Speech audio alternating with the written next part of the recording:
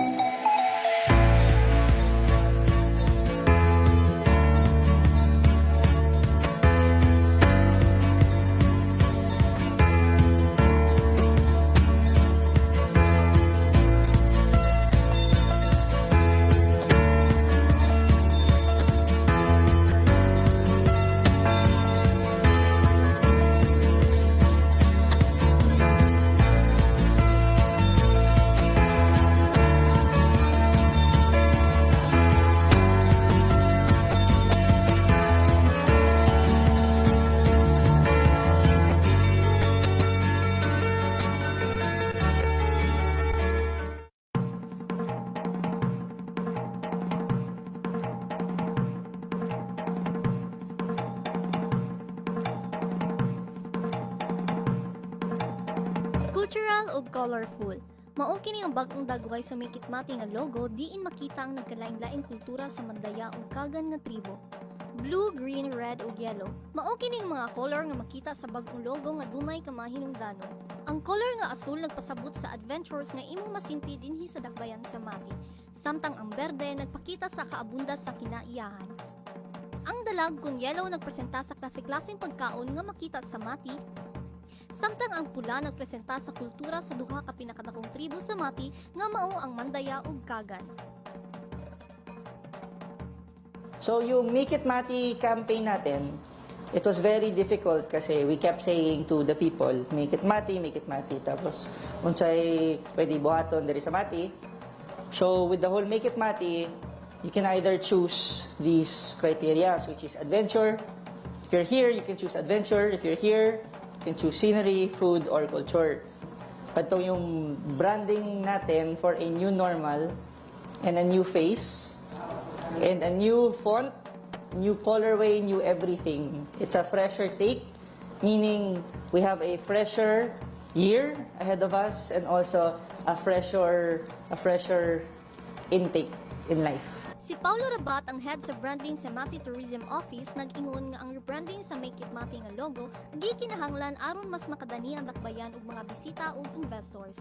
Usaw-usab kini sa pamaagi aron nga mas daling mailhan ug mahinumduman ang Mati sa bisan kinsang makakita niini sa bisan asang parte sa kalibutan. Inspiration towards the Make It Mati logo is our cultural aspect here in Mati. We wanted to have a Mandayan and Kagan feel, so hence the colors, which is blue, green, red, and yellow. Okay, so ngayon, we just didn't want to use the phrase Make It Mati. We wanted to have a definition behind each color. So each color has a definition and has a specific criteria here in Mati. So for example, yung blue is related to adventure. And then the letter A or the color green is related to scenery, while red is culture and yellow is food. We did all of this para maipakita sa mga taong bayan and also sa mga turista that we have a lot to offer and we wanted to consolidate everything and to make it Mati. Si Mayor Michelle Rabat ang una nakahuna-huna sa Make It Mati maganahay nga di nga branding. Una siya mulingkod, ang dakbayan sa Mati gagamit sa I Love Mati nga branding nga mausab ang branding nga ginagamit sa ubang lugar di lamang dinhi sa Pilipinas apan napil na sa ubang nasod. Ang maganahay nga di nagpasabot nga it's nice here sa Indes. Buot pasabot, anhi kamugmati kay nindot dinhi. Tuod man, ang dakbayan sa Mati ang nag-unang destinasyon karon sa turismo dinhi sa tibuok rehiyon. Taliwala sa pandemya si COVID-19, nagpadayon ng pagsaka sa mga turistang nangabot sa dakbayan sa Mati karong tuiga. Gawas sa mga beaches, ginapromote usab sa City of Mati LGU ang ubang destinasyon, pagkaon ug cultural sites nga diri lamang sa Mati makita. Kini si Christine Garcero para sa Ang Mati Karon.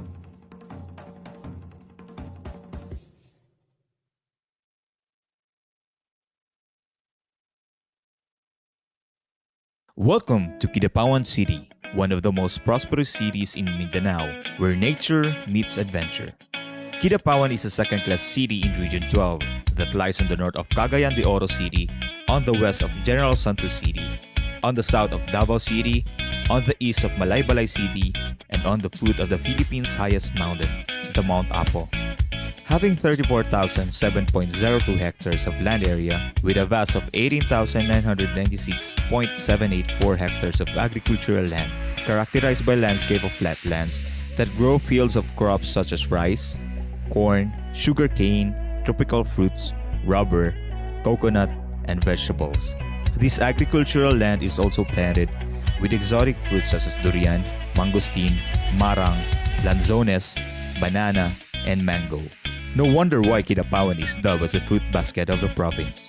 Composed of 40 barangays with a population of 139,662 varied cultural backgrounds.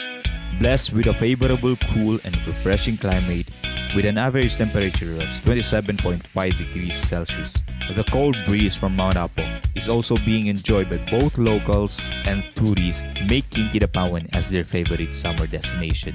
With an annual income of 532,096,802.5 pesos, ranking 16th overall in the cities and municipalities competitiveness index as per 2016.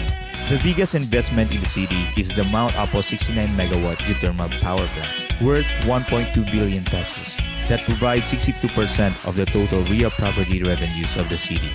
Kidapawan, a wonderful city that combines the harmonious interaction between people and its environment, creating great aesthetic beauty with its untouched environment and breathtaking sceneries. Home of the country's tallest peak, the majestic Mount Apo, that towers 10,311 feet above sea level, abode of extinct Philippine eagle and captivating flora and fauna. With natural hot springs, fine resorts, and tranquil hotels that offer satisfying services. All Kidapaweños love to smile, laugh, and have fun. Thus, Kidapawan is considered as one of the warmest cities in Mindanao, creating unity through its diverse cultures and belief, with competent and skilled professionals that demonstrate exceptional leadership qualities and positive impact on society. With skillful ethnic tribes often gather to sell their handicrafts, which make excellent souvenirs. Producer of mouth-watering local delicacies that will surely satisfy everybody's cravings.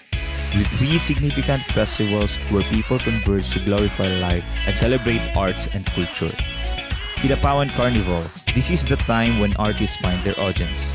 A week-long celebration of Kidapawan's founding anniversary of cityhood that happens on February 8 to 12 of the year. Kidapaweños bring life and color to the streets as they dance into the beat with their unique masterpiece of arts, beauty, and talent. The Mount Apo Sandawa Climb Festival, celebrated twice on April to May and on October to November. This is when mountaineers and trekkers are answering to the call of the highest living mountain in the Philippines, the majestic Mount Apo.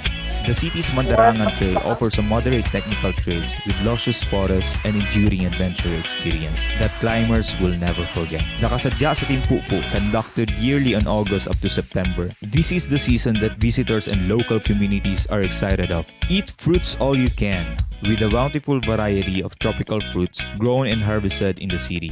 Kidapaweños uniting aiming for one goal, to be recognized not just for fame, but for everyone to experience all the finest magnificence Kidapawan City has to offer. With Kidapawan's natural wonders and once-in-a-lifetime experiences, the city could be one of the best cities to visit and even live in. Mystical Kidapawan City, the city of fruits and highland springs, reaching greater heights. Mas lingaw sa Kidapawan.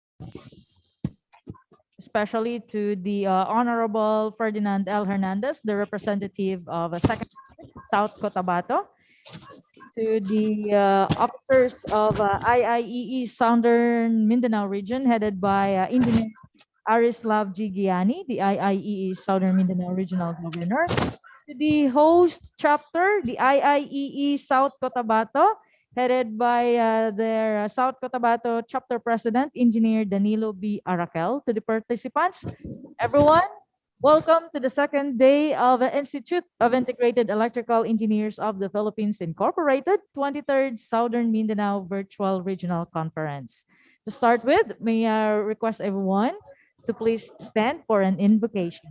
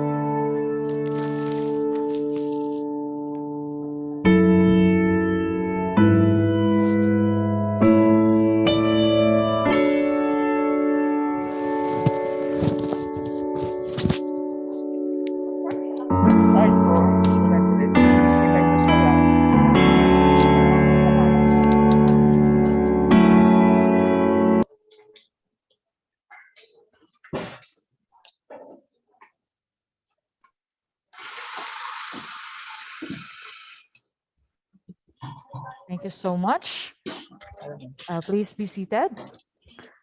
Thank you for, and as we continue our activities today, we have with us a distinct person to give us an inspirational remarks. We would like to call in Engineer Romeo A. Salak, the VP for Internal Affairs of South Cotabato Chapter, to introduce to us our guest speaker this morning. Sir?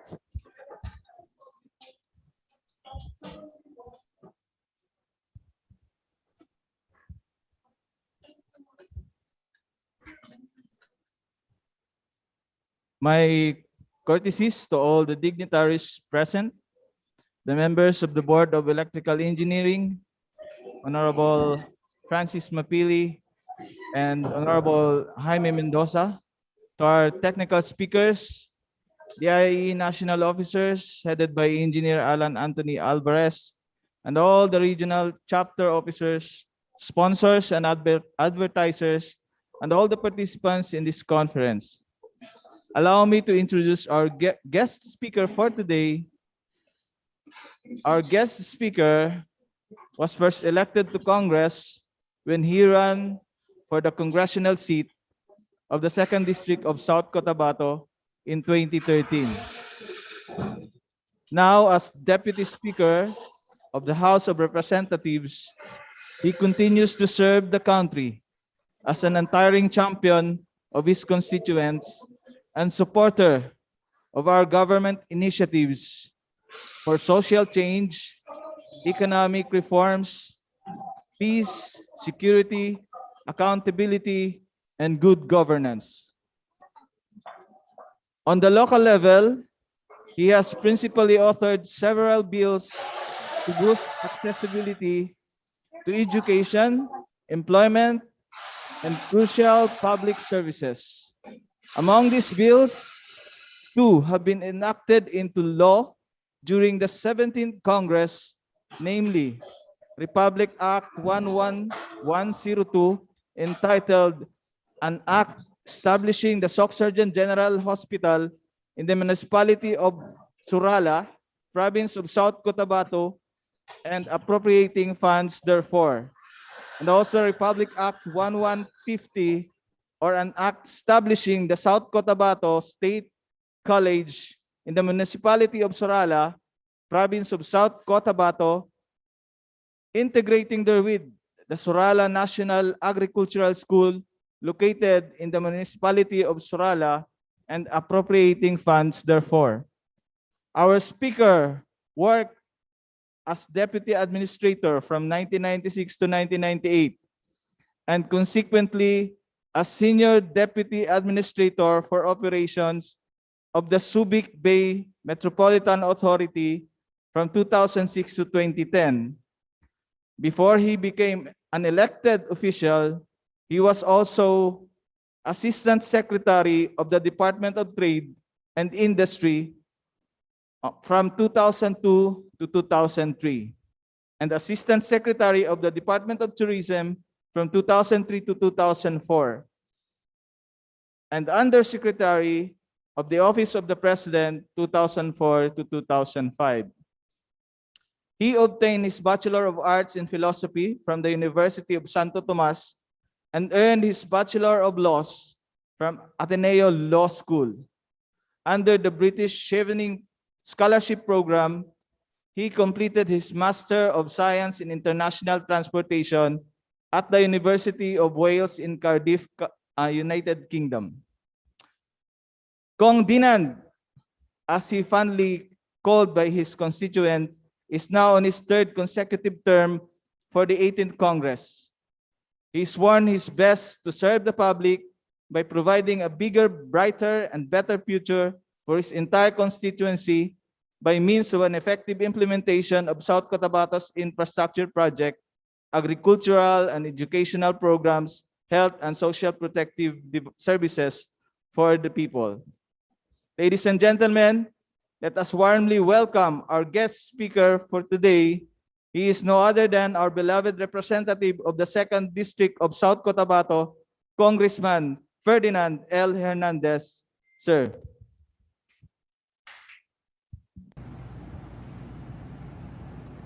Transcending the challenges in the new normal by embracing resiliency and complementarity. My warmest congratulations to the organizers of the 23rd Southern Mindanao Regional Conference for making this big event possible despite the limitations of the current times. Of course, this will not be possible if not for the cooperation of the participants, sponsors, and advertisers from all over the country. During the unprecedented times, it is commendable that you turn to one and another in the electronic engineering community for aid and in support in the performance of your profession, in adjusting and adapting to the times, and in overcoming the challenges brought about by them. With the role your industry plays in the society to contribute in the fight against COVID-19 global pandemic, how can you give up? Together, you are stronger. The sharing and exchanging of ideas and learning from each other in this virtual forum shall allow you to come up with the better engineering solutions that will benefit the society. More than ever, your role in the society is crucial during this time. For you are an essential worker, accelerating and scaling up the production of medical supplies and equipment and protective gears, keeping other industries running to ensure essential services are maintained, especially during lockdowns, enabling work from home set up through power and communication networks. You all help keep the economy going. The road through this pandemic may be difficult for you, but I encourage you to look past the challenges. The Filipino people rely on you. Make them your inspiration. Know that what you do greatly affects the kind of life they live today. And for that, they are grateful. We are grateful. Thank you for the service to the country. Mabuhay kayong lahat.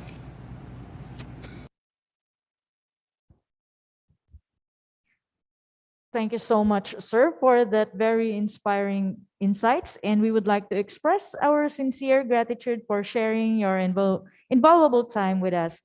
Please accept this plaque of appreciation from the Southern Mindanao region, IIEE. Let me read the citation.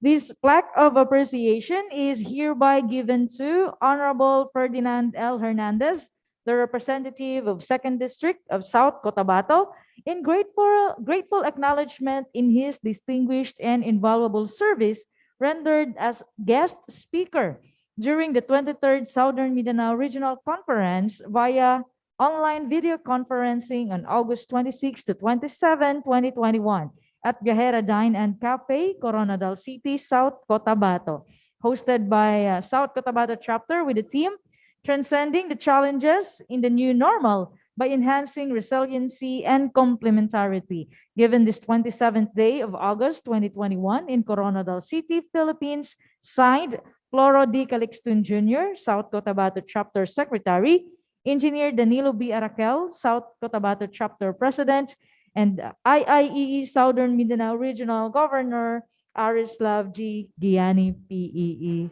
sir. And now let's move on to our technical session. First topic for today is all about PRC updates. Kailangan natin yan. Please help me welcome the Regional Director of Professional Regulation Commission Region 12, Director Raquel R. Abrantes.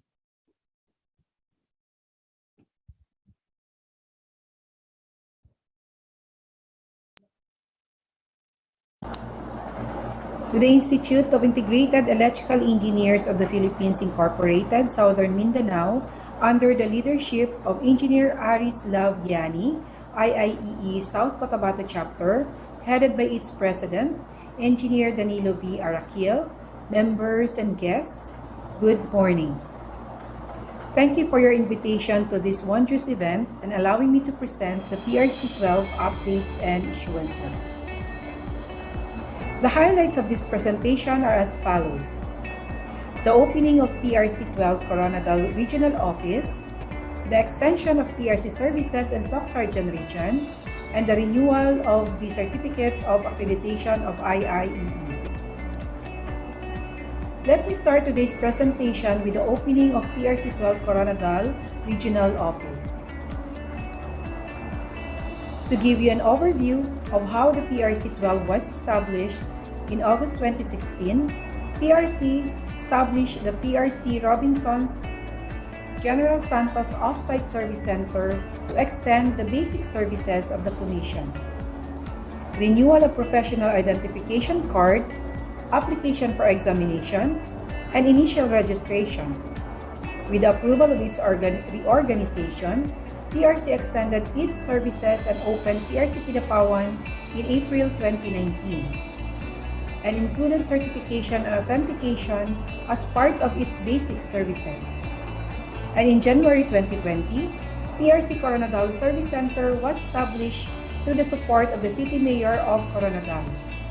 The establishment of PRC Coronadal Service Center was done in preparation for the opening of the PRC 12 Regional Office, which was under construction then. Finally, with the assistance of the local executives and support from the accredited professional organizations, especially the IIEE Southern Mindanao and South Cotabato Chapter, respectively led by its leaders, Engineer Arislav Gianni and Engineer Danilo Araquel, PRC inaugurated the opening of PRC 12 Coronadal Regional Office, located at the Regional Prime Center, Barangay Carpenter Hill, Coronadal City. And on March 2021, PRC 12 commenced its regular operations in its new office. With the establishment of the new regional office, PRC made sure to extend its services to its regional and nearby regions' clients. Some of the additional services of the region was the conduct of licensure examination in Coronadal and CPD accreditation through the CPD accreditation system. In July of this year, PRC 12 was included as one of the new examination venues for the conduct of various licensure examinations of PRC throughout the country. Despite the ongoing pandemic, PRC 12 ensured the safe conduct of its licensure examinations in abeyance to the imposed health and safety protocols of the City of Coronadal and the Province of South Cotabato, and constant coordination with its local chief executives and rural health units. As of August 26, 2021, PRC Coronadal already successfully conducted 4 licensure examinations and is currently conducting the licensure examination for social workers, and will also conduct the examination for architects on Friday and Sunday. That is on 27 and 29th of August of this year. With the number of licensure examinations that will be conducted in Coronadal, this office is proud to inform you that a PRC examination center will soon rise in Coronadal City. Of course, with the support of the local chief executives of Coronadal, a 1,508 square meter lot was allotted to PRC 12 for its examination center. This will be the second examination center of PRC throughout the Philippines. Further, professional organizations will experience easier processing of their application for accreditation as CPD providers through the implementation of CPDAS, or the Continuing Professional Development Accreditation System. Through this system, there will be a more convenient way to apply for CPD accreditation and faster turnaround time. Also available online through cpdas.prc.gov.ph, professional and CPD providers may register and apply their CPD programs or individual certificates for CPD units. Further, they will also monitor the status of their application through the system. Through this innovation introduced by the Commission, PRC is on its way to a more digitized and more convenient delivery of its services. For the renewal of professional identification cards, only 15 CPD units are required to all electrical engineers as of 2021. They may still undertake the required units for the renewal, which will be added to the requirements for the next renewal period. Finally, IIEE was granted the renewal of its certification as accredited integrated professional organization. Through a petition filed by IIEE and after the evaluation of documentary requirements of the Board of Electrical Engineering and recommendation to the Commission on the approval of its renewal, the Professional Regulation Commission, through its chairman, Honorable Teofilo S.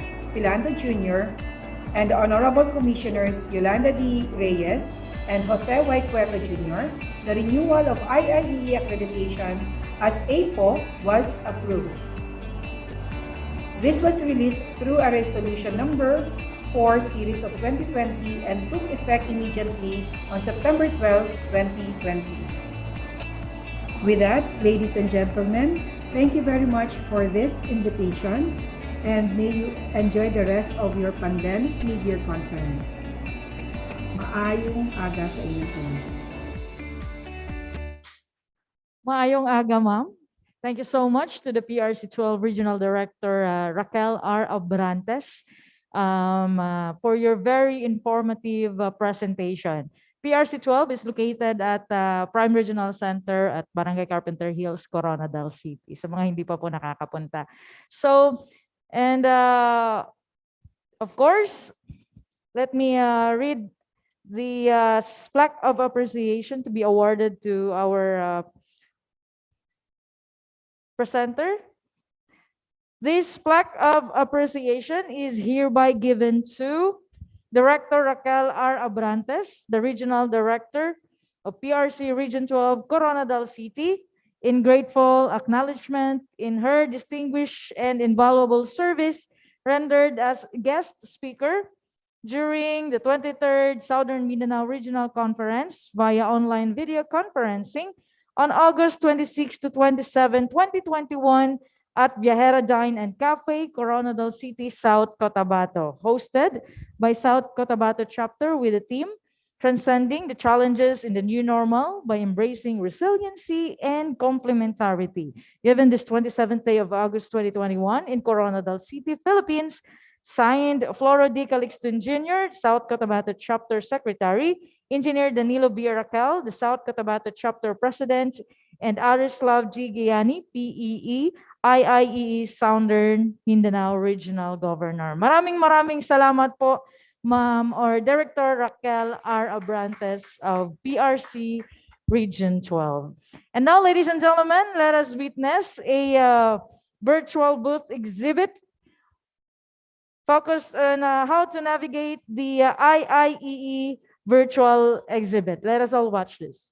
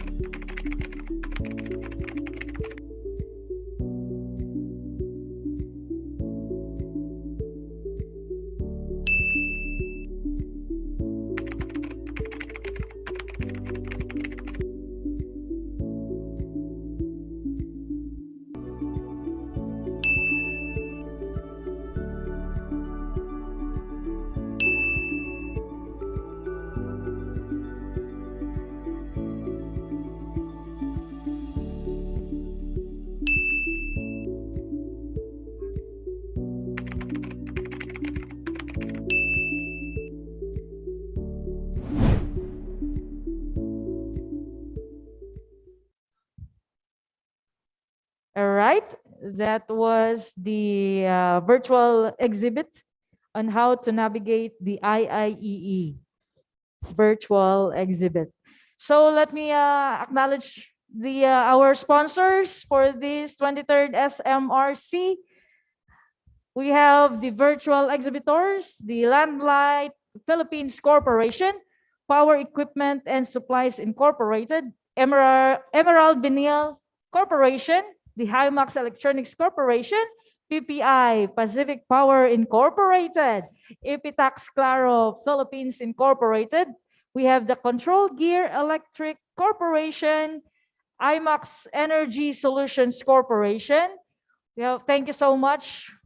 Also to Saipang Automation Philippines Corporation, the Shilin Electric Corporation Philippines representation, the Hymel or the Delexi Electric Ltd, Exponent Controls and Electrical Corporations, Intellisys Power Control Corporation, and Power Equipment and Supplies Incorporated. We have also our technical presenter sponsors. Maraming salamat, Phelps Dodge and 3M Philippines, PPI Pacific Power Incorporated, Panasonic Manufacturing Philippines Corporation, and the Switch Industrial Sales Corporation. Maraming salamat din sa mga sponsors ng ating e-souvenir program advertisers. We have Power Equipment and Supplies Incorporated, Sultan Kudarat Power Corporation, Southern Mindanao Region Chapters, the Crown Asia Chemicals Corporation, Coronadal City Water District, and the Southern Philippines Technical College of Coronadal Incorporated. We have also the virtual plant tour hosts. Maraming salamat to Supreme Power Corporation, NBBOT Philippine Solar Energy One Incorporated, Eurohydro Hydropower Plant, and the Biotech Farms. Sa ating venue sponsors, maraming salamat kay Honorable Ferdinand L. Hernandez and Mayor Eliordo Yo Ojena. Sa ating raffle sponsors, maraming salamat kina Kizar Electro Power Trading and Services, Electron Trading and Construction Services Incorporated. We have Freden Construction at maraming salamat din po kay Engineer Rene Alaer. Maraming salamat po sa lahat ng ating mga sponsors and announcement po sa lahat ng ating mga participants. Magkakaroon po tayo ng raffle draw in between po sa ating mga presentations ngayong araw. So dapat nandyan lang kayo, tutok lang. And let's move on to our next audiovisual presentation, the tourism video.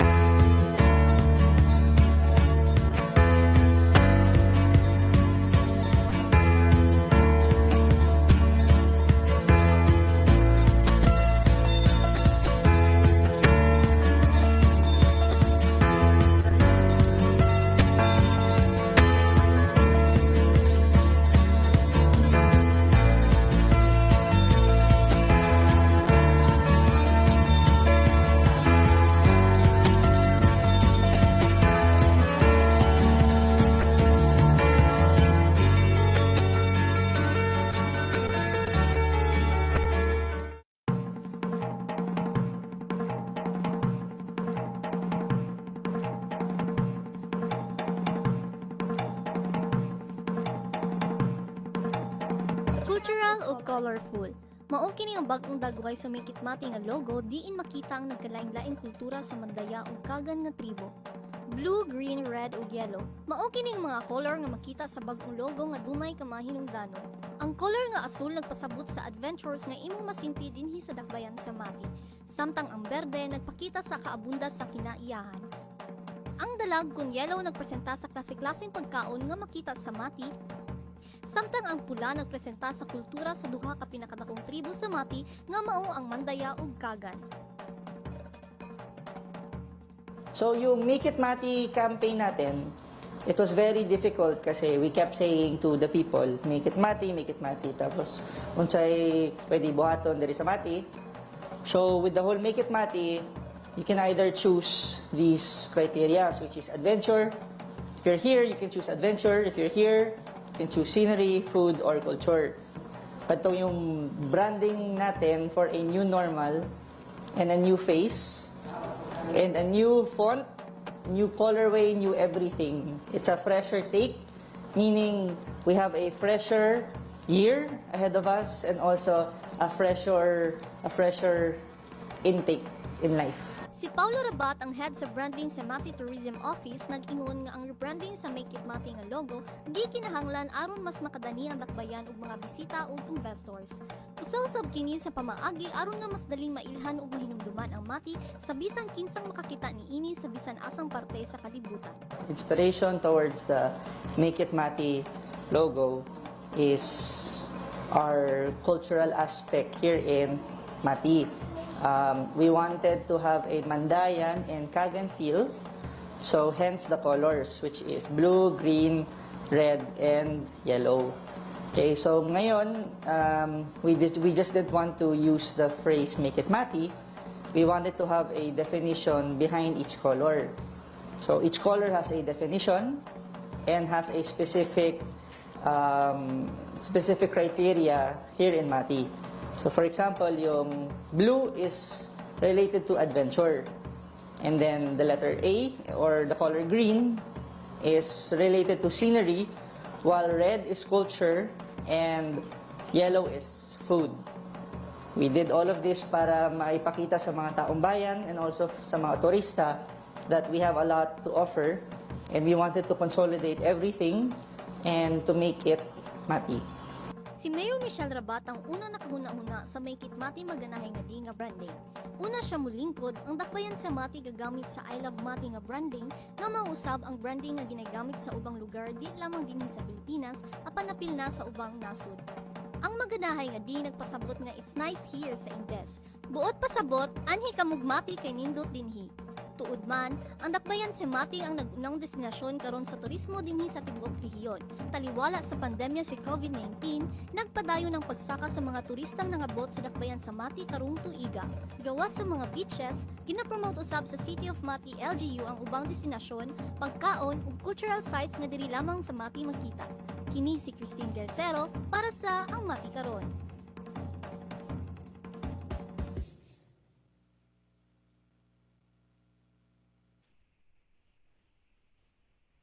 Welcome to Kidapawan City, one of the most prosperous cities in Mindanao, where nature meets adventure.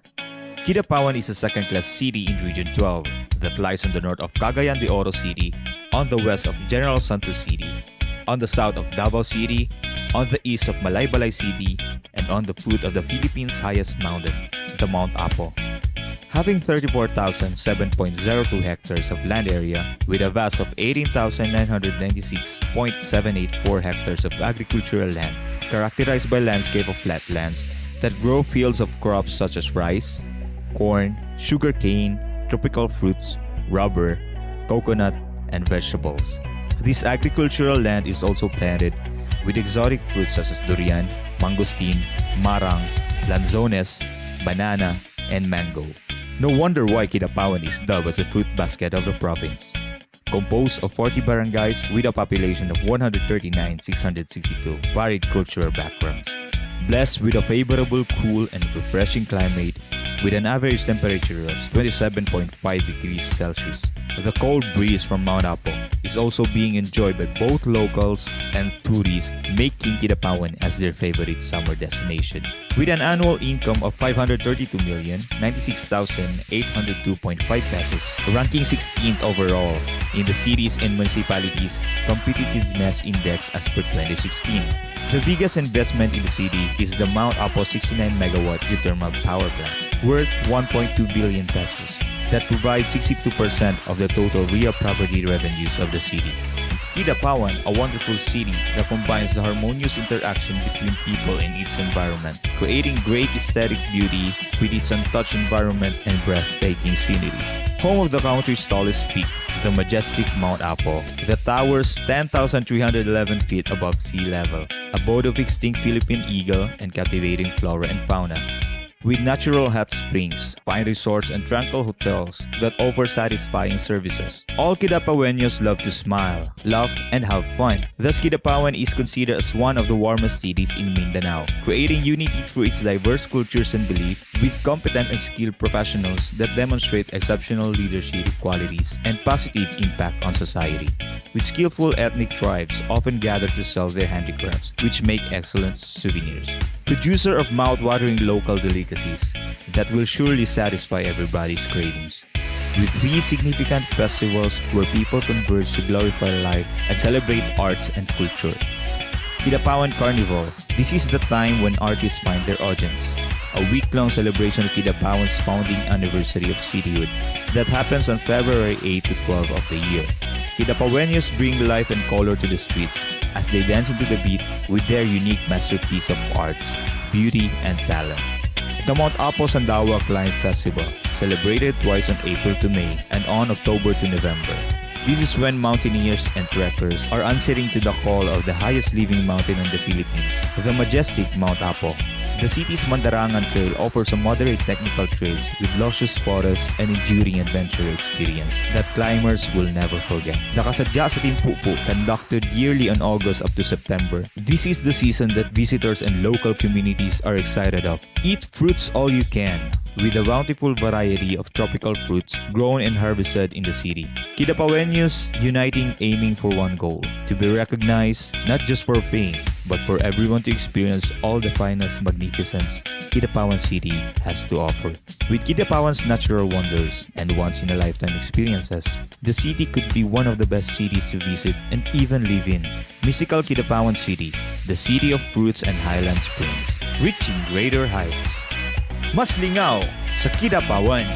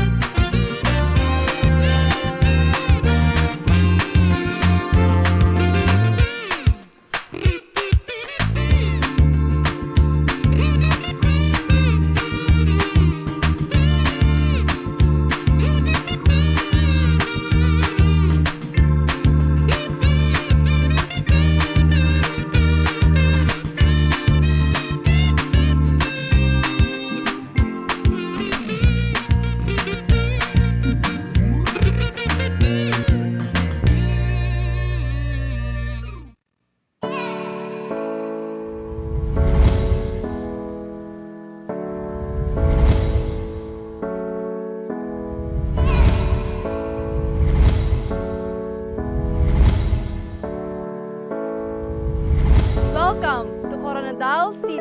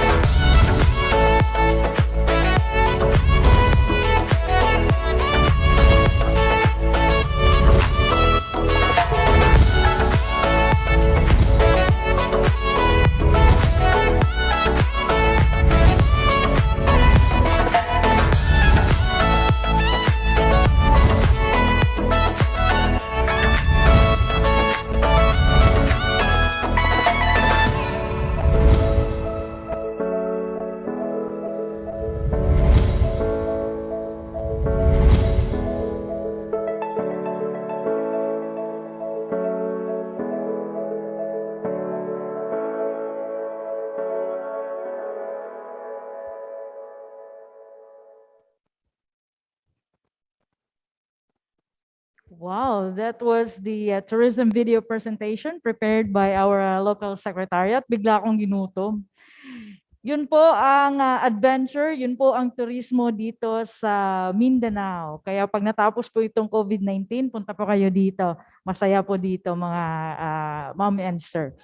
It's already 9:32 ng umaga, kaya we will proceed to our next topic. This is all about high-rise building design load consideration with the chairman of the IIEE Trainings and Professional Development Committee and former Southern Mindanao Regional Governor. He is also the president and the CEO of Solicar Construction and Supply Incorporated and the founder of Solicar Engineering Review Center and Services. Ladies and gentlemen, please welcome Joseph Darren S. Solicar, Professional Electrical Engineer, sir. Okay, good morning. Thank you very much, ma'am. Good morning, sir. Welcome po. Loud and clear? Loud and clear. All right. So before anything else, I would like to greet good morning to our regional governor, Aris Labguani, and chapter presidents, Jonathan Hamayo from IIE Davao, then Ayan Trivillas from IIE Davao Oriental, Jerry Morastel from Davao del Sur, then Lloyd Allen Tenorio from Northern Davao, then we have Jomar Sevillano from Sultan Kudarat, then Loren Manansala from IIE Suksargen, we have IIE Kidapawan, Roland Lago, and of course the host chapter of this regional conference, Michael B. Hipaga, IIE Cotabato chapter president. Good morning, and of course to our Board of Governors headed by National President, Engineer Alan Antonio Alvarez. And we have here this morning our Honorable B member, Honorable Jaime B. Mendoza. Sir, good morning. And to all former regional governor, we have here former National President, Joby Panilason. Good morning. And of course, we have here Mary Ann Bantayan, former regional governor. And of course, the chairman of PPC and UP President, Ariel Duran. Okay. To all participants, good morning to all of you. Okay, so can I share my screen?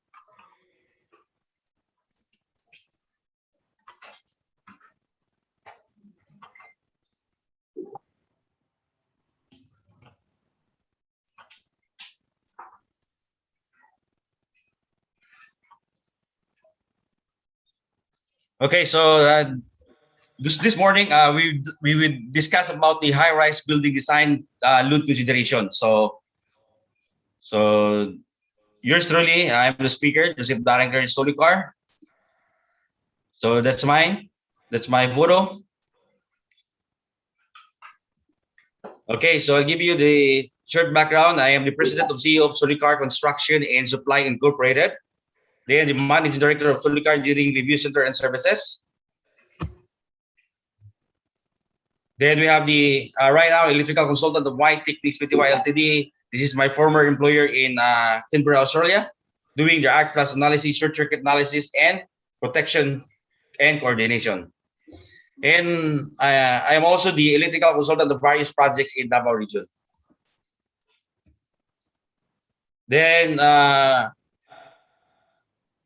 currently the vice president for technical of United Professional Electrical Engineer of the Philippines. We call it UPIP. IIE National Chairman, Training and Continuing Professional Development Committee. The IIE National Chairman, Training and Continuing Professional Development Committee in 2020, and member of different committee in IIE. Then I was the president of Davao Chapter 2014, and member of Institution of Engineers Australia, member of Society of Services Engineering Australia, then charter president of Davao Mariao Eagles Club, Davao Region 2. Okay, so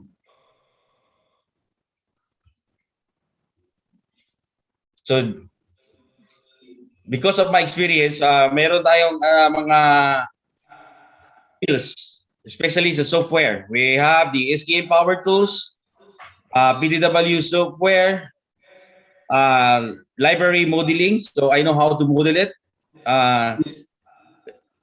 Especially mga electrical equipment not in the list of the library. Then we have the Easy Power, GitHub, then Power Pack, then Power CAD. So these are the Australian software. Then of course, this is we use every projects, the Dialax Evo lighting modeling 2D and 3D. Then we have also another lighting software. This is EGI 32. So ito yung ginagamit namin dun when I was working in Australia, we use EGI 32. Then AutoCAD. Okay. So I'll give you the abstract of this presentation. High-rise building design load consideration is very important to know, especially during the design stage, that all other design services are properly coordinated. So therefore, coordination between the other services is necessary by getting the electrical load data from them. So in order that the electrical designer can determine the exact size of cables, protective devices, transformers, standby generator, and other electrical materials and equipment needed for the high-rise building. Finally, the electrical designer shall coordinate with the Office of Building Official, local utility company. Of course, for the local utility company, you need to know the point of entry of the power supply for the high voltage. If this is 13.8, especially in Davao City, we use normally from Davao Light is 13.8 kV. And the other agencies which related to requirements for design standards and construction. So we have to make sure that lahat po ng mga requirements in local government unit, we have to provide it for the design standard and construction. Para during the construction, walang problema yung dinidesign natin. So here the outline. First, we have the introduction, definitions. Then we have the preliminary planning. Then we have the design consideration. So in this presentation, wala po tayong mga competition dito. We have to illustrate the different types of load. But at the end of the presentation, meron tayong mga computation for the what we call this, for the size of the transformer and generator. Then we have the conclusion. Okay, now for the introduction, let us define first what is the high-rise building. So the high-rise building is a tall building as opposed to a low-rise building and is defined differently in terms of height depending on the jurisdiction. So depende po yan in the Philippines. So it is used as residential. So usually mga condominium, no? Office building or other functions including hotel, retail, or with the multiple purposes combined. Residential high-rise building are also known in some various varieties of English, such as British English, as tower blocks, and may be referred to as MDU, standing for multi-dwelling unit. So a very tall a high-rise building is referred to as a skyscraper. So ito po yung mention ng source with Wikipedia. Do we have types of building? So we have the low-rise building, the 1 to 5-story building that is approximately 4 meters to 16 meters. So mid-rise building from 6 to 15 stories, 19 to 46 meters. So for low-rise building, 1 to 5 stories, this is a maximum of 16 meters.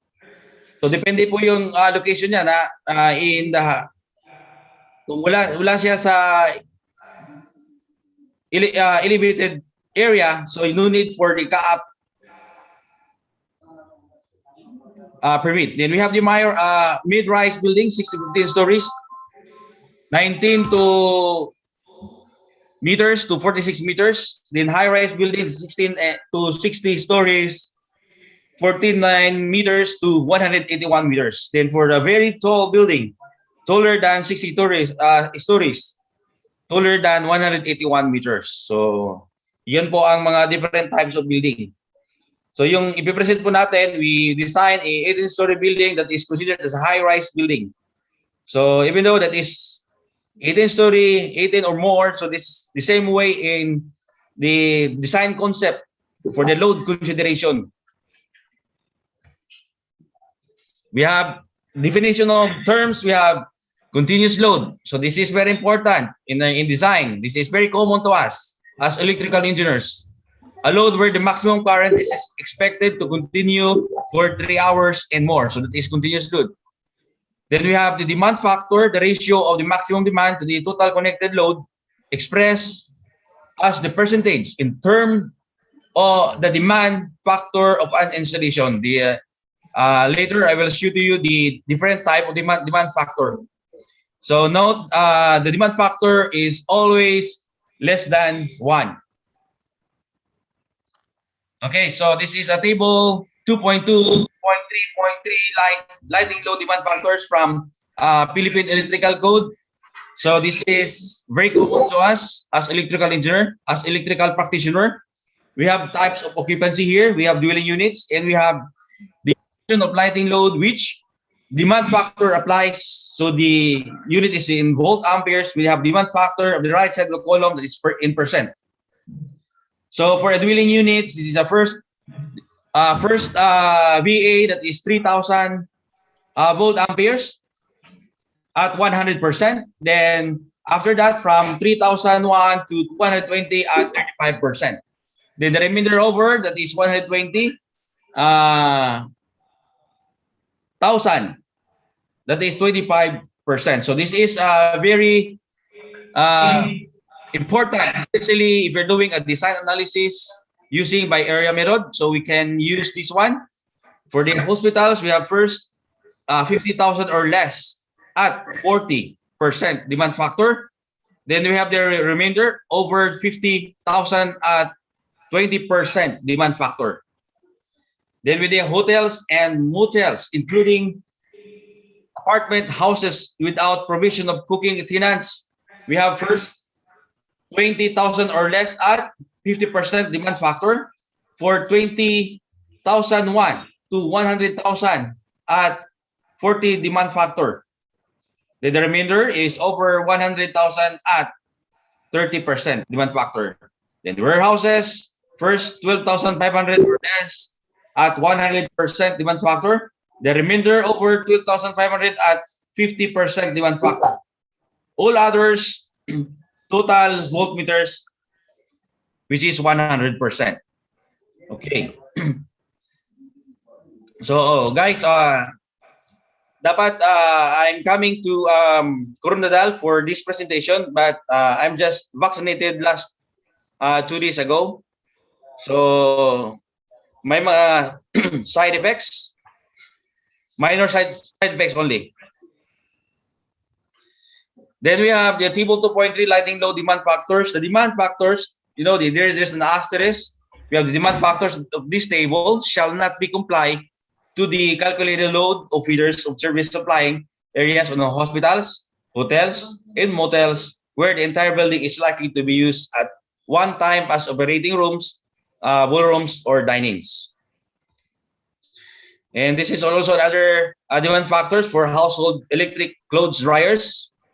So especially may mga number of dryers, numerous number of dryers. If you're using in a certain apartment of a certain building or in a certain multi-unit dwellings, you can apply demand factors. So as you can see here, the number of dryers 1 to 4, that is 100%, then 5, 85, then 6, 75%, then 7, 65%, 8, 60%, then 10, 9 is 25%, then 10, 50%, then 11, 47%. So why we need demand factors? Kasi if you're not going to apply for demand factor, yung service entrance natin, no? Service entrance conductors and produced device, the output will be the higher value.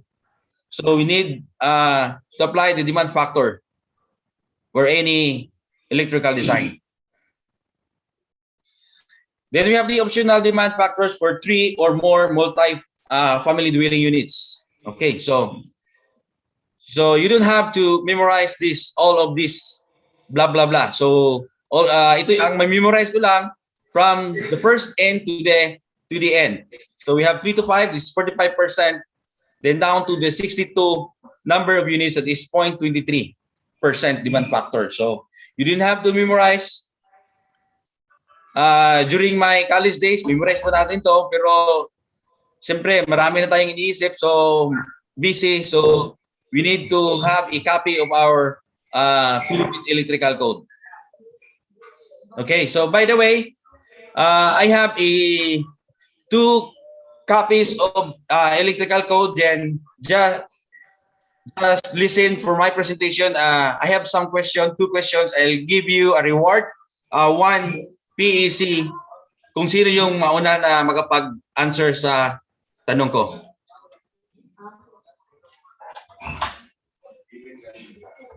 Okay, so we have demand factors for kitchen equipment other than dwelling units. Number of units of kitchen, we have 1 that is 100%, then 2 that is 100%, then 3 90%, 4 80%, and 5 70%, 6 and over, that is 65%.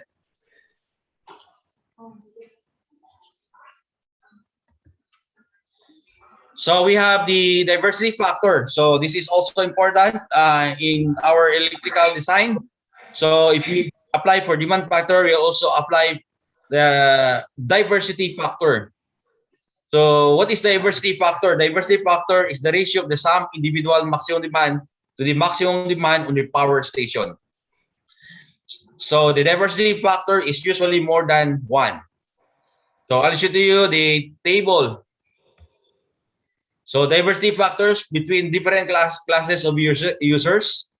So ang source po natin dito, Handbook for Electrical Engineers 17th edition. So we have elements of system. So for residents, commercial, general power, and large users, particularly industrial. So between individual users, as you can see here, we have different values from residents, commercial, general power, and large users down to the from users to generating station, that is 3.29, 2.4, 2.45, and 1.45. So all we have to do here, we compute the total volt ampere, total kVA. We can also apply demand factor and diversity factor in our design in order to reduce the kVA rating of the transformer, the size of the conductor, the size of the protective devices, and other electrical equipment and materials. Next. And before we are going to have a design, load design concept consideration, we need to follow the design analysis based on the PAC 2017 edition. So we have in section F, design analysis. Design analysis shall be included on the drawings or shall be submitted in separate sheets of standard size and shall show first the branch circuits, sub feeders, busways, and service entrance. So usually busways, this is for the high-rise building. And also I'll show to you the alternate way in using the busway system. So instead of using busways, so there are some alternative for using for the riser feeders. And second, the types, ratings, the trip settings of overload protective devices. And of course, this is very important. The third one is the calculation of voltage drops. So this is, we need to know the voltage drop based on the standard. It should be 5%, maximum 5%, either from 2% and 3% or 3% to 2%, as long as this is 5% up to the, from the power supply up to the end of the load, up to the farthest end of the load. Then number 4 is the calculation of short circuit current for determining the interrupting capacity of the overcurrent protective device for residential, commercial, and industrial establishment. So it is better to know how to compute short circuit current manually, but if you want to be globally competitive, you know how to use the software. So in our project, we usually use the software, a licensed software, to compute the short circuit current in order for us to save time. So we don't have to do some manual calculation anymore. As long as you know how to compute for the short circuit current. So that's very important. Now, if you're doing a short circuit current, you have to request from the utility company, from the point of entry. So kung saan po yung point of entry, you need to request from the utility company what is the what are the short circuit current or MBA fault from this point of entry. Number 5 is protection coordination of overcurrent protective devices. This is very important for the protection coordination because the upstream and downstream should be properly coordinated. Once there is a fault downstream, the downstream protective device will trip first before the upstream circuit breaker. So this should be properly coordinated because this is in line with the number 6, the arc class analysis to determine the protective device, personal protective equipment (PPE) in other place.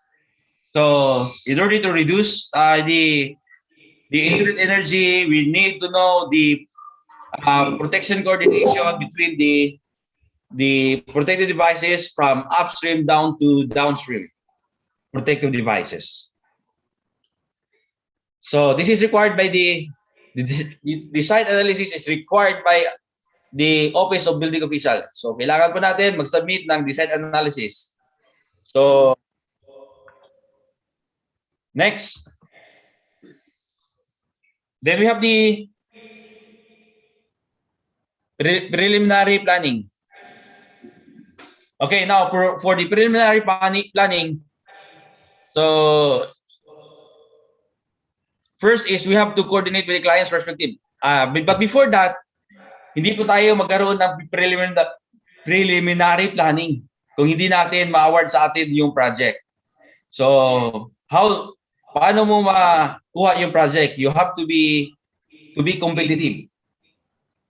Kasi ngayon, marami na tayong mga electrical practitioners na mga competitive din. So dapat mayroon kang edge sa ibang mga electrical practitioners. So dapat yung mga portfolio, you need to be impressive. And so dapat you know all the standards. So pagkatapos yan, pag na-award mo na yung project design, so you need to coordinate with the client's perspective of the project, then provide client questionnaire where necessary. So ito yung ginagawa po namin. Kung mayroon kami yung project, we have a list of questions kung ano yung gusto ng client. For example, for the air conditioning units, if they want a 400 volt system or a 230 volt system, so something like that. The second, we conduct site evaluation. Sorry. Conduct site evaluation, exact location. We need to conduct evaluation, exact location of incoming power supply from the local utility company. So, kung saan man kayo within your jurisdiction, you need to coordinate with the utility company for the point of entry. So as I mentioned a while ago, kailangan natin ng MBE fault. So you need to specify the point of entry of the location of the construction project. Then we have to coordinate with the civil and structural engineer for the soil test results that used for proper grounding, banding, and lightning protection system. So kailangan po natin yan. So hindi po dire-diretso na magkaroon tayo ng design for grounding. So we need to know the soil resistivity.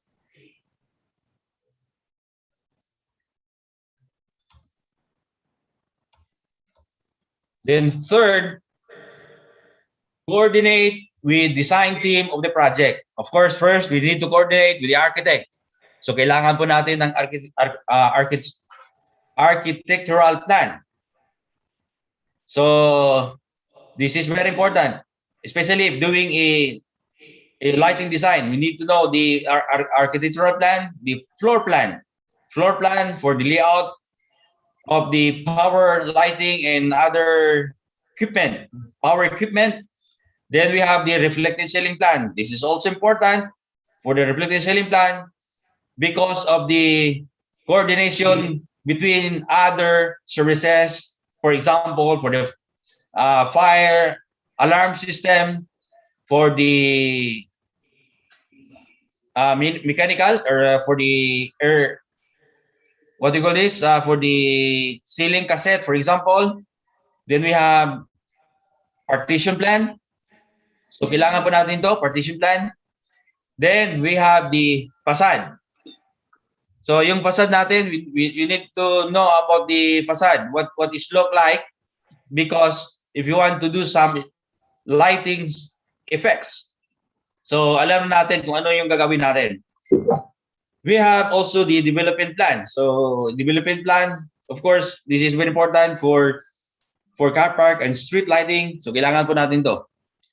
Then, usually, the architect going for the illumination design. And take note, this is not part of the scope of the electrical, this is not part of the architect. This is part of the scope of the electrical engineer. So hindi po natin hayaan na yung scope po natin kukunin ng iba. So illumination design, this is yung may alam na trade is electrical engineer. Tayo po may alam, hindi po tayo dapat ibigay sa iba. So illumination design is part of the scope of the electrical engineer. Then we have the civil and structural engineer. Structural plan, electrical equipment plan. So kailangan po natin, we need to coordinate with the structural engineer for the indoor transformer, indoor standby generator, medium and low voltage switch gears, synchronizing panel, copper, busway, aluminum riser for floor cable penetration, or we call it 5-chase. So kailangan po natin makipag-coordinate sa structural engineer because we need to give them the exact weight of the transformer, generator, all electrical equipment if that is inside the building. because during the structural design, they have the the structural engineer will consider the weight of the electrical equipment. Then we have the mechanical engineer. The mechanical engineer, this is for the heat, HVAC, we call it, heating, ventilation, and air conditioning. Then we have the fire protection system. Then the fire pump. So the fire pump, so dapat we have to supply the fire pump. So dapat alam natin yung size of cable, then the size of the protection, the size of the cable. This is for the standard calculation of the conductor. And for the protection, you have to get the type of the fire pump, the type of motor with what classification, what type. Then you need to get the lock rotor current. Then the lock rotor current must be multiplied by 600%. So that is the size of the protection device. So that's it. Then for the jockey pump, then for the, of course, there's a control for the fire pump and the jockey pump. And of course, the elevator system. So kailangan natin na alamin from the professional mechanical engineer. So what are the exact rating of the air conditioning units, elevator, fire pump, and jockey pump? So if you're doing this for the usually in our electrical design, we ask a catalog from the mechanical designer. So the catalog, because especially for example in Daiken, there's already a nominated protection device and cable size for the air conditioning units. Then next is for the interior designer. Of course, we need to know the furniture plan. So kailangan natin kasi may mga outlet, may mga equipment na nakalagay dun sa furniture plan. So hindi pwede na we just consider the partition plan. So yung iba kasi nagde-design, we just considering only the partition plan. Then ang problema during the construction, yung partition, mayroon palang furniture, yung outlet, yung electrical equipment nasa likod ng furniture. So that's the problem during the construction. So kailangan natin na makipag-coordinate. Then we have the interior civil works. So sa mga trabaho doon sa inside the building. So kailangan makipag-coordinate. Then we have the graphic design. The graphic design for the graphic design. Then we have the signages. So signages in the building or inside the building, for the restaurant, for the amenities. For the equipment. So for the equipment, for example, if there's a gym inside the amenities, so what type of equipment? So you need to coordinate. Then again,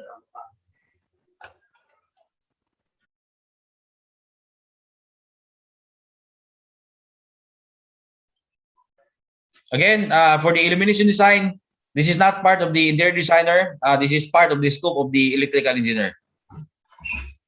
So dapat if you don't know how to do the lighting design using the 3D modeling or 2D modeling, you have to upgrade yourself as electrical designer. So para maging tayo globally competitive.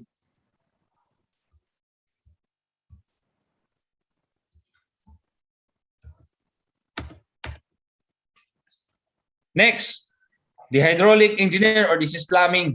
This is master plumbing. This is part of the master plumber. Water pumps, booster pumps, and pressure pumps, and other pumps related to plumbing works. We have sanitary engineer. We have some pumps, then water treatment facility.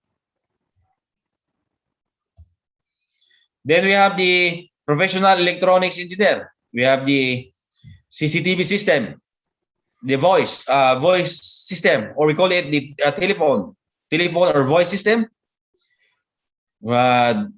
data system. So this is for the internet connection, Wi-Fi, then cable TV system. If this is from the private cable company, or this is a satellite cable system, biometrics and access control. So we need to consider this for our security system. Then security system, including the burglar alarm. Then we have public address and background music system. So we need to consider this and coordinate, because this system need for a power supply.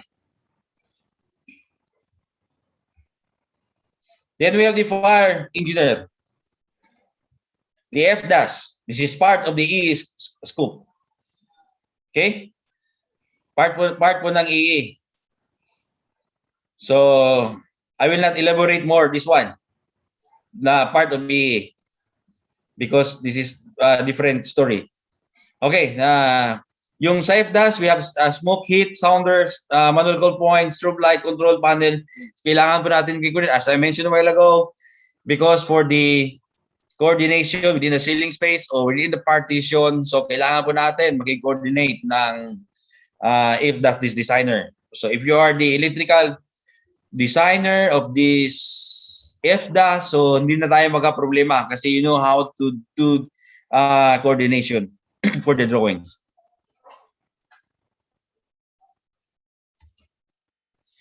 Then we have the AV engineer, or we call it the audiovisual engineer. Of course, this is in part po niya is sound system for the function hall, ballroom, meeting room, conference room, video conference, then LED TV signage. So kailangan natin magpag-coordinate. Like for example, sa function hall or convention hall, may mga sound system po to. So we need a power supply. Conference room, so yung mga design, especially may mga video conference, mga microphone, etc. Especially right now, we need a video conference, LED TV signage. So especially sa mga function room, ballroom, outside the meeting room or conference room, may mga LED signage nakalagay dyan.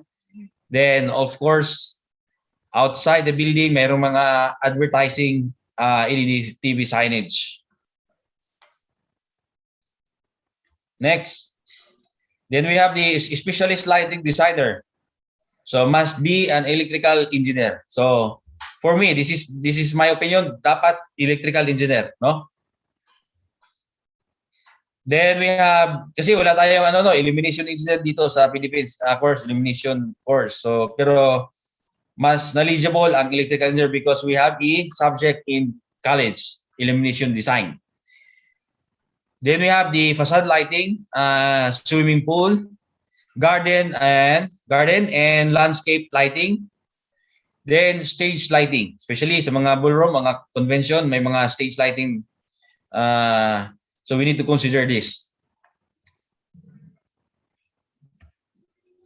Then we have special equipment designer. So we need to coordinate as well. So the kitchen equipment, the restaurant equipment. So this time, the kitchen equipment, you have to apply a demand factor since we have a table for this, for the kitchen equipment, restaurant equipment, recreational equipment, as mentioned, yung sa gym, may mga gym equipment, then sa bar equipment, if this is a hotel, then coffee shop equipment. So we need to consider this. Kasi during the construction, dito tayo magka-problema na mayroong a lot of chippings Maraming bakbak. Bakbak dito, bakbak doon kasi may mga additional. So dapat during the design stage, nakipag-coordinate na tayo sa ibang mga trades. Kasi dito tayo, this added expenses to the contractor, to the client, and it will give more time to the project. So in order to save more time during this design stage, so dapat coordinated na lahat. So during the construction, dapat 100% coordinated na lahat. If ever there's some minor changes, so malita lang yung mga changes. Okay, next. Then we have the building automation, building management system. So this is building management system. We need to have all facility interface to it in one solution. So using building management system. So from lighting, including the auxiliary system and mechanical. So lahat ng may mga power we need to interface with the building management system. Then the lighting control technology. So kailangan po yung mga smart building, kailangan po natin ng mga lighting control technology. So we have here the digital addressable lighting interface system. So tinatawag na DALI system. The smart lighting system. So you can switch on the light, switch off the light remotely through or via internet. Then we have the auxiliary system. Okay. Now, for the load design consideration, ito po yung design po namin, no? So as I mentioned, wala po tayong competition dito. I'll just show to you the load in every floor of the building. For the load design consideration, for the lower ground floor, so this is for the basement. So ano po yung i-consider po natin? We have to consider the lightings, general receptacle, convenience, outlet. Of course, sa basement, meron mga outlet dyan. Then we have the emergency light and exit light. So kailangan po natin ito ng emergency light and exit light for the fire escape, for kung may mga this is escape plan, dapat mayroong mga emergency and exit light.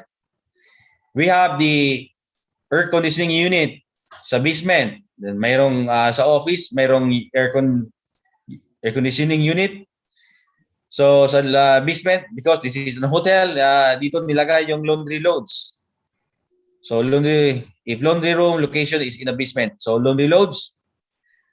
Then we have the boiler loads if the centralized boiler location is in a basement. So then we have the ventilation fan. So of course, sa basement mainit, kailangan natin ng ventilation. Kailangan natin ng fresh air blower. Then we have jet fan in parking area that is inside the basement. Exhaust blower. And we need to consider the plumbing loads, booster pump, sump pump, elevator pit pump. Then this for the STP or the sewage treatment plant. So kailangan po natin dito sa basement. So mostly lahat ng mga equipment nandito sa basement, no? So all you have to do here if you're doing for the design, you can combine. For example, for the ventilation fan, kung ilan to, you can combine this in one panel board, in one panel board or control or MCC for the ventilation. Then we have for the plumbing loads as well. So you can combine all together and apply demand factor. The next, we have the load design consideration, upper ground floor hotel lightings, general receptacles, convenience outlet, emergency light and exit light, kitchen equipment loads, building management system, retail loads, air handling unit, fan coil unit or FCU, UPS system, motor load, and escalator motor load. So yung ano natin dito, yung FCU sa mga room to, no? FCU, air handling unit, this is for the outdoor unit, retail loads. So yung sa design po namin, UPS, this is the centralized UPS system. So lahat ng mga may computer, naka-UPS backup ito.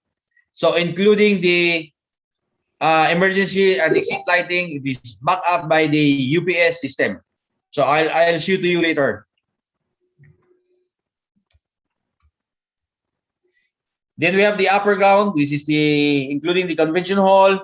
We have general receptacle convenience outlet, emergency light and exit light, kitchen equipment loads, air handling unit, ventilation fan, fresh air blower, exhaust blower, lightings.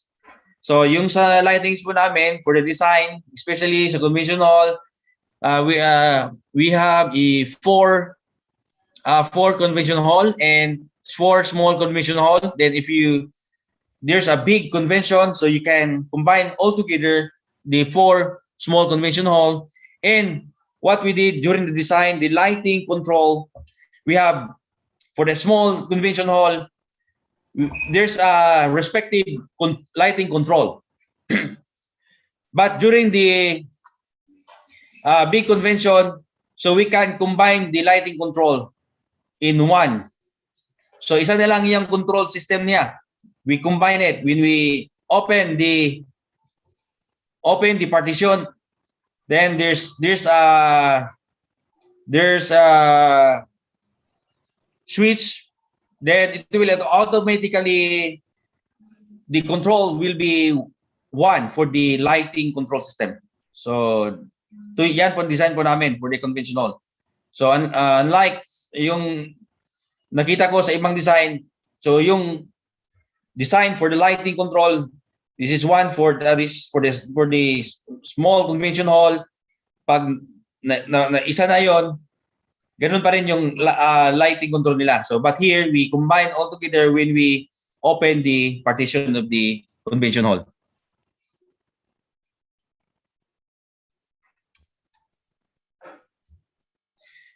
Then we have the mezzanine floor hotel. We have the lightings, general receptacle convenience outlet, emergency light and exit light, air handling unit, then fan control unit, and the UPS system. So I need to hurry, no? So load design consideration, lightings, the same, general light, receptacle, convenience outlet, emergency light and exit light, air handling unit, fan control unit, sound system, load, conventional, audio-visual equipment, UPS, ventilation. Then we have the second floor for the amenity of the hotel, lighting, hotel, swimming pool, lightings, general outlet, emergency, sound system, UPS, fan. So, pabalik-balik na lang, no? Depende sa area. So, fresh air, exhaust blower, pool pump load, restaurant load, amenity loads, minibar equipment, and gym equipment. Then we have, this is typical 3rd floor to 18th floor, lightings, general receptacle convenience outlet, emergency light and exit light, then the FCU, then key card system, then the UPS system. Then we have, of course, for the roof deck floor, that is lightings, LED screen for advertising, as I mentioned a while ago. You can put advertising. Of course, you have to also to coordinate with this EV designer, audiovisual designer, and the structural engineer, because the TV screen is also heavy, so we need to consider the weight. We need to consider the part of the structural design, especially lighting, color kinetics. So this is we use color kinetics for this design. You know, 16 million colors, so we use color kinetics. So you can play the through background music, the color will change through a music beat using color kinetics. We have booster pump for overhead water tank. So centralized air, cooled water, chilled water, water pump. So we have ventilation fan, and down to the centralized fireman's lift pressurized blower. Then we have the elevator machine room, lightings. So kailangan po nating lighting sa elevator room. Why? Because for the maintenance. So inside the elevator room, kailangan po natin ng maintenance during magka-trouble yung generator. So elevator, kailangan po natin ng ilaw. Exhaust blower, elevator, machine motors. Now, for general lighting, ito po yung based on the Philippine Electrical Code. May mga sa table, lighting law, mayroon tayong table dito. I'll show you later. So, from general lighting, 2.2.2.3, lighting load for specified occupancy, mayroon po tayo by area method. So, I'll show to you. This is from the Philippine Electrical Code. So, type of occupancy, this is also important, no? Okay. Okay. So, ito yung ginagamit, especially sa design analysis. So, ito yung po yung sample lighting design po namin. So, as I mentioned, yung hindi po namin binibigay sa architect or sa ibang field yung electrical design. So, as you can see, mayroon kaming 3D modeling for the lighting design based on the standard.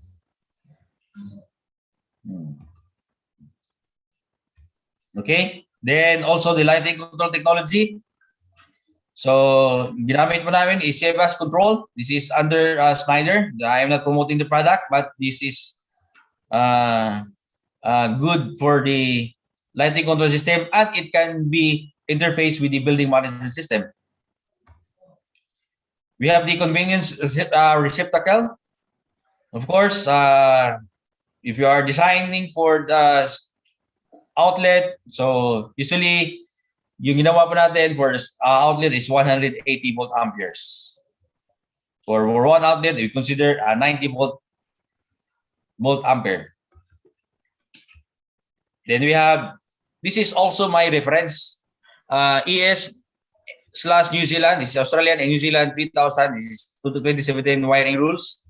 This is for the type of occupancy, energy demand. So offices, meron tayong mga certain energy demand range, volt ampere per square meter. So I remember this. I used this formula when I was the consultant of the Malayan colleges here in Davao. So the original design was 2 MVA. Then the project management said, if this is, kung kaya ba na ng kaya ba natin i-reduce ang transformer 2 MVA. Then when I computed and I used this formula, then I said, then we can reduce it to 1 MVA. 1 MVA transformer to 333 MVA transformer, KVA transformer. And for the two buildings, we have 5-story and 6-story school buildings.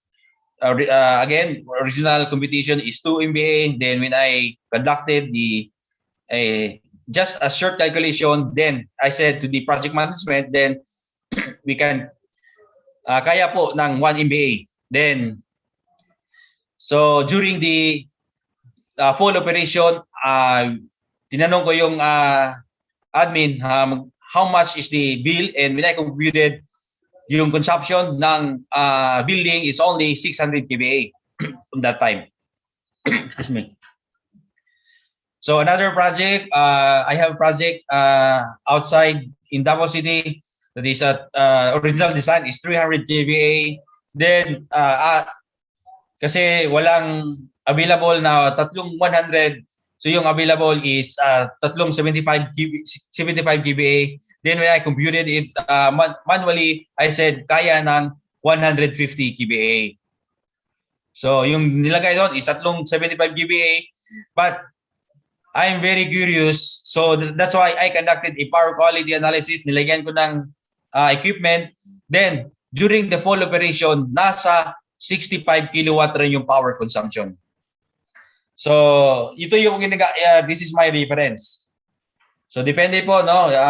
Kasi, I'm very familiar of this, no? I'm very familiar of this table. So, I'm not encouraging you to use this if you are not, kung hindi kayo familiar of this. If you want more details, you can ask me, you can contact me,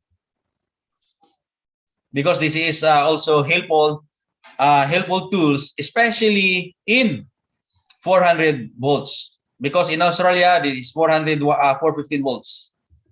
Okay, so ito po yung reference based on the Australian standard. Ito yung ginagamit ko when I do the what we call this value engineering. So ito yung ginagamit ko for the maximum demand current can be determined by 4 methods: calculation, assessment, measurement, limitation. So ito yung ginagamit for, especially in value engineering. So this is, ang source is Australian standard 3000. Now, for the heating, ventilation, air conditioning units, this is the formula. So hindi natin scope to. Pabayaan na natin yung professional mechanical engineer.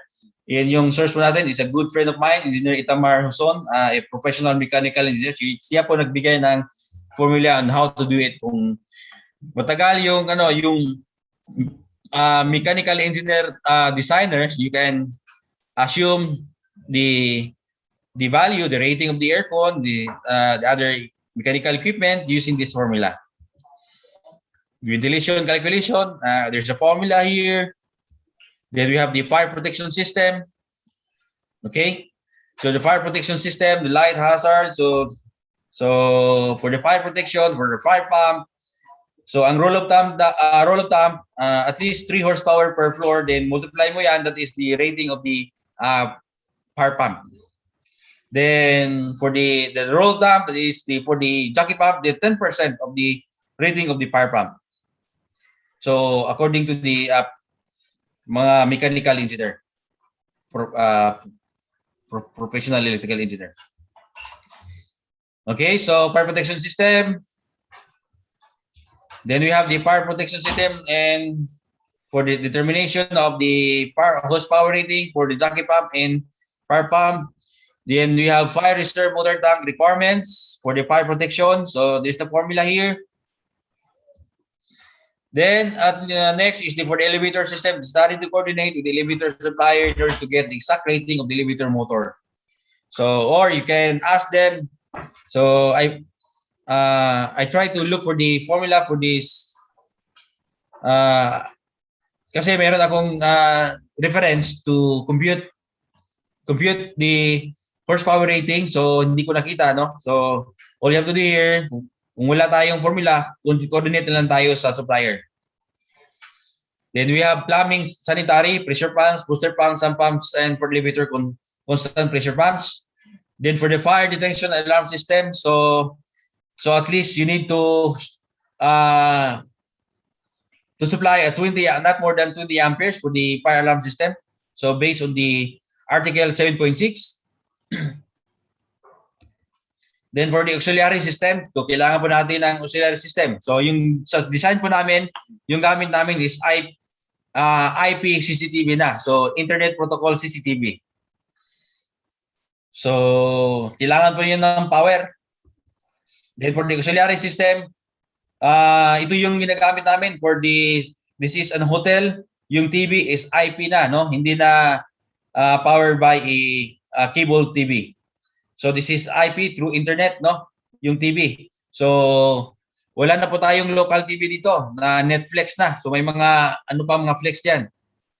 So kasi ito na yung high-tech na yun, hindi na kailangan ng kasi you need to pay more for sa yung mga private na mga cable TV. You have data and WAP. WAP, this is wireless access point system, single line diagram. So kailangan po natin ng power dito. By the way, yung data and WAP, yung mga ano natin, this is power over internet, PoE na to, no? So, yung PoE na switch, meron yang, we need also power supply. So, yung ginawa namin dito, meron kami mga switch every floor. Then, running from the riser, from the ground floor, there's a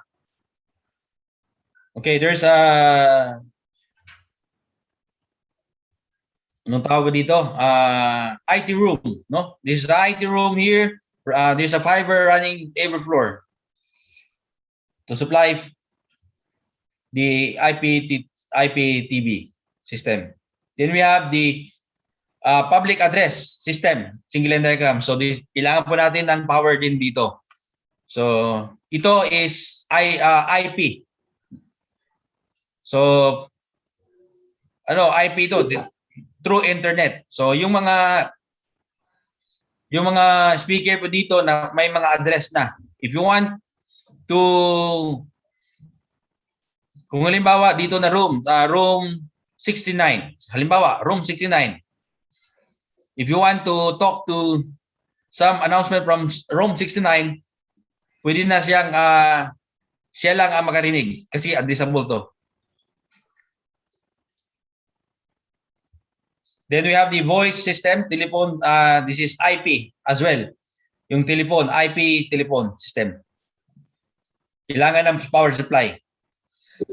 Then we have this is the car park. So yung design po namin sa hotel, mayroon tayong monitor. Ang monitor nakalagay dito outside the car park, mayroon monitor nakalagay na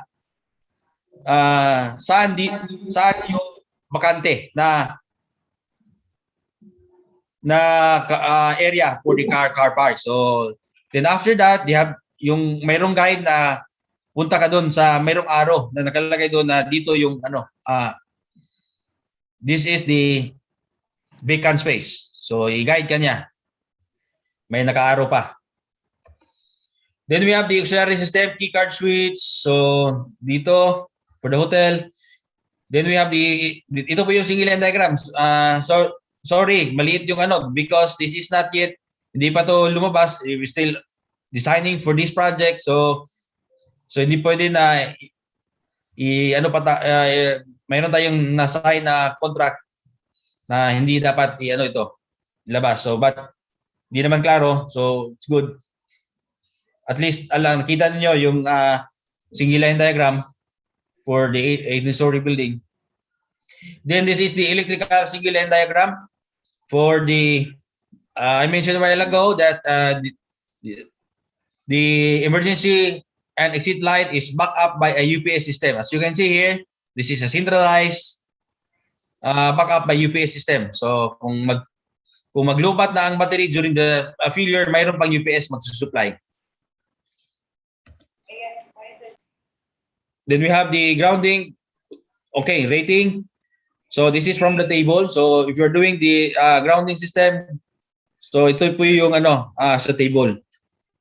So just get the rating of the circuit breaker, the size of the conductor using copper or aluminum. So mas higher ang size sa aluminum compared to copper. So that's it. Then you have, okay. Now, ito po yung reference ko sa ANC again. So 3,000 wiring rules. So yung ginawa namin when we design, kailangan po natin ng I need to get the single line to ground fault. So kailangan natin ng EB fault from this. This is coming from the short circuit current. So kailangan natin kunin yung single line to ground fault. So yung fault na single line to ground fault, kailangan natin gamitin dito sa formula in order to get the exact cross-sectional area of the conductor, of the grounding conductor. So that is my reference. So that's the formula. Okay, so this is the right way of doing in sizing the grounding system. So that's it. We have the grounding system of the building, and we have the grounding system of this the right side, the swimming pool. Then we have the lightning protection system, and it is bounded by the grounding system of the building. Then, of course, as I mentioned, ito yung pakita ko. This is the summary of the competition. Okay, so summary loads. As you can see here, the total is 2,424.37 amperes. Then, nag-apply po tayo ng demand factor. So, nagiging ano yan? So, application of diversity factor again, yung pinakita ko kanina sa table, in previous presentation. So, 1.3. So, nagiging 1,864.9 amperes. So, if you're not applying of this, so yung transformer po natin napakalaki. So, the total KVA loads is 1,292 KVA. So, yung ginamit po natin is 1 unit of 1.5 MVA, 3-phase cast Raisin transformer 13.8 for 400 volts KV, 400 volts 60 hertz floor mounted. So, 2 units of 750 kVA. So, yung ginamit po namin, dalawa yung naka-tie breaker po to, no? Dalawang transformer, naka-tie breaker, 2 units of 750 kVA. Back up po to, yung isang transformer. Back up po to, yung isang generator. So, once there's a failure of the isang generator na mayroong maintenance, mayroon pang isang generator na mag-back up. Same way, no? Same procedure in transformer. During maintenance, may mga maintenance transformer, mga test. So, kailangan natin ng test. So, yung isa yung pwede natin energize. So, that's the equipment layout. This is, actually, meron kaming 3D modeling of this using the Vesto software. This is Australian software. It's like a Revit. So, it's a 3D modeling.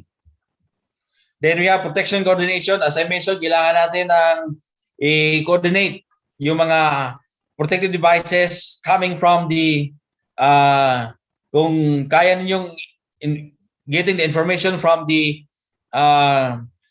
high voltage protective device or the power fuse or whatsoever protective device, then down to the downstream, then it's better. So next is multi-drop circuit analysis and arc flash analysis. So ito po yun, no? As I mentioned, hindi na kami gumagamit ng manually computation ng circuit. We are using a licensed software. So ito yun, diretso na, click na lang. Meron ka ng incident energy, meron ka ng voltage volt current, meron ka ng arc volt current, meron ka ng voltage drop. So too easy to use. Then number 4, for voltage drop, circuit analysis, and arc flash analysis. Then our projects, commercial project accomplished in, so that's it. Okay.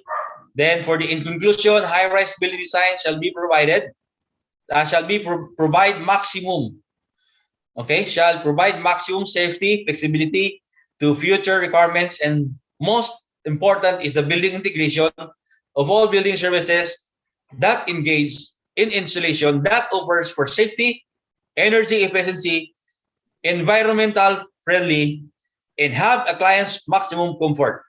Therefore, the building's design must be tailored for a total solution of all services through building management that create an added value of the client's perspective. And that's all. Thank you. And that's our company, Solicar Construction Supply Incorporated, located at 3rd floor, 4th floor, Solicar Building, Map Plaza Compound, Davao City. Thank you very much for listening. All right. Maraming salamat. Engineer Solicar, the founder of Solicar Engineering Review Center and Services. For sure, maraming mga proud students dito si Sir. And kinapos tayo sa oras, Sir. So, sa lahat ng mga nagpadala ng kanilang mga questions sa ating Q&A chat box, si Sir or si Engineer Solicar na lamang po magre-reply po. Yes. Okay, now for the, pwede ba masaya ito yung Philippine Electrical Code or isama na ito sa raffle? Ano po yun, sir? Pwede po pakiulit po, sir? I have a Philippine Electrical Code giveaway. So, sabi ko kanina, kung sinong I have some question from them. Then, kung pag-answer sila ng quickly, then I will receive a copy of Philippine Electrical Code. Or sama na to sa raffle draw. Okay. Sir, raffle na lang po, sir. Bali, i-acknowledge na lang po namin yung... Okay, so this is giveaways to Philippine Electrical Code. This included in the raffle draw. Sorry guys. Okay Thanks po, very sir. much for listening.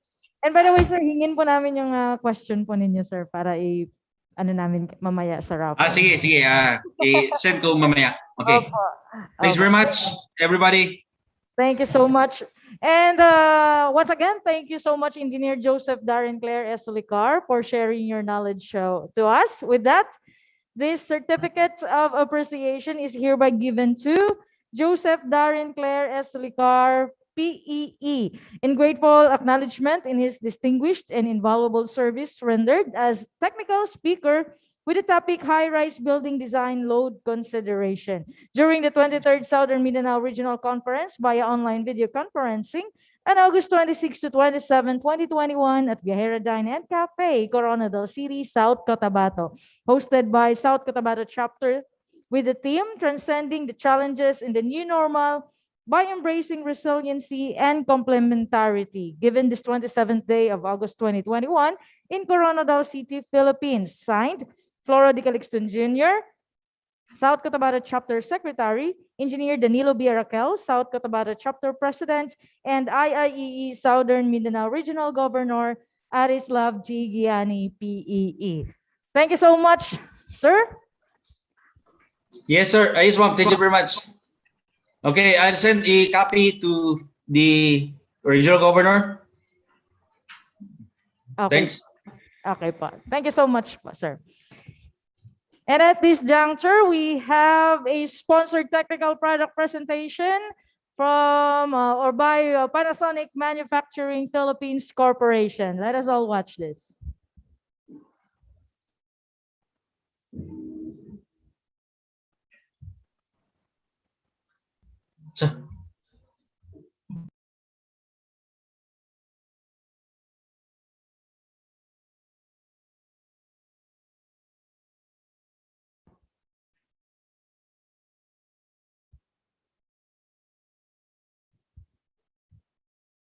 Okay, once again, let us welcome the Panasonic Manufacturing Philippines Corporation.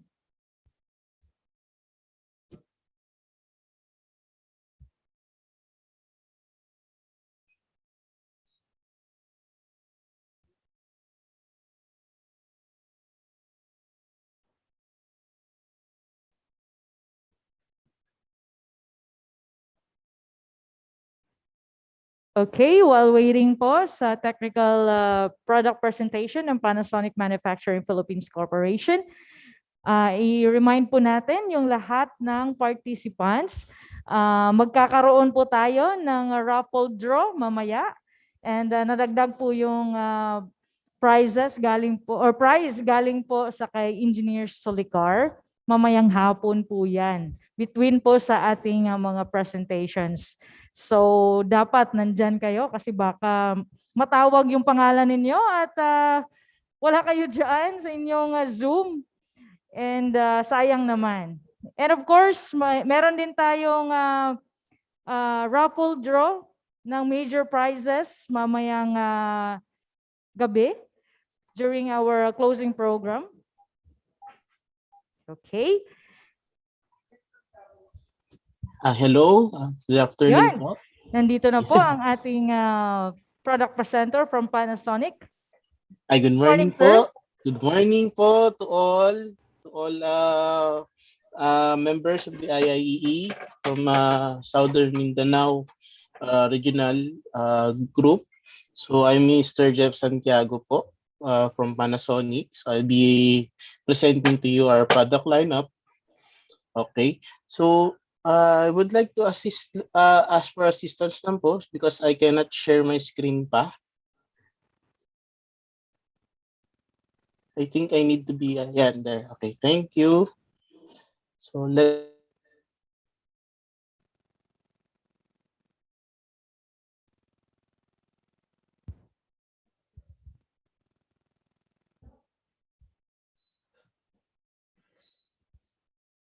Okay, Sir Jeff.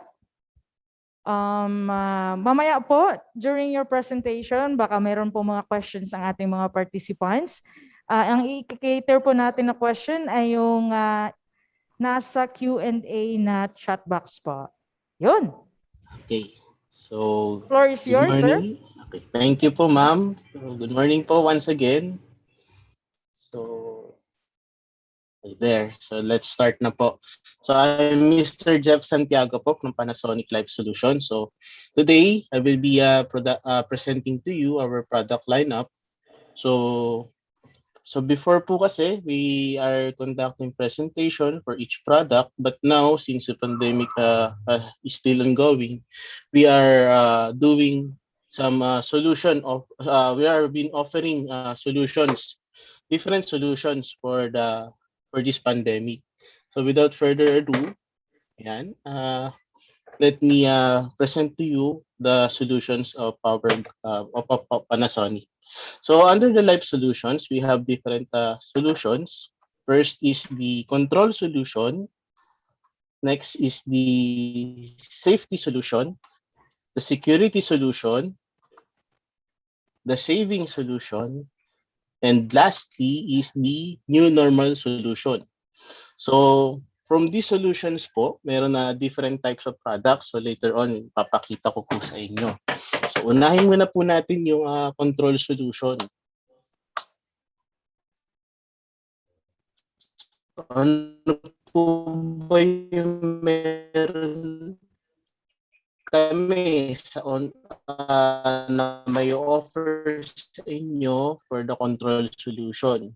So meron po tayong two types of control solution. Meron po kaming manual at saka automated na control. So we have the yung present po ngayon sa current market natin, which is the Slim Art, the White Series, and the Flatima. So yun po. Siguro familiar na rin po kayo lahat dito sa mga standard switches po natin.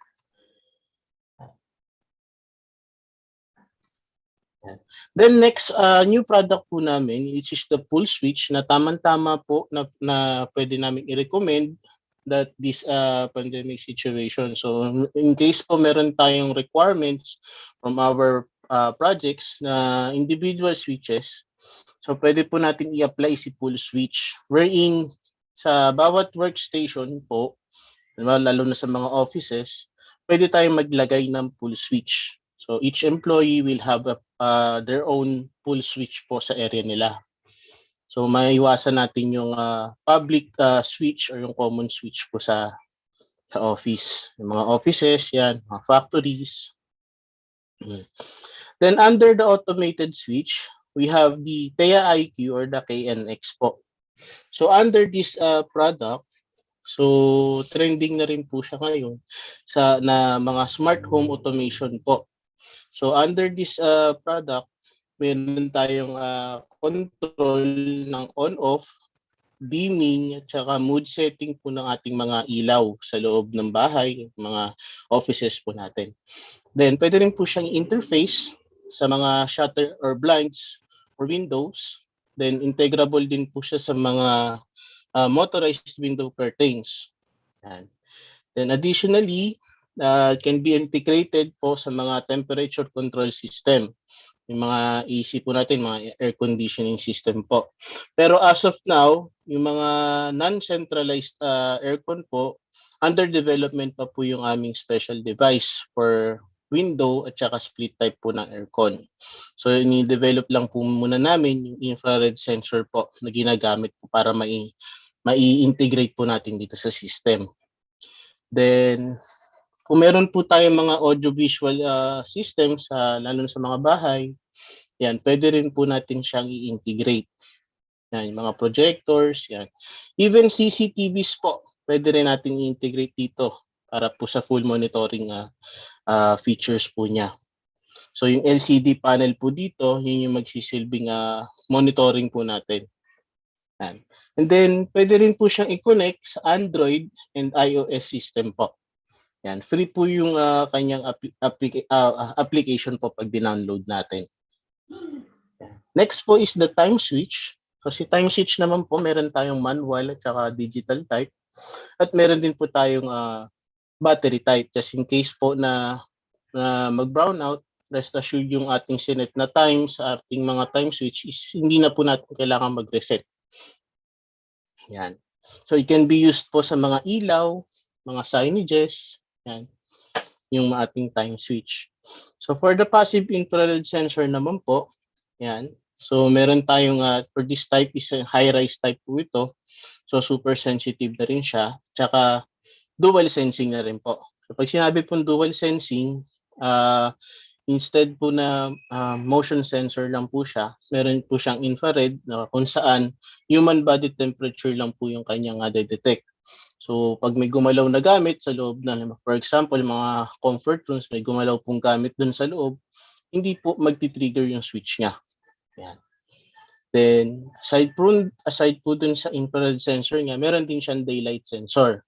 So kung meron po siyang ma-detect na light from outside, like yung sunlight po, automatic, i-off niya po yung load, mga ilaw natin. So mga corridors, yan, kadalasan natin pwedeng i-apply po yung daylight sensor.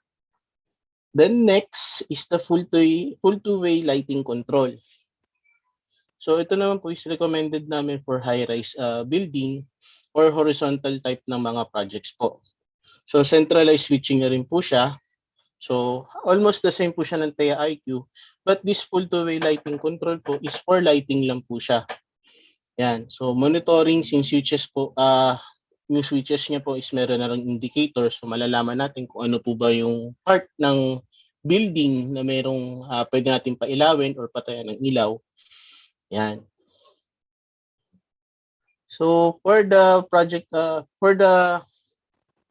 kung saan po natin pwedeng i-apply yung mga products na to, for the first picture po, yan, yung mga standard switches, sa mga bahay, pwede natin siyang i-apply. Then yung sinabi ko nga kanina, for the second picture, yung TEA IQ natin sa mga audiovisual room. Then, for the passive infrared sensor, yan yung mga restrooms po, pwede natin installan ng passive infrared sensor. Kahit yung mga corridors din po ng ating facilities. Then, sa mga workstations, yan, si pull switch, pwede natin siyang i-recommend. Si time switch, para po dun sa automatic na pag-ilaw ng ating workstation. And then, si full two-way lighting control naman po. For may high-rise time building, so no need na po natin pumunta pa sa certain floor para lang i-off or i-on yung ating mga ilaw. So meron siyang master control na po na pwede natin makontrol yung ilaw po sa mga floors. Yan. So going sa next slide po, so next solution is the safety solution. So under the safety solution, we have three types of solutions. So meron tayong circuit breaker, which is our new product po na nilaunch lang this year. And then devices and the system. So for the circuit breakers po, ayan, siguro isa kayo sa mga ngayon lang nakarinig ng aming bagong product. So just to complete po yung aming electrical construction materials, so pinasok na rin po namin yung circuit breaker po. Yan. So under the circuit breaker, so meron po tayong three different types. Meron tayong MCB, RCBO, RCCB. Yan. So meron tayong 6 amperes to 63 amperes and 1 pole to 4 pole po na circuit breakers. So sa EL guard naman po under the devices or commonly known as the GFCI. Yan. So meron din po tayo. So ito yung ginagamit po kadalasan sa mga wash area kung saan meron pong malapit na tubig para po kung sakaling merong maging imbalance na flow ng current, so automatic iti-trigger niya po na i-off yung outlet. So hindi po mag-ground yung gumagamit po ng washing machine. Yan. Hindi po siya basta-basta mag-ground. The next po na product is the outlet with switch. So under the outlet with switch from the word itself, so each outlet has its own switch.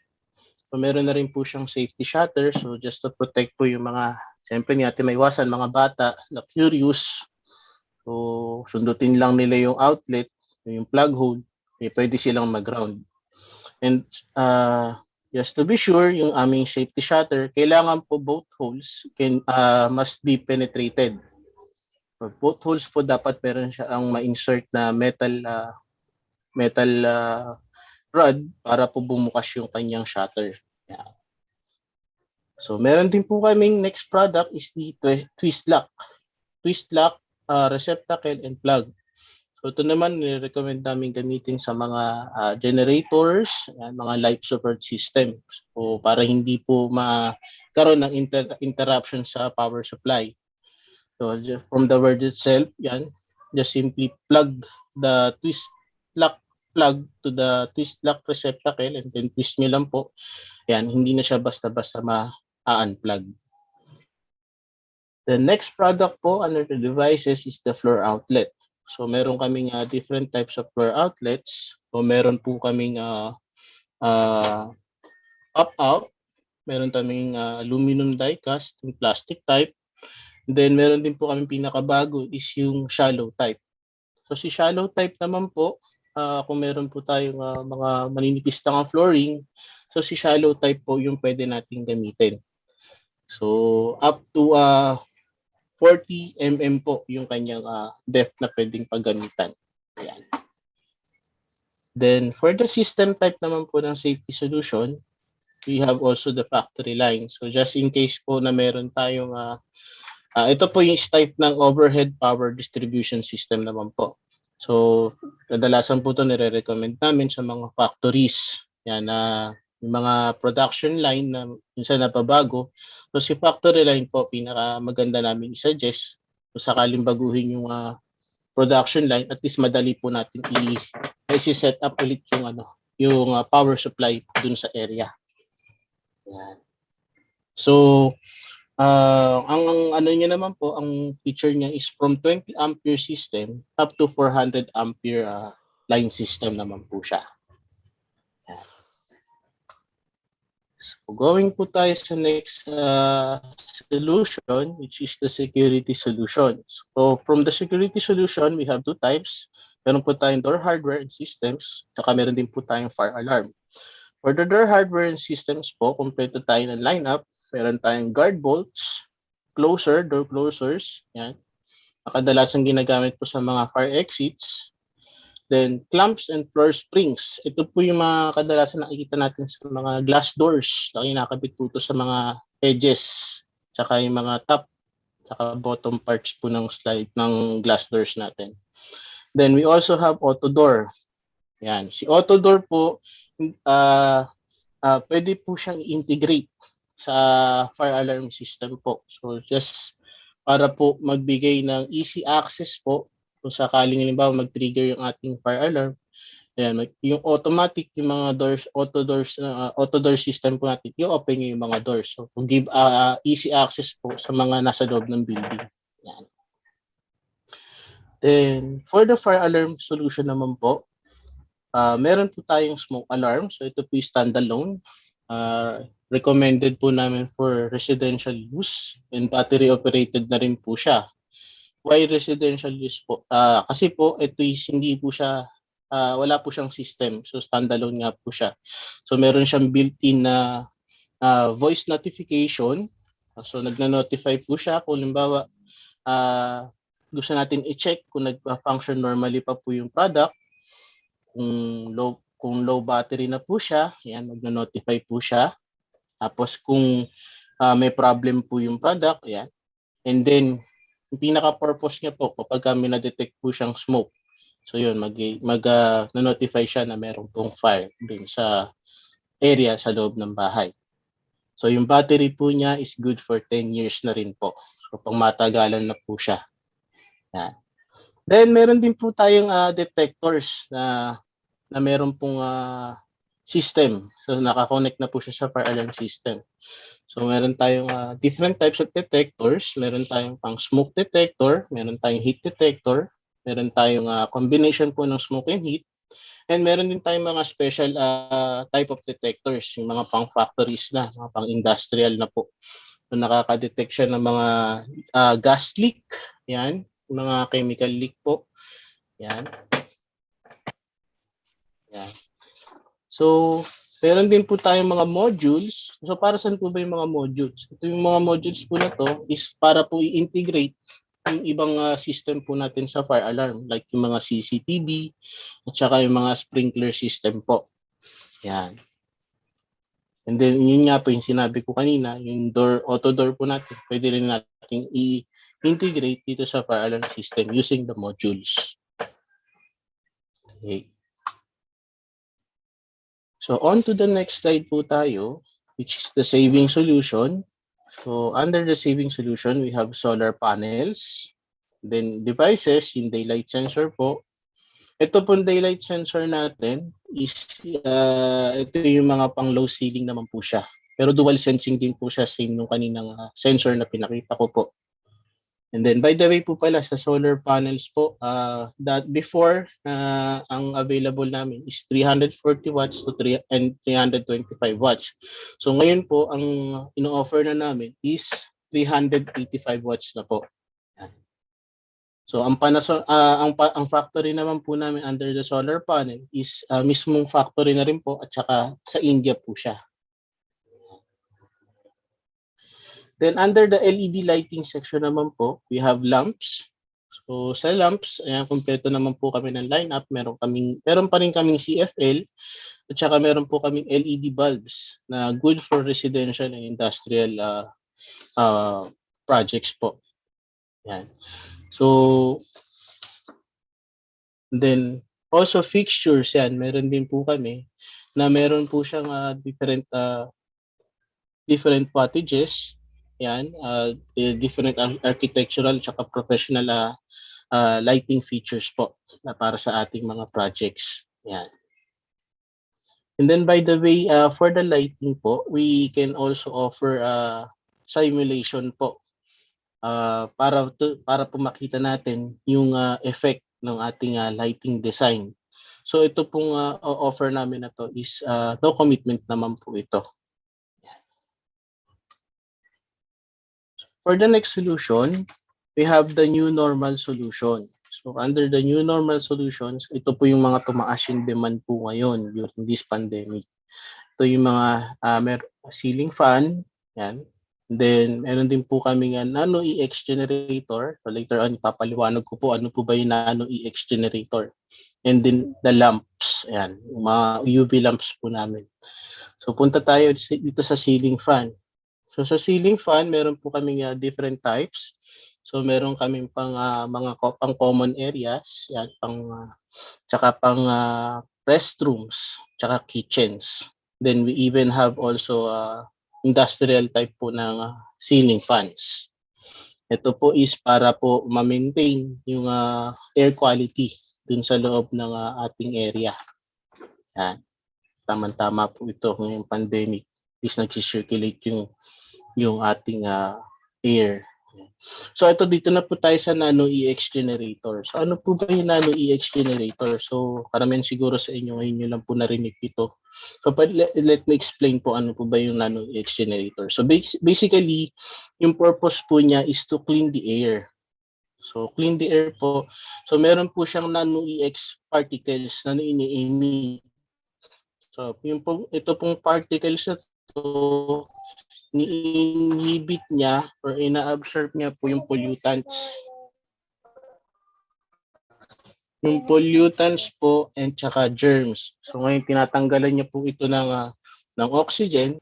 So yung pinaka-byproduct po niya will be H2O.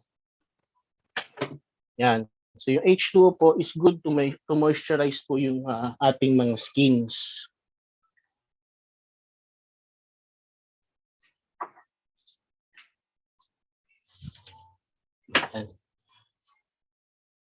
Yan.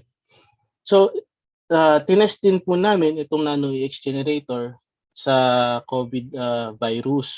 So, recently, nag-conduct kami ng testing last November 2020. So, ito po is 6 months test po siya. So, na-prove namin na napapatay niya po yung COVID-19 virus. Yan. So, ito po, yung nano EX generator, meron kami 2 types. So, meron kami ceiling mounted. Ito po is para po sa mga wide areas po. So malaki yung nako-cover niya. And then meron din po kami portable na parang halimbawa, meron lang tayong meeting, so pwede natin siya ikabit sa laptop or even sa loob ng sasakyan. So makikita natin parang tumbler lang po yung size niya and mag-fit po siya dun sa mga tumbler holder natin sa mga sasakyan. So pwede natin siyang gamitin po doon para kahit habang nagta-travel tayo, nalilinis po yung air dun sa loob ng sasakyan natin. Ayan. So next po is the UV lamps. So ano po ba yung purpose ng UV lamps? Ayan. Ginagamit po siya for thorough cleaning po sa mga restaurants at saka sa mga residential areas po. So ginagamit siya for deep cleaning. So meron kaming 2 types po ng UV lamps. Ano po ba yun? Meron kaming 3.5 watts, yung portable.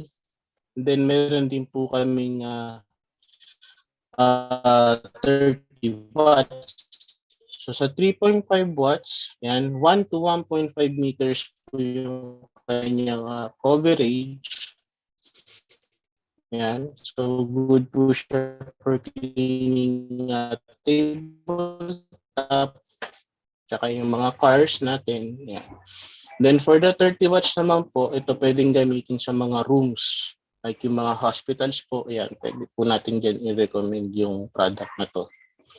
Ayun. So that's all for the solutions. So on the next slide po, what we can offer po sa inyo. So we can offer actual virtual demo and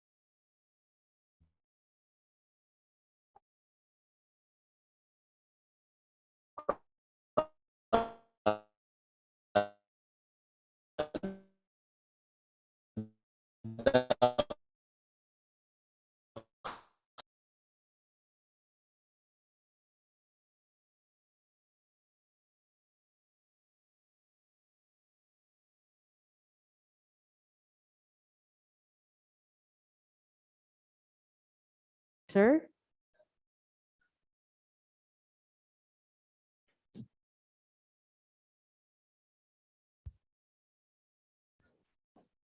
Hintayin natin, baka magbalik pa si sir.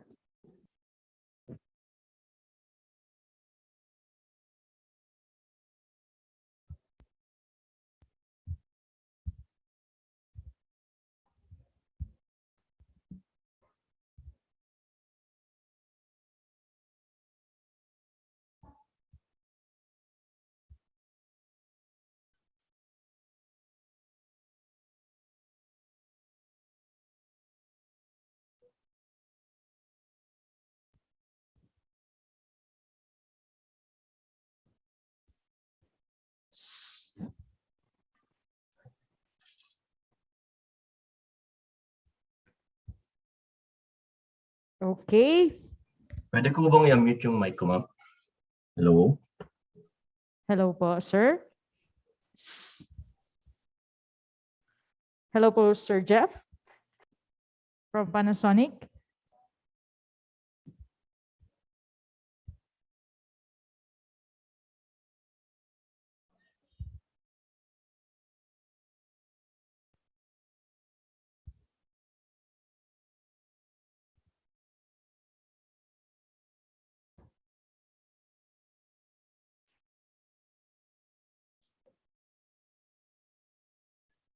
Medyo mahina yata yung connection ni sir. Again po, announcement. Meron po tayong kailangang i-fill up na evaluation mamaya po. After po lahat ng presentation mamayang hapon. So, isi-send po yan sa chat box or yung link sa chat box. So, abangan po ninyo, Ma'am and Sir.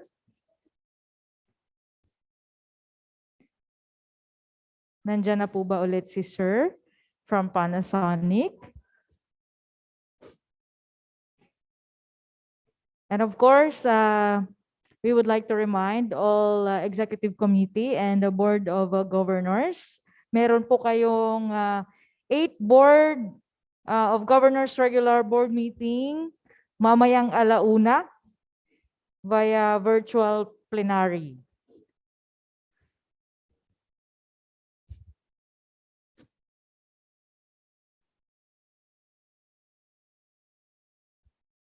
So, para po sa may mga questions na gustong i-address sa Panasonic Manufacturing Philippines Corporation, pwede nyo pong i-send po yan sa ating Q&A chat box. And i-mention nyo lang po na dapat or sakay Panasonic po ninyo gustong i-address yun para makita po ni Sir yung mga questions po.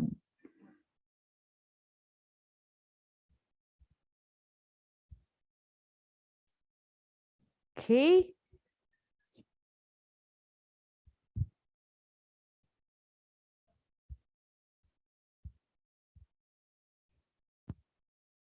Nakabalik na po ba si Sir Jeff from Panasonic?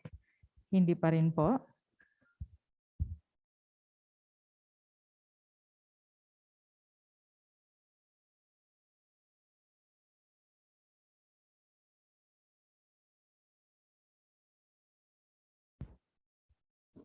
Okay, thank you so much sa Panasonic Manufacturing Philippines Corporation.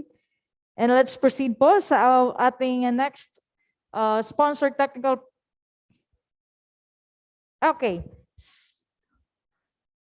Kahit wala po si Sir, i-award po natin ang kanyang Certificate of Appreciation. Let me read the citation.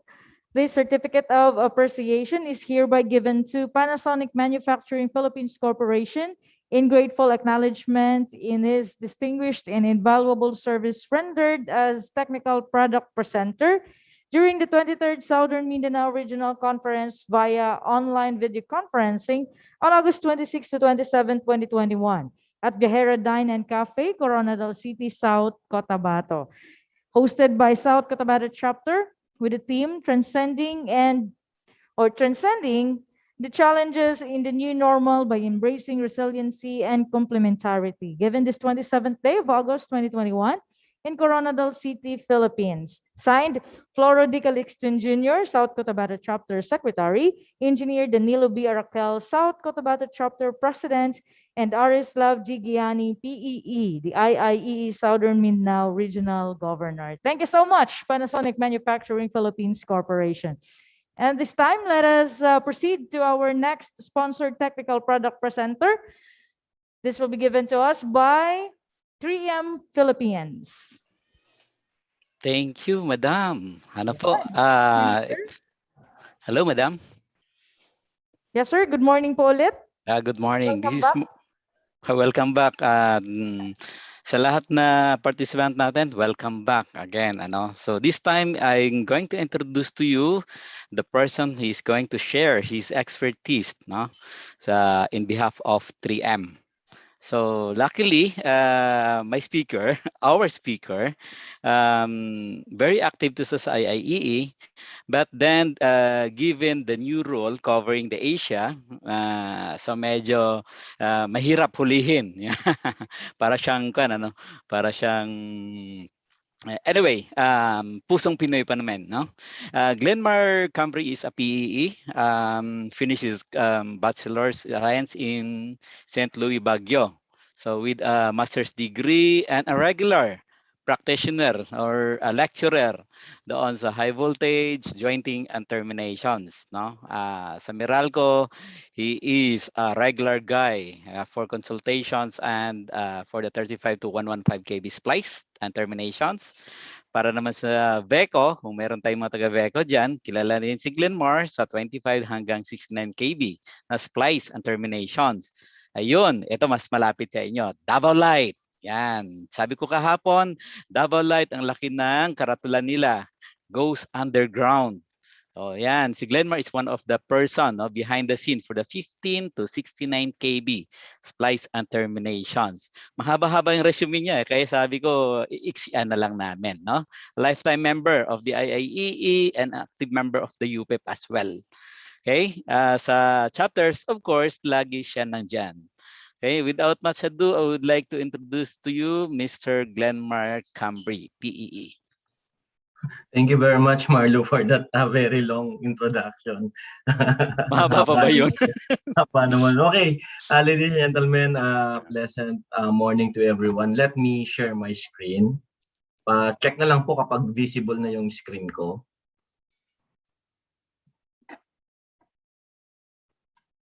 I think wala pa. Is my screen visible now to everyone? Yes, Glenn. Medium voltage power cable accessories the slide. Naka-PowerPoint presentation na ba siya? Yes. Hindi nakikita yung next slide? No. Okay. Okay.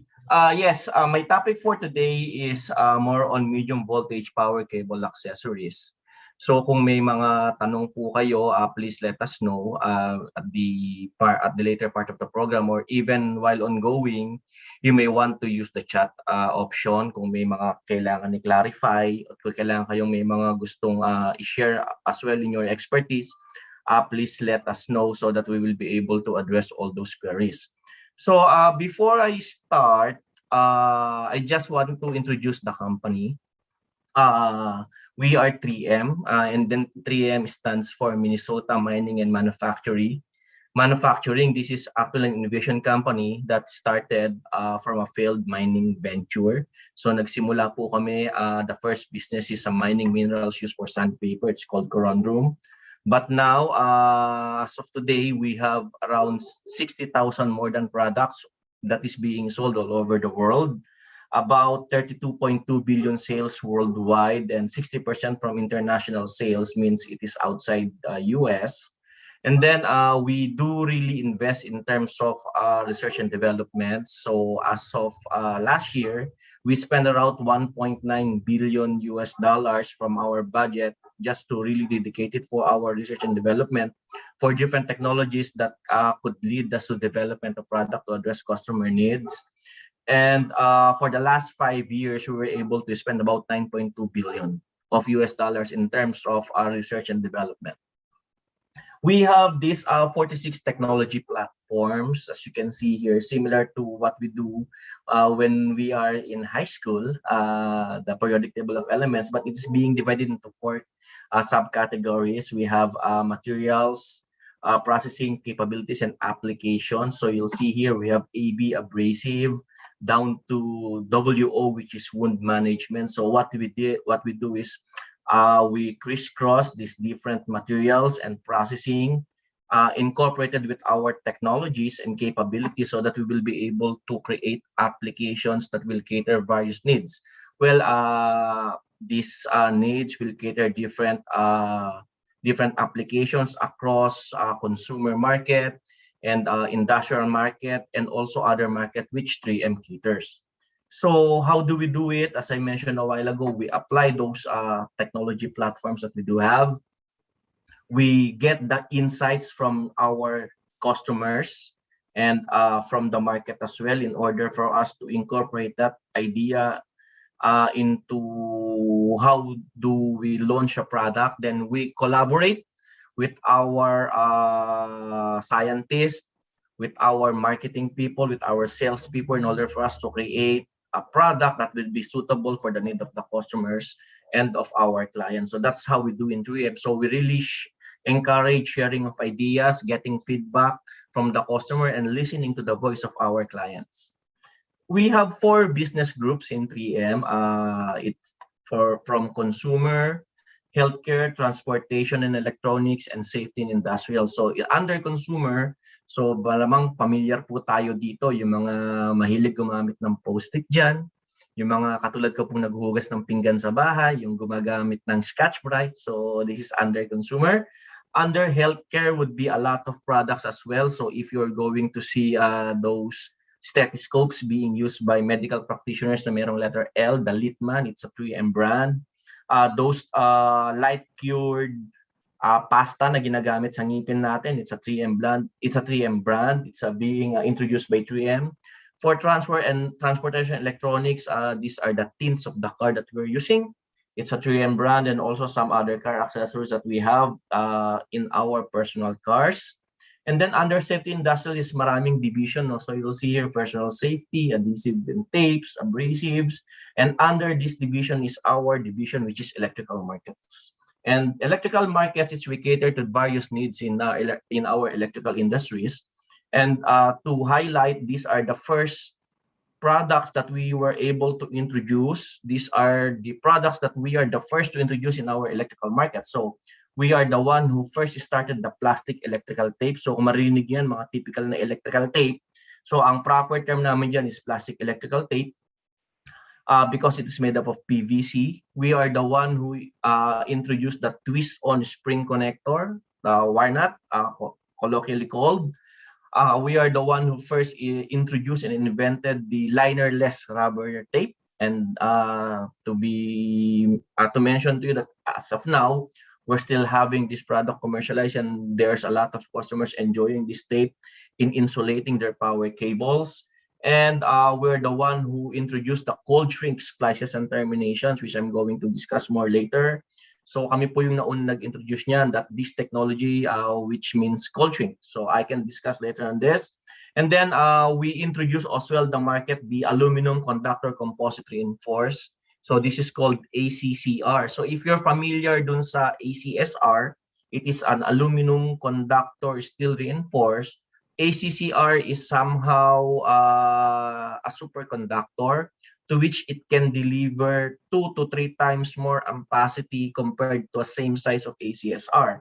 So for example, you have a 795 ACSR, the capacity is 900 amps. Say for example, in your calculation, 795 ACCR can deliver you up to 1800 amps. So that's how this high capacity conductor works. And then these are our centers of excellence laboratories across the globe. We have different laboratories in different continents in the world. So you see here, we have the medium voltage cable accessories in Japan. We have the high voltage lab in Shanghai, China. We have laboratories for different tapes, especially in vinyl in China, and OEM tapes in Taiwan. So we also have this medium to high voltage laboratory in Germany and in US.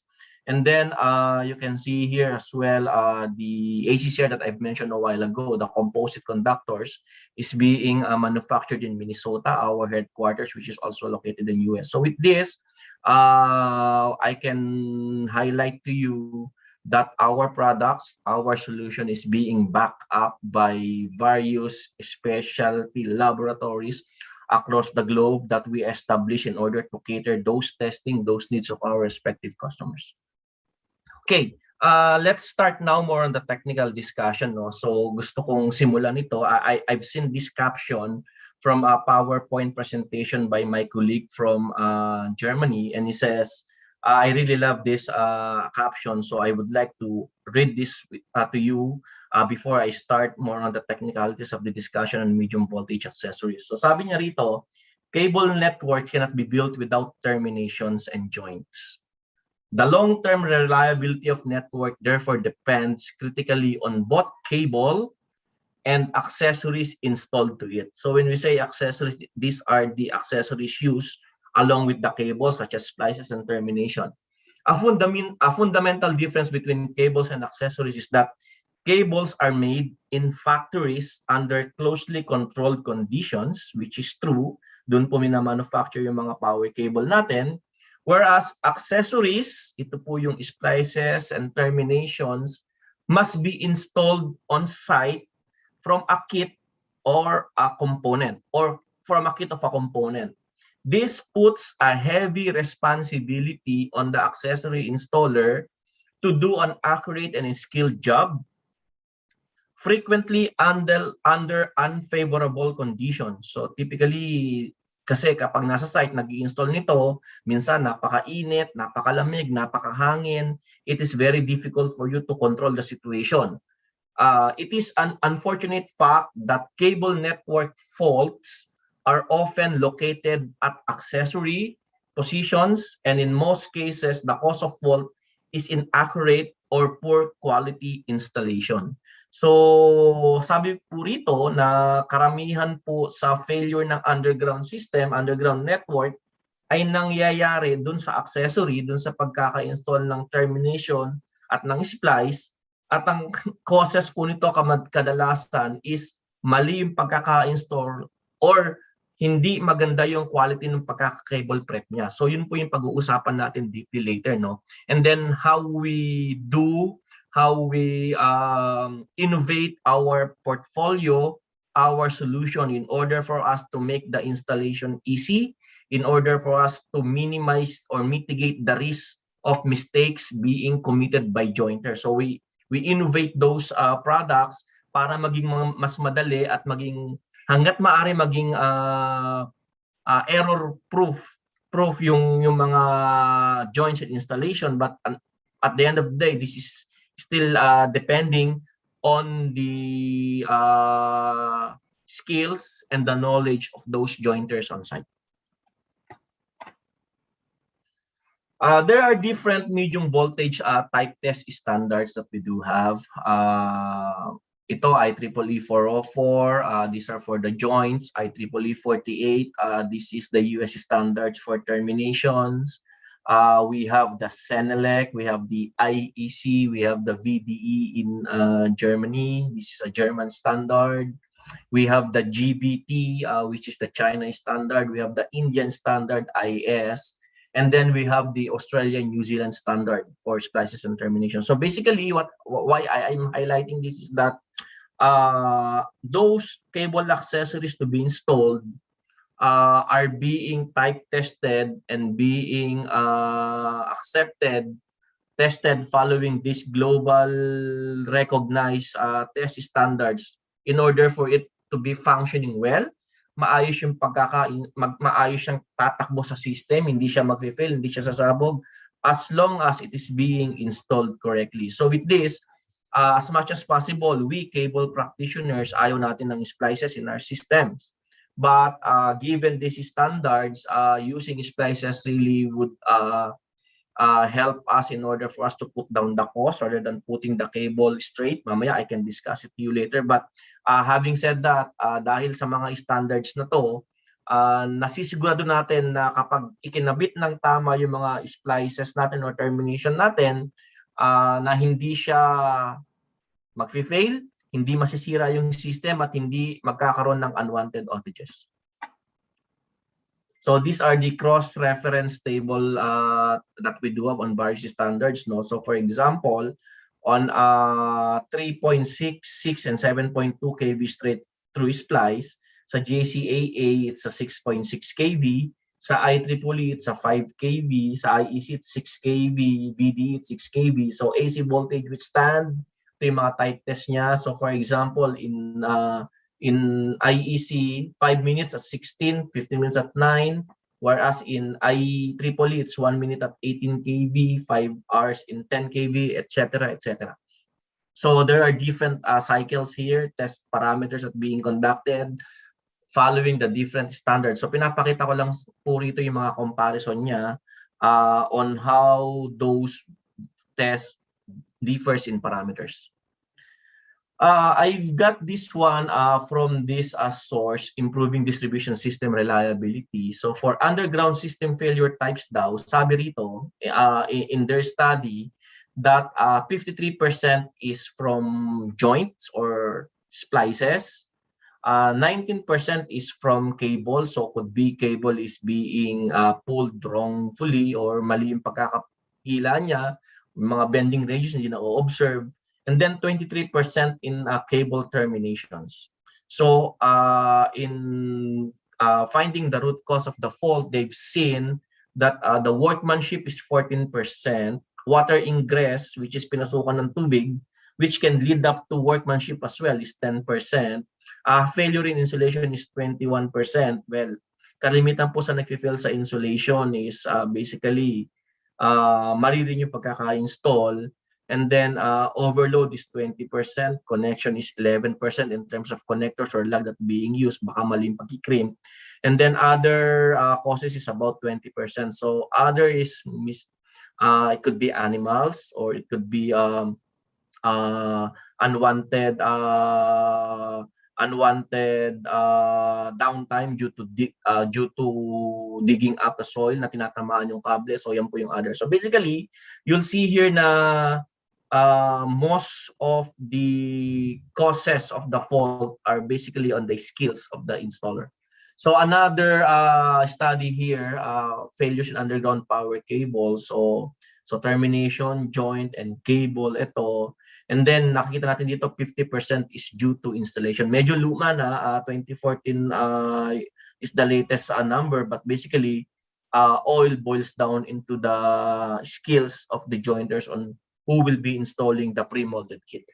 Okay, so on cable accessories, we can divide it into into two parts actually. So two parts would be more on splices and terminations. Splices, it cover as well the connector kasi ito yung ginagamit to connect the cables in order to make a splice. Sa termination naman, you need the cable lug in order for that power cable that is being terminated to be connected dun sa pupuntahan niyang linya. So sa splices, maraming klase ng splices. May inline splice, merong stop-end splices, may branch splice, may transition splice. Connectors, there are different types of connectors nowadays. Merong conventional is yung crimp connector. We are all familiar in this one. Then meron din tinatawag na screw or mechanical connector. I can discuss this one later. Sa termination, we have the indoor and the outdoor termination. When we say outdoor termination, ito yung nasa labas. Typically, makita to sa ilalim ng fuse cutout, papasok yung kable sa perimeter ng electrical systems. And then yung indoor, sa loob ito, roof installation, or even sa installation within the cabinet. So we can categorize this as an indoor termination. I'm not gonna talk about the plugins, no? But basically, these plugins is the separable connectors. Kung familiar kayo, yung low break elbows and T's. Ito siya. And then the cable lug, so similar to connector, meron tayong tinatawag na crimp, which is the conventional technology, and then the screw or the mechanical lug. So I can discuss this one later. Okay, let's start now sa cable terminations and lug. So why we need to terminate is that the need for termination is to enable a safe connection between medium voltage cable to different sources. So transformers, electrical motors, switch gears, or overhead lines. So ito kanina, yung binanggit natin kanina, this could be more on if you will see a fuse cutout, once tayo makakakita ng power cable na sasalubungin si fuse cutout, we need a cable termination. Ito naman sa mga loob ng cabinet. So these are the indoor types. As you can see here, those are non-skirted. Kapag outdoor, these are the skirted ones. And then there are these key function and components of those cable termination. No, those are the electrical stress control, the tracking protection, and the environmental seal. So if you have these three characteristics of the cable termination, it conforms with class 1 termination being identified in IEEE number 48. So this is the best, the highest class of termination that we do have. So yung electrical stress control, dito yon. Nasa interface siya ng cable semicon tsaka cable XLPE. So we need stress control material there. Tracking protection is usually ginagamit yan sa insulator that will undergo tracking. If the cable termination is now energized, so magta-track yan, so you need to use an anti-track material.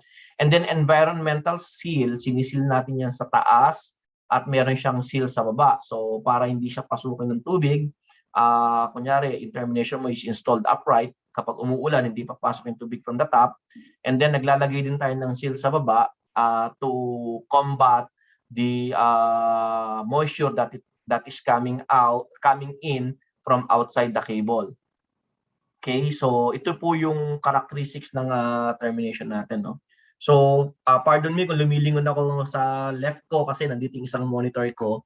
So, para nakikita ko po yung material ko. So, yeah. Kung may tanong lang po tayo on the ongoing topic, so you may chat your question and then we can answer if while on the slides being discussed kung ano pa po kung kayang sagutin, but if not, we can discuss it at the later part of the presentation. So, simple lang po, no? When we say electrical stress of the cable in layman's term, para hindi na po tayo mahirapan, kapag na-energize yung kable, saang part ng kable siya mag-iinit? Saan siya iinit? So, in this particular figure, ito yan, pag tinanggal kasi natin yung semicon na to, nasisira yung electrical field. So, kapag nasira po siya, it will cause excessive heating, tulad nito, as you can see here. And that excessive heating will contribute to the degradation of the insulation. Dahil sa sobrang init, masisira yung insulation, masisira yung layer ng power cable natin. At pag nawala ng insulation, nasira yung components dito, what will happen to cable? So it will fail. So yun lang po, no? When we say electrical stress in the cable, para madali pong tandaan, we need to control that excessive heating. That is electrical stress. And then, okay. So we have two ways to control it, the geometrical method, the geometric control, and then the refractive. So as of now, the principle of geometric control works up to 400 kV or even higher, no? So ito yung nangyayari sa field niya na di-distribute niya para hindi uminit. Ito naman yung high K stress control or refractive control or capacitive one, dinidirect yung electrical field para hindi siya mag-init. But basically, for this refractive, up to 72.5 kV lang siya applicable for now. That's why, kung makakita kayo ng mga cable termination that is higher than 72.5 or 69 kV, say 115 and above, yung stress control niya is gumagamit pa rin ng stress cone. So yun po yung kalimitang ginagamit. And then, I'll go to tracking. So when we say tracking, the insulator of the cable deteriorates over time. Nasisira siya, nabubutas siya. Bakit siya nabubutas? Nagtatrack dahil present po yung tatlong ito, contamination, moisture, and voltage. So, for example, a cable termination is being installed outdoor. Is it prone to contamination? Yes, may mga dust tayo ron. Is it prone to moisture? Opo, nababasa yun kapag umuulan, or may hamog kapag dumarating na po yung gabi, pamadaling araw hanggang umaga. May voltage ba yon? Meron po kasi energize yung kable. So kapag present po itong tatlong ito, magkakaroon po ng tracking yung insulator natin ng termination. So dapat gumagamit tayo ng anti-track material, which is being utilized nowadays in a different types of the termination being utilized in terminating power cable. So ito po yung itsura niya, no? Once this is energized, nagkakaroon tayo ng leakage current and meron tayong dry bands and wet bands. So pag sinabi nating dry bands, ito po yung nasa ilalim, yung tipong hindi siya nababasa kapag umuulan. Yung wet bands naman, yung surface typically po nung watershed ng termination natin yan na mostly laging nababasa kapag umuulan. And then kapag energized po ito, nagkakaroon po tayo ng electrical discharges. So if I'm going to illustrate this further, so ito po yung insulation natin. Kapag yung insulation natin is nalagyan siya ng dust, salt, or naluma na siya, may moisture siya o nagde-degrade siya because of UV, nagkakaroon ng continuous conducting path, kaya po nagkakaroon ng leakage current na tatalon. Ngayon, ang trabaho po ng dry bands, kasi po kapag nabasa ito ng diretso, totally meron, and water is conductive, it will create a thorough path of current to flow with. Ngayon, dahil may dry bands na puputol po niya. However, on higher voltage, pilit pa rin po tumatalon yung kuryente rito. That's why nagkakaroon po tayo ng arcing that could lead to tracking of the insulation or even erosion of the insulating media. So because of this phenomenon, we really need to make use of those anti-track material to be our insulator for the cable termination. So these are the ways to control the tracking on various ways, no? Decrease the surface stress, gamit ka ng magandang control system for your stress control at this area. you need to increase the distance from high voltage to ground kung gaano siya kalayo. So on how you're going to increase this, yun po yung illusion ng watershed or nung skirt. So akala po natin ang haba niya is from here to here, pero kung susukatin po natin yun kasi medyo lumiko pa siya ng ganyan, so it creates a longer path for the current to flow. And that's why it is increasing the distance from this high voltage lug here going to the ground, which is the shield of your cable. So yun po yung trabaho po ng mga watershed natin.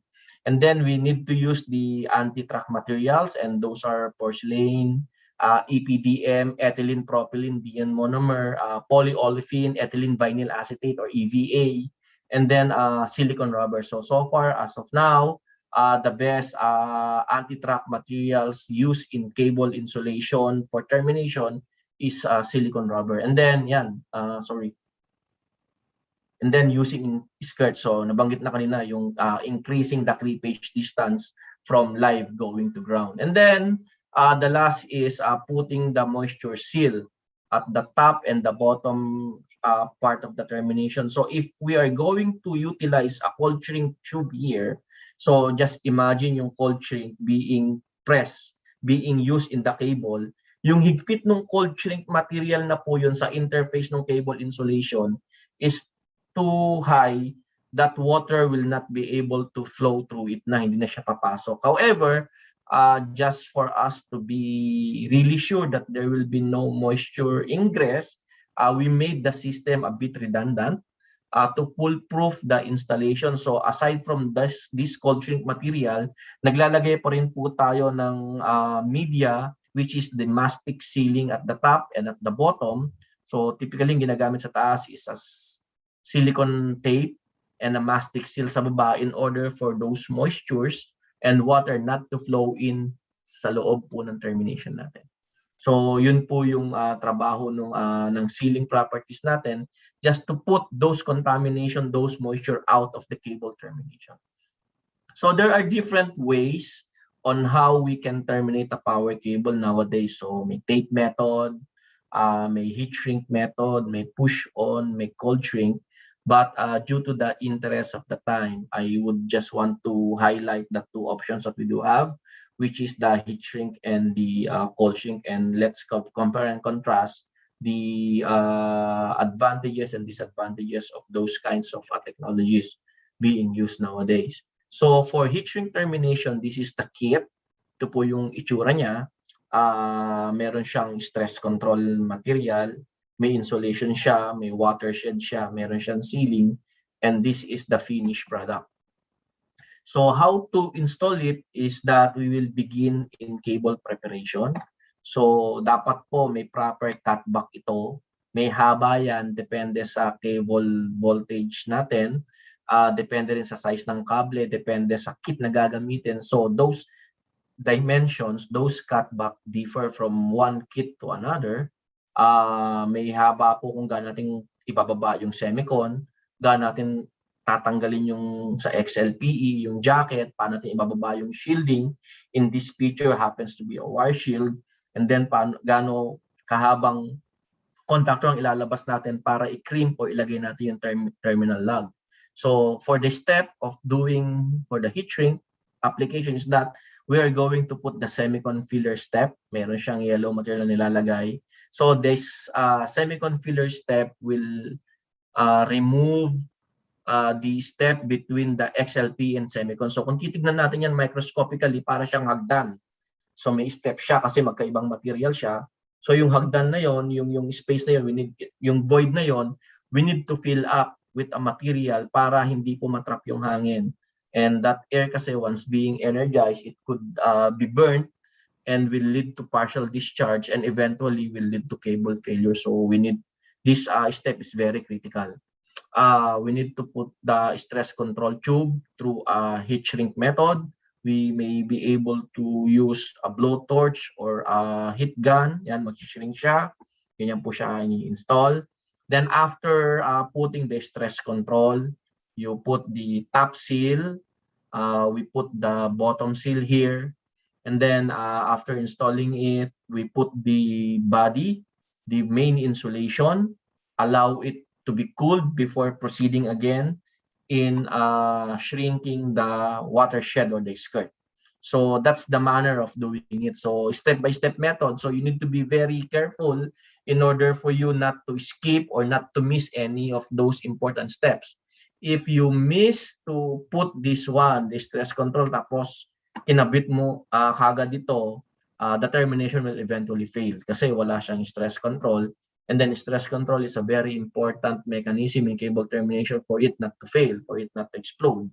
So dapat yung nag-i-install alam po ito kung paano ilagay.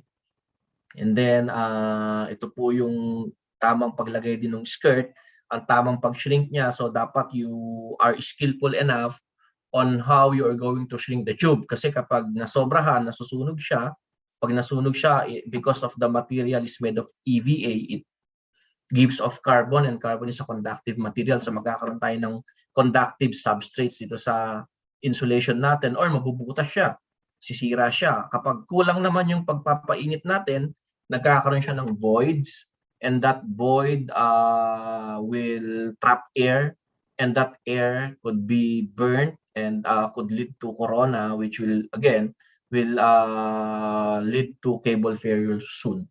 So yun po, dapat po alam natin kung paano natin ni-install to, and the installer is very skilled enough to use the blowtorch in installing. So how to use a cold shrink termination or tube? So ganito lang po siya. It's a tube pre-stretched by a core. Papasok lang natin siya sa loob ng kable, hihilahin, and then we're done. These are the advantage of silicone insulator material. It's hydrophobic. It can regain its hydrophobicity kahit na luma na siya. It is inherently UV stable, and silicone is mostly inorganic. That when leakage current or arcing a core, hindi siya nasisira, hindi siya nag-give off ng carbon. So I'll skip this one. So discuss ko lang yung kaibahan ng hydrophobic at hydrophilic. So when we say hydrophobic, para siyang gabi, yung tubig nagbo-balls up. Hydrophilic is yung water sa surface is nasa-saturate niya. So if the insulator is being saturated with water, ang tendency is since water is conductive, nagkakaroon siya ng conductive path. So if it's balls up, we can eliminate that issue. Yan. So okay. So we have different types of cold shrink termination up to 45 kV. So 3-core, single core, skirted, non-skirted. So ito po yung itsura niya. And then how to install it is following these steps. So we need to prepare the cable, crimp the lug, you need to put silicone grease. Ito po, naglagay siya ng silicone grease. Then naglagay siya ng bottom seal. So naglagay siya ng mastic dito. Then after putting the bottom seal, you need to unwind the core and then put tape number 70 at the top. Then termination is done. So how it is being done, let me show you a video. So there's this step putting a tape number 13 in order for us to make sure about the cutback of semicon. Yan po. And then this is the ground strap. Ilalabas po natin yung connection to the shielding of the power cable. It is being secured through constant force spring kasi dati ginagawa, sinusolder yan eh. So para ma-eliminate yung soldering na yon, we use this constant force spring which is being type approved as well in being applied to termination. Ito po yung mastic strip sa ilalim. Yan, yung binanggit ko kanina para magkaroon po tayo ng bottom seal in order for us to combat that capillary phenomenon para hindi pumasok yung moisture outside the cable, papasok. Okay, so parang nabablock po yung tubig dyan, hindi na siya papasok sa loob ng cable natin which is being terminated. Then we put vinyl tape. Okay. One of the critical step as well is ito, naglagay lang siya ng marker. Diyan po yung dulo nung termination natin na ibabagsak kapag in-unwind na kanina. This is a very critical step. We need to put silicone grease in order for us to eliminate the void between the step of insulation and the semicon. This is very critical. Dapat po hindi kinakalimutan maglagay ng silicone grease. Yan. And then, after that, naglagay din siya sa baba just to ease up the unwinding of the core, yung mga tirang grease. If ever na may natira, then how to do it is just you unwind the core. Isakto natin dun sa pinakadulo niya para hindi tayo mahirapan maghila. Put it onto the cable. Then, it's time to unwind. Unwind the core. Babaksak lang natin yung dulo dun sa marker natin. Then that's it. So you'll see, wala tayong nilagay na stress control, wala tayong nilagay na insulator, and then hindi natin ilalagay yung skirt separately. All in one na siya. Magkakasama na siya. It's a totally one-piece design of termination. So it is now easy to install and it can mitigate or even reduce the causes, reduce the chances of the installer's error para po maging reliable yung termination natin because we can't afford failure. Yan. This is the top sealing. We put the tape number 70 or the silicone tape. Then after putting it, the termination is complete. Termination is done. So that's how we do a skirted termination. Okay. Then I move samples of termination up to 72.5. I'm not going to discuss anymore. This is high voltage. So my focus for today is more on medium voltage only. But now, let me share to you this. I'd like to introduce the best termination in the world. This is, and the most reliable one, it is the QT3 termination. Kanina, pinakita ko yung QT2. Now, this is the latest model that we do have. It's a QT3. So, kung makikita nyo sa loob, it is made of improved silicone rubber. May mastic seal na siya sa taas. You don't need to put bottom sealing, top sealing. And then, it is equipped with this stress control compound at this part so that you don't need to put those that silicone grease. So how it's being installed, ito po mas madali. Kung nadadalian kayo sa QT2, mas madali ito kumpara sa QT2. You just need to prepare the cable, put the bottom seal, unwind the core, tapos na. We don't need to put semicon tape, we don't need to put silicone grease, we don't need to put the top seal kasi meron na siyang mastic sa taas na nag-a-act as a top seal. So it's very easy to use. What are the features of this? Because of a new silicone rubber, it is 4 times better track resistance compared to QT2. It has integrated mastic seal in the cable lug sa taas, improved stress control behavior, and then you don't need to put silicone grease. This is the comparison of QT2 results and QT3. So as you can see here, in arc track resistance of 3.5 kV, QT2 can withstand to 1.2 hours. QT3 is 4.7. Salt fog resistance test at 15 kV tubular termination. Tubular to, hindi skirted. This is the worst one to be conservative. QT2 survive at 55 hours. QT3 240 hours. And then the hydrophobicity recovery is just the same. So you'll see here, if QT2 is reliable, and if you want to be a reliable termination, QT3 is the answer for that. So how it's being installed, let me show you this video. So parang kanina yung QT2 cable is being prepared. You put the bottom seal. May sukat po siya on how to use. Okay.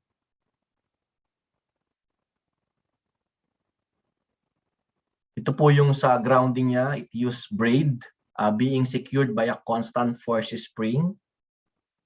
Yan.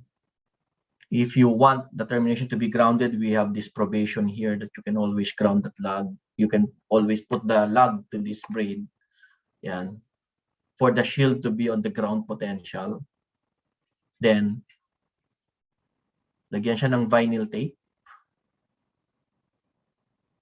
This is the marker. Then siya shrink.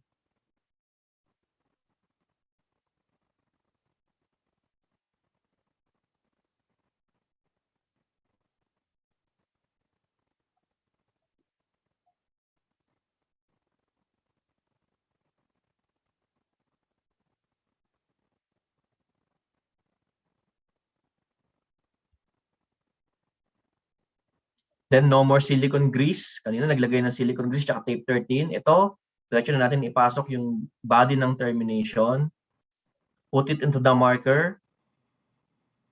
Unwind. No more tape 70 at the top. No more top sealing kasi may mastic na siya. It acts as the top seal and then termination is done. So, ganun po kadali ngayon yung termination kit na QT3. So, as you can see here is the comparison of material. So, at same 15 kV class, same BIL, kumonto yung contents and at the same time, mas lumiit yung length ng termination. Same BIL and then we are able to improve the length. Mas napaikli namin. Mas maikli yung termination, mas maganda kasi mas maikli yung termination, mas maikli yung preparasyon, mas maliit yung chance na magkamali tayo sa pag-prepare ng kable. Okay, so in summary, using QT3 reduce the termination stress by 22%, improves corona performance, AC withstand, impulse withstand, and bottom line, it's shorter termination.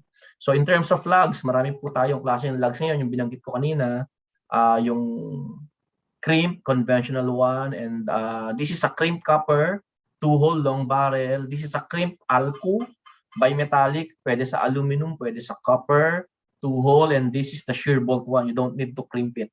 You just use an Allen wrench and then it will shear off the bolts and then connection is done. So as you can see here, this is a 500 MCM aluminum conductor lug. This is a 500 MCM copper, aluminum copper lug. This is 500 MCM copper lug. So as you can see here, mas malaki yung alco. So bear in mind and let's be careful that the die that we are going to use for crimping is not the same die. Iba yung die to be used for copper, iba yung die to be used for aluminum. This is the one used for copper. Maliit siya, yung internal diameter niya kasi maliit ito, and this is the one die used for alco. So mas malaki siya. So let's be careful in this. Maraming failures and termination na nagkakamali lang dito. They're using the copper dies on alco lug or even using the copper, the aluminum copper dies sa copper lug. So just wanted to highlight that. Okay? I'll go short on splices so far. Because I'm running out of time and just wanted to highlight the splice technology that we do have. We have the tight method, we have the heat shrink, we have the push on and cold shrink. I'm not gonna talk about the tape method anymore and the push on. I just wanted to highlight on heat shrink versus the cold shrink one. So yung heat shrink, these are the steps on how to do it. You need to prepare the cables. And you see, naglalagay siya ng stress relief material dun sa interface ng semicon and XLP and then sa connector. Then different types of tubes to be shrunk. So mag-ingat tayo, hindi siya pwede mag-interchange kasi each tube represent different cable layers. So ito insulating, ito conductive tube, ito dual layer tube which is as well conductive, so hindi natin siya pwedeng pagpalit-palitin. So dapat in proper order siya, and at the same time nakita nyo kung paano na-apply yung heat, similar sa dinanggit ko na sa termination, it needs to be applied evenly or else magkakaroon tayo ng problema sa pag-shrink ng tube. Sa cold shrink method, this is the cutaway view, how to install it. Ipasok nyo muna, then crimp the lug, unwind the tube, put the metallic shield, the rejacketing, termination is done. How it's being done, I'd like to show this video. So, paano nag-i-splice using a QS3 cold shrink splice kit. Ito, cable preparation muna. So, we need to, those cut back, as I mentioned a while ago, it follows different manufacturers' information in length, depende din sa BIL na gagamitin, sa voltage withstand ng kable, and as well as doon sa size ng kable. Then, ito ang ginamit niya is crimp type connector. This is 10 because it's color coded, kulay pink. Yan siya. It's being crimped. So nakita natin, it is die number 42. Yun yung crimp code nung 10.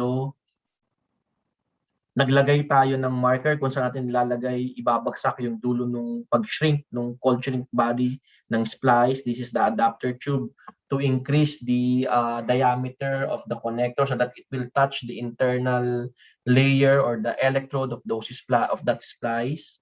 Kalat natin yung P55, the red compound, across the cable insulation, especially dun sa interface ng semicon at ng XLPE. And then this is how the splice is being installed. So hindi na tayo maglalagay ng more tubes inside. It's all in one. Meron na siyang electrode sa loob, may insulation na siya. Yung labas niya, it's a semicon layer. You just need to put the metallic shielding and the jacket and then you're done. Okay, so that's how we pull it. And once it's being installed, put the metallic shielding. So it will be the metallic shield of one cable will be connected to other, securing it with a constant force spring. No more soldering. This is the technology now to attach the braid to the cable shielding is by use of these constant force springs.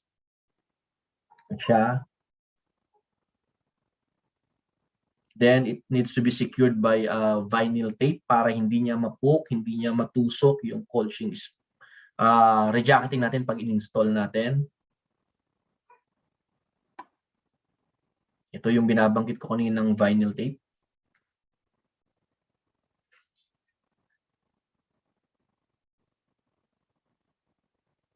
Then we put mastic para maiwasan natin yung moisture ingress, hindi siya papasok from this point of cable going inside.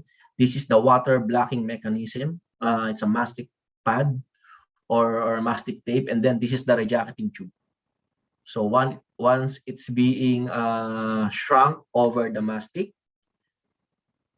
it's still cold shrink, no need heat. You don't need blowtorch or heat gun, just unwind the core. That's it. Ito yung isang part niya.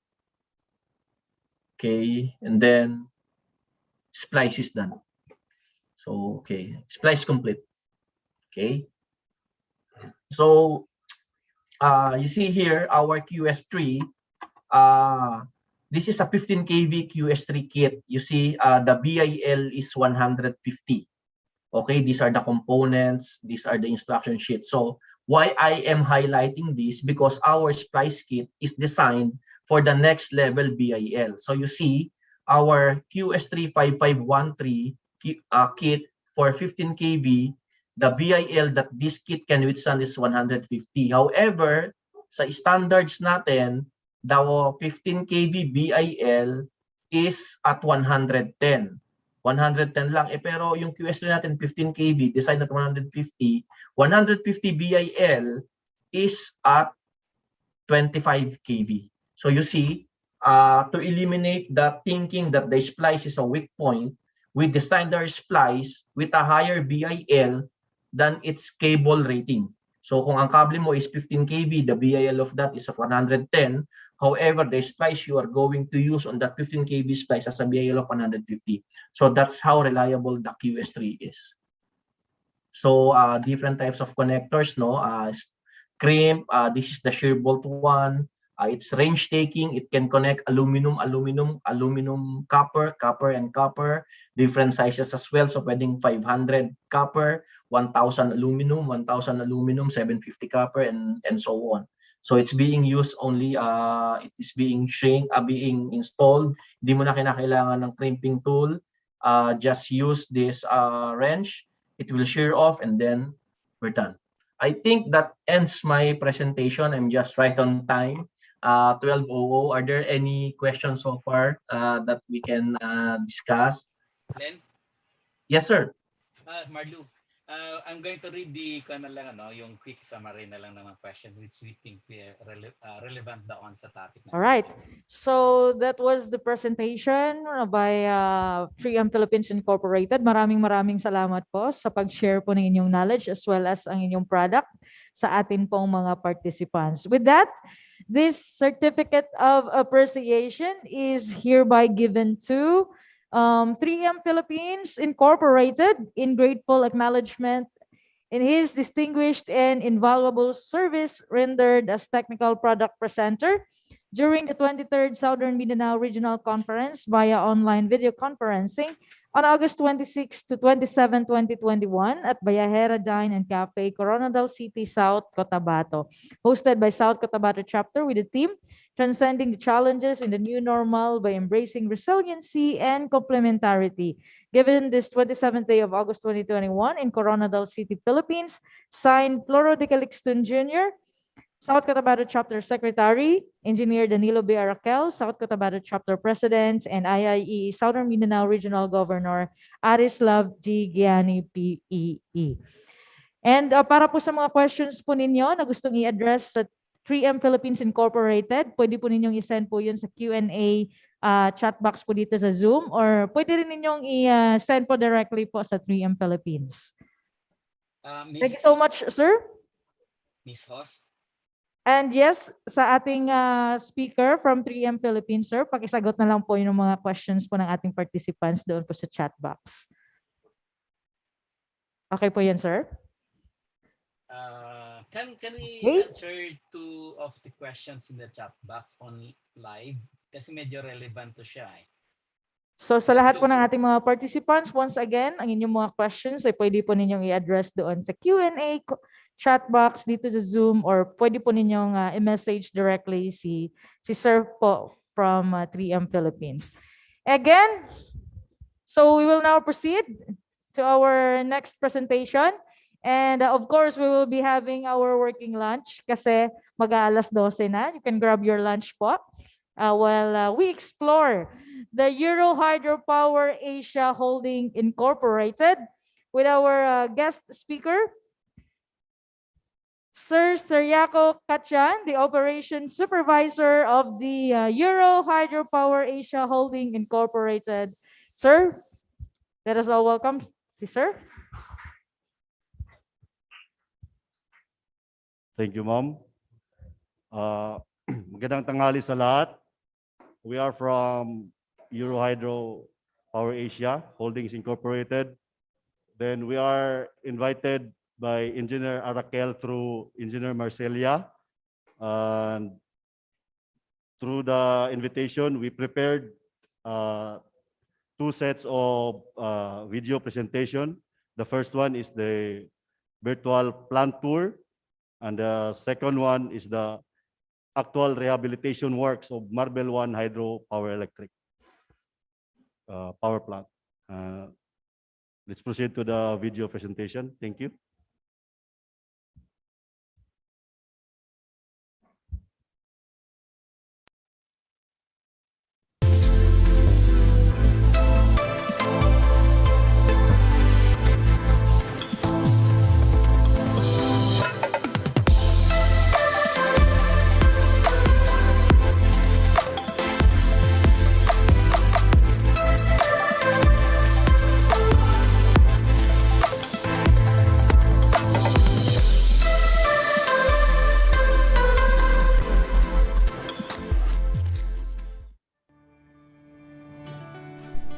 Euro Hydropower Asia Holdings Incorporated, most commonly known as Euro Hydro, is a private organization created to help provide for the electric power shortage of the country through the development of renewable energy resources. Hydroelectric power, or the power derived from the energy of falling water, is its principal source for energy development. The company is ISO 9001 and ISO 14001 certified to meet the international standards. It is also recognized by the Department of Energy as a renewable energy developer with 129 applied hydropower plant sites identified for pre-development all over Mindanao. Amazing, isn't it? Every hydroelectric power plant is expected to be carefully evaluated if it is feasible technically, financially, environmentally, and socio-economically. In order for these projects to be highly profitable and efficient, first, it should be duly approved by the concerned communities. Second, it should be a project that has a minimal negative environmental impact. Third, It should follow the international standards of hydropower plant construction. And last, it should be cost sensitive in terms of construction, operation, and maintenance matters. Fantastic, right? One of its projects is the Marble 1 hydroelectric power plant, located in Sitio Guadalupe, Barangay Carpenter Hill, Coronadal City. Apart from most of the hydropower plants, Marble 1 is located near the heart of the city. And the reason for that is because the water needed to run the turbine is coming from the national irrigation of Region 12. It is awesome. The Marble 1 hydropower plant was built on March 1971 and totally stopped its operation in 1991. It was in serious need of complete rehabilitation. The project consists of one unit horizontal axis, fixed blade propeller type turbine operating under 22 meters net head with a total discharge of more than 3,000 liters per second and a total capacity of 500 kilowatts. The main objective of Eurohydro was to rehabilitate the Marble 1 hydroelectric facility so that it can continue to provide electricity to Coronadal City for at least 25 years in accordance with modern technical, operational, and environmental standards, and that we successfully accomplished. Very fulfilling. Marble 1 hydroelectric power plant includes the diversion weir, the head race or conveyance line, the forebay, the penstock, the powerhouse, the tail race, the 1 MVA substation, and the 13.2 kV transmission line. The diversion weir, or the dam as the locals usually call it, is made up of concrete structure, 4.3 meters high and 56 meters long. The weir is built with lateral type hydraulic intake structure. A sluice gate is provided for flushing of sediments deposited at the bottom of the weir from upstream side. The catchment area where the vast water comes from is more than 200 square kilometers, channeling through the Palian River. That's huge. It is being operated and monitored closely by one dam tender. The head race or conveyance line.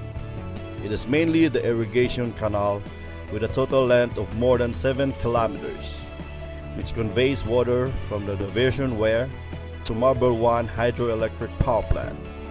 The head race is a trapezoidal concrete open canal with the dimensions of top base 7 meters wide, bottom base of 1 meter wide, and a 1.8 meter deep.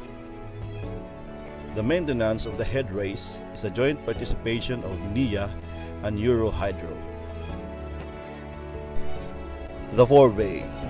It functions similarly as that of a desilting basin, but acts more as the connecting structure between the head race and the penstock.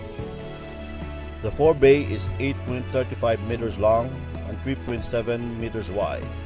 It has a depth of 3.8 meters. There is a flushing drain at the bottom of the forebay, mainly designed to flush the collected sediment. The penstock. Marble 1 hydropower plant penstock starts at an elevation of 100 meters above sea level and terminates at a connection to the turbine at an elevation of 75 meters above sea level. It is 1 meter in diameter and 60 meters in length. The powerhouse. It houses the turbine and other mechanical equipment, the synchronous generator, the control, monitoring, and protection panels, and the emergency diesel generator set. The installed generating unit at Marble 1 hydropower plant were equipped with 1 unit horizontal axis fixed blade propeller turbine, The turbine is directly connected to synchronous generator with an installed capacity of 500 kilowatts. It has a rated speed of 720 RPM and a runaway speed of 1,500 RPM. The powerhouse is installed with semi-automatic mechanical governor that controls the turbine wicket gates. There are also submersible pumps that transfers water from the tail race and water from basement 2 back to the irrigation channel. The powerhouse is also equipped with grease pump that provides lubrication to the turbine and generator. The lube oil pumps that run alternately are used to circulate the bearing lube oil. The three-phase synchronous generator is rated at 875 kVA, 300 volts, 1,329 amperes, 60 Hz at 0.9 power factor. It runs at a nominal speed of 720 RPM with 10 poles. The stator windings are Y connected with an insulation class of B for both stator and rotor windings. Excitation for the generator uses 24.5 volts as a field voltage of 5.1 amperes excitation current. Natural flow air is used for cooling of the generator. The equipment is manufactured in Italy by Marilli Motori and is manufactured in November 2017. The governor and turbine control panel. Basic measurement displays for governor panel include speed, power metering, gate limit and position. Manual controls include an emergency shutdown, speed level control and gate limit control. Automatic controls include kilowatt demand, wicket gate opening, and 4-bay water level. Turbine control panel includes measurement display of penstock pressure and flow, bearing temperatures and vibration, and lube oil temperature.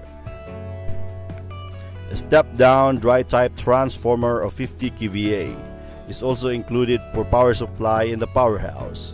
It has a 380-volt primary and 220-volt secondary voltages. Generator panel consists of a circuit breaker for the generator lines, display measurements for line currents per phase, kilowatt output, line voltages, frequency, power factor, synchroscope along with basic indicators including start, circuit breaker on and off, over current, over voltage, under voltage, over speed, etc. All displays are in digital signals. Controls using switches or selector include manual and automatic operation of circuit breaker, turbine control, speed control, emergency shutdown, shutdown reset, alarm test, etc. The DC supply for controls and other equipment is a 24-volt series parallel battery bank with charger. It is capable of supplying the control system should the AC supply is not available for more than 8 hours. The emergency diesel generator has a 40 kVA capacity. It is used as a backup source of emergency power in Marble 1 hydro power plant, powering core cooling systems and water pumps, and other equipment necessary for maintaining the safe shutdown of the generating unit. The tail race is also installed with a submersible pump capable of taking out the water to the irrigation channel for at least 4 hours. The 1 MVA substation. Power is transmitted through a power substation. It is located alongside the powerhouse building. Power cables from the powerhouse are run along a cable trench going to the power transformer. Perimeter area is steel fence and lit on corners of the substation. The substation houses a 1 MVA 3-phase power transformer converting the 380 volts to 13.2 kilovolts at 60 Hz frequency. It has a top changer in the high side of plus or minus 5% and being cooled naturally by air or oil. Insulation is 95 kV and 34 kV for high and low side respectively. It is manufactured by Chilean Electric in May 2017. The medium voltage power output is transmitted through an aluminum conductor steel reinforced bare wire in three-phase configuration. It is passed through an automatic recloser before tapping to the main 13.2 kV transmission line with a span of 3.4 kilometers. As an embedded generator to Socotec 1, the power transmission line is connected to the feeder F34 of 20 MVA Morales substation in Coronadal City. The plant has three types of operation. First is the normal operation, where the generating unit is synchronized to the grid with minimum to maximum power output. Second is the island mode operation, where the unit is running at rated speed and voltage without being synchronized to the grid. This mode is used to generate energy sufficient for station loads. Sometimes the unit runs on island mode for testing and monitoring purposes before returning back to service. Third is the emergency operation mode. This is when plant needs to run the emergency diesel generator to safely shut down the generating unit. The plant is currently in testing and commissioning stage. The target commercial operation is in September 2021. Thank you.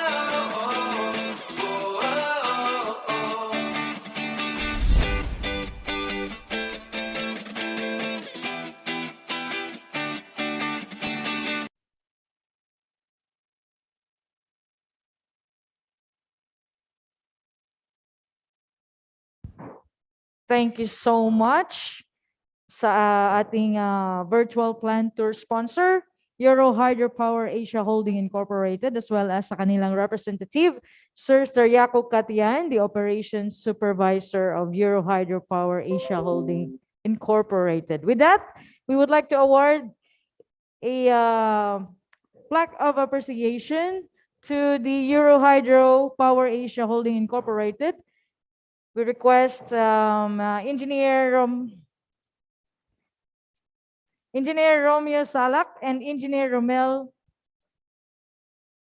Yes, we request Engineer Romeo Salak and Engineer Danilo B. Arakel to please do the honors in awarding the plaque of appreciation to our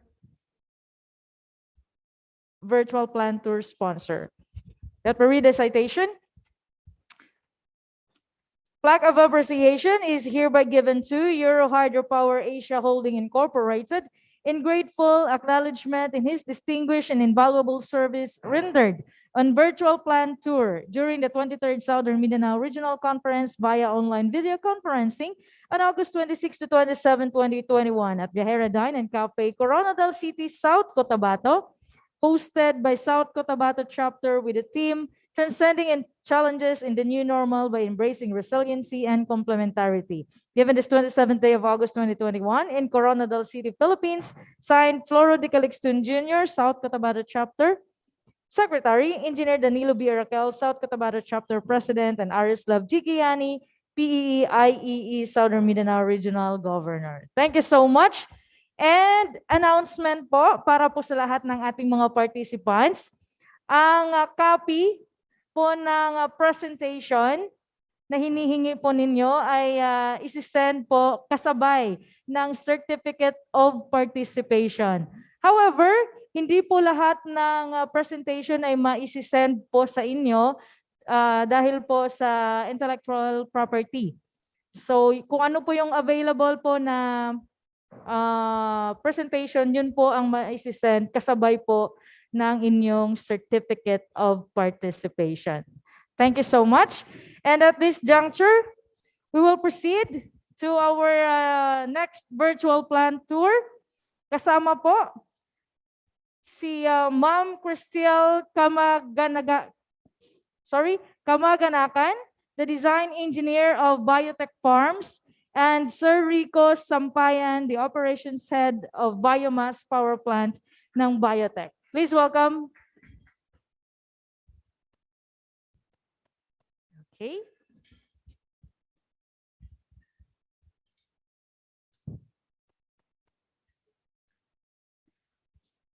Yes, sir. And ma'am, the floor is yours.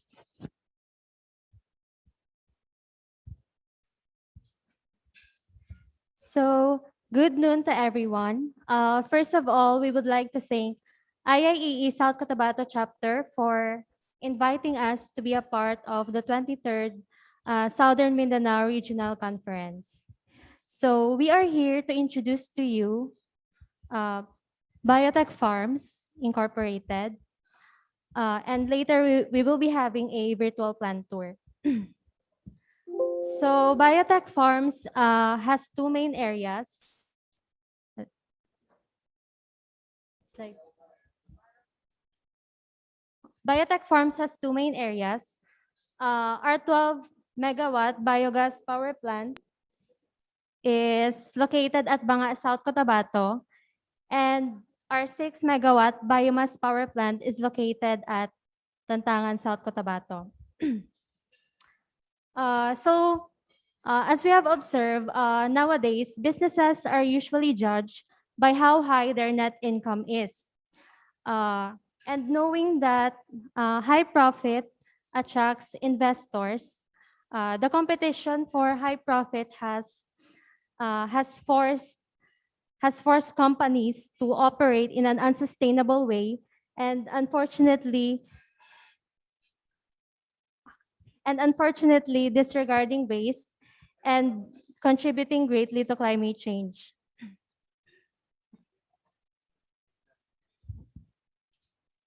But Biotech Farms is not your traditional company.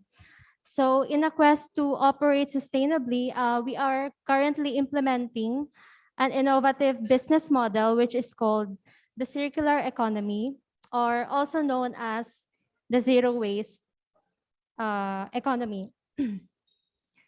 So it is not only sustainable, but it is also economically viable for the investors and the consumers. So the circular economy is what we call basically the waste of one business unit is considered as a valuable raw material to others, to the other business unit. So a challenge that we face to our livestock business is the volume of animal waste we produce every day, which also produces harmful gases to the atmosphere. So that is why biotech farms invested in a state-of-the-art 12 megawatt biogas power plant, which absorbs such waste and converts it into renewable energy. So biogas power plant has three byproducts. One is the heat. This heat is used to make egg trays. It dries off the recycled papers collected around South Cotabato and converts it into egg trays to our fiber tray plant facility. And the second byproduct is the slurry, which is used as an organic fertilizer to promote healthy soil. And the third byproduct is the wastewater, which is used for high-yield vegetable production. So for Tantangan, in our grains businesses, such as the corn drying facility and the rice mill facility, their waste, such as the corn cobs and the rice hulls, are also converted into renewable energy. So overall, our business units are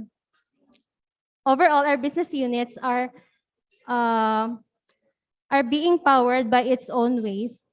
So it is what we call the closed loop system. So nowadays, the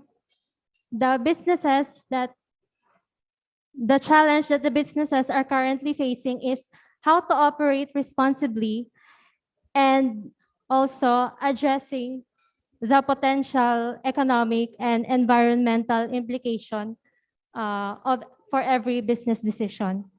So we have a video presentation of how the circular economy works.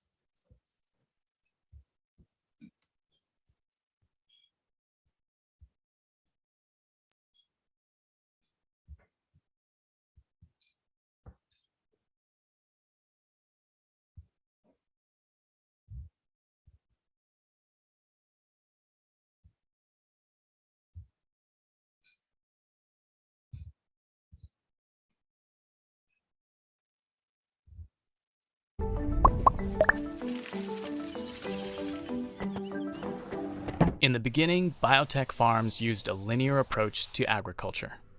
Our original way of managing nature's resources was to collect raw materials, transform them into products, and finally discard what we didn't need as waste, with no value at all. We needed a better way to manage our resources, including these residual wastes, for a sustainable future. Thus, we created Biotech Farms Circular Economy, a closed-loop system that eliminates waste, optimizes resource utilization, generates renewable energy, and achieves environmental sustainability. Now, how does this work? At our agro-industrial complex, we dry and mill locally planted corn and rice. The corn cob waste and rice husk from the drying processes are used for combustion in the furnace of Biotech Farm's modern biomass plant. Hot water from the plant is then used for the drying of corn on cobs and wet paddy. This makes it cost-effective and maximizes harvest for farmers. At the biogas power plant, Napier grass, an energy crop, is planted on barren lands surrounding. Together with animal waste, it is collected and goes into our biogas power plant to be broken down and converted into biogas, an energy source. Part of the biogas is used to produce thermal energy for production of fiber egg trays from waste paper and carton box waste, which are collected from schools and offices in the nearby municipality. Excess renewable energy utilized by biotech farms' animal farms is then shared and exported to local communities. Meanwhile, downstream, the wastewater treatment plant treats the residual effluents from the biogas power plant, as well as wastewater stream from biotech farms' abattoir, to allow clean water discharge. This produces fertilizers and irrigation for the farms, which supplies the growing population of Mindanao with safe, high-quality products like Better Farms, Better Pork, Minda Rice, Malaya Rice, and Rice Valley. Through farmer programs, Biotech Farms uplifts local farming communities through job opportunities and technology. By adopting modern farming approaches, we hope to provide more competitiveness for the local farming communities. With Biotech Farms' circular economy as a framework, we built on our belief that sustainable products equate to sustainable lives. Since then, the journey of Biotech Farms has been bold and continues to progressively undertake new initiatives. We hope to share experience with the world and build a better future for our planet.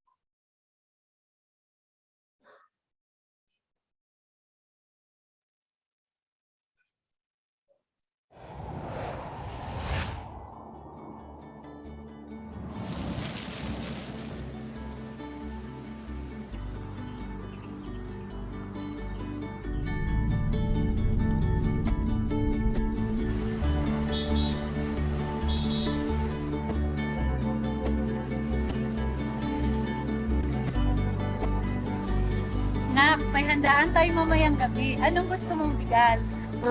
Gusto ko yung bigas na lokal at natural na.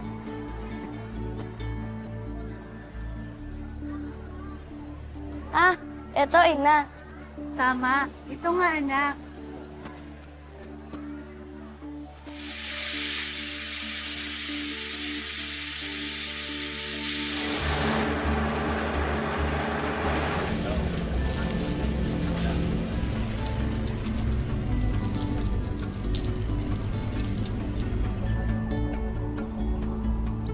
Ako ginangamon pasalamat nga nakaabot mi ang biotech diri sa amon nga lugar. Farmers nga already ako gidang natabang ay nakasulod mig trabaho, nagdugang sa among mga tiya pa unsay pagdala sa mga world class nga units.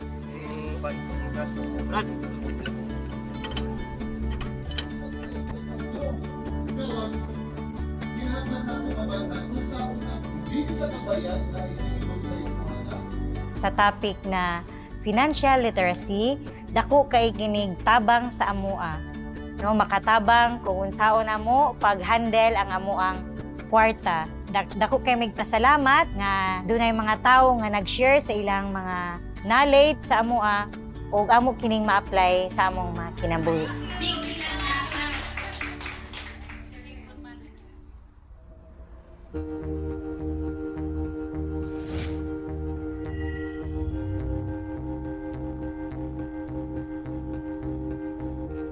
I started as a poultry staff in biotech farms. Because of my passion from farming to machines, ventilations, to different management practices, I was able to climb my way up to become the general manager of agro-industrial complex. We make sure that we take care of our natural resources by means of implementing our zero waste operation and also taking care of the livelihoods of the community both in Banga and Tantangan, South Cotabato. I enjoy my role in this company because it is also my passion to help the farmers and its people at large. Biomass power plant uses agro-waste to convert into useful energy. My role here at Biomass Power Plant is to oversee the whole plant operation, ensuring resources are available. To the up-and-coming engineers, this industry offers a lot, offering enhancement skills program both locally and abroad. I hope biotech farms in the years to come would become the center of excellence in providing technology and livelihood to its people and the community.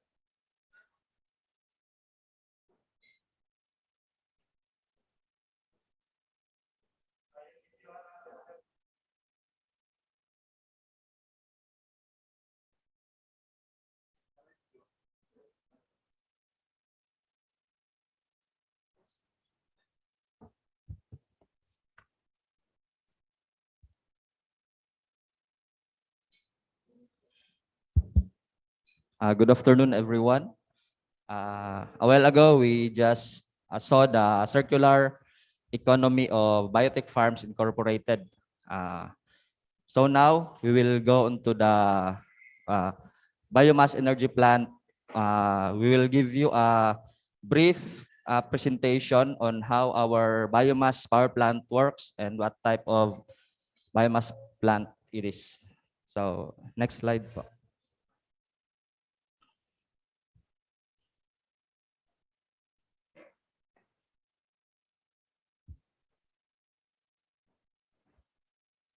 Then, biomass energy plant is a cogeneration plant designed to convert biomass byproducts into energy for Biotech Farms Incorporated.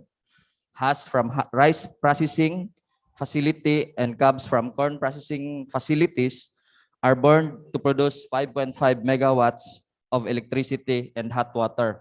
So it is a cogeneration as it produces power and heat.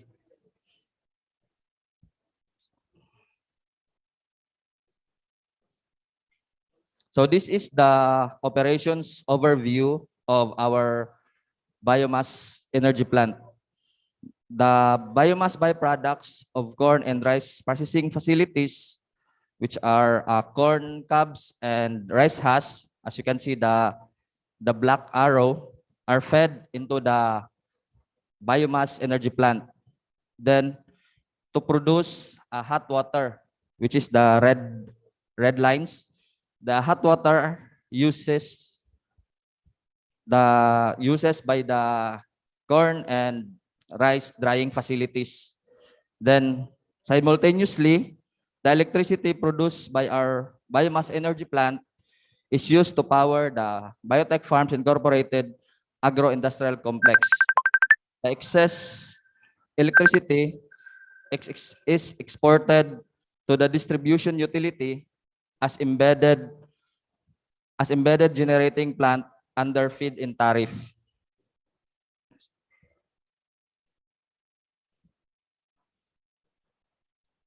This is the plant technical data or operation data of our biomass energy plant. Our biomass energy plant has two main systems, namely the boiler system and the turbo generator or the ORC system.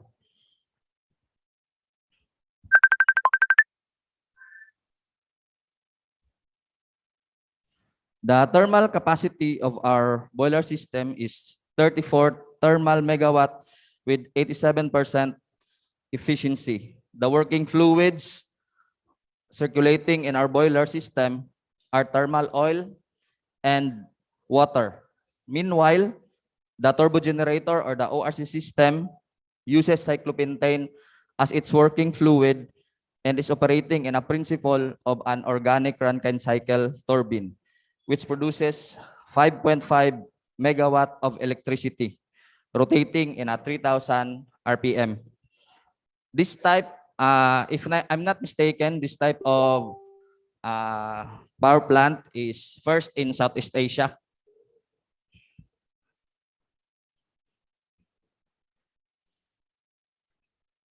So this is the process of our biomass energy plant. So fuel, air, and heat are necessary to fire the boiler, to heat the thermal oil, which is the orange line, the thermal oil. The thermal oil is then sent to the evaporator and preheater where it will heat exchange with the organic fluid, namely cyclopentane. The cyclopentane is in a liquid form, which is the blue one, feed in to the closed loop through a pump. So from the pump, as we can see from the pump, of cyclopentane is feed in to the regenerator and where it undergoes initial heating. The fluid is then sent to the preheater and into the evaporator. At this point, so they will meet at the thermal oil and cyclopentane will meet up and heat exchange on the evaporator and preheater. Then at this point, the thermal oil increases the fluid's temperature until it reaches evaporation point. The vapor generated then expands to the turbine to produce electrical energy through a generator. Downstream of the turbine, the vapor contributes to preheating the organic fluid in the regenerator. The cyclopentane is then cooled in the condenser by cooling water from the dry coolers. Then the hot water is being produced. The hot water is directed to the hot water system as part of the cogeneration. Lastly, back on its liquid form, the cyclopentane is conveyed into the pump. From there, it is reintroduced the closed loop. So our system is closed loop, the thermal oil and the cyclopentane and also the water.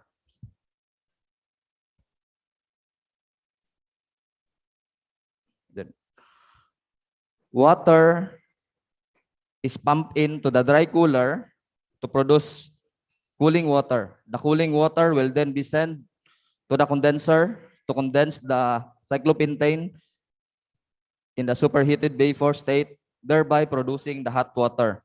The hot water is introduced into the hot water economizer and then further heated in the boiler. The high temperature flue gas will pass into the economizer, the gray lines,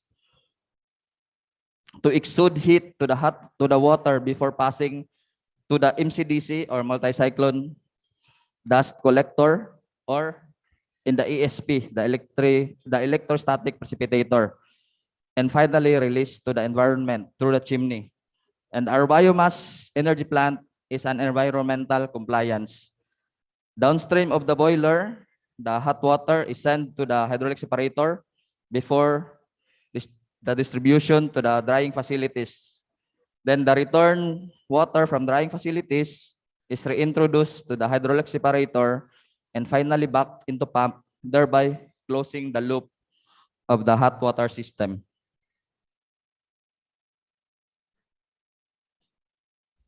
So our biomass boiler has two feeding system, the FLSR or the fuel loading system rotary, mainly used for rice husk, then regulated by the rotary airlock. Then the next one is the feeding system, FLSS, fuel loading system screw. So it is being conveyed by screw. So from the warehouse to the moving floor, then conveyed to the inclined conveyor, then to the bunker, then to the furnace for combustion.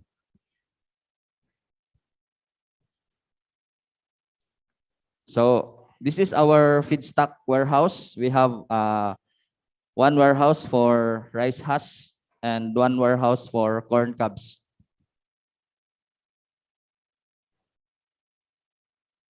So this is our boiler system. We have the boiler and also the ASP.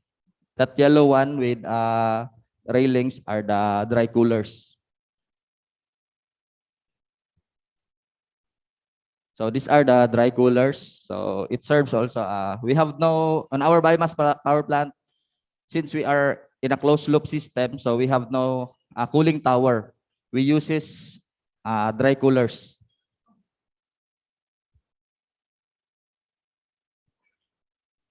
So this is our generating room. So this is our regenerator, condenser. We have the evaporator and the preheater.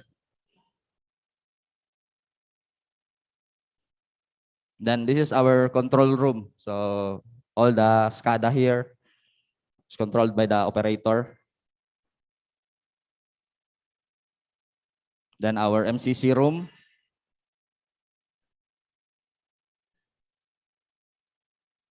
Then last is the substation area. And that's all for the biomass power plant and also for the Biotech Farms Incorporated. Thank you.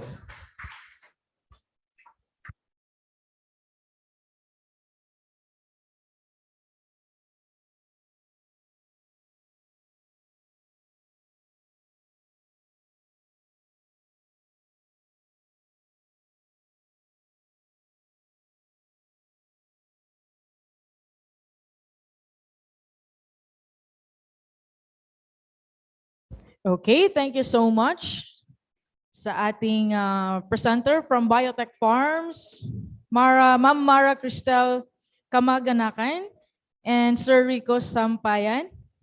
With that, we would like to award a certificate of appreciation to Biotech Farms in grateful acknowledgement in their distinguished and invaluable service rendered on virtual plant tour during the 23rd Southern Mindanao Regional Conference via online video conferencing on August 26 to 27, 2021 at Viajera Dine and Cafe, Coronadal City, South Cotabato, hosted by South Cotabato chapter with a team transcending the challenges in new normal by embracing resiliency and complementarity. Given this 27th day of August 2021 in Coronadal City, Philippines, signed Flora de Calixton Jr., South Cotabato Chapter Secretary, Engineer Danilo B. Araquel, South Cotabato Chapter President, and Arislav G. Giani, PEE IIE Southern Mindanao Regional Governor. Thank you so much sa ating dalawang virtual plant tour sponsors,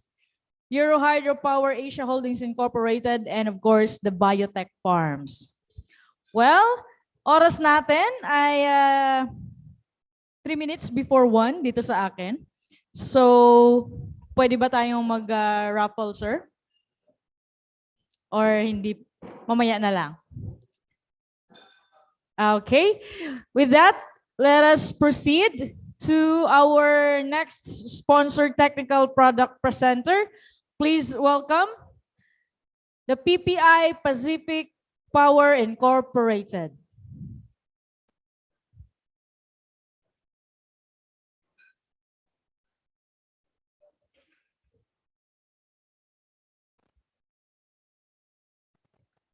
Okay.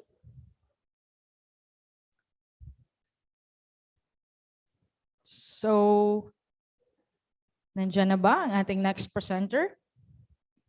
And of course, we would like to remind our Board of Governors for their 8th Board of Governors regular meeting sa separate link po. Magsa-start po yun ng 1:00 ng hapon.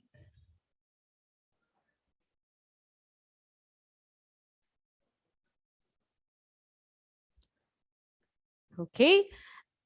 Once again, announcement po sa lahat ng ating mga participants. Ang hinihingi po natin or yung copies ng presentations ng ating mga presenters ay ibibigay po kasabay ng inyong Certificate of Participation. However, hindi po lahat ng presentations ay maibibigay sa inyo dahil po sa nirerespeto po natin ang intellectual property ng ating ano ba nito, yung ating mga presenters. Okay?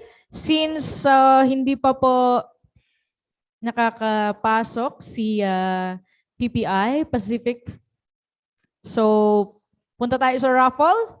Ayan, nabuhay ang dugo. Sino kaya?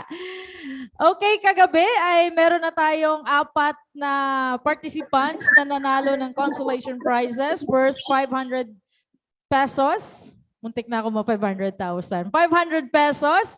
So meron na lang tayong 7 natitirang consolation prize. Ayan. So balik na po sa ating kinauupuan dahil mag-start na tayo sa ating 5th o mag-raffle o mag-draw na tayo ng ating 5th winner ng consolation prize. Okay, yan po yung mga nanalo kahapon. Congratulations kay Sir Protasio Zulweta Reco Hermoso, kay Reggie Hakim Sangkopan, John D. Duran. Sila po yung mga nakaklaim na at ang isa po ay si Sir Stephen Sagrado Castañeda ay hindi niya pa na-claim yung kanyang panalo. So, ang ating raffle sponsors, maraming salamat po sa inyong lahat. Kay Kizar Electro Power Trading and Services, Electron Trading and Construction Services Incorporated, Freden Construction, Engineer Rene Alaer, and of course kanina kay Sir meron siyang additional na item. Kay Sir Joseph Darren Claire Solicar PEE. Yan po yung ating special prize mamaya. So, ayan. Parang ang daming nagko-comment. Maraming naging active dahil sa ating raffle draw. So same mechanics po tayo. Pag narinig nyo po ang inyong pangalan, nananalo po kayo, mag-reply lamang po sa comment box or sa ating chat box. I'm present. Present po ako. Nandito po ako. Okay. Let's start, sir.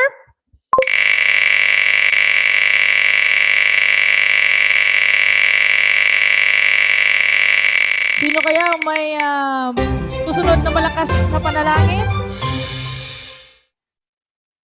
5th winner ng ating consolation prize. Wala. Okay, another chance. Sayang din yung 500, pang load yun. Next winner. Spin. Alright.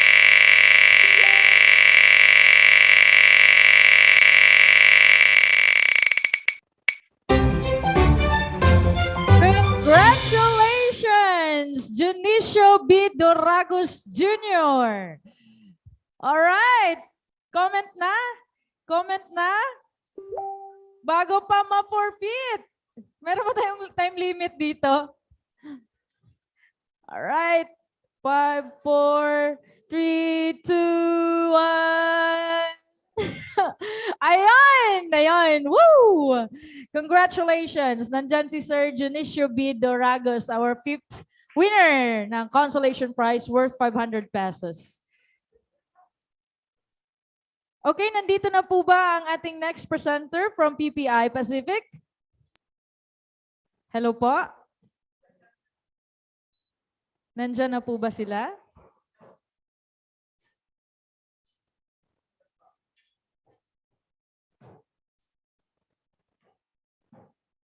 Okay, kung nandito na po sila. Oh, thank you daw po from Sir Junicio. You're welcome. Mula po sa ating mga sponsors.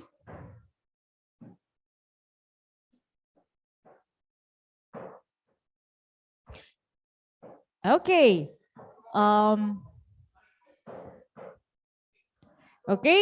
Ang presentation po nila ay pre-recorded. So para po sa lahat ng ating mga participants, you can send or you can address your questions po sa PPI Pacific through sa ating chat box. Copy po? So once again, let's witness the presentation coming from PPI Pacific.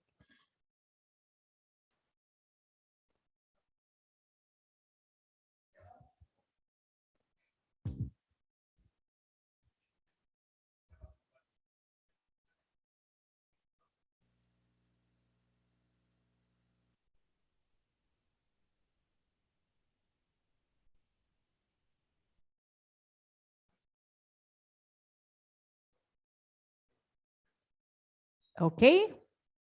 Once again, let us witness the presentation by PPI Pacific Power Incorporated.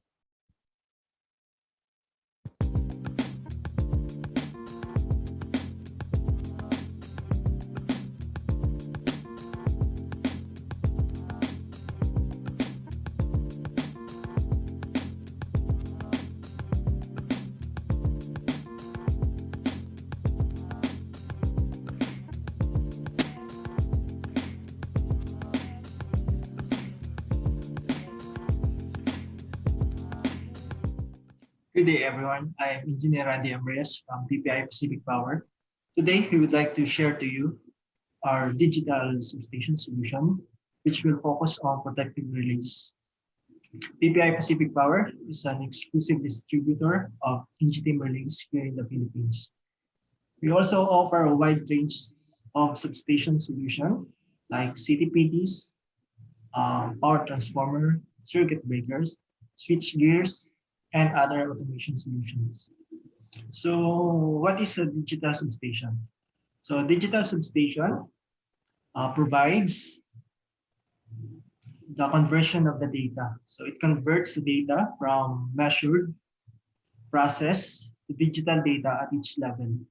Second, it shares the data. So it shares the data, the digital data between devices or between levels. Third, process the data. So it process, analyze, and act on data on each bay levels. So with NGTIM solutions, we can provide different protective relays for different application. We also have solution for process bus level, and we also have the engineering tools to configure the IEDs on each substations. So these are the digital substation components. So we have the substation level, the way level, the process bus level, and under this level, for substation level, we have HMI plus EWS, or the engineering workstation. That includes 2 redundant units or hot standby that can also be connected to PRP or HSR type of architecture, network architecture. We also have the SCADA gateway or RTU for the conversion of different communication protocols like DNP, Modbus, IEC 6870 to IEC 61850. Third, we have the time reference server via, can be IEEE 1588 ports or through PRP and TP ports. And also, we also have network switches, specifically managed network type switches. Under bay level, which will be the focus of this presentation, so we have protection and control IEDs for line differential, transformer protection, feeder protection, capacitor bank protection, and bay control units. So we will discuss all of these in the next slide to give you the idea of our products. For process bus level, which is these are the new device in the substation. We have the merging unit or the Injipak, we have PB. Next, the engineering tool to configure these IEDs. So this one is a sample of digital substation. So the components are the at network level is the main SCADA console, the operator console, and the maintenance server. In the station level, we have the time reference server, the SCADA gateway or the RTUs, and the engineering workstations. Under bay level, we have the protection and control IEDs. Lastly, we have the process level, which is the new technology nowadays, the emerging units and the IO. This one is the sample for PRP type of network communication. So we have here the merging unit connected to two managed switches. And on the 69 kV side, we have the line protection and transformer differential protection, for example. We also have here the BCU or the bay control units and the SCADA gateway and time reference servers. For feeder protection side, we have here overcurrent relays and voltage protection relay, or sometimes these are multi-function protection relays. So INGITEAM is our protective relay principle, which provide a wide range of protection and control IEDs for high voltage or medium voltage protection requirement.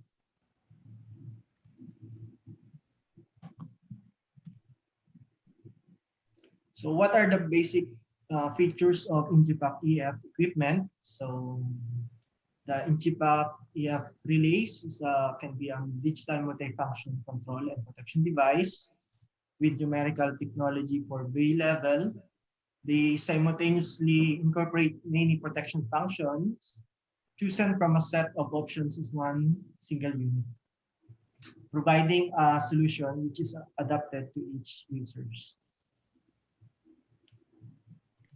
Second, it is an IEC 61850 native platform device that have an MMS, use messages, sample values or SB, interoperability with other manufacturers, so it can be incorporated to other relay manufacturers, both complying to IEC 61850 Edition 1 and Edition 2, certified by DNV, with powerful logic capabilities based on IEC 61131-3, with high memory capability for data recording up to 1,000 events, 24 reports, xylography recordings for ComTrade viewer. Next, also have IEEE 1588 for time reference, PPS, SNTP or NTP, RIGP, and DNP IEC protocol synchronization of the time. Next, for IED configuration, like what I mentioned, we are using Pack Factory, which is a free software, which is part of our supplied software. For communication protocols, the device have IEC 61850, Edition 1 and Edition 2. It also have DNP3, IEC 6870-5-101, IEC 6870-5-103, IEC 6870-5-104, and PROCOM. The device can also be programmed to Modbus RTU master, permitting to submit IEC 61850 non-compliant devices information to the system. So the device can act as an RTU master, Modbus RTU master. Can be connected either to HSR or PRP type of network. The device also have cybersecurity features with port disabling by user, password access, and firewall with secure web server. So it can also be connected via web server and also can be connected with a secure FTP access and audit trail connection. With regards to hardware components, so these are the features of NGPAC EF models. So it have a graphic LCD for device status, protection events, control events, and as well as local HMI for viewing of the fault records. The device also have 19 programmable LED plus one status bicolored LED for hardware status monitoring. Red for hardware error and green for meaning the device is in good state. With split numerical and navigation keyboards for local programming of the relay within the HMI. And it also have a programmable push buttons with interchangeable labels that can be used to control DS, switch gears, circuit breakers on site. It also have a two command push buttons, primarily being used for circuit breaker control. Next, the device can be a 19-inch full rack 4U or a half 19-inch rack 5U model. So the advantage is that the half 19 inches is cheaper than the 19-inch model because of the number of IOs is more in the 19-inch rack 4U models. The device can also be configured up to 6 serial and 2 Ethernet port depending on the required number of communication port of the client. So if the client specified that the required number of serial port is 2, so we will specify on the order code with 2 serial port, RS485 serial port. Or if the client specified that the Ethernet port is a copper port, we will provide Ethernet copper port for the Ethernet terminal. But it can also be configured to fiber optic terminal. With on the rear side, the device have one Ethernet. On the front side, the device have one Ethernet service port plus one USB port. That mainly for configuration and for firmware update. The device can also be configured to different I/O model configuration. Can be with common terminal or for 16 digital input or 5 digital output. Can be also 10 digital input with 10 digital output. So it will depend on the client for the required number of IOs. So we can always specify the requirement needed by the client. So for NGPAC EF family hardware construction, we have two types. We have the full 19-inch EF models. We also have the half 19-inch models. And for NGPAC DAPT, we have this 1/3 19-inch model. So for full 9-inch model, we have the functional buttons, the communication port with USB and RJ45. We have the navigation keys, the numerical keys, the HMI display for control, protection events, and fault data, as well as the device status. We also have here 19 LEDs that serve as annunciator and 2 bicolor LED for hardware status. The difference of the two is the number of digital input and the number of digital output. For NGPAC DAPT, we have here functional buttons, 24 LEDs, and also a communication port with USB and RJ45 port for firmware update and configuration of protection settings and control settings. So we have different NGPAC EF model for different type of application, for line protection, for transformer protection, for feeder protection, capacitor bank protection. So these are the list of NGPAC EF models. So for line differential, we have NGPAC EF LD. Distance protection, we have NGPAC EF ZT. Transformer differential protection, we have NGPAC EF TD. For multifunction protection and control, we have NGPAC EF MD. Breaker failure protection, we have NGPAC EF BF. For also for breaker management requirement. Next, we have capacitor bank protection, NGPAC EF CB, and bay control unit for all type for control application and other general purpose. NGPAC EF-MD is our multi-function protection solution for bay level.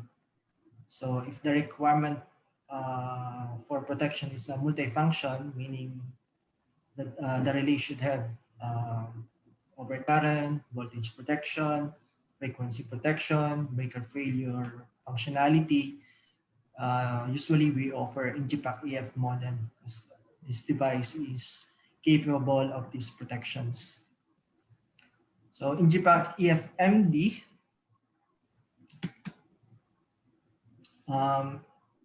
is a range of IED device that provide all the protection and control functionalities required for medium voltage feeders as well as high voltage bay levels. Next, we have NGPAC EF-TD for two-winding power transformer differential protection, as well as for three-winding power transformer protection requirement. EF-TD is a range of IED device that provide all the required for two and three-winding power transformers. It also provides instantaneous and bias differential protection with harmonics blocking as well as low impedance restricted earth faults functionalities.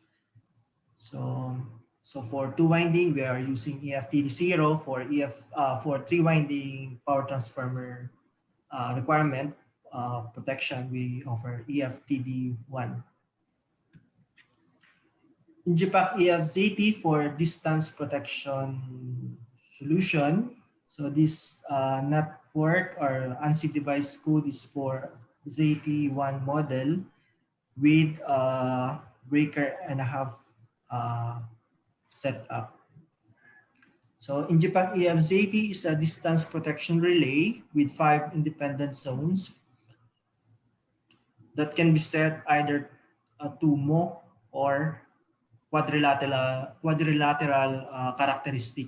Can be set independently, suitable for transmission lines or for multi-breaker or breaker and a half or ring type of networks. It determines the type of fault, differentiating among three-phase, two-phase, or earth faults. So we have also here NGPAC EF-LD for line differential protection.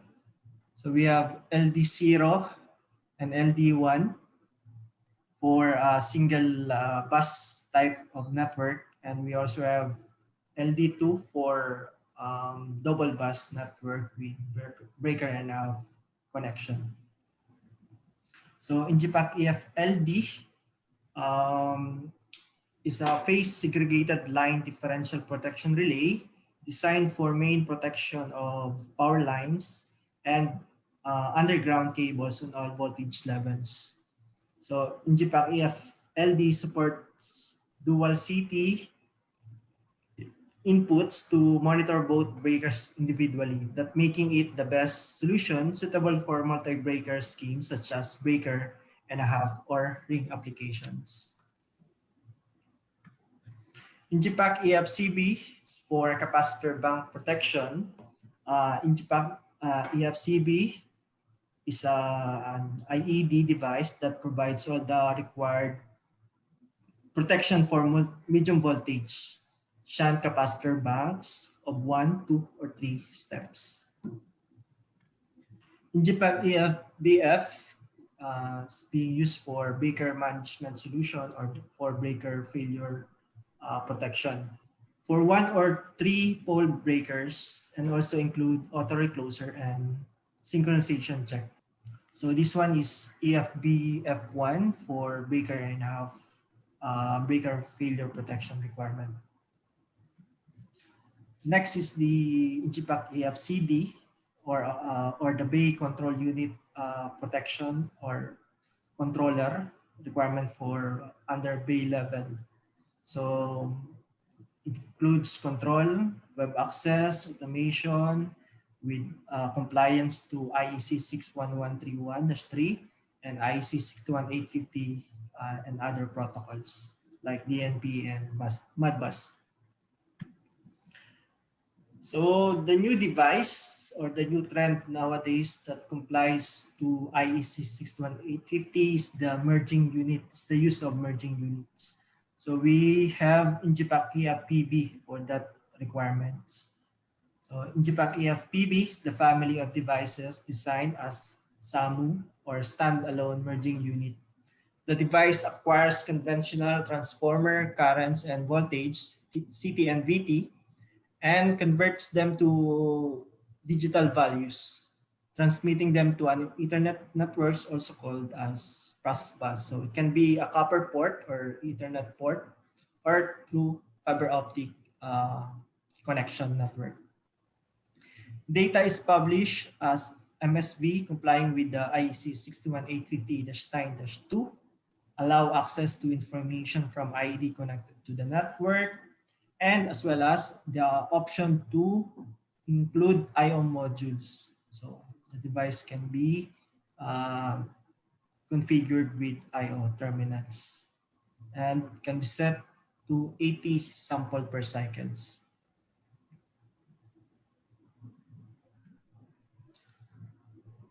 So with regards to hardware composition, so these are the composition of Injipac EFPB merging unit.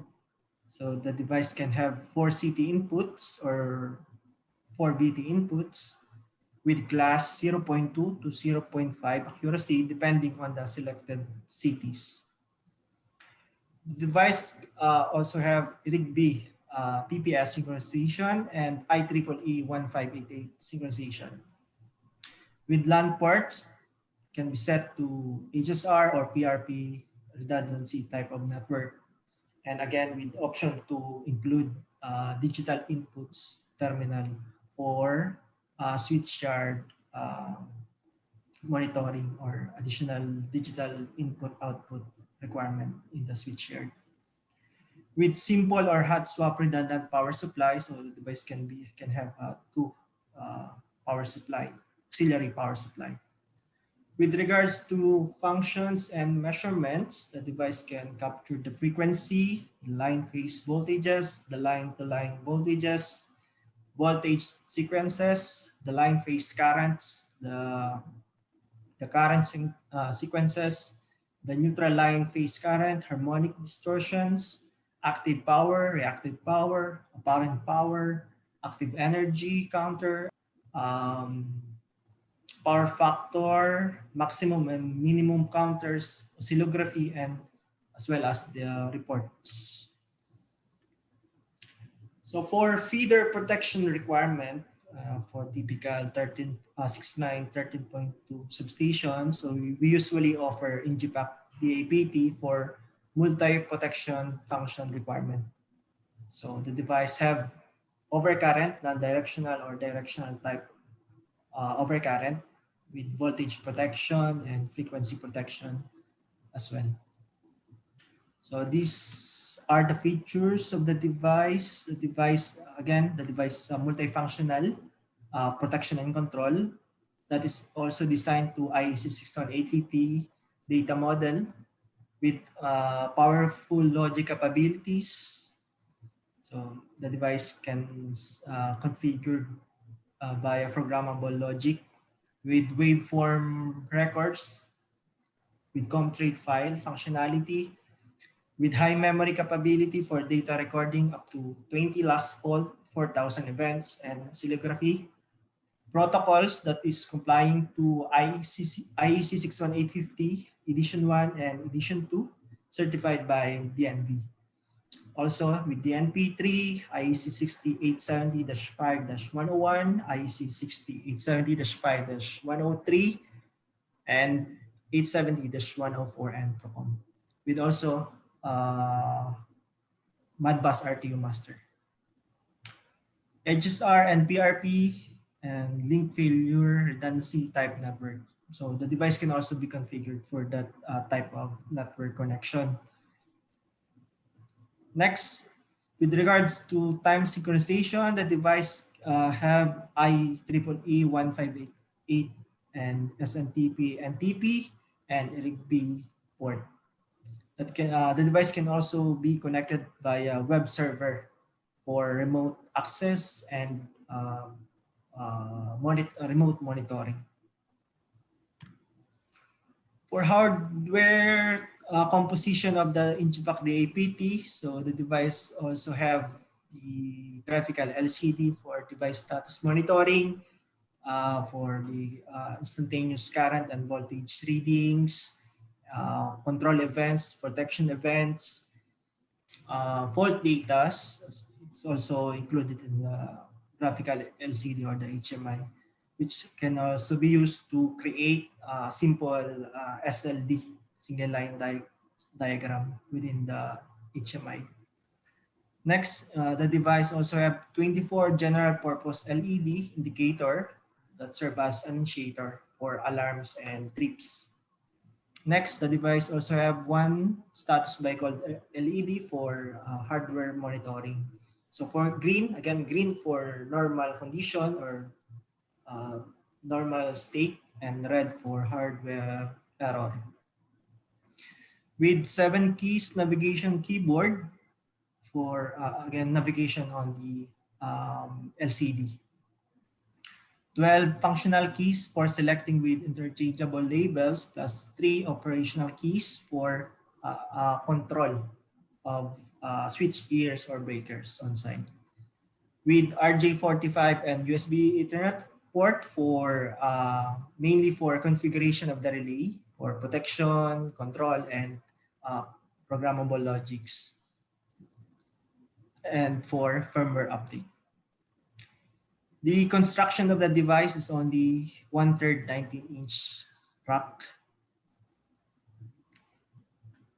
So these are the ANSI device code available on the Incipac DAPT model that is enough for feeder protection.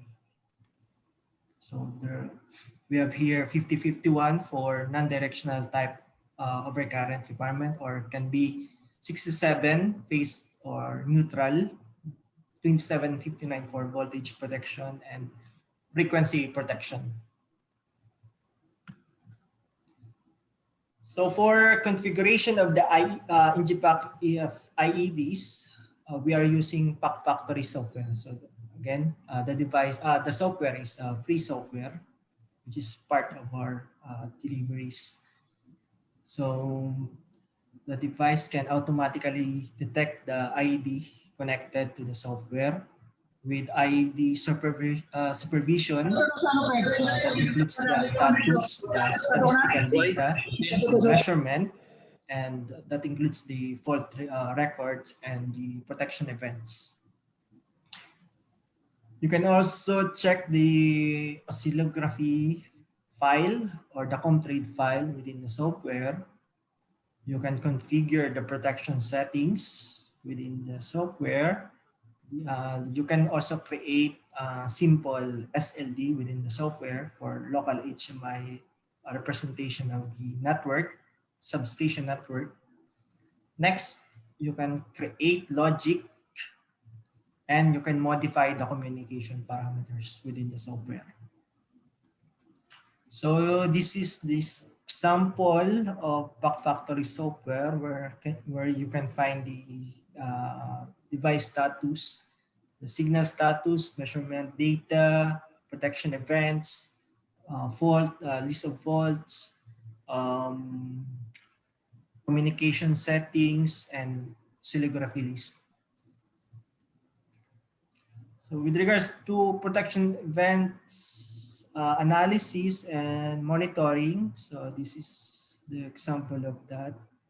So you can find the sequence of events within the Pack Factory software.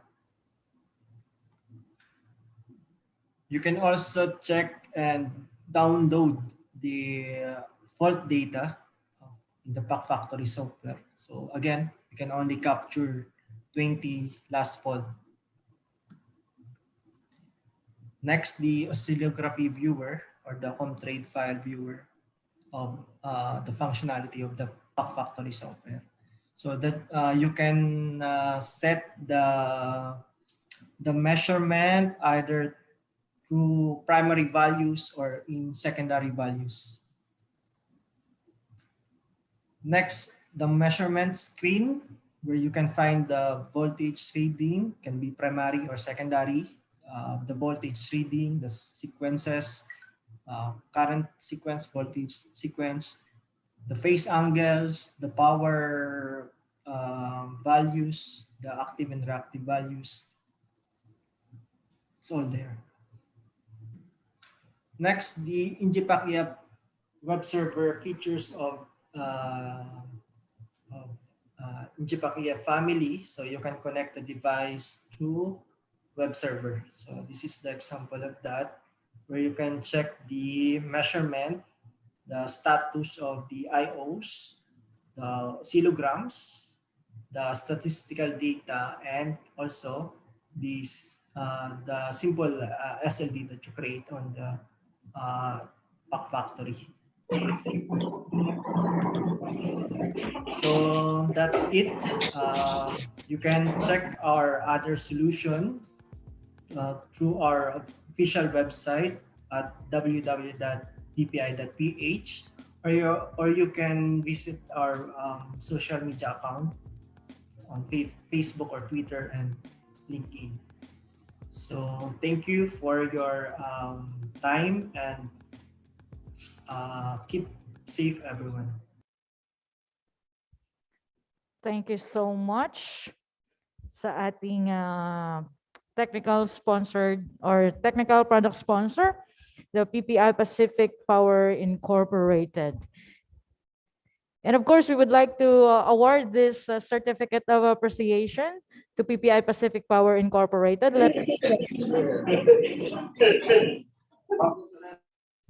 This certificate of appreciation is hereby given to PPI Pacific Power Incorporated in distinguished and invaluable service rendered as technical product presenter during the 2030 regional via online video conferencing on August 26 to 27, 2021 at Viajera Dine and Cafe, Coronadal City, South Cotabato, hosted by South Cotabato Chapter with the theme Transcending the Challenges in the New Normal by Embracing Resiliency and Complementarity. Given this 27th day of August 2021 in Coronadal City, Philippines, signed Floro de Calixton Jr., South Cotabato Chapter Secretary, Engineer Danilo B. Raquel, South Cotabato Chapter President, and IIE Southern Mindanao Regional Governor, Arislav G. Gianni, PEE. Again, para po sa inyong mga katanungan, para po sa ating PPI or sa ating or sa PPI Pacific Power Incorporated, pwede po ninyong i-send po yon sa ating comment box or doon po sa contact information na binigay po nila kanina. So, medyo kung Kung sa Bisaya pala ay na. You can grab a coffee po mga ma'am and sir. Dahil ang ating next topic will focus on the PPC Code of Ethics and Rules in Handling Complaints. Kasama po ang ating resource speaker with Alwin M. Lunas, professional electrical engineer, the former regional governor of IIEE Bicol region, and also a member of Professional Practice Committee. Sir, good afternoon. Good afternoon, and thank you very much for a very well said introduction. Thank you po, sir. You're welcome po. Okay, thank you. So let me share my presentation this afternoon.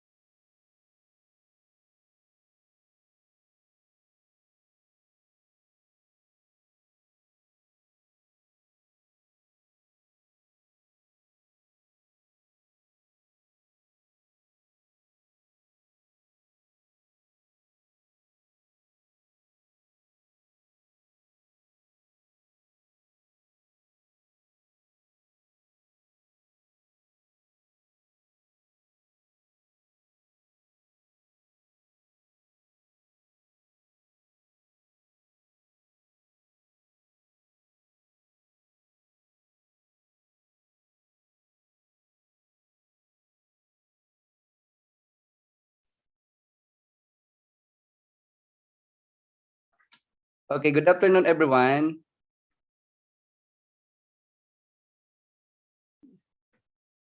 Can you hear me? Wala. Narinig na ako. Yes, sir. We can hear you po. Loud and clear. Ayan. Thank you so much. Okay, so before I start with my very long presentation, kukwento muna ako. Relax the participants. Ayan. may tanong pala ako. It is worth 100 pesos sa makakasagot. Ayan. Bakit bakit mas marami ang puti dito sa taas kaysa sa ibaba? Bakit mas maraming puting buhok dito sa itaas kaysa sa ibaba? Ayan. So, maghintay ako ng 1 hour. Pag may makasagot ay mag-start na tayo sa ating presentation. So, any answer? Bakit mas marami ang puting buhok dito sa taas kaysa dito sa baba? Ayan. Mahurot man. Ayan, mas marami buhok kaysa mas marami buhok. Ayan. So, any guess? Kasi naarawan ng taas kaysa ayan. So, ayan, sasagutin ko na po kasi luom yun. Ayan. Ayan, salamat po sa cooperation ng mga member dahil connected sa utak, sir. Ayan, so sasagutin ko na. Nangigising ka, Go. Nangigising ka na matulog. Nangigising ako. Tulog na kasi mga participants eh. Ayan, so ang simple lang ang sagot. Dito sa taas, puro sarap. Dito sa baba, dito sa taas, puro hirap. Dito sa baba, puro sarap. Ayan, so tuloy na ako para hindi naman po yung green joke. Ayan, so start na ako. Maraming nag-comment. Salamat sa mga nag-comment. Ayan, pag may nakitang tama mamaya ay may premyo kayo. Ayan, so, Larry. Ayan, so let me start. IIE rules in handling complaints. So it is adopted through IIEE Board Resolution number 2014-0772, presented by the PPC. So here is the theme for 2021 PPC team, headed by Engineer Ariel Duran, Gob Ariel Duran, Vice Chairman Gob Johnny Agtarap, Gob Secretary Gob Elmer Casal, Member Gob Roxlin, Gob Yoli Hudan, Gob Primo Beltran, yours truly Alvin Lunas, Gob Denny Horneja, Gob Ramel Ambina, and Gob Willie Canyesares.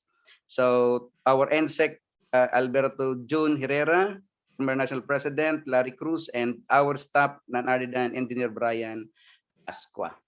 So good afternoon, everyone. I'd like to extend my greetings to our Southern Mindanao Regional Governor, none other than Engineer Aris Labgiane. Gob, good afternoon po. And our energetic chapter president na alam kong hirap na hirap ngayon at hindi makatulog, Engineer Danilo B. Arakel. So, to all the participants, to our MC, ladies and gentlemen, good afternoon. So here comes now the authority. The rules in handling cases was promulgated by the PPC pursuant to Article number 8, Section 3.6 of the Caution and Bylaws of the Institute of Integrated Electrical Engineers of the Philippines Incorporated, which vests authority to the PPC to take charge of all matters relating to the professional practice consistent with the Republic Act 7920, other known as New Electrical Engineering Law and other related laws. Kahit matagal na po itong batas na ito, still ang pangalan niya ay New Electrical Engineering Law. Then jurisdiction, the PPC shall act on all matters brought before it in accordance with the IIE Constitution and bylaws. Rule 1, Section 4, jurisdiction of the PPC. All action arising from acts or omission violating the rights, yes po, of another relating to the practice of electrical engineering, Republic Act 7920, IIE Code of Ethics, Electrical Engineers Code, IIE Manual of Professional Practice, and Constitution and Bylaws of the Institute. Rule 1, Section 5. Then, acts of or omission allegedly committed by the IIE member or by a non-member which has infringed upon the right of an IIE member. Rule 2, Section 6Z. And another, no anonymous complaint shall be entertained unless there is obvious truth or merit to the allegation therein or supported by the documentary or direct evidence, in which case the person complained may be required to comment upon discretion of the PPC in bank. Ayan. So, ang PPC team, my dear IIE, ay hindi tumatanggap ng complaint through text. Ayan. So mamaya discuss ko kung ano ang dapat gagawin. Okay, so next, the rules. Complainant. Ito yung nagsasakdal. The complaint should be written first in a very clear, readable, simple, and concise language, and in a systematic manner as to apprise the PPC of the nature and cause of the accusation against the person complained of, and to enable the person to intelligently prepare his defense or answer the following format provided. Ayan. So, ang PPC po ay magpo-provide nito para sa complainant. Then, person complained of. Ito naman yung inirereklamo. Upon receipt of a complaint which is sufficient in form and substance. Ayan. Pag na-evaluate ni PPC na totoo, parang totoo o may katotohanan ang complaint, ayan, the PPC shall require a person complained of to submit a counter affidavit comment under oath within 15 calendar days from receipt thereof. Rule 2, Section 9. Next, the rules, still the rules. The complaint shall at least contain of the following. Pag magrereklamo po ang isang IIE member, itong mga sumusunod po ang kailangan niyang gawin. Full name. Dapat kumpleto ang pangalan at ang address. Full name and complete address of the person complained of.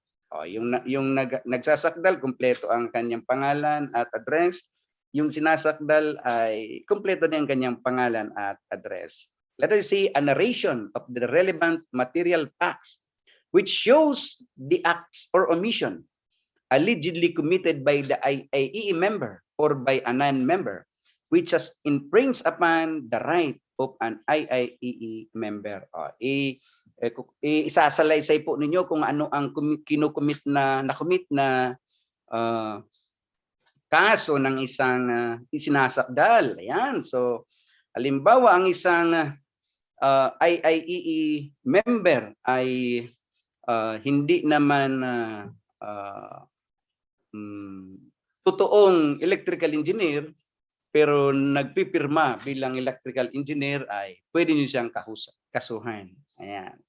Certified true copies of documentary evidence and affidavits of witnesses, if any, and certification or statement of non-forum shopping. In the absence of any one of the aforementioned requirements, the complaint shall be dismissed. Rule 2, Section 6. Ayan. So pag hindi kompleto ang limang bagay na ito ay i-dismiss po kaagad ang kaso. The PPC team will not entertain the complaint. Next. When and where to file a complaint. A complaint may be filed anytime, at any time with the PPC, which may be lodged directly to the IIE National Office, Regional or Chapter offices. Rule 2, Section 7. A complaint against an IIE member shall not be given due course unless it is in writing and subscribed and sworn to by the complainant in accordance with the Constitution and bylaws of the Institute. However, in cases initiated by the proper disciplining authority, the complaint need not be under oath. Ayan. And withdrawal of the complaint, babawiin niya yung naipasok niya ay babawiin niya muli. Naipasok niya ang kaso, babawiin uli. The withdrawal of the complaint. The withdrawal of the complaint does not result in its outright dismissal nor discharge the person complained of from any liability. Ulitin ko, the withdrawal of the complaint does not result in its outright dismissal nor charge the person complained of from any liability. Where there is obvious truth or merit to the allegation in the complaint, or where there is documentary evidence that would tend to prove the guilt of the person complained of, the same should be given due course. So, hindi nangangahulugan na binawi mo na yung complaint ay wala na yung kaso. Rule 2, Section 8.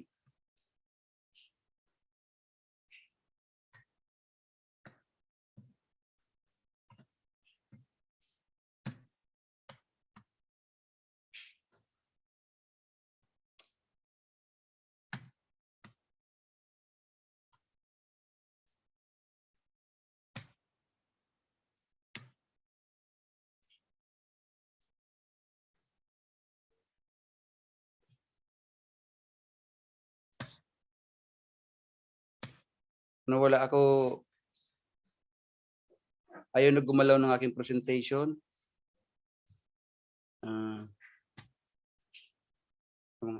Sandali lang po IIE. Ayaw gumalaw ng aking presentation. Ang galing ito. Nako. Nawala.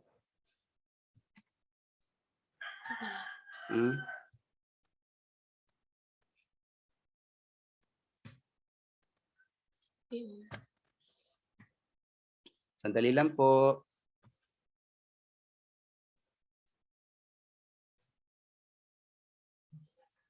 Nawala. Nawala.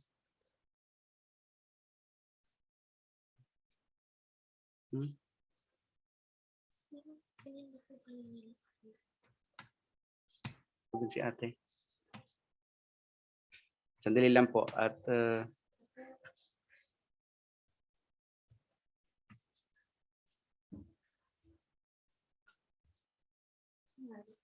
nawala yung screen. Ayaw na gumalaw. Makikita. Sige. Off muna ako. Mag-off muna ako.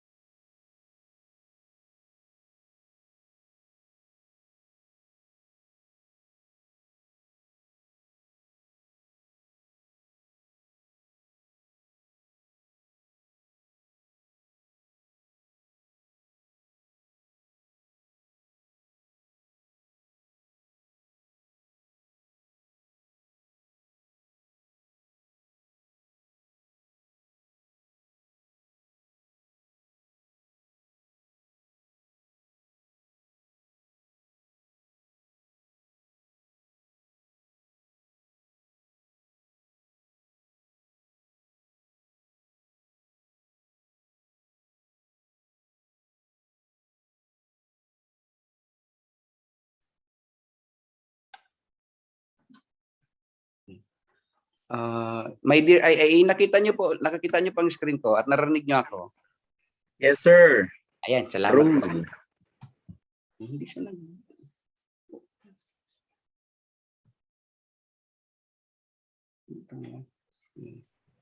Yan, gumalaw na po. Ayan, thank you. Salamat. Withdrawal of the complaint. Ayan. So, preliminary investigation. Sumubra naman. This involved evaluation of document record submitted both by complainant and the person complained of, where both are given the privileges of submitting affidavits and counter affidavits. Failure of the person complained of to submit his counter affidavit within the reglementary period shall be considered as a waiver thereof, whereby the case will be adjudicated based on the document submitted. Yan. So, pag hindi po kayo nakapag-submit ng counter affidavit, ibig sabihin, kung ano yung reklamo ni complainant, yun ang aming titingnan. Yun ang titingnan ng NFPPC. If necessary, both parties may be cancelled for further clarification.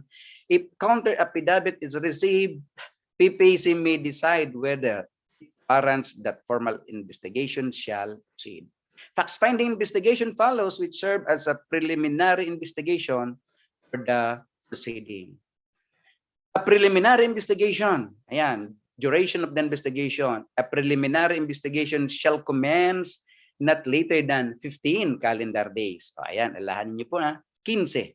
From receipt of the complaint by the PPC or earlier, depending upon the merit of the case, and shall be terminated within 60 calendar days thereafter. Rule 2, Section 11.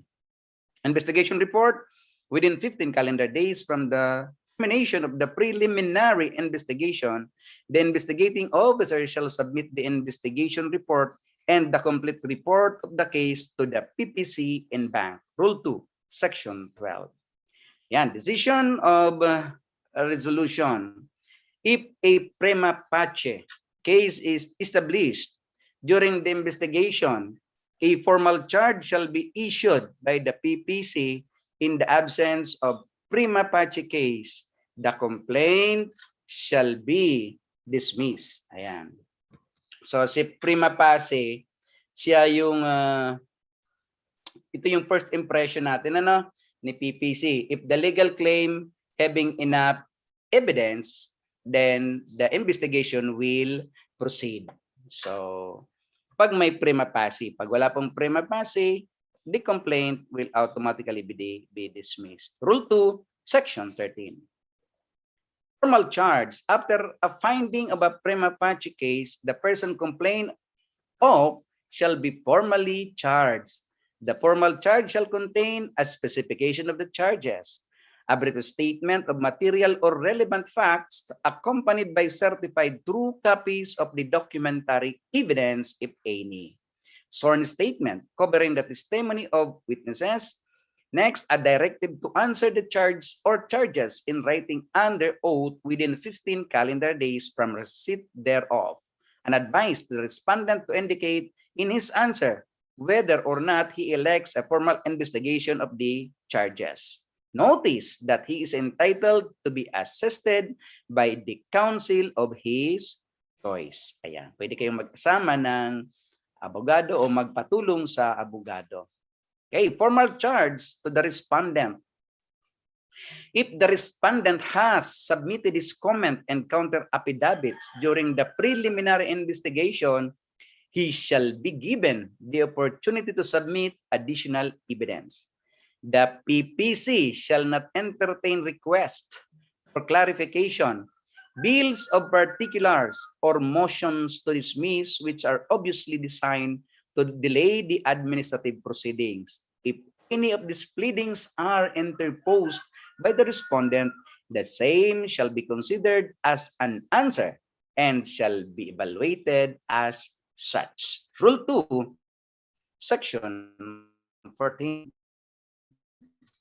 The answer, which is in writing under oath, shall be specific and shall contain material facts and applicable laws, if any, including docking testimonies of witnesses, if there be any in support of the case. It shall also include a statement indicating whether or not the respondent elects a formal investigation. Rule 2, Section 15. Now, let's proceed to failure to file an answer. If the respondent fails or refuses to file his answer to the formal charge within 15 days from receipt thereof, the respondent shall be considered to have waived the right thereof to, and formal investigation may commence. Ayan. Pag hindi po sumagot si complainant, ibig sabihin ay pinapaubaya na niya sa PPC ang kaso. Ayan. So, na-waive na niya yung kanyang karapatan. Inalis na niya yung karapatan. Next, conduct of formal investigation. Even the respondent does not request a formal investigation, one shall nevertheless be conducted by the PPC, wherefrom the allegation of the complaint and the answer of the respondent, including the supporting documents of both parties, the merits of the case cannot be decided judiciously without conducting such investigation. Conduct of formal investigation. The investigation shall be held not earlier than 15 calendar days, not later than 30 calendar days from receipt of the respondent's answer. Said investigation shall be finished within 60 calendar days from the issuance of the formal charge or the receipt of the answer, unless the period is extended by the PPC in meritorious cases.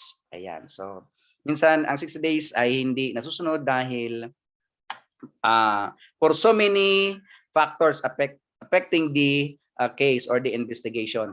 Ayan. Next, it's a Rule 2, Section 17. Pre-hearing conference. At the commencement of the formal investigation, the PPC may conduct a pre-hearing conference for the parties to appear, consider and agree on any of the following. First, stipulation of the facts. Ayan. simplification of issues, identification and marking of evidence of the parties, waiver of objection to admissibility of evidence, limiting the number of witnesses and their names, dates of subsequent hearings, and such other matters may aid in the prompt and just resolution of the parties may submit position, paper, memoranda, and submit the case to resolution based on the result of the pre-hearing conference without any need for further hearings. Rule 2, Section 18. So, amicable settlement, parties may enter into an amicable settlement or submit to any of the alternative modes of dispute resolution at any time during the pendency of the case, but before the PPC has rendered a decision. Rule 2, Section 19. Ito po yung pinakamaganda sa lahat. Sana lahat ng kaso sa PPC ay papunta lahat sa amicable settlement. Ayan. So, nawa para wala na po kaming gagawin sa PPC. Puro lang amicable settlement. Then, continuous hearing. Hearing shall be conducted on the hearing date set by the PPC or as agreed upon during the pre-hearing conference. Where no pre-hearing conference is conducted, the parties, their counsel, and witnesses, if any, shall be given a choice of at least 15 calendar days before the first scheduled hearing, specifying the time, date, and place of the said hearing and subsequent hearings. Thereafter, the schedule of hearing previously set shall be strictly followed without further notice. A party shall be granted only 2 postponements upon oral or written request. A third postponement may be granted only upon request and subject to the discretion of the Professional Practice Committee. If the respondent fails or refuses to appear during the scheduled hearing, despite due notice, the investigation shall proceed ex parte, and their respondent is deemed to have waived the right to be present and to submit evidence in favor during those hearings. Rule 2, Section 20. Okay, then order of hearing. The PPC directs otherwise. The order of hearing may be as follows. The prosecution shall present its evidence subject to the pre-hearing agreement. Letter B, cross-examination by the party. Letter C, there may be redirect and recross-examination. D, the respondent shall then offer evidence in support of his defense following the same order. Rebuttal or sub-rebuttal, if any. Then, when the presentation of evidence has been concluded, the parties shall formally offer their evidence either orally or in writing, and thereafter, objection thereto may also be either orally or in writing. After which, both parties may be given in time to submit the respective memorandum, which no case shall be beyond 15 calendar days. After the termination of the investigation, failure to submit the same within the given period shall be considered waiver thereof. Rule 2, Section 23.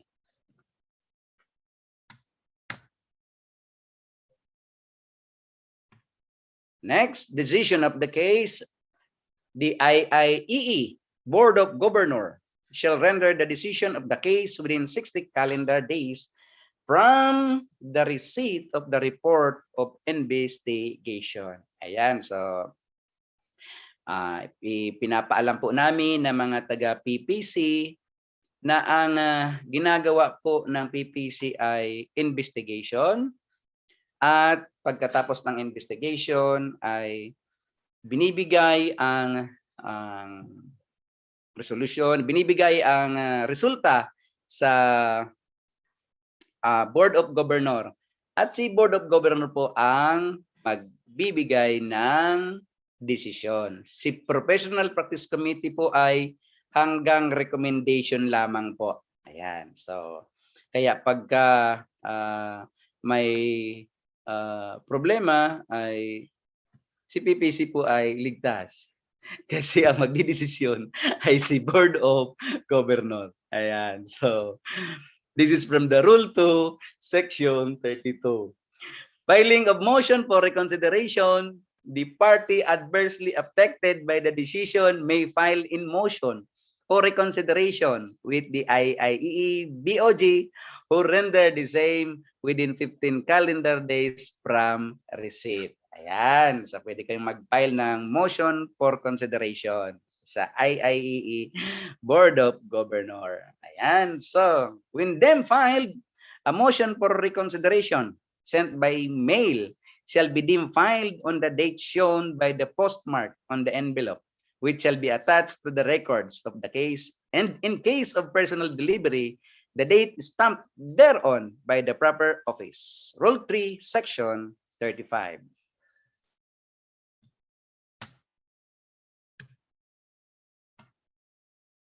Grounds for motion for reconsideration. The motion for reconsideration shall be based on any of the following, which materially affects the decision rendered. The decision is not supported by the evidence on record and prejudicial to the interest of the movement. Rule 3, Section 36. We have also the limitation. Only one motion for reconsideration shall be entertained. Rule 3, Section 37. Effect of filing. The filing of a motion for reconsideration within the reglementary period of 15 calendar days shall stay in the execution of the decision so to be considered. Rule 3, Section 38. Filing of appeals, decision imposing a penalty exceeding 30 days, suspension or expulsion from IIE membership may be appealed to the IIEE BOG within a period of 15 calendar days from receipt thereof. Pending appeal, the same shall be executory, except where the penalty is expulsion, in which the same shall be executory only after reconfirmation by the IIE Board of Governors Rule 2, Section 39. When case is remanded for violation of respondent's right to due process, if the case on appeal is remanded, the PPC for further investigation, the PPC shall finish the investigation within 3 calendar months from the date of receipt of the records, unless the investigation is delayed due to the fault, negligence, or petition of the respondent, or an extension is granted by the IIE BOG in the meritorious cases. The period of delay shall not be included in the computation of the prescribed period. Within 15 days from the termination of the investigation, the IIEE BOG shall render its decision. If at the end of the said period, the IIE BOG fails to decide the case, the decision shall be vacated and set aside. The respondent shall be exonerated of the charge. Rule 3, Section 40. Recommendation for reinstatement of membership. Meritorious cases and upon recommendation of the PPC, the IIE BOG may commute or remove penalties or disabilities imposed upon IIE members, subject to such term and condition as it may impose in the interest of IIEE. Ayan na, ulitin ko sa inyo, in any meritorious cases and upon recommendation of the PPC. The PPC is a recommending party only. Ayan. Ang talagang magdidesisyon ay ang IIEE Board of Governors. This purpose, a petition for a favorable recommendation for the grant of clemency may be filed by a disciplined member with the IIEE BOG upon submission of the following. Certified true copy of the decision in the disciplinary case with a favorable recommendation by the PPC. Certification from 3 reputable IIE members who vouch that the respondent has become a practitioner of good standing. Letter C, proof of non-pendency of an appeal petition for a review relative to his disciplinary case before any court or tribunal. Rule 3, Section 41. Penalties. Yan. So, wala naman mong problema ang penalties natin. Ayan. So, kuwan lang to. Magaan ang penalties. Penalties will be provided in detail in the IIE Manual of Professional Practice, but it is not limited to the following. Suspension, removal from IIE membership, and the last one, institution of legal action. Rule number 4, section 42. Ayan, so 2016 PPC, Antonio Guibarra, Jesus David, Ariel Soriano, Roland Deo, Jose Jupiter Gonzalez, Jeff Acop, Salvador Peralta, Dennis Saadvedra. And the vice chairman during 2016 PPC is Sir Leo Cabasag and chaired by Marlon Parot. Ayan, so salamat. At ako'y nagmamadali kasi mayroon pa akong isang presentation. And so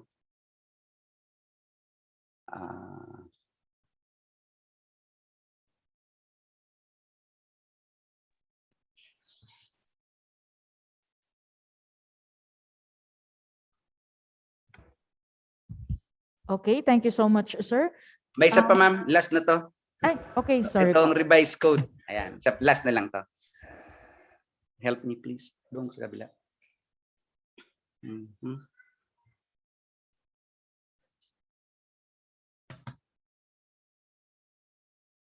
Okay, so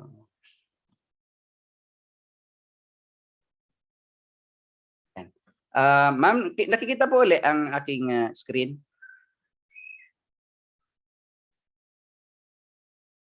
Nakikita po? Yes po, sir. Nakikita po. Ayan, thank you. Thank you again. Thank you po. Salamat from Joanne Jane Ortoste. Yeah, thank you. Yes po, sir. Salamat sa very active participation ng mga taga Southern Mindanao Regional Conference. Maganda maging speaker sa inyo kasi lahat ay nagko-comment. Ayan, so nakaka-inspire maging speaker. Yan, so tayo. Bigyan niyo lang ako ng another 3 hours. Basta po ito. The 2021 Professional Practice Committee. Ayan, marami nagre-react. Ayan, 2021 PPC Committee. Ayan, so the IIA Code of Ethics revised and amended as of June 27, 2020 during the 6th Regular Board of Governors meeting. And forward, the electrical practitioner shall uphold in advance the integrity, honor, and dignity of the engineering profession, using his knowledge and his skills for the enhancement of human welfare. Ayan. Being honest, ulitin ko muna itong sa forward, kasi ito lagi ang pinapaintindi ni Sir Francis Mapili at sika ni Sir Jaime Mendoza. The electrical practitioner shall uphold in advance the integrity. Ayan. Ito ay inulit-ulit ito sa Professional Practice Committee. The word integrity. And I hope that all electrical practitioner has this kind of character. Ayan. The integrity, honor, and dignity. Pag mayroon po tayo nitong tatlong to, siguradong walang papasok na problema sa Professional Practice Committee. At magiging maganda ang samahan ng lahat ng electrical engineer sa buong mundo. Letter A, using his knowledge, skills for the enhancement of human welfare. Letter B, being honest and impartial and serving with fidelity the public, its employees, and client, and is striving to increase the competence and prestige of the engineering profession. Our objective is to have guide in performing our duties and responsibilities professionally. Be our basis in making sound decision. Yan. Yan ang objective ng Code of Ethics. Maging basehan natin sa magandang desisyon. Earn respect for our electrical profession. Ensure the members are clear to the mission and vision of the organization. What is Code of Ethics? What is a Code of Ethics?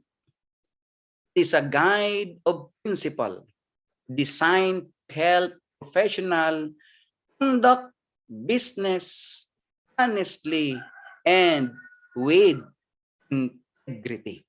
Ayan. Pag walang integrity ay sa Japan, nawalan ka ng integrity, naghaharakiri. Pero masama po yun. Ayan, so wag na. Basta wag pong alisin nyo, wag nyo alisin sa pangalan ninyo yung salitang integrity. It's a set of official standard of conduct that members of an organization are expected to uphold. Why is Code of Ethics important? Bakit napakahalaga ng Code of Ethics? Ayan. Sa lahat ng conference, ay ito po yung parte na walang nakikinig. Ayan.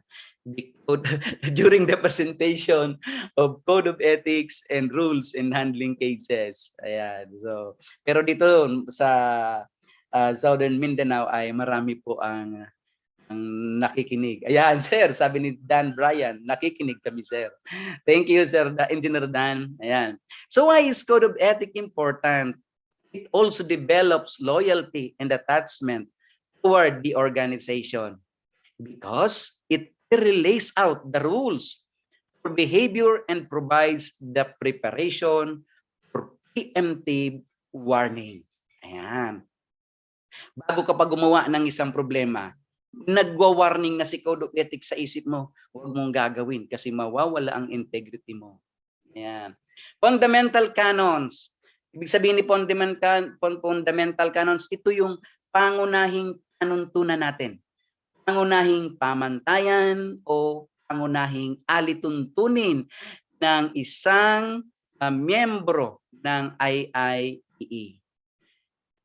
We, members of the Institute of Integrated Electrical Engineers of the Philippines Incorporated, in recognition of the constant involvement of technology in uplifting the quality of life and accepting a personal obligation and dedication to our profession, its members in the communities we serve hereby pledge and commit ourselves to the highest ethical and professional conduct and agree to, first, accept responsibility in making sound engineering decision consistent with the safety, health, and welfare of the public, and to disclose promptly the factors that might endanger lives and environment. Yan. Kaya pala ginawa si Code of Ethics. Next, number 2, avoid real and perceived conflict of interest or disclose existence of such affected parties. Ano yung mga conflict of interest na mga madalas nating makita, malaman o nagagawa? First, hiring an unqualified relative to provide services your company needs. Ayan. Nag-hire ka ng unqualified employee, baka kapatid mo po o kaya kamag-anak. Hinire, sayang man ang sahod kahit hindi siya qualified. So conflict of interest po yan. And starting ang company that provides similar to your full-time na kaparehas ng produkto na ginagawa ng kumpanyang pinapasukan mo. Conflict of interest. Next, failing to investigate a co-worker's wrongdoing because they are your friend. Yan. Kaibigan mo, hindi mo na iniimbestigahan. Hindi baling mali yung ginagawa niya dahil kaibigan mo siya. Ayan. So, wala nito sa IIEE, Southern Mindanao. Pagkaibigan ni regional governor, hindi na iniimbestigahan o ni chapter president. Ayan. So, next, sharing confidential information with the supervisor or subordinate o confidential. Mata mo lang yan. Huwag mong ibibigay sa iba. Kaya nagkakaroon ng malaking problema kasi yung para sa'yo, ibibigay sa iba. Dapat pang mata mo lang yun. Confidential. Ayan. Oh, dating, having a romantic relationship with a supervisor or subordinate. Duduy. Wag gagawin ito. Ayan. So, mga electrical engineer, mababait dapat lahat. And posting to social media about your company's weaknesses. Ayan. Nilalabos mo sa kumpanya lahat ng problema ng iyong kumpanya. Ayan, conflict of interest po yan. And so, tuloy ako. Be honest, number 3. Objective, impartial, and realistic in stating claims or estimates based on available. Ayan, always be honest. Number 4, avoid all cost graft and corruption in all its form. Ayan, avoid all cost, graft and corruption in all its form. Ayan, may bidding. 3 ang kumpanya mo, pinaglaban-laban mo. Ang nanalo, ikaw pa rin. Ayan. So, avoid all cost, graft and corruption in all its forms. Improve the ethical understanding of technology in its appropriate application. Ayan. Number 6, continuously improve practitioners' technical competence. Number 7, discuss full, pertinent, professional, and technical limitations. Number 8, seek, accept, and offer constructive criticism of technical work, acknowledge and mitigate errors, and give credit where it is due. Equally treat all persons, regardless of the race, gender, physical condition, age, or national origin. Treat everyone as your friend, as your colleagues, as brother and sister and IAE. Equally treat them. Number 10, protect and avoid injury to others' life, property, or livelihood by false or malicious actions. 11, observe utmost transparency, responsibility, due diligence, and fairness, and accordingly not manufacture, spread, or disseminate false, incorrect, verified, and misleading information or data against any member or the IIEE, its officers, employees, and representative or agents in any form whatsoever, whether verbally, in writing, or published, or whether through electronic means or otherwise, especially if such stands to discredit, besmirch the honor, integrity, or impute a wrongdoing on the part of member or the IIE, its officers, employees, and representative or agents. Support colleagues and coworkers in their professional and technical development and assist them in complying with this code of ethics. 13, timely and fully comply, abide with any and all his obligation to a co-member of the IIE, the IIE itself, or any third party.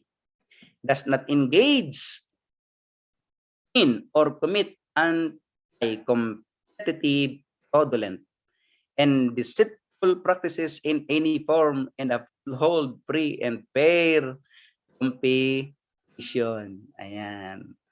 Honesty is being truthful, sincere, and free from deceit, while integrity is a loyal adherence to a strict moral or ethical code toward excellence. Ayan. Inulit-ulit po yung salitang integrity. At nawa sa hapon na ito, lahat ng nakapakinig ng very short presentation na ito, nawa ay mag-sink-in po sa atin kahit yung salita lang na integrity. Ayan. Thank you, and mabuhay ang IIEE Southern Mindanao Regional Conference. Magandang hapon po. Ayan, back to you, MC.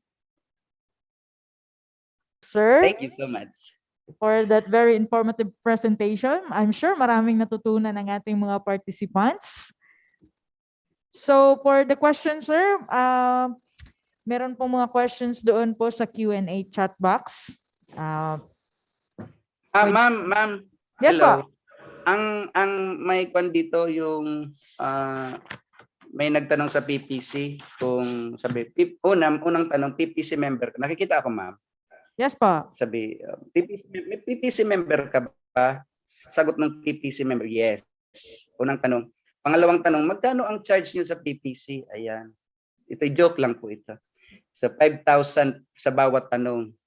So pangatlong tanong nung participant, napakamahal naman ang charge na yan. Sabi ng taga-TPC member, yes, mahal nga. Tapos sabi ng taga-TPC, oh, ngayon, anong pang-apat mong tanong?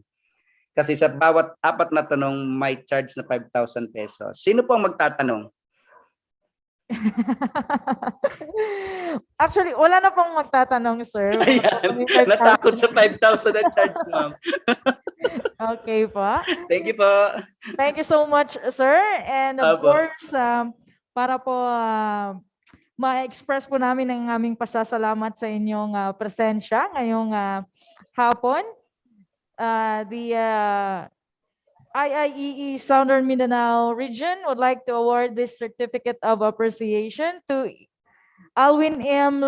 Lunas, professional electrical engineer, in grateful acknowledgement in his distinguished and invaluable service rendered as technical speaker with the topic PPC Code of Ethics and Rules in Handling Complaints during the 23rd Southern Mindanao Regional Conference via online video conferencing on August 26 to 27, 2021 at Viajera Dine and Cafe, Coronadal City, South Cotabato.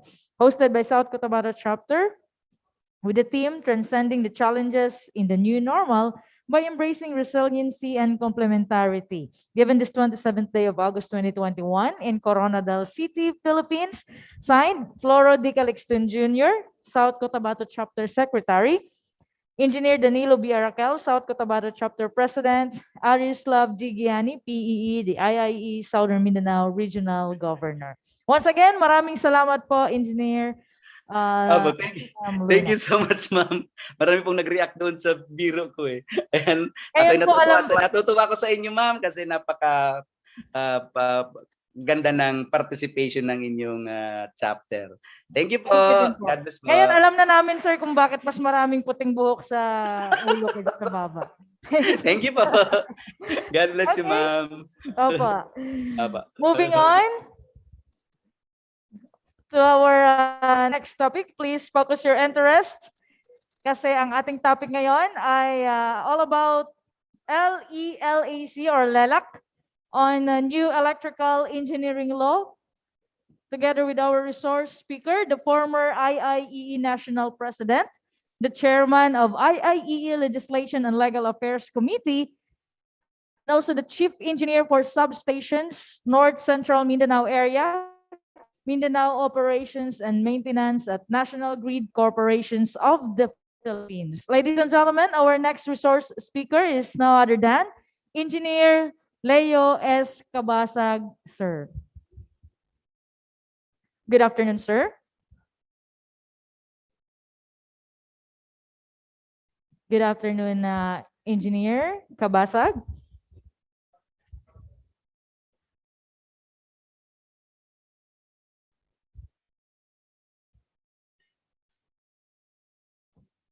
Okay. Nandito na ba si Sir sa ating Zoom? Okay.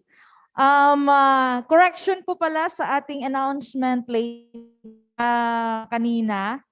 Ang certificate of participation po ay i-upload po doon sa portal ng IIEE. So doon na lang po natin i-download ang mga certificate of participation for this event. And ang copies po ng mga presentations ay isi-send po sa inyong mga Gmail. Opo. Again po, ang inyong certificate of participation will be downloadable doon po sa IIEE portal. So check nyo lamang po doon after po ng event po natin. So nandito na po ba ang ating next speaker? Engineer Cabasag, sir.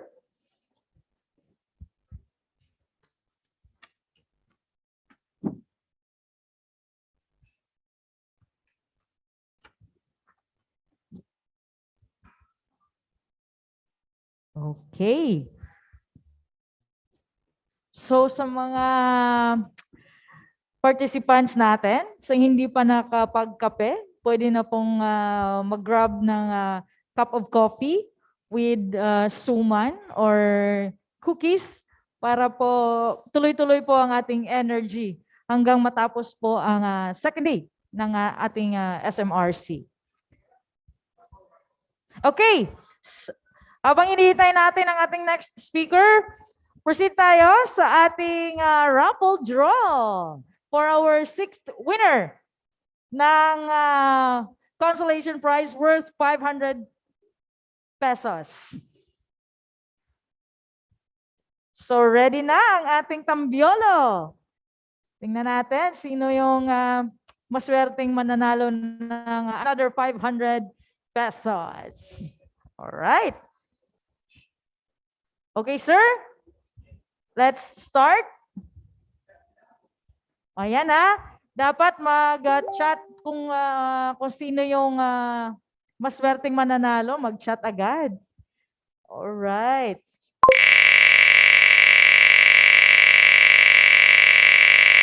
Ayan na! Sino kaya? Go, go, go! Our 6th winner ng consolation prize is Sir Joseph Pitalio Casura. Oh, tingnan natin kung mag-chat agad si Sir. Nasaan na si Sir? Present po. Ayun, nandyan na si Sir. Active na active. Mabilis So congratulations kay Sir Casura. Nanalo po kayo ng 500 pesos. So, next. Pangpito na po ito.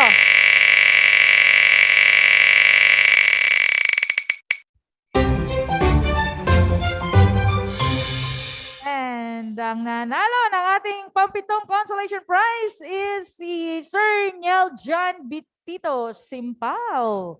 Nandito ba si Sir Simpao? Present. Okay, swerte naman nila. Okay, paano ma-claim?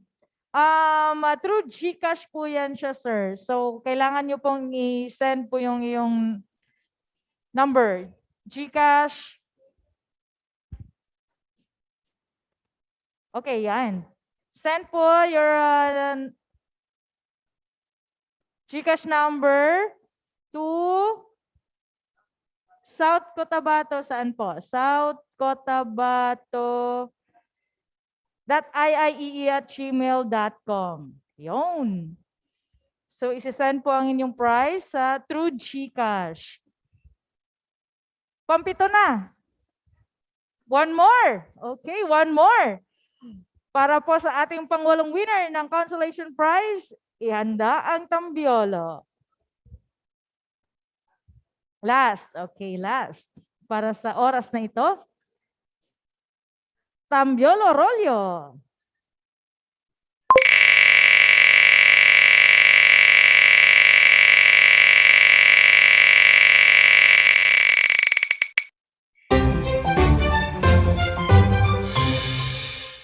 Congratulations, Marvin Lejero Belen. Okay, nandito po ba ang ating 8th winner ng 500 pesos? 5, 4, 3, 2,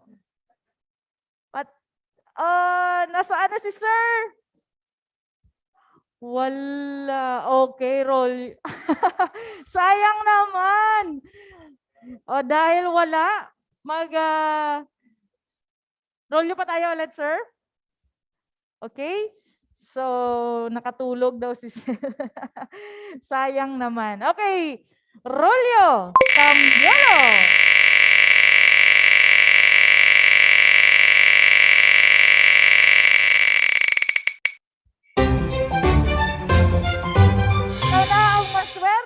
Sir Carl John C. Habaradas. So, comment na sa ating chat box para ma-claim ang 500 pesos. Here po. Ayan. Nandito na. Okay, si Sir Carl John C. Habaradas ang maswerteng nanalo ng 500 pesos, ang 8th winner ng ating consolation prize. So abangan naman mamaya ang ating raffle draw para sa ating consolation prize at mamayang gabi po ang draw ng ating major prizes. Kaya abang-abang lang tayo. So nandito na po ba ang ating next speaker? Okay. Again po, para po maklaim ang inyong prizes, isend po ang inyong GCash number doon po sa southcotabato.iiee@gmail.com. Tama po ba? Okay. And of course, meron tayong special award galing po sa ating speaker. Ano nga yung product na yun? Parang product yun siya.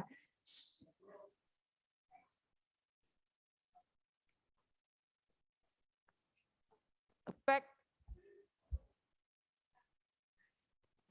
Hindi ko. Okay. Oh, Philippine Electrical. Okay, book. Philippine Electrical Code Book. Spec book. Okay, from Engineer Sulicar. Right?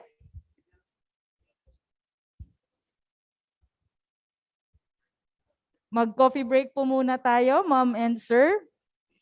Yung mga naubusan po ng kape, pwede po tayong maggatas po muna.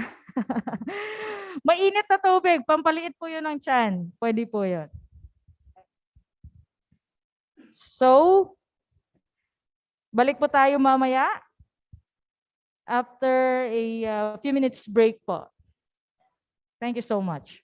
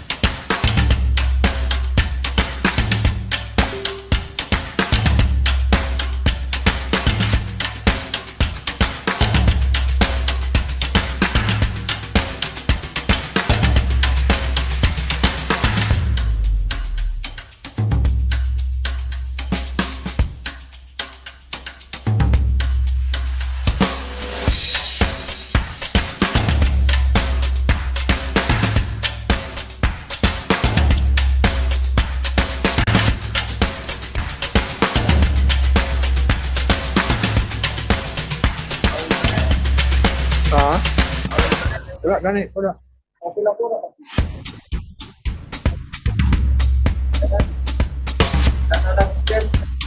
Oh, share na lang.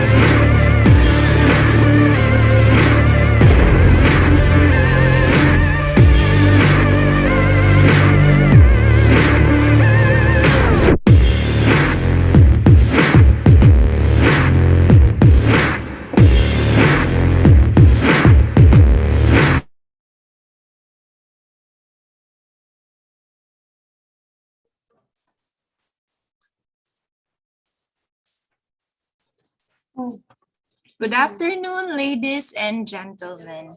At this moment, I will be introducing our next presenter for this afternoon. To discuss RA 11361, the Anti-Obstruction of Power Lines Act. Ladies and gentlemen, we are very lucky to have a member of the Board of Electrical Engineering, Honorable Jaime V. Mendoza.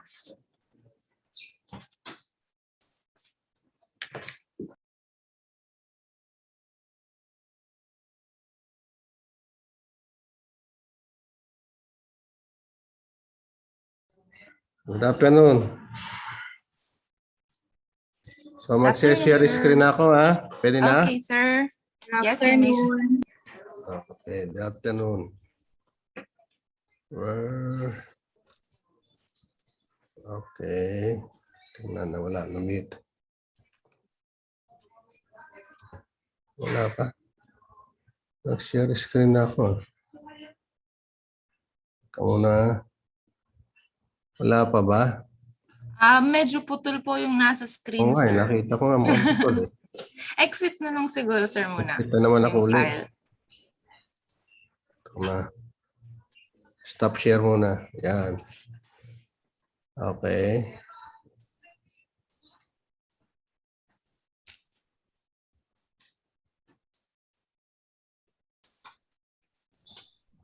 Share. Ito nga wala.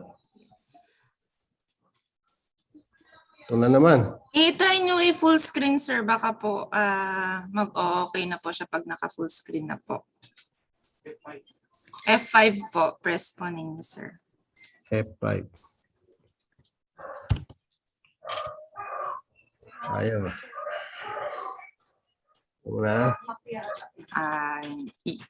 Yan, okay na po, sir. Nakita niyo na ako. Hindi ko pa nakikita eh. Paano to? Yan, baka Ako medyo nakikita. delay lang po sa inyo. Pero dito, full na po yung screen. Hindi na po siya putol. Full na siya?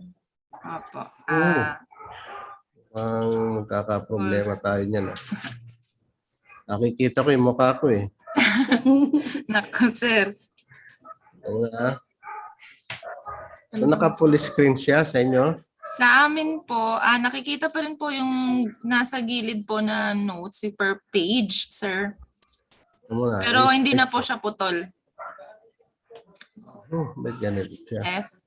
Napindot yun na yung F5, Sir Jimmy? Oo, pindot ko na eh. Ulitin ko lang ha. Okay. Speaker. Natin baka ayos sa speaker. Sige. Blue screen muna ako. May isa pa to. Share screen.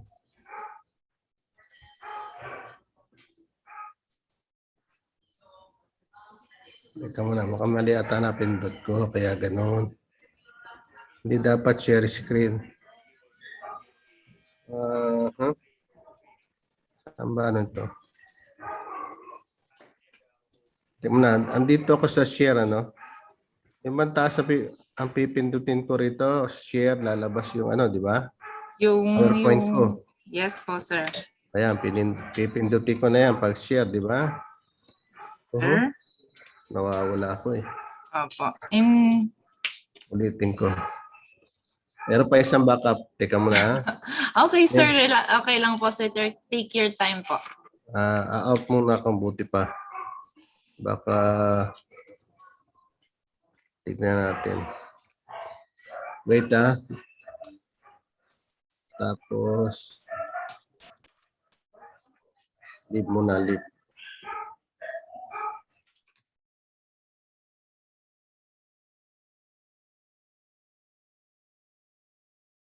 Okay, so while we are waiting for Sir Jimmy, baka may announcements po tayo to our officers.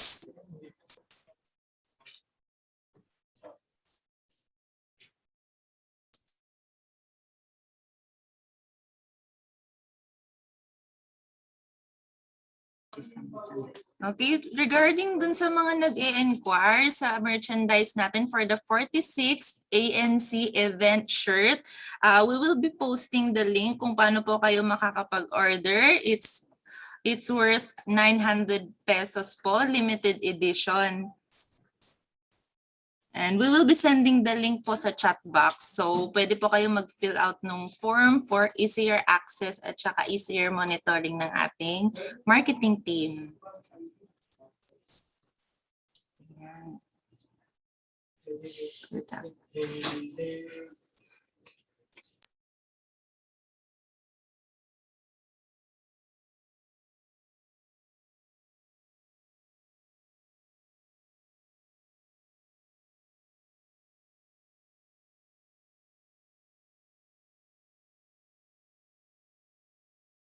And pwede po din nating i-visit yung page po ng ating IIE e-merchandise kasi po meron din po tayong mga ibang items, hindi lang po yung 46 ANC shirt, and pwede din po tayong mag-order ng PEC. We have the hardbound at the softbound po. For the softbound, for our members, it's worth 1,190. Ayan, bundle na yata si Sir Jimmy. Let's check. Hi, ayan po. Sir Jimmy is back with us.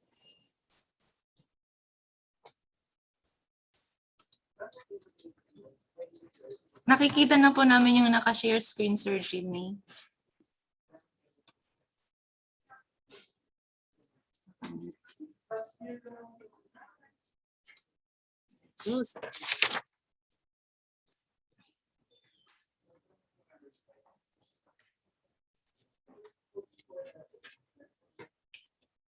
Ayan, nakamute po kayo, Sir Jimmy.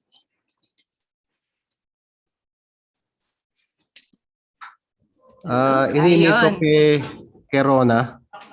Rona. Oo, hihingin mo nga para diyan maipano. Ma'am Rona will be sharing the screen. Ma'am Rona po has from the IIE National Office. In-email ko sa kanya in case na hindi magkaroon ng technical. Yes po, sir. We are checking on the file. Bakit siya hindi makita ng ano?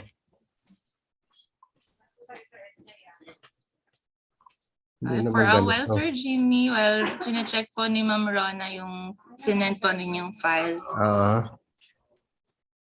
Pagka ganyan, nakikita niya na ng buo. Yes po, sir. Sa side po namin, nakikita na po namin. Sige, tuloy kayo. Hindi ko na kayo makita. Sige, tuloy na tayo. Sige po, sir. And then, Ma'am Rona will be your backup, sir, in case may technical error po. Okay. Okay.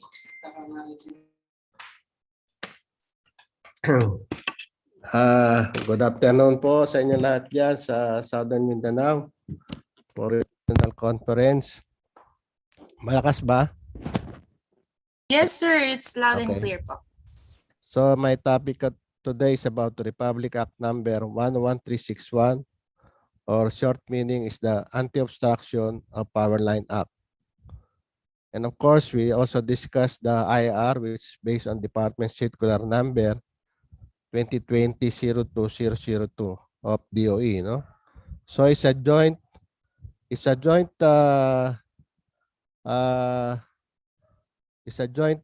doing this of the Board of Electrical Engineering and the Department of Energy. So discuss natin yung implementation of Republic Act number 11361.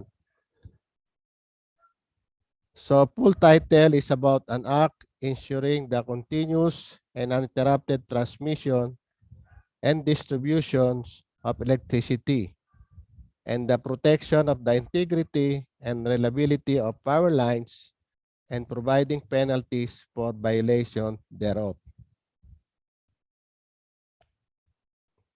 Signed into law by President Duterte last August 2019.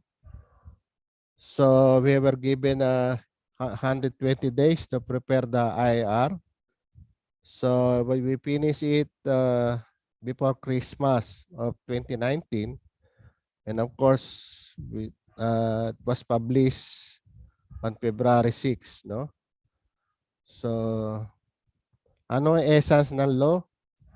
prohibits plantings of tall growing plants, constructing hazardous improvement, and conducting of any hazardous activity within the power line corridor, and outline the responsibility of owner or operator of the power lines in the prevention and removal of power line obstructions located within any public or private property. So what is the power line corridor? So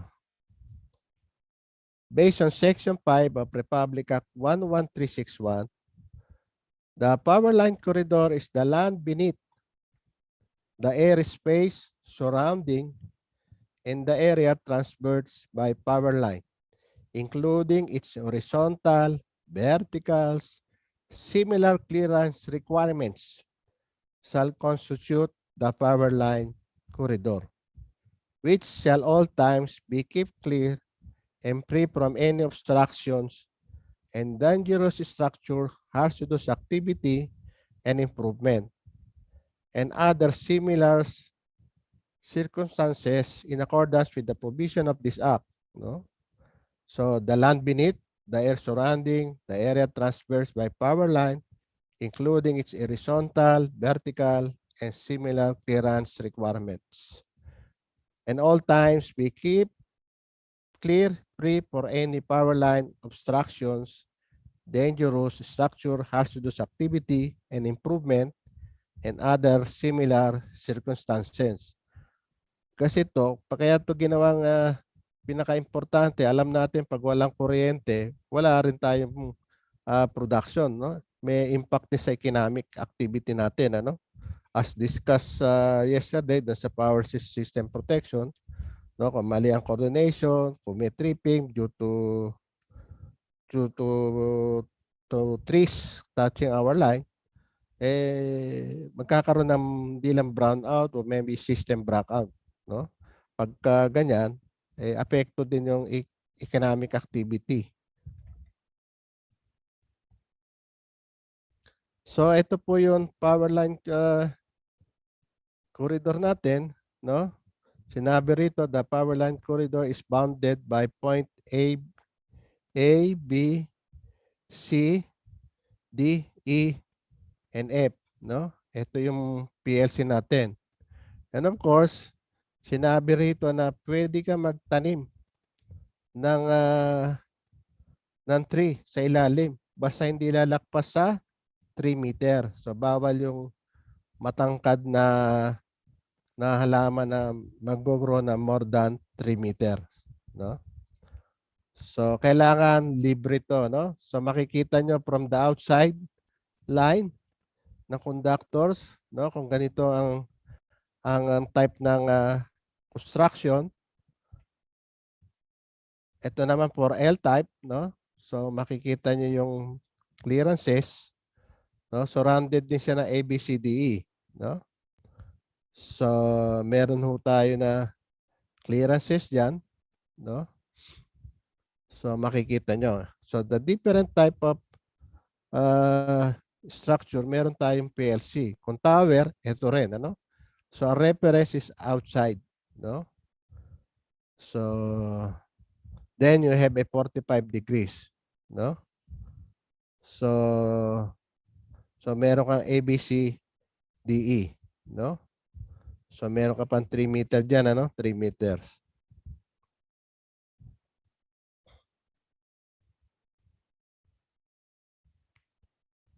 So pwede rin dito ang halaman sa ilalim basta hindi lalakpas ng 3 meter in height. No?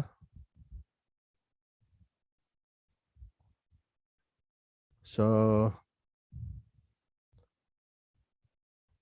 like this one, the one example, yung trees underneath must not more than 3 meter in height from the ground. So pwede, basta wag lang lalakpas ng 3 meter. This picture was taken as actual but not in the Philippines, ano? So it was taken in Israel sometimes in the year 2019. So sa kanila may mga halaman, no? Makikita niyo yung fruit bearing under their overhead lines. Then of course, meron din tayong subvegetations surrounding the pole, ano?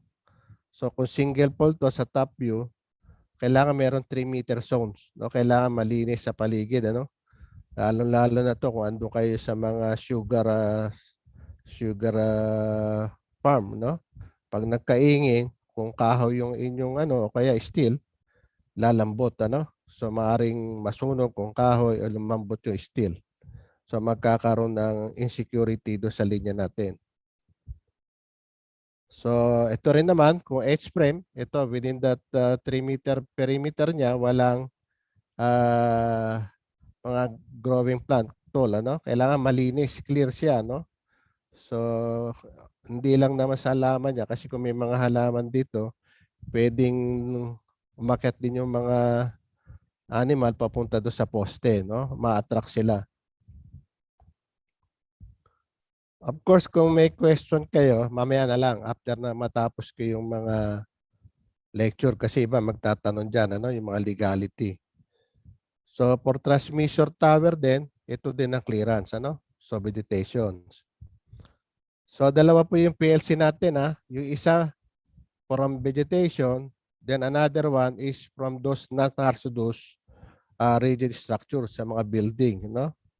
So papakita ko lang yung sites. Tingnan niyo yung value na A, B, C doon sa mga drawings, sa mga tables, no? Etong PLC, ginawa natin to ng boards, no? Particularly in cooperation with our PEC2 committee, no? Headed by former Director Ferdinand Villarreal and his group, no? So kasama din sila during sa paggawa ng IR, ano, sa mga hearing. So I'm also present during the hearing. So except one hearing na I'm a official traveler outside the country, no? So tignan nyo yung mga clearances for non-hazardous. Halimbawa, ito, non-hazardous rigid structures is in front of the power line structure. So ito, no? So meron tayong clearance dyan. Kung sa front, makikita nyo yung B, tsaka C, no? Ito yung A. So distance, kung side view, no, ng structure natin, ng PLC from the building, no? And of course, ito rin, no, kung may balcony, yung A and B and C. So vertical and horizontal clearance, ABC, no? Ngayon, if you will notice lang sa table, habang tumataas yung voltahe, of course, tumataas yung clearance ng A, B, and C, no? Yun lang ang ano niya, ibig sabihin. Pro increase of the voltage, increasing horizontal and vertical clearance. For non-hazardous rigid structures is in between two power line structure. So makikita niyo pa rito, ito may drawing tayo B and C, no? So near the point of the conductor for balcony, near the point of conductor for signages, and of course for side view, ito yung mga makikita nyo, no? So yan ang mga case na ni-repair namin. Then kung structure is in the middle of the power line, ano? Ito yung makikita nyo clearance sa harap, ano? B and C, and then kung naka-side view. So gagawa lang tayo ng sample niyan, ng mga distance yan, hindi natin di-discuss. So ito yung mga value, no? For letter A, for letter B, no? Halimbawa, horizontal to wall projection and guarded window, 1.5 meter from 0 to 750 volts, no? So for vertical, yung clearance niya, over or under roof of projection not readily accessible to pedestrian or people, 1.07 meter. So ito yung mga clearance, over balconies or under porch deck or roof, as pinakita kanina sa drawing, 3.4 meter. Yung letter C naman, oops. So for sign and signages, meron tayong horizontal clearance and vertical clearance under catwalk. Okay? Meron tayo, pag sabi natin, take notice, pag tumaas ang voltahe, so sa 750 volt to 220 volts, so andyan na yung 13.2 tsaka 13.8. Ito na yung mga clearances, no? Of course, this one, makukuha nyo yan sa PEC2, no? Part siya ng appendix ng PEC2 na which will IE will be launching in September 11. So meron na ho tayong approve na po yung PEC2. So PEC2 2020, so under publication siya. So magkakaroon na launching yan sa September 11. And to be included there, yung Republic Act 11361 tsaka yung IAR, no, para maging reference. Kasi napakahalaga po itong batas na to kasi wala na po kayong katwiran na sabihin nyo na reliable ninyo nyo, hindi kayo makapagputol kasi ayaw kayo bigyan ng permit ng DNR, ng PCA magputol. Itong batas na to, bibigyan kayo ng kapangyarihan na magputol, no? Basta under the power line corridor.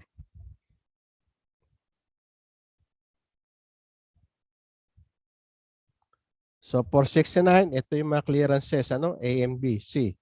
So since sanay naman tayo kung kayo nasa linya, so hindi ko siya masyado elaborate sa inyo kasi importante dito yung mga non-technical. Kasi sabi sa inyo, pagka hindi niya ito nagawa yung trabaho nyo, matindi yung penalty, no? Hindi lang penalty sa pera, may kasama pang kulong. So, composition of the IR. Ito yung IR natin. So, general provision, yung rule 2, yung PLC. So, yung PLC is subject to recommendation ng Board of Electrical Engineering and to approval of DOE, no? So, Prohibited Act, responsibility, right, and obligation of the inside the PLC, no? So, pag sinawag dito PLC, power line corridor. Hindi to programmable logic, ha? So, trimming, pruning, cutting, or clearing of tall growing plant inside the PLC sa Rule 5. Rule 7 is removal, dismantle of demolition of hazardous improvement within the PLC. So, yung mga structures. PLC located on private property. Assistance from LGU, PNP, and Armed Forces of the Philippines. Then yung Rule 9 is information, education, and communication. And of course, this material is yung aming ginawang material. Ito yung aming material na ginawa ng DOE, ng board, and also ng board ng electrical engineering. So ito rin ang pinakita ko sa inyo, no? So then Rule 10 is about resettlement, no? The repertorial requirement for Rule 11 and Rule 12 is miscellaneous provision. So we go now to IR na Rule 1, General Provision. So short title nga is Anti-Obstruction of Power Line Act. So very important to, and of course there's another proposed bill sa Congress, yung anti-dangling of wire, no? Isa pa rin 'yon, pangit na wire, ano? Lalo na yung mga communication cable, no? Kasi minsan yung communication cable, pag wala na yung service ng customer, hindi nila tinatanggal yung kable sa linya sa mga joint pole use. So, tas may nag-apply na naman, so pangit na tignan, ano? In fact, nagkukos pa siya ng deterioration sa strength ng mga linya. So, meron ganang propose ngayon sa Congress ongoing anti-dangling of wire, which already finished, ano? Dadaan na lang sa Senate. Kasi pag hindi ho kayo naglinis ng linya, including the distribution utility and the communication company, magsasab sa renewal nyo ho ng franchise, baka hindi ma-renew ang inyong franchise. So, title is Implement the Rules and Regulations of the Act, no? So, ano yung declaration of policy? Naulit to kanina. to ensure uninterrupted conveyance of electricity from generating plant to end user. Remember, from generating plant to end user. Protect the integrity, reliability of the country transmission, subtransmission, and distribution system. How? Siyempre, by keeping the line beneath the airspaces surrounding and the area transversed by power line clear of dangerous obstruction. Recognize that continuous conveyance of electricity is a matter of national security. So, ganun kalagay yung reliability of supply of electricity. It's a matter of national security and essential to sustaining the country's economic development. So, national security and youth economic development.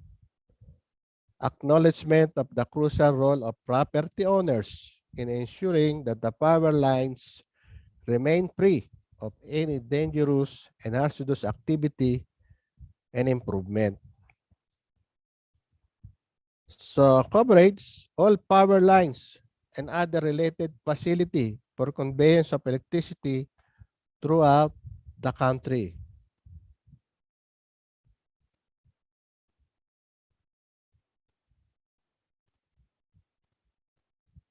Yun. Okay.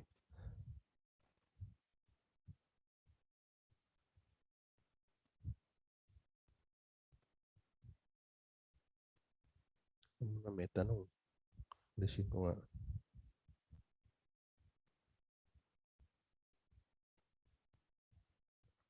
Okay. So,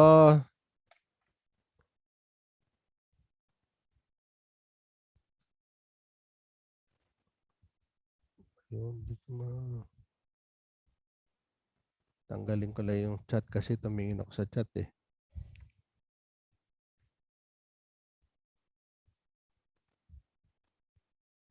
Yun. Balik lang ako ha. Tinanggal ko lang yung may mga question eh. Balik tayo doon sa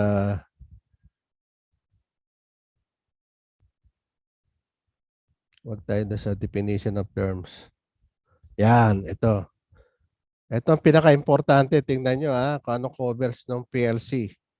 The power lines and facility covered by the Act shall include all transmission lines, sub-transmission lines, interties, and associated facilities, either overhead, underground, or submarine, in the main grid of Luzon, Visayas, and Mindanao.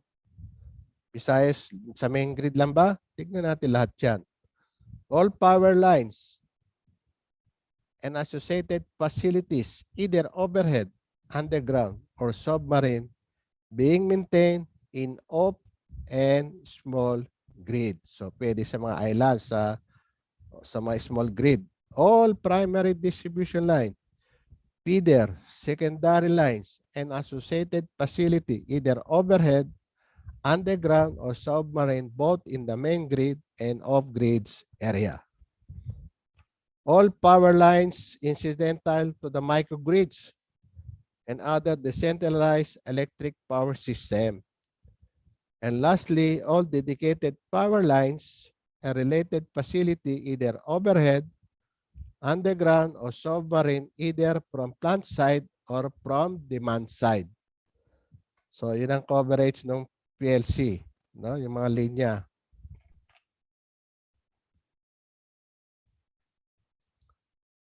So, yung definition of terms, yung importante lang kukunin natin, yung mga dangerous structure or building, those which are structurally safe, unsafe, which constitute a hazard not provided with safe ingress or other dangerous to human health, constitute a hazard to safety, health, or public welfare by reason of inadequate maintenance, dilapidation, or obsolescence, fire hazard, or abandonment, contribute to the pollution of the site or community to the intolerable degree. Any building or structure which has any or all defects described under the National Building Code of the Philippines Section 1.01.08-B of Republic Act 6541, provided such condition defect exists to the extent that life, health, property, or safety of the public or its occupant are in danger. So hazardous activity, ito yung importante So burning of waste and other materials. So yung burning of waste and other material, bakit hazardous activity? Pag nag-burn ka sa ilalim ng linya at malakas yung init na yan, so maaaring mainitan yung wire natin at pag elongated, so maaaring magkaroon ng tripping. So yan ay isang excavation sa ilalim, lalo kung malapit sa poste, maaaring tumumbay poste. Of course, quarrying, construction, and other activity of the same nature and character, regardless of purpose intended. Then all and any of these acts are performed partially or wholly inside the power line corridor. These activities threaten, endanger the continuous and uninterrupted conveyance of electricity.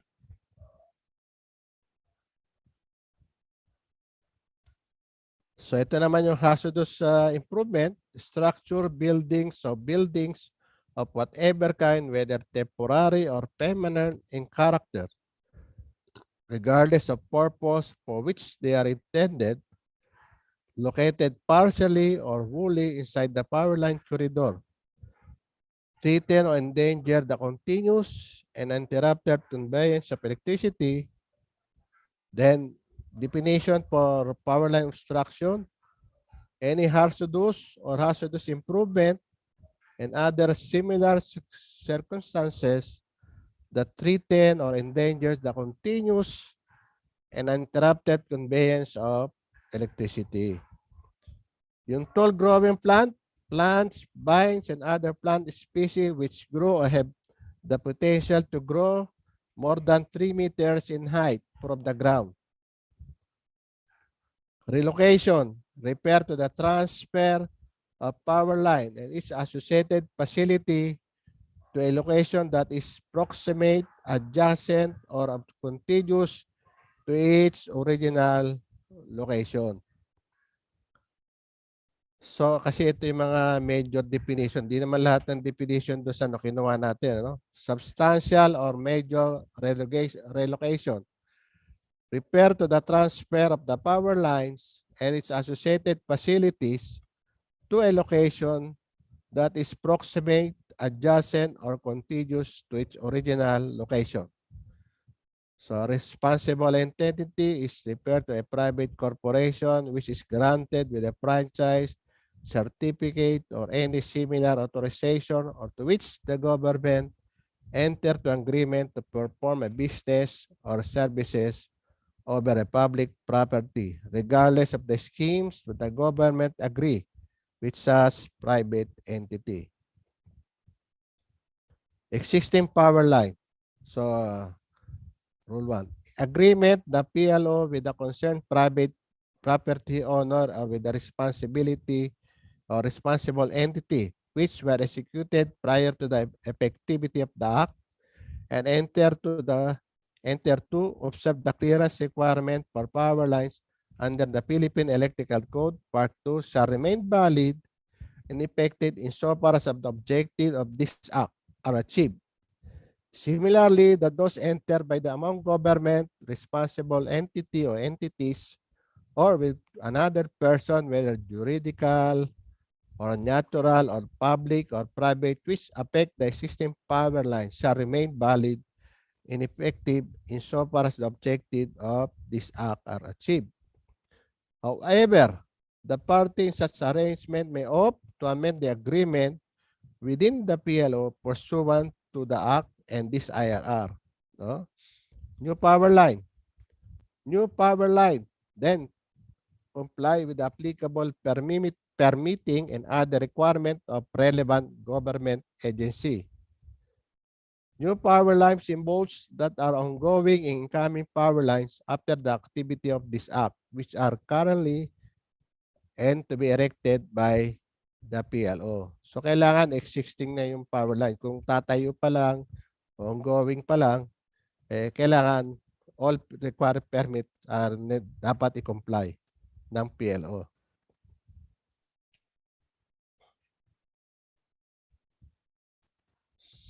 So existing power line. Existing power line and its associated facility that are subject to relocation, the PLO shall provisionally observe and comply with the dimension provided under Rule 2, Section 2 of this IR. Yung PLO clearance yan, ano? Until has completed the relocation activity, provided that the PLO, the Department of Public Works, and other related government agency and the responsible entities or entities shall continuously coordinate, cooperate, and communicate as to the existing power line and its associated facility to be relocated. Provided also that the PLO shall relocate the power line and its associated facilities in the most expeditious manner and in accordance with the procedure requirement and standard set forth by the applicable laws, rules, and regulation, and provided further that the relocated power lines and its associated facilities shall henceforth comply with the Act and its IRR. Power lines and associated facility that are to be operated or upgraded by the PLO shall be considered as existing line and shall observe the dimension of the PLC under Section 2, Rule 2 of this IRR accordingly. For new power line, existing power line, and its associated facility which will be subjected to substantial and major relocation. So dinikas natin do sa definition ano yung major and relocation shall no longer to be considered as existing power line, but as shall be treated as a new power line which shall then comply with the applicable permitting and other requirement of relevant government agency. So ano yung prohibited act? So ito. So enumerate na lang natin. Ano? Letter A, plant caused to be planted, tall growing plant of whatever kind of variety or height within the PLC. Construct, erect any hazardous improvement within the PLC. Conduct, perform any hazardous activity within the PLC. So, define naman natin yan, no?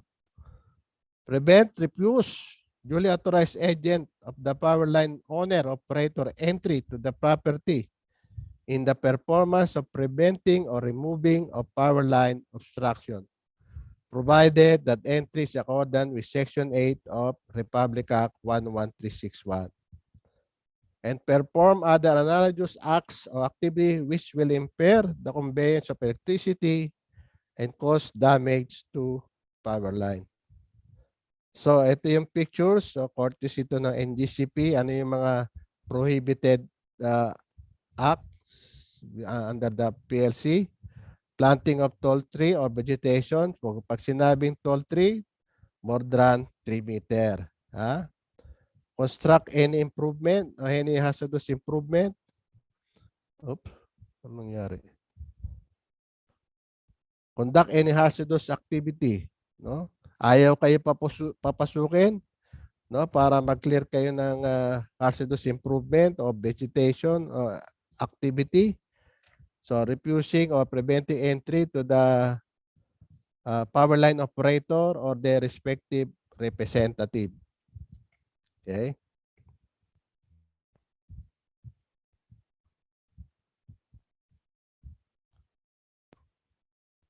So ito yung penalty, ha? So importante yung penalty. So pursuant to the section, meron lumalabas, ha?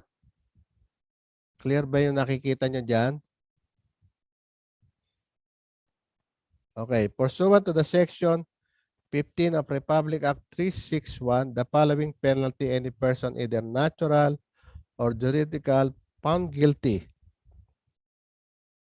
of committing this act in the preceding section of this IR, ano yung first offense? The penalty of arresto mayor or a fine of 50,000 or both at the discretion of the court. Second offense, the penalty of prison correctional or a penalty of 100,000 or both at the discretion of the court. Third offense, the penalty of prison mayor or fine of 200,000 or both at the discretion of the court. Okay?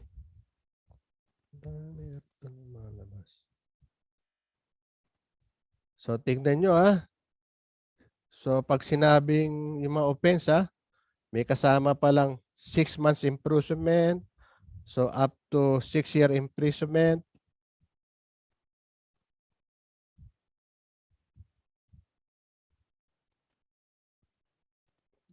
Meron ako alisin. Hindi ko makita. Dali lang. Yun. Up to 12 years imprisonment o 200 fine. So, very important to So, may kulong dito kaya hindi natin pwedeng biruin to. No? Kung kayo na event nasa PLO. Ito rin sa mga kaibigan natin. If the offenses are committed by or in conspiracy with an officer or employee of the PLO. So, ibig sabihin, mga empleyado ng transmission operator, distribution operator, no, yung mga utility. Such officer or employee shall suffer a penalty of 1 degree higher than the penalty provided herein. So, kung first offense ka, penalty mo, second offense ka agad, 6 years imprisonment. The local building official who issue a building permit in violation of Section 14 of the Act shall be meted a penalty 1 degree higher than the penalty provided herein and shall forthwith suffer the penalty of dismissal. So kung building official ka, 1 degree higher, suffer ka pa ng penalty of dismissal. And this penalty shall be without prejudice to the civil and administrative liability of the perpetrator that may be enforced by the PLO or the private property owner and the responsible entity over the public property, of course.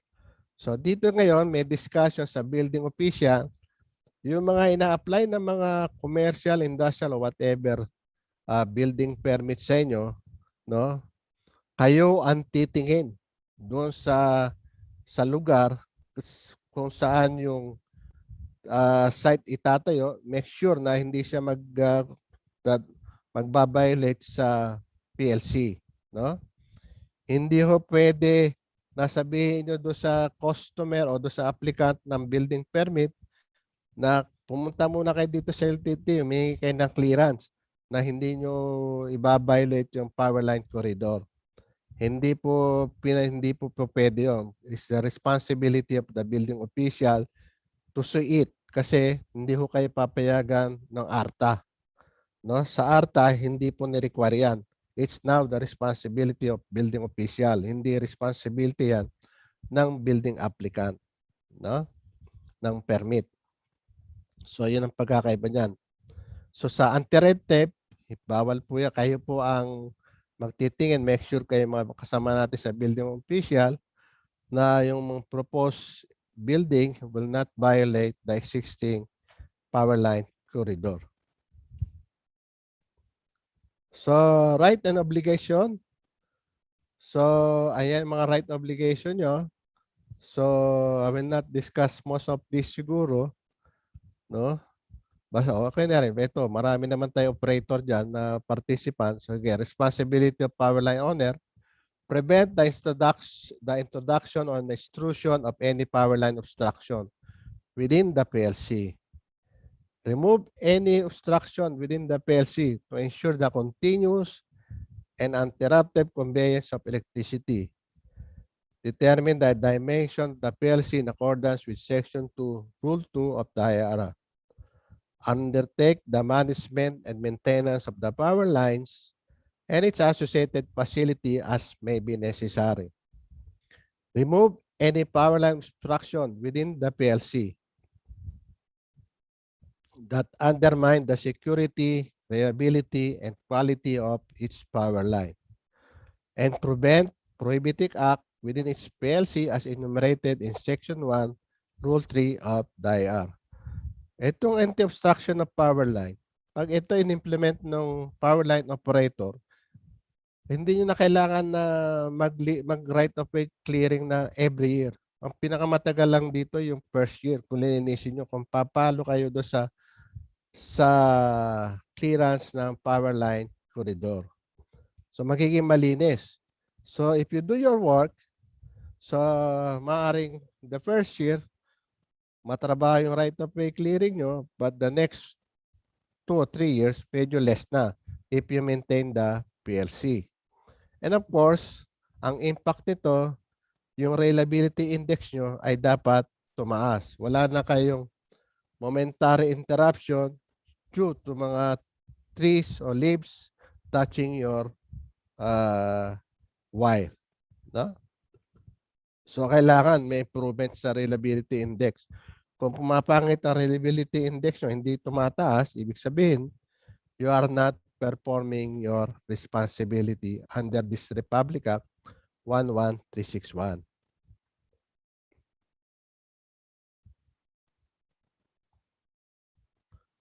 So, ito pa rin, ano?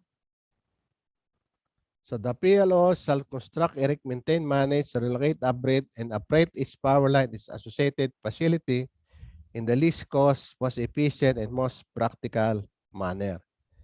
Shall consider all possible means and method in the establishment of its PLC, particularly in highly sensitive area and other places, for the public good and the general welfare, including but not limited to protected forest, environmental or historical or cultural sanctuary, land of ancestral domain, highly urbanized city, and municipalities, airports, seaports, expressways, military camps, and alike.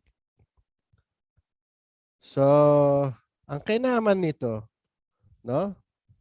The PLO is exempted from the following permit, together with attached fee from DNR, PCA, Philippine Coconut Authority, local government unit, and other concerned government agency. Tree cutting permit, no?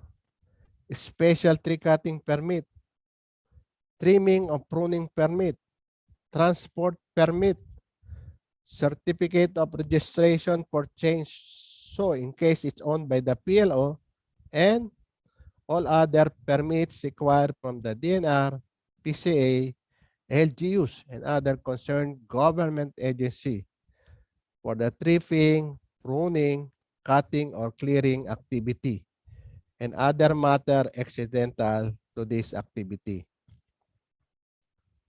So the PLO exemption for on permit from DNR, PCA, LGU, and concerned government agency is provided that PLO is compliant with the notice requirement in accordance to Republic Act 11361 and its IR. So ang kailangan nyo, may notice lang kayong bibigay sa kanila. Ha? May notice requirement. So ito, no? Processing and the conduct trimming.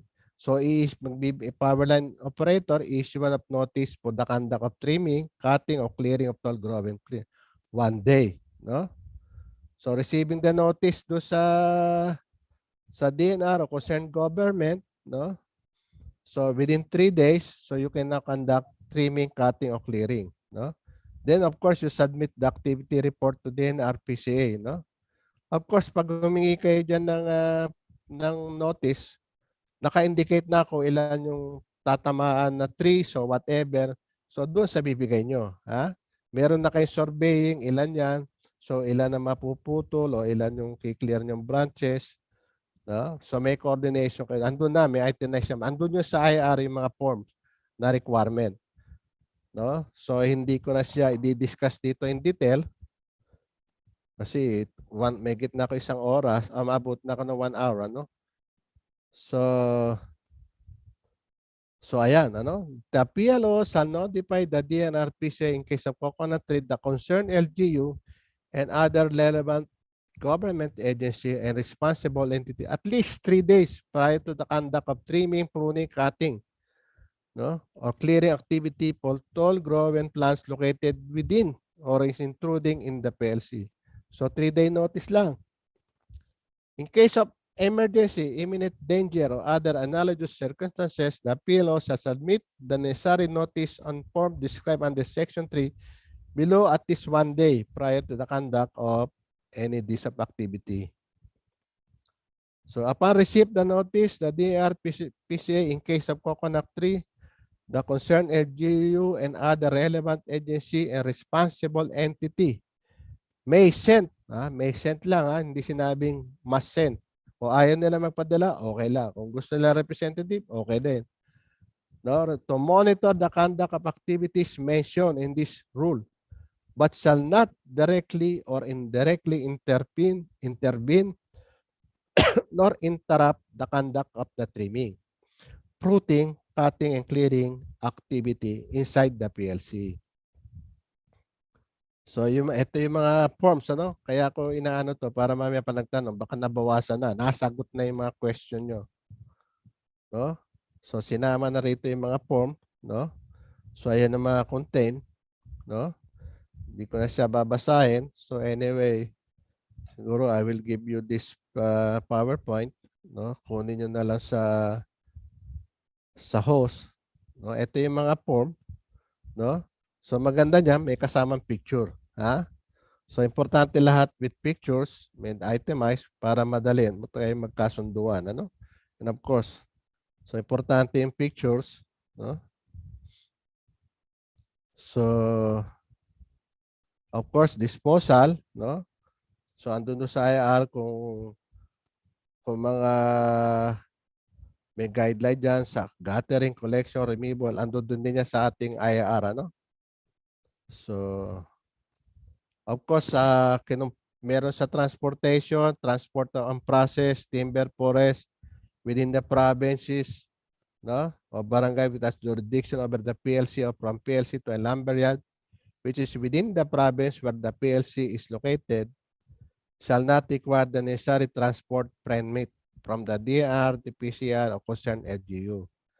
Pero pag process na siya, kailangan nyo na ng transport permit. Okay? So, ito naman, isa, hazardous improvement, discuss lang natin to, exempted sa mga attached pa rin kanina do sa mga vegetation, no, under building code. So, ito, medyo mahaba oras nito, no? Mahabang days ang kailangan dito. Ano required? Within 15 days. No? Kailangan may notice ang 15 days. Pagka hazardous, ano? Ito yung procedures. So, may guide naman yan doon sa IR natin. Makuha naman natin kompleto yan. So, with that, at least 15 days, no? So, mag-i-stop sharing na ako. So, titignan ko na yung mga kung may mga question kayo, silipin ko lang. Narinig pa rin ba ako? May existing power line po. May existing na one-story building. Pero yung nag-expand po ng building into 3-story building, hindi na po siya nag-comply sa clearance. O, yun. So, yun ang dapat kasi yan. Yan ang babantayan nyo. Kasi, bakit siya nagkaroon, ang tatanungin nyo siyan, ay bakit siya nagkaroon na dapat within 3 meters lang.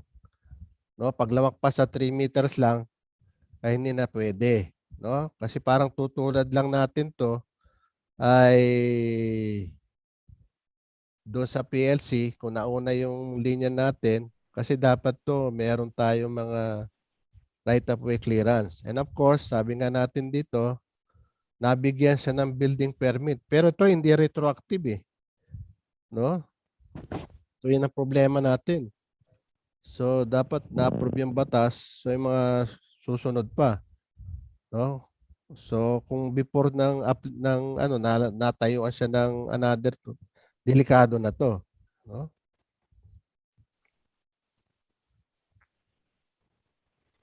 So, sino daw dapat mag-adjust? Since ito ay private property, yung building, at hindi naman ata kayo nakakuha na right of way, no? Kayo mag-a-adjust. Kasi kailangan kasi kung nasa private property kayo, bago kayo magtayo, ihingi kayo ng right of way clearance sa kanila. So, kasunduan. No, is either mag-rent kayo o babayaran nyo. Depende sa kasunduan nyo. No? So, ganun. So, at kung wala kayong kasunduan, kayo mag-adjust niyan. So, ang adjustment nyo dyan, pwede nyo insulate yung linya, portion, yung span na yun. Ano? So, insulated. So, yun ang sa tingin ko, yun ang mas practical. Unless mag-relocate kayo. No?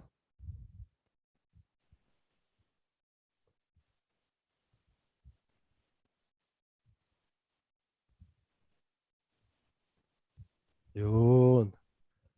Ito isa namang tanong. Good PM po sir. Ang lupa po ng auntie ko ay tinayuan na 69 kb na isang kooperatiba. Tapos ay may bahay. Gusto noon i-remove yung bahay. I-renovate yung bahay. Kala ko i-remove yung bahay. Kaso may malaking post nakaharang. May obligasyon po ba ang kooperatiba na magbayad ng rental? Kasi ipatanggal yung poste, malaking trabaho po kasi concern yung foundation. Yun nga, dapat may kasunduan, may right of way. No, yun ay importante, right of way acquisition. Actually, nung ako gumagawa ng 69 kb nung nasa NEA pa ako, hindi ako nagtatayo ng mga poste, wala akong right of way acquisition. At alam po naman natin na sa mga tiga-co-op, hindi ho tayo nagbabayad ng right of way. Kasi yung member po, owner din, ano? Kung babayaran po ho yan, wala po yan doon sa ating magbayad tayo. So, hinihingi lang po natin yan ng donation. So, dapat to, binibigyan siya ng pwede ka na magtayo dito. No? So, ganun po ang doon sa kooperatiba. No? So, kung magbabayad at magre-renta, lahat po yan ikakarga doon sa cost of electricity. No? At mahirap din patanggal po yung poste kasi po ang experience ko rito sa Meralco, ito totoo experience ko, yung aking nabiling lupa, nagpatayo ko ng bahay, yung aking gate na daanan ng sasakyan ko, sa parking ng sasakyan ko, nasa gitna. No? Nasa gitna yung poste. So wala doon sa boundary ng lupa, no? So nung pa-relocate ko, no, sinisingil ako ng utility. Siningil ako talaga ng utility. So madaling sabi, binayaran ko pa sila para sa relocation. So may agreement kami. So nagpirmahan kami na agreement na sige, babayaran ko relocation mo, but nilagay ko doon sa agreement, yung iyong right of way na ina-approvean ko is for only secondary line. Hindi kita bibigyan approval for high voltage line. No? So yun ang nilagay ko doon sa contract of agreement namin. Only for secondary line, not for high voltage line. So I paid the cost ng transfer. It cost me 5 figures. No?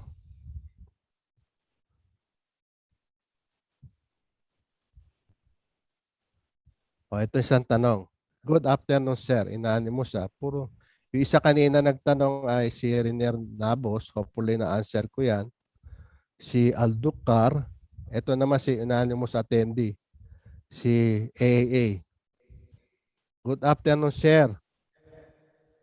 Host, naririnig din ba ako ng mga participant pag sumasagot ako? Nasaan yung host Yes, Sir natin? Jimmy. Oh, Sir yan. Jimmy, narinig kami. Yes, Okay, sir. good. Okay.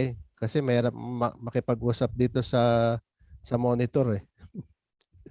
Good afternoon, sir. What if for my instance may nasabit na truck sa distribution power line, o hindi, ibig sabihin yung sa taas niya, na mas bababa sa standard belt clearance ang wire. Ito. Yan. Hindi lang po wire, elaborate ka. Pag wala po kayo doon sa standard clearance ng crossing, remember, pag crossing mas mataas yung clearance. At kung nasa highway kayo, mas mataas yung clearance ng Department of Public Highway. No, nagdadagdag tayo ng additional clearance. So pag walang clearance yan at wala sa tamang lugar, ibig sabihin niyan, ang may kasalanan ay respective power line operator. Kasi wala sa magasan o substandard yung construction ng linya. Ang common problem po natin sa probinsya, no? Kaya minsan nagkakaroon ng aksidente. Ito nasabit sa truck, no? Yung mga bus natin o mga jeep natin, sa bubong may pasahero, no? So yung ating linya, kahit natama yung sa clearance, hindi naman na kuryente yung tao doon sa bubong. Nasabit, nahulog. So yun. So yung ganun mga isa ng safe act na rin nung nando sa mga nasa bubong. Kaya make sure na pagka ganyan, ang ginagawa, kaya tayo mga nasa utility, make sure na be alert din tayo. Kung ang area na yon ay maraming dahil sa hirap na sasakyan, meron nasa jeep, nasa bubong, so medyo be careful na tayo. No? Kung maaari, mag-extra effort tayo na itaasan na natin yung clearance. Anticipate na natin yan. Ano? So kailangan mag-adjust din tayo. So depende sa situation. No? Kasi mahirap yung buhay. No? Walang yan kahit na anong bayaran natin, mahirap yan.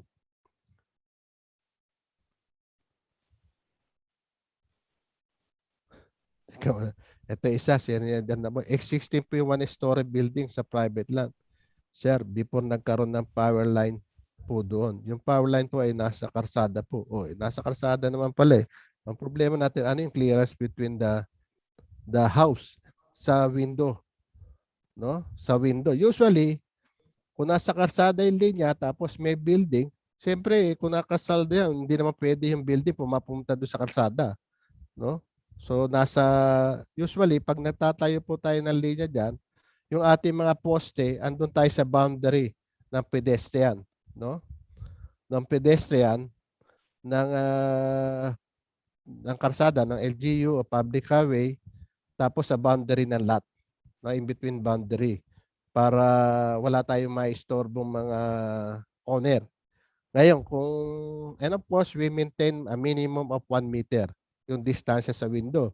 Ngayon, kung hindi makaya sa 1 meter, yung linya po natin, iba natin na construction. Ginagawa natin na L-type para lumayo doon sa mga balcony o sa mga window.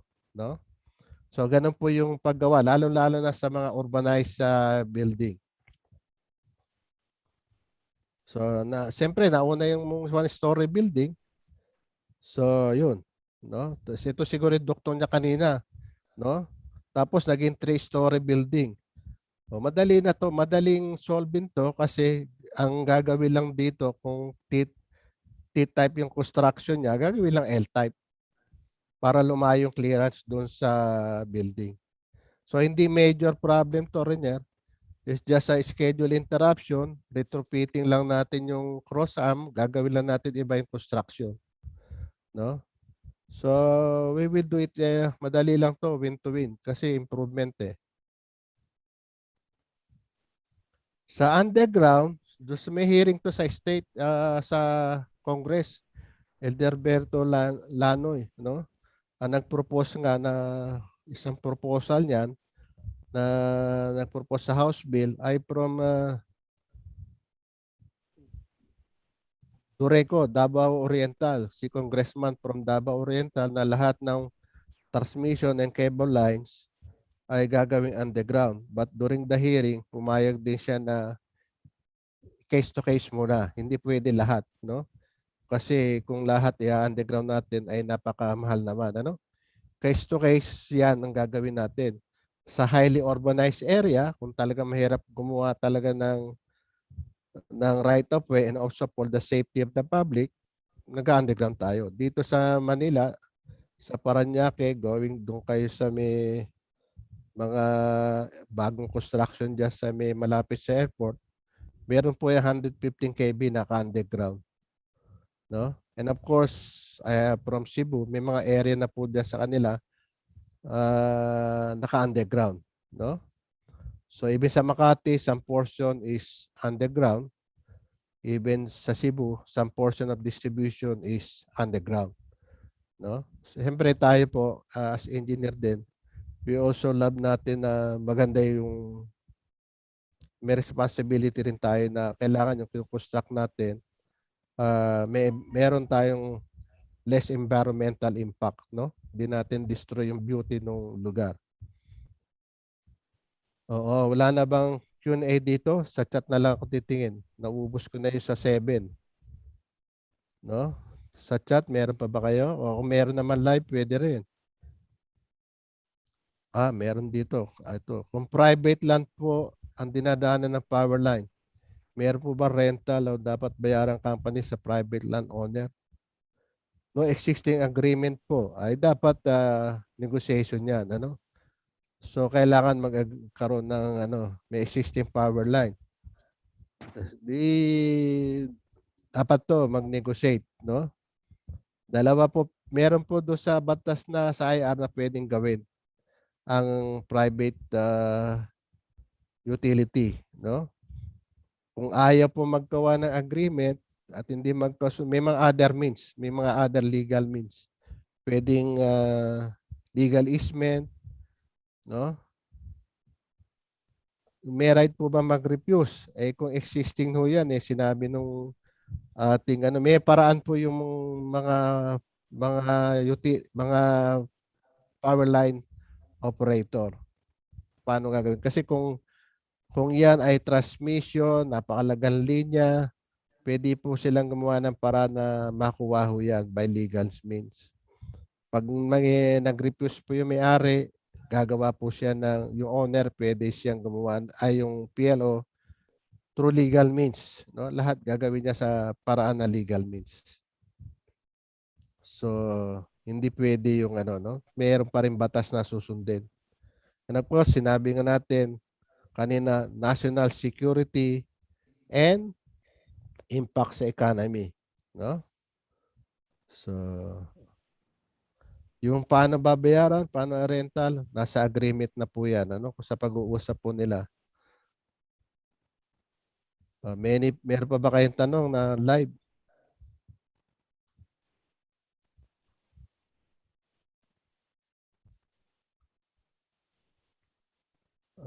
Kung wala, meron pa isa sa chat. Wala na atang tanong any question pa? Sino ba host natin? Okay. Since wala na rin pong tanong, Okay. sir? Okay. Kung hihingi po sila ng kopya, bahala ka na host, bigyan mo ng PDF file Total, may kopya naman kayo No? Yes po, sir. Okay po, sir. Sige. Thank you so much sa ating speaker, Honorable Jaime V.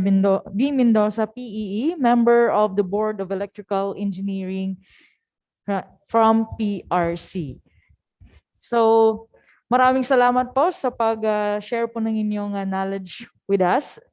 With that, this certificate of appreciation is hereby given to Honorable Jaime V. Mendoza, PEE, in grateful acknowledgement in his distinguished and invaluable service rendered as technical speaker with the topic Republic Act 11361 or the Anti-Obstruction of Power Lines Act during the 23rd Southern Mindanao Regional Conference via online video conferencing on August 26 to 27, 2021 at Viajera Dine and Cafe, Coronadal City, South Cotabato, hosted by South Cotabato chapter with a theme transcending the challenges in the new normal by embracing resiliency and complementarity, given this 27th day of August 2021 in Coronadal City, Philippines. Signed, Floro de Calixtun Jr., South Cotabato Chapter Secretary, Engineer Danilo B. Arakel, South Cotabato Chapter President, and Arislav G. Gianni, PEE, the IIE Southern Mindanao Regional Governor. Once again, maraming salamat po, Honorable Jaime V. Mendoza, sir. Salamat din sa Okay po. invitation niyo. Okay. Palakpakan po natin si sir. And at this juncture, we will proceed to our next topic, the LELAC or the LELAC, the new electrical engineering law with the former IIEE National President, the chairman of IIEE Legislation and Legal Affairs Committee, and of course, the chief engineer of substations North Central Mindanao area, Mindanao Operations and Maintenance at National Grid Corporations of the Philippines. Once again, let us all welcome our resource speaker, no other than Engineer Leo S. Cabasag, sir.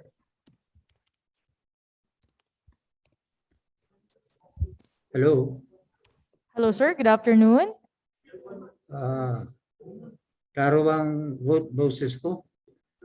Naririnig po namin kayo, sir. Pero wala po kayong video. Sige, mag-share muna ako ng kwan.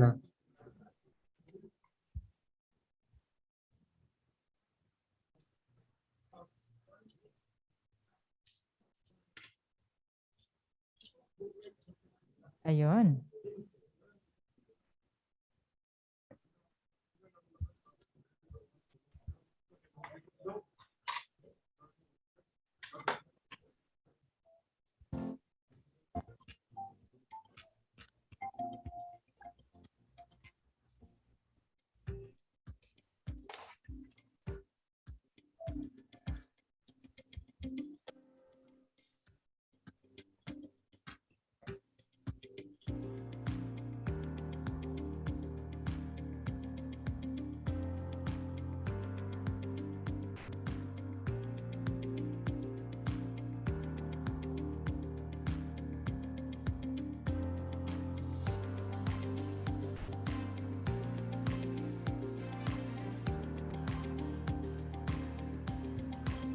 Kikita na ba yung screen ko?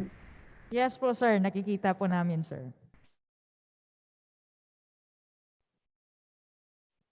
Okay, good afternoon everyone. Good afternoon, sir. Ngayong hapon. Mayong hapon, Gid. Oh, yes. First and foremost, I would like to congratulate the South Cotabato chapter for hosting this 23rd Southern Mindanao Regional Conference. Teka, bata itong nakman ko. It's from Metro Manila, so I will have to select another one.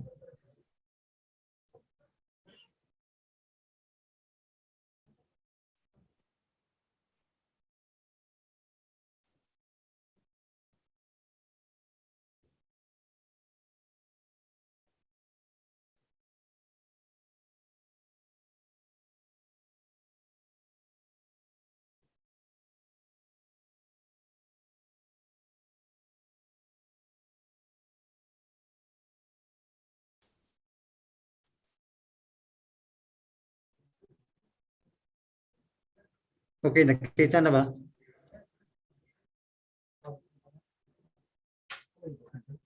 Excuse me. Yes Hello. po, sir. Nakikita po namin po ang presentation po. Okay, thank you. I hope we can finish this by 5:30. Oh no, mag 5:30 na pala. 4:30 pa. So hopefully I can finish this slides within 1 hour. So let me start my presentation. So this is the proposed electrical engineering law of 2019. And we are now 2021. So greetings, the Institute of Integrated Electrical Engineers of the Philippines, the sole national organization of licensed electrical practitioners, duly recognized and accredited by the Professional Regulation Commission. IIE has been existing as a national organization since 1975 as a result of the merger of then PSAE of the Philippine Society of Electrical Engineers and the PIEE, the Philippine Institute of Electrical Engineers. IIE now is in its 46th year and counting. With more than 55,000 active membership, we are one of the strongest amongst the APO organization of the country and had been conferred twice as the most outstanding PRC accredited professional organization. Let's go back to history. The Republic 184, known as RE 184, the first electrical engineering regulatory law of the Republic, was enacted in 1947, the time immediately after World War II. And RE 184 lasted for 48 years, covering 2 generations. Then after RE 184, we have a new law known as the New Electrical Engineering Law, Republic Act 7920, which is in existence until now. In 1995, RE 184 was replaced by RE 7920. RE 7920 was perceived as an improvement of RE 184 and served as the EE regulatory law for 22 years. At present, RE 7920 is still in effect. But along RE 7920's strengths, there also lies a number of weaknesses. Weaknesses that are no longer responsive of today's realities. So what are the realities today? There emerged new demands calling for a culture of quality alongside with accountabilities and practices of responsible character, summarized as follows. The consciousness on quality standards of electrical materials and resources to fit into new creations. The consciousness of the quality of installation and construction methods. The need for quality electrical plans and designs. The need for real tests in the enforcement of electrical practice in the pursuit to public safety and preservation of properties. The globalization of professional practice of the Filipino practitioners as demanded by international accords. These are some of the many put due pressures to the need to revisit the relevance of our outdated EE law. Given these realities, the proposed new EE law seeks to be responsive, furthermore motivating, and more compelling to achieve the growth in the profession. That is why we need a fresh electrical engineering law. A law that strengthens the value of the profession as a dignified institution by cultivating a professional practice that is honest, honorable, and of high integrity in the service to society and mankind. A law that seeks a profession of continuing growth and proficiency and competence by promoting a culture of quality and global competitiveness amongst electrical practitioners. A law that addresses the wide gap between the academic output with the realities in the industry, as well as the pragmatisms inherent in modern practice. A law that advances a profession of high employability that is conducive to growth and work life in any local or international arena.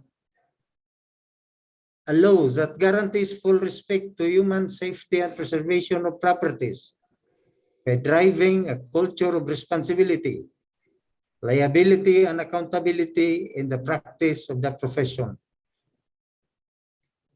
A law that promotes a profession of value and worth to the practitioners, to their employers, and to the country and internationally, and a law that ensures the achievement of the fundamental intent of licensing professionals. House Bill number 6314 and Senate Bill 1210 seeks to introduce into the EE law several new substances as follows. What are the significant changes in this proposed law from that of RA 7920? Highlights. Number one, a declaration of policy. Note that Republic Act 7920, there is no declaration of policy. In this bill, declaration of policy states that the state recognizes the importance of electrical practitioners in nation building. Towards this end, the state fosters, develops, and nurtures a pool of proficient and quality electrical engineering practitioners whose standards of practice shall be outstanding, honorable, and globally competitive.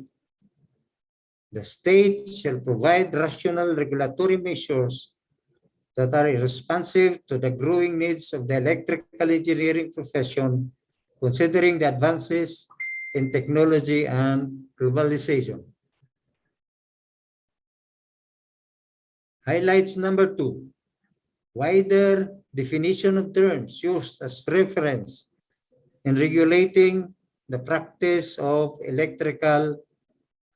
electrical profession. The proposed new law manifests more comprehensive definition of terms surrounding the profession. From 15 terms defined in RA 7920 to 59 in this proposed law. In this new set of definition of terms will help clear the ambiguity of scopes, coverage of practice, specific systems or processes to differentiate other disciplines and to eliminate misinterpretation. That is on sections 3A to 3SS. So these are the definition of terms that is embodied in this proposed law.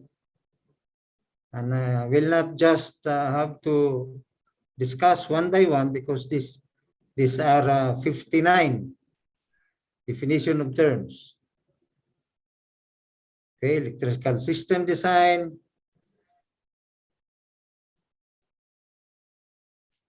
electrical equipment manufacturing plant, commercial establishment, commercial complex. So these are all defined. Power grid, grid system operation and control, distribution system operation and control. So it's clearly defined now in this proposed bill. Substation, system nominal voltage or voltage, kVA or MVA, kilowatt or megawatt, and safe installation and safe design. And the Philippine Electrical Code is already mentioned here as one of the reference. Electrical plans, as-built plan or as-built drawings, office of the building official, certified electrical system inspector, certified electrical plan inspector, distribution utility, electric cooperative, electrical firm, continuing professional development. So these are all the definition, the terms defined under this bill. So there is low voltage, medium voltage, high voltage, extra high voltage.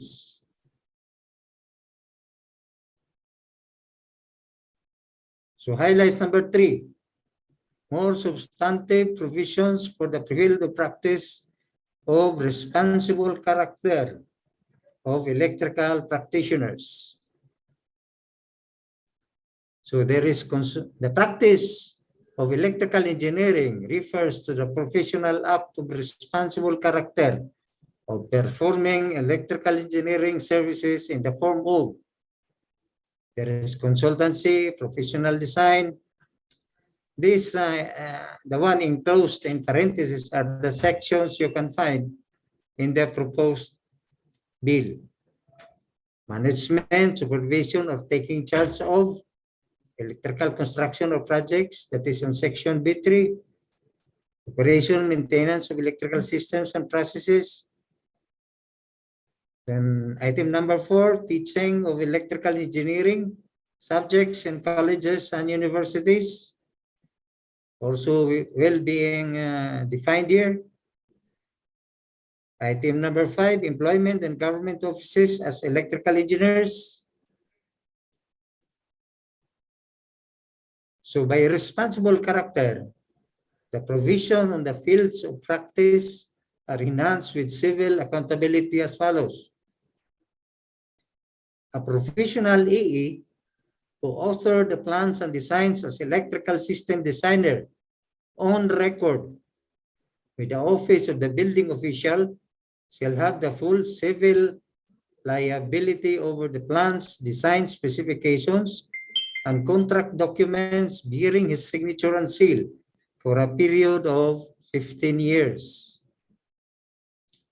A professional electrical engineer or registered electrical engineer who is directly responsible in the supervision of an electrical construction in compliance with the plans and designs on record with the office of the building official shall have the full civil liability over the quality of workmanship of the installation process for a period of 15 years. Moreover, the proposed law requires the faithful compliance to the Philippine Electrical Code and the Philippine recognized international standards for system design and installation methods or processes. So may kulong siya na, may civil liability siya na 15 years. Highlights number 4, clearer mandate on who are authorized to practice electrical technology and electrical engineering profession. A more purposive characterization on who are authorized to practice electrical engineering is better defined.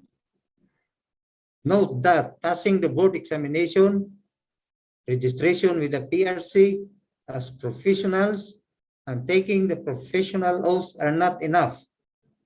In this proposed law, the professional is not allowed to practice unless his professional ID is valid. He may have the license for a lifetime, but without this valid identification, his practice would be a violation. That is under section 3D. Authorized electrical engineering practitioners refers to a person professionally and academically qualified, registered and licensed to practice in any grade of electrical engineering as defined in this act, with a certificate of registration by the PRC, by the Professional Regulatory Board of Electrical Engineering or PRBEE, and a valid professional identification card issued by the Commission as professional electrical engineer, registered electrical engineer, or registered master electrician. Highlights number 5. Clearer mandate on who are authorized to teach electrical engineering courses in colleges and universities. A more purposive characterization on who are authorized to teach in the electrical engineering course. Teaching electrical engineering is one of the scope of practice of electrical engineering since history, that is since Republic Act 184. Teaching without authority to practice electrical engineering as defined in this proposed law would be a violation. That is on sections 3B7. In this proposed law, minimum requirements for the field of practice of teaching electrical engineering shall be for basic electrical engineering subjects and allied sciences, a registered EE or a professional EE. For professional electrical engineering subjects, professional EE or registered EE with a masteral or doctorate degree related to electrical engineering. For basic electrical technology subjects, a registered master electrician can teach. So highlight number 6, the much improved employability amongst licensed electrical practitioners as embodied in the provision for minimum complement of licensed practitioners in power plants, industrial plants, transmission and distribution systems, and commercial complexes. A wider and more comprehensive field and coverage of the practice of the profession, introducing the concept of KBA capacities as a measurable reference for the minimum requirements of complement of licensed personnel is one of the highlights of this proposed law. Note that the difference or KVA or MVA capacities as vis-a-vis requirements of complement of personnel is not covered by both RA 184 and RA 7920. Please note that in Republic Act 7920, the REE is allowed to practice the full scope of the profession without limits as to voltage and capacity, including designing, except sealing.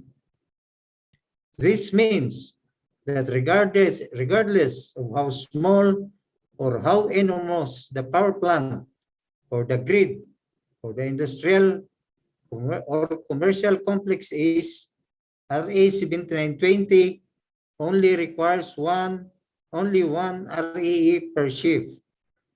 In several instances of reality, this provision is physically or technically illogical or impractical, but sadly compliant to the law.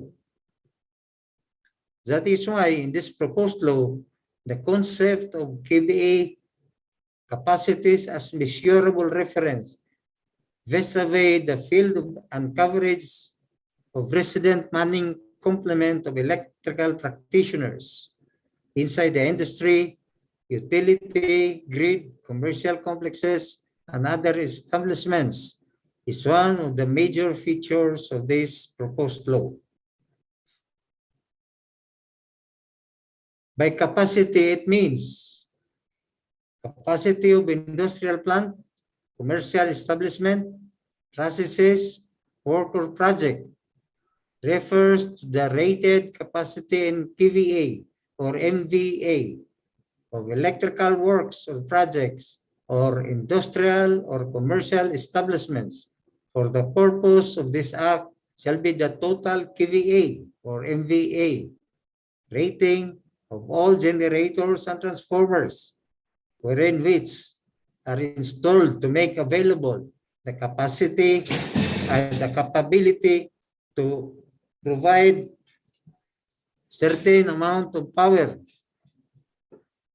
for use as electric supply equipment in such works, projects or plants or establishments, whether in operation or not, and without regard to the connected loads requiring power from the power sources. The extensive focus on the minimum personnel requirements has been broadened in more specific terms to include that of the registered master electricians. This complement of authorized electrical practitioners will not only help ensure public safety and preservation of lives and properties inside the public or private establishment, but also enhances and strengthens the employability and dignity of the profession. So in Section 35A, minimum personnel required under industrial and commercial complexes, capacities of 150 kVA up to 300 kVA.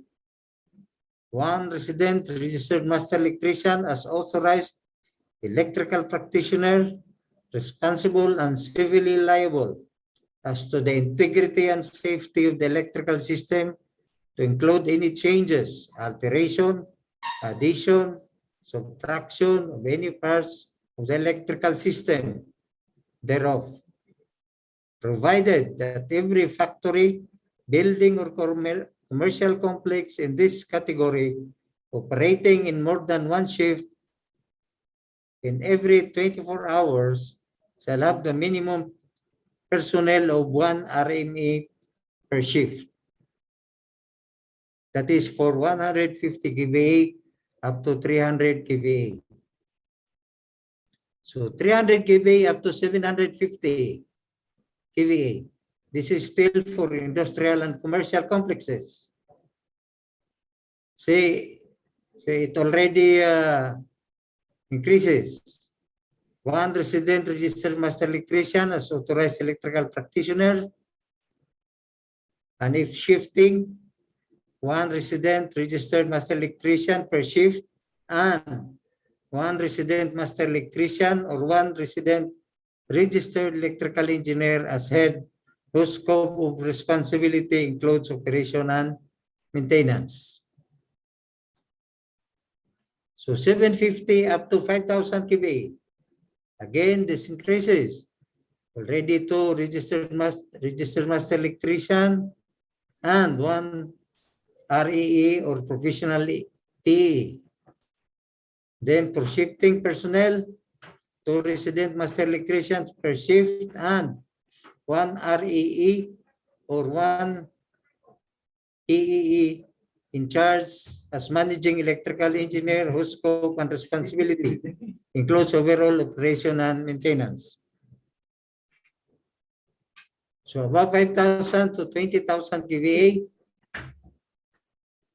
the manpower, the minimum manpower complement increases. So about 20,000 kVA up to 60,000 kVA, again, it increases. So above 60,000 kVA, this is for industrial and commercial complexes. So you can see already the difference with, as the kVA increasing. So 36A, minimum personnel required for power plants operating more than one shift, up to 20,000 kVA, one RME, one REE per shift as resident complement, and one resident PE in charge as managing electrical engineer, whose scope of responsibility includes overall operation and maintenance. 20,000 kVA up to 60,000 kVA. So again, the manpower complement increases. 60,000 kVA up to 200,000 kVA. Again, it increases the number of RE and the number of RME and REE. So about to 200,000 kVA or 200 MVA. There will be 6 RME and 3 registered EE and 1 PE as head of shift operation per shift. as resident complement, and 1 PE in charge as managing electrical engineer whose scope of responsibility includes overall operation and maintenance. For power substations of grid and distribution utilities. For single or clusters of manned substation of grid or distribution utilities up to 75 MVA in specific inclusive area or location. Pwede ba lang? One RME and one RE. And one resident PE in charge of managing electrical engineer whose scope of responsibility includes overall operation and maintenance. So above 75 MVA to up to 200 MVA, the manpower complement increases. Above 200 MVA, so again, it increases. So for grid substation grid system operation, that is on section 38. Regardless of the size and complexity of the grid system operations, all resident authorized electrical practitioners in this category shall have a minimum requirement of at least registered electrical engineers or professional electrical engineers during shift operations, and one professional electrical engineer as head or managing electrical engineer for every department, division, or section as the case may be. Further, that the grid system operations shall have operational control over unmanned automated substation for all types and sizes under its control.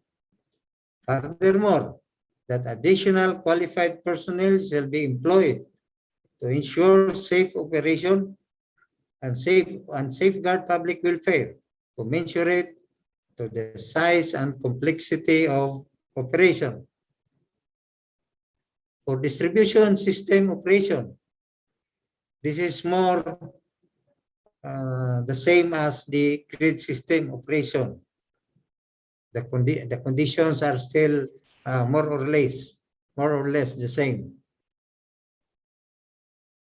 Section 48, minimum personnel required for electrical construction works or projects. For electrical works or projects under construction, the installation, erection, wiring in an electric system in residential, institutional, commercial, and industrial buildings, power plants, substations, shipbuilding, and other electrical projects. 150 kVA up to 750 kVA capacity. 1 RME as electrician in charge, and 1 registered electrical engineer as project engineer in charge, and 1 PE as project manager or consultant. Over 750 kVA up to 5,000 kVA. So again, the number of personnel required is increases. Over 5,000 kVA capacity, again, it increases. So for sections 41A and B, minimum personnel required, electrical equipment manufacturing plant. The minimum personnel requirement of this type of plant shall be covered under Section 35 of this Act. Provided, however, that full-time professional electrical engineers shall be mandatory for the designing section of the plant, overseeing, supervising, and ensuring over the design of special equipment as transformers, motors, switch gears, switchboards, control gears, motor control centers, power panels and panel boards, and the like. Section 42A, minimum personnel required for watercrafts and electric locomotives. watercrafts or electric locomotives operating with installed generating capacity up to the maximum size and voltage available for these units shall have the following complement of authorized electrical engineering practitioners. Up to 750 kVA with voltages not exceeding 600 volts, 1 RME and 1 REE. Above 750 up to 5,000 kVA, 1 RME and kanina is or. Ngayon and 1 REE or 1 PEE. Above 5,000 kVA, 2 RME and 1 REE and 1 PE as head or managing engineer. Other provisions for complement of electrical practitioners.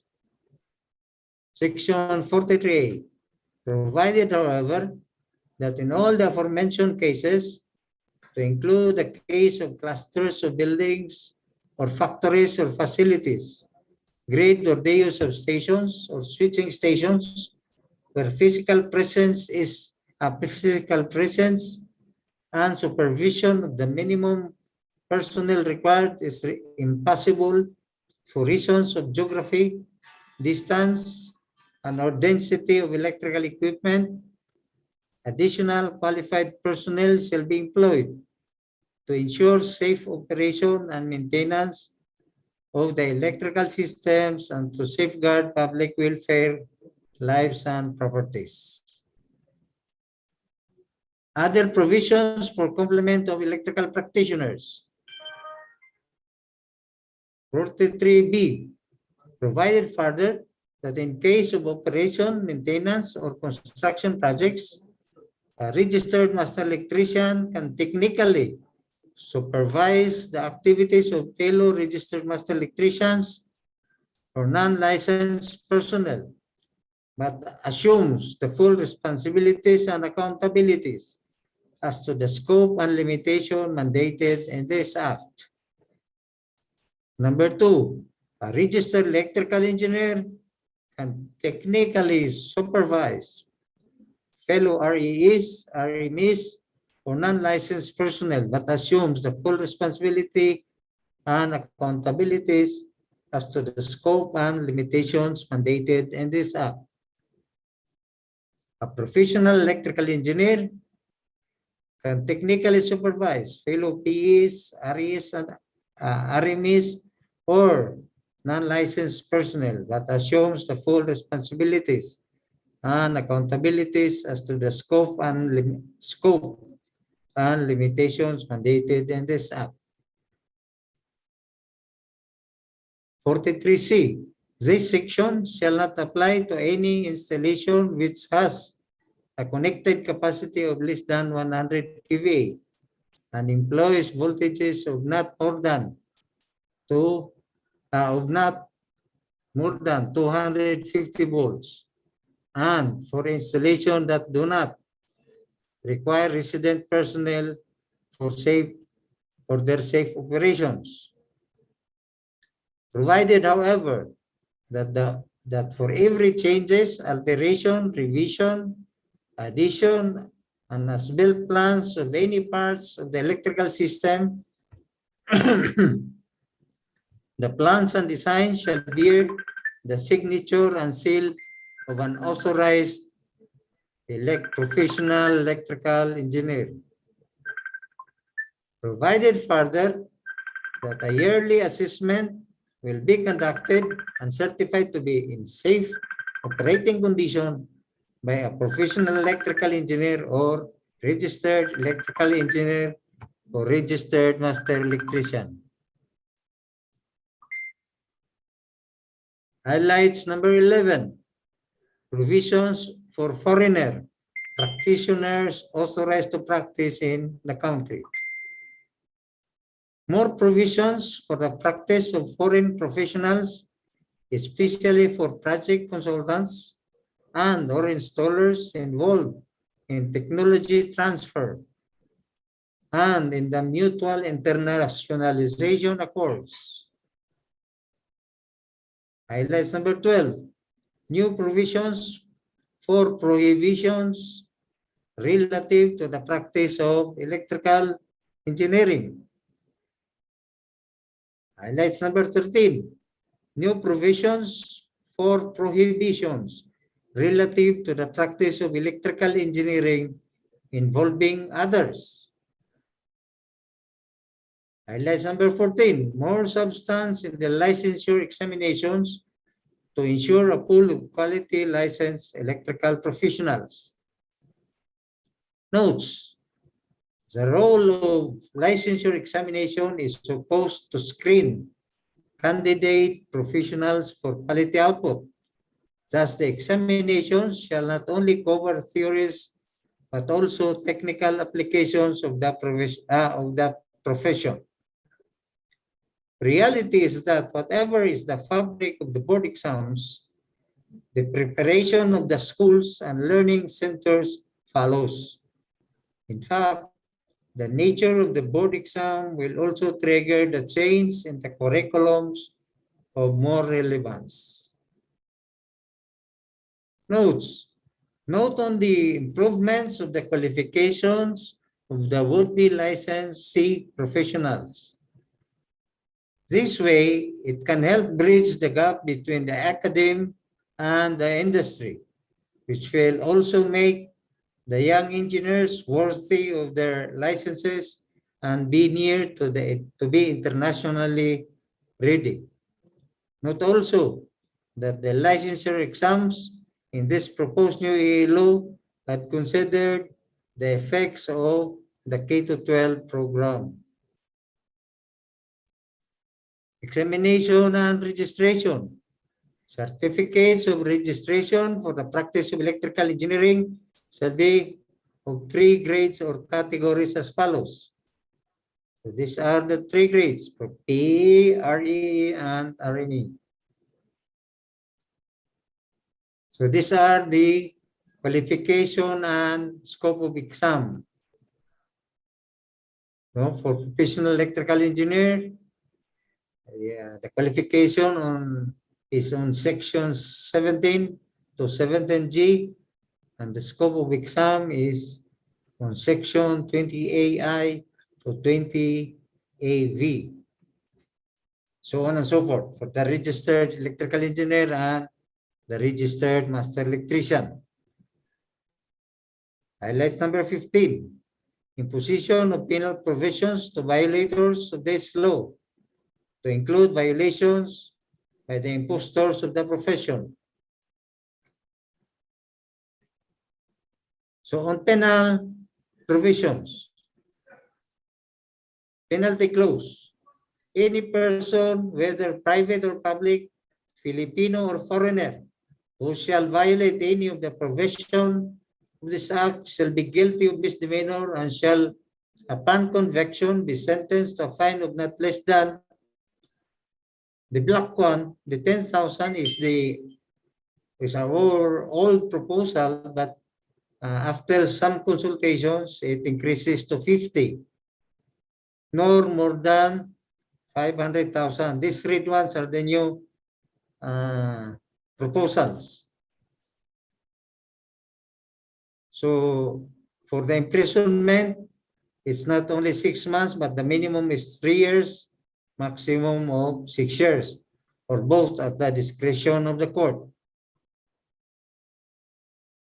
Penalties for violations by persons in the roster of licensed electrical engineers of the commission who shall violate any of the provisions of this act shall be guilty of misdemeanor and shall, upon conviction, be removed from the registry, his license revoked, and shall be sentenced to a fine of not less than 10,000, which was increased to 100,000, nor more than 50, and was increased to 1 million, or imprisonment for a period of not less than 6 months to 6 years, or both at the discretion of the court. penalties for violations of section 35, 36, 37, 38, 39, 40, 41, 42, and 43 by heads of government agencies or officers of private entities and institutions. Any head of a government agency or officer of a private firm, institution who violates the said sections of this act shall be punished by a fine of not less than 50,000, which was increased to 100, to not more than 500, which was increased to 1 billion, or both at the discretion of the court. Gross, deliberate, and repetitive violations of this act for its rules and regulations by entities, government offices, or agencies, private companies, or establishments, or operators. The Commission, through the Board of Electrical Engineering, shall impose a maximum fine of not more than 500,000 annually until such time that the act have been complied with. Further, that for purposes of the application of the fines, the BE shall prepare a system of penalties based on the violator's ability to pay, degree of willfulness, degree of negligence, history of non-compliance, and degree of recalcitrance. Provided further that in case of negligence with mitigating circumstances, the first-time offender, to the discretion of the board, may only be imposed a stern warning. What are the benefits expected to be derived from this proposed new EE law? These are the benefits. Number one, it will generate more jobs and more meaningful opportunities among electrical practitioners. Number two, it will strengthen the assurance of public safety and industry and the preservation of lives and properties. Number three, it will enhance the quality of Filipino electrical practitioners to international standards. Number four, it will promote the culture of responsible practice, honesty, and accountability.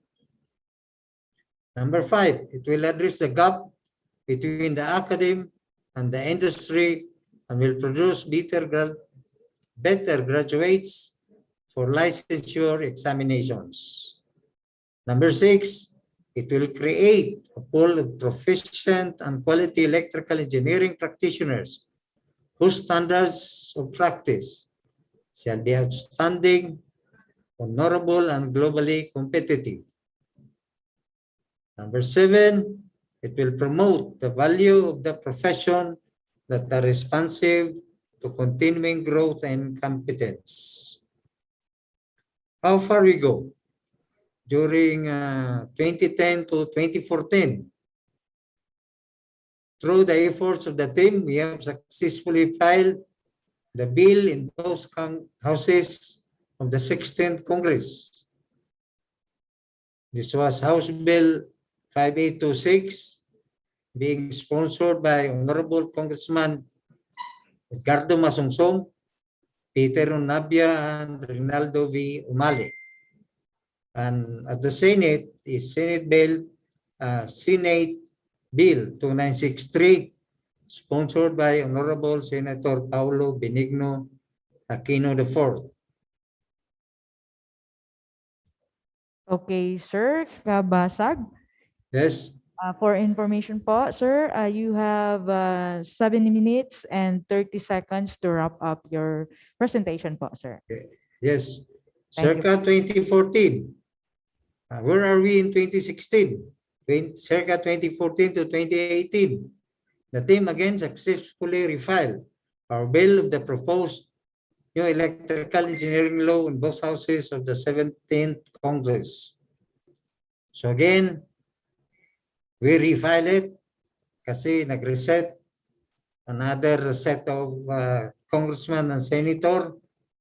So House Bill 1622 sponsored by Michael De Vera on the 17th Congress, filed on July 18, 2016.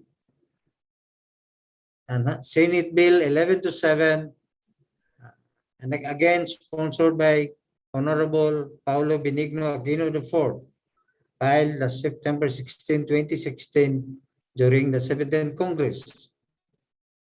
Where are we now in 2020? With our continuing consultation on committee public hearings to the stakeholders, we have again submitted a consolidated substitute bill with the same title and content to both houses under the 18th Congress.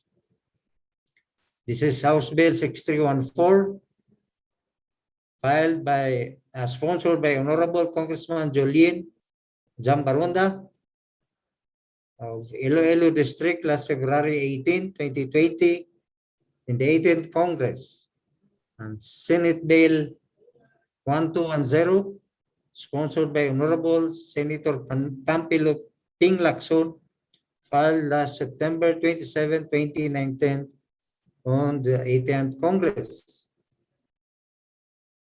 We say that we need a law that ensures the achievement of the fundamental intent of licensing professional. Why do governments impose licensing to individuals in the practice of a trade, a skill, or a profession? Drivers, pilots, watercraft officers, nurses, midwives, doctors, engineers, etc. Why are they licensed? When lives, properties, and public safety are at stake, resulting from the acts of an individual in the performance of his trade, we need a purposive licensing of responsible professionals who are allowed and permitted by law to perform as such. For prayer, let us reaffirm of our value as profession Filipino electrical practitioners, empowered with quality education and skills development at par with global standards, and be assured of a fulfilling career. Let us continue to reboot and recharge the country with bright, committed engineers that will help build our beloved nation. We therefore pray for your support on this bill.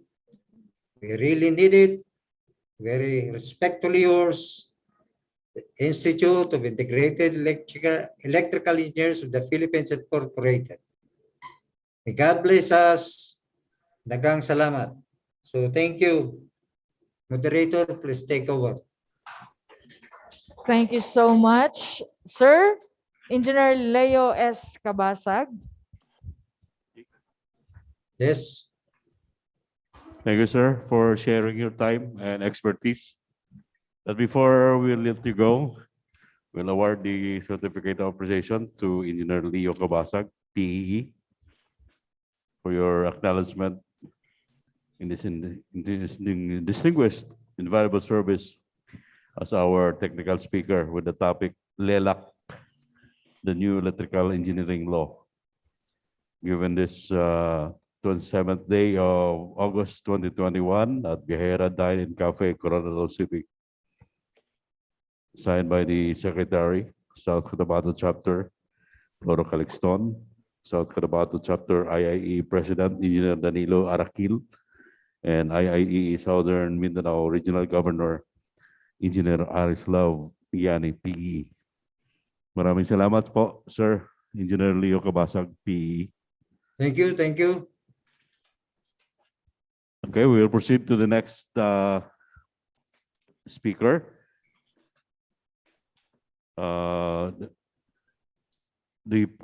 The topic he will be presenting is the Conference of the Electricity Supply Power Industry, the CEPSI 2021. This will be tackled by the new Secretary General of the Association of the Electricity Supply Industry, East Asia and the Western Pacific region, the largest organization for the power industry in the region. He also plays a leadership role in driving knowledge sharing and exchange in SIEAP as the chairman of the technical committee of this association. He is also the Senior Vice President and the head of the networks of the Manila Electric Company, Meralco, and currently the President and CEO of three major subsidiaries of Meralco, Meralco Industrial Engineering Services Corporation, MESCOR, and Meralco Energy, and MRail Inc. Ladies and gentlemen, please welcome. I think he's from South Cotabato, from Santo Niño, Santo Niño, South Cotabato, sir. Engineer Ronnie L. Aperozzo, PEE, ACPE. Mayang hapon, sir. Mayang hapon, Engineer Aperozzo.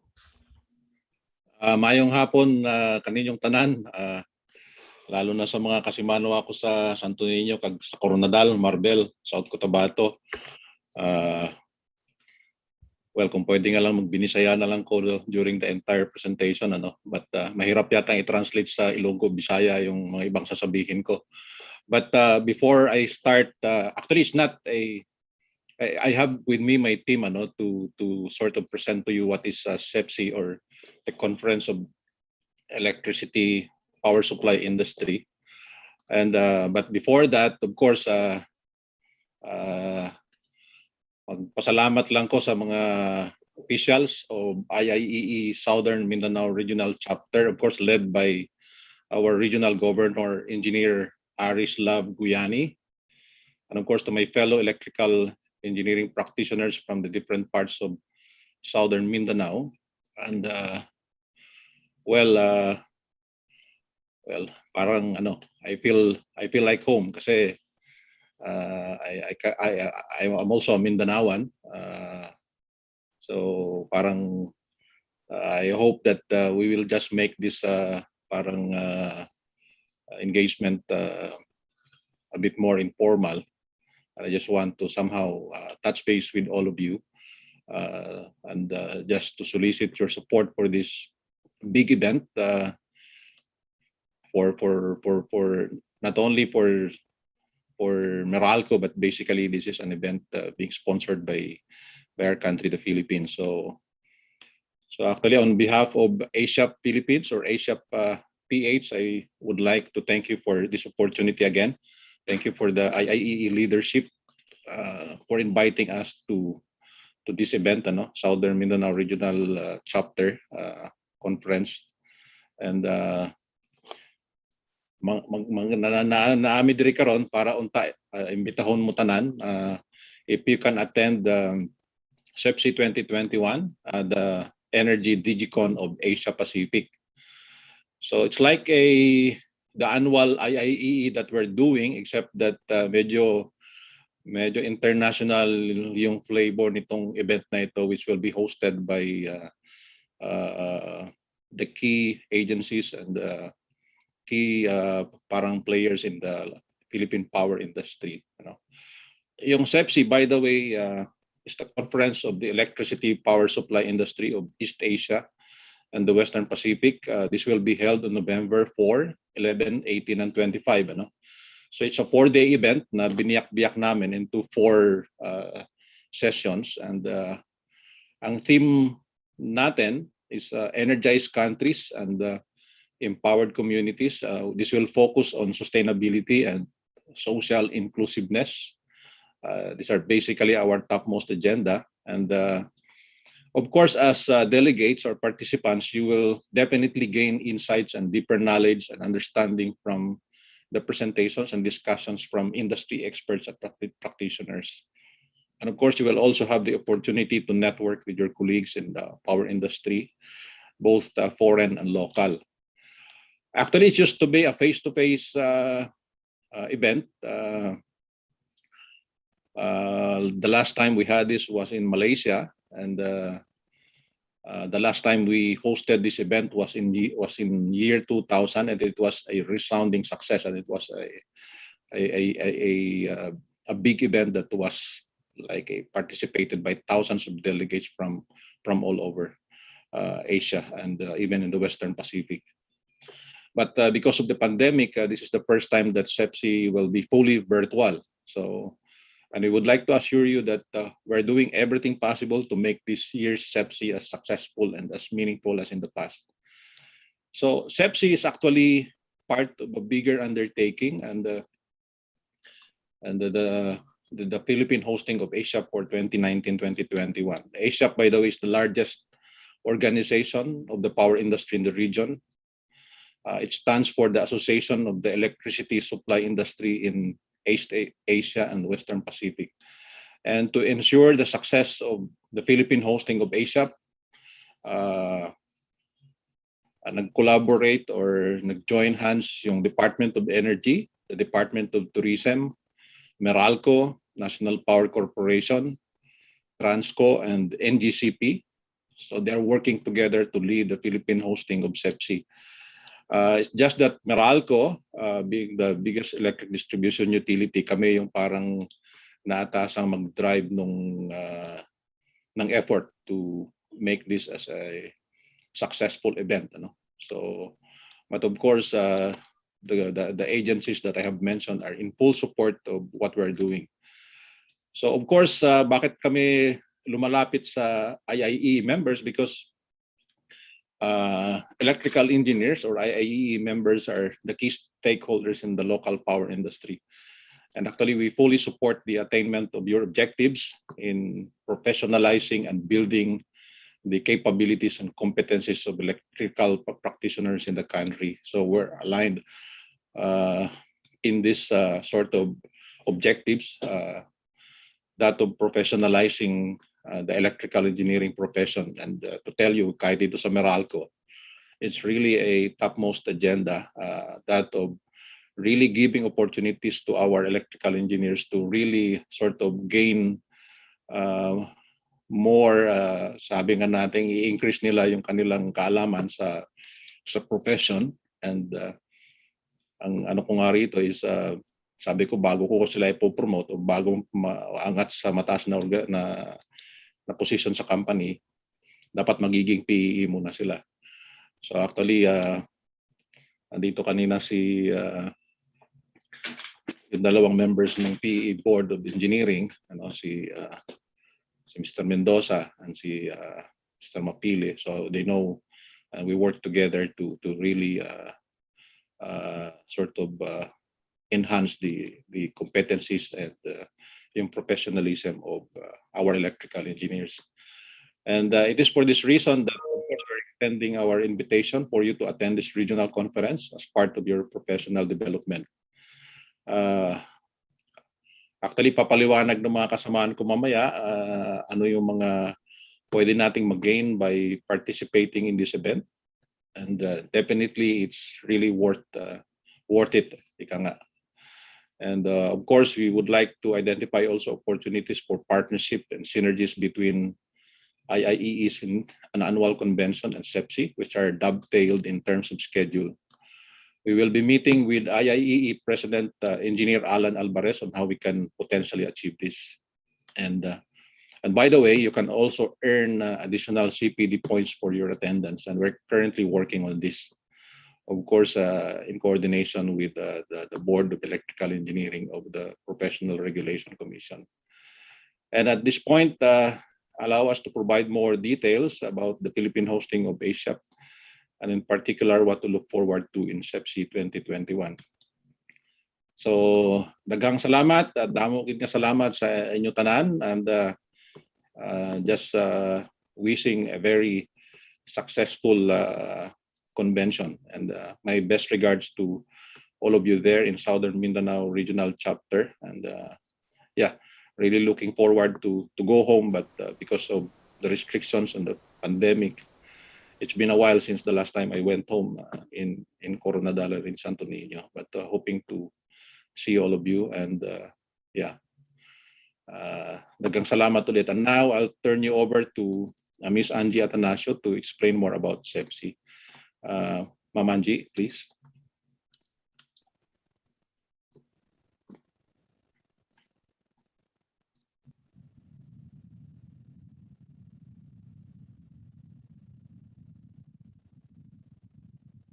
Angie? Okay, so maayong hapon, IIE Southern Mindanao Regional Governor Aris Lav Guani, officials and members of the South Mindanao region IIEE chapter. So it's really a privilege for the ASEAP team to have been given the opportunity to this afternoon to share with you the highlights, not only about ASEAP as an association, but also about what's going to happen in SEPSI 2021.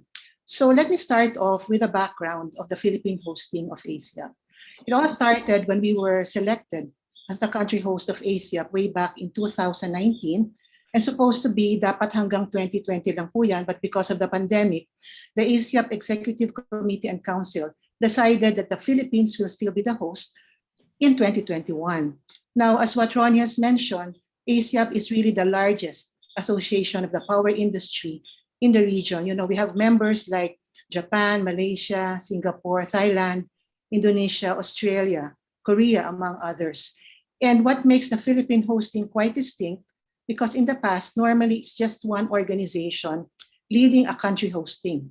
But in the Philippines, we are leading it through a Philippine coalition. So Ronnie has also mentioned the members of the Philippine coalition, but I think what is most also important to highlight is that there is a partnership, a very strong partnership between the government and the private sector. And certainly we want to leverage the most that we can from the hosting of the Philippines of ASEAP's two events, which I will explain later. Now, the hosting was handed over to us way back in 2018. That was in KL. If you can go to the next slide now, that was in KL during SEPSI in 2018, when the past host, Malaysia, actually handed over the Philippine flag, the ASEAN flag to the Philippines as a symbolic handover of the hosting of ASEAP's two events to the Philippines for 2019 and 2020. But as I've mentioned, this has been extended to 2021. If you take a look at the participants in the handover, it was handed over to us no less by Energy Secretary Cusi himself was there, the Ambassador of the Philippines to Malaysia, Ambassador Charles Jose, as well as Secretary Rogelio Singson then, the Secretary General before, and President Matibag of Transco, and the other members of NPC, National Power Corporation, and GCP were there also. Now, after the Philippines, the host will be China. Okay, and this will be succeeded by Singapore for 2023, 2024 to 2025. So I think what is also interesting is as early as now, there are a lot of interest already on who's going to be the host in 2026 to 2027. So that really is a very strong manifestation on how prominent both conferences are in the region. So as ASEAP host, we're actually tasked with organizing two major events. The first one is the ASEAP CEO Conference in 2019. Ito tapos na po ito, and compared to the other hostings in the other country hosts, typically mga 200 lang attendees. But in the Philippines, we were able to gather at around 350 attendees, foreign and local. We had the ASEAP CEO Conference in Shangri-La, Mactan, Cebu in September of 2019. And we also were able to provide a distinct value to the delegates by way of providing protocol officers to each and every delegate who attended. We had around 200 plus CEOs who attended that big event. It was a by invitation event, and it was actually free of charge and sponsored by ASEAP. But the next big conference is SEPSI, as what Ronnie has also mentioned. SEPSI is the conference of the electricity power supply industry. And if we have held it in 2020, it would have been one of the biggest on-site conference in the region. But because of the pandemic, we're doing it virtually for the first time. Now, compared to the ASEAP CEO conference, we're looking at around at least 2,500 delegates, experts and professionals in the power and energy industry to attend SEPSI in 2021. Now, what would be the benefits of the Philippine hosting both conferences? We really take a lot of pride in the hosting, and we'd like to invite each and every one of you to be part of the Philippine hosting of SEPSI in 2021, as we try to achieve 5 major objectives. Number one, as early as 2019, we actually did the rounds, talked to the Department of Energy, Department of Tourism, and the other ASEAP Philippine members on what would be the most critical agenda that we can bring forward to by way of our hosting of SEPSI. And this came out: access to electricity, power grid resilience, and environmental sustainability. And we believe that the same agenda will also be as relevant to our regional partners. Now, second objective is really to be able to improve access and exposure for the Philippine power companies and cooperatives to emerging technologies, global standards, and best practices. It would have been difficult for access to happen if the Philippines were not the host. But we're bringing to the Philippines hosting by way of having the Philippine power companies have access to both global standards and best practices. And of course, business and investment opportunities will always be there. And the fourth objective, we're seeing this a lot. For the past 2.5 years, we've actually been collaborating and working very closely with the regional partners and also with the local players. And also among the Philippine coalition with the Department of Energy, the Department of Tourism, and our partners from NPC, Transco, and NGCP. And I think this is of significant value as we move forward in terms of creating synergy in the power industry. And lastly is to be able to promote the Filipino talent in the country's tourism. So by way of our agenda for CEPSI 2021, we'd like to introduce to you the theme that we have developed not only for CEPSI, but as well as for the 2019 conference. Now, this is really this is a theme and agenda that's so powerful because it talks about the final outcome of what we do in the power industry. It's really about energizing the entire country. It's also about energizing and empowering the way of life of the Filipino people and the communities. So it will be operationalized in terms of 5S, we call it, for easy recall. Number one would be sustainability by way of providing renewable and alternative energy resources. Number two is social inclusion, which is being able to target zero unserved and underserved. This may be a vision, but it's something that is well worth it in terms of deliberately planning on how to provide access to reliable, adequate, and cost-effective electricity to our communities and the country. Now, in terms of enablers, we have 3 enablers to achieve this, and this will be contained in the entire conference. Number one would be smart and advanced and resilient power grid. Second is synergy across different sectors of society working together. And third is scalability or deployment of innovative solutions in the most effective way. Now, anchored in this theme and set of agenda, we have 4 fully packed days in November. So let me now walk you through on what to expect from CEPSI for the 4 days of November, beginning with day 1. That's going to happen on November 4. So we are going to start off with a traditional opening. We have Energy Secretary Kusi, as well as the President of ASEAP, who also is the President of Meralco. That's Attorney Ray Espinosa, because Meralco is the national representative of the Philippines to ASEAP. Now, this will be followed by the welcome messages and congratulatory remarks of the President and CEO of Tenaga National Berhad, that is the past host of ASEAP, as well as the incoming host, the President of the China Electricity Council. Then we proceed with the keynote addresses on day 1. We will have world-renowned speakers, starting off with Mr. Muraki. He is the Vice Chair for Asia Pacific and South Asia of the World Energy Council. And he will talk about energy scenarios towards sustainability and social inclusion. Now, he will be followed by our very own Ariel Ong, President and CEO of First Philec, as he talks about how to move forward through disruptive innovation and co-creation.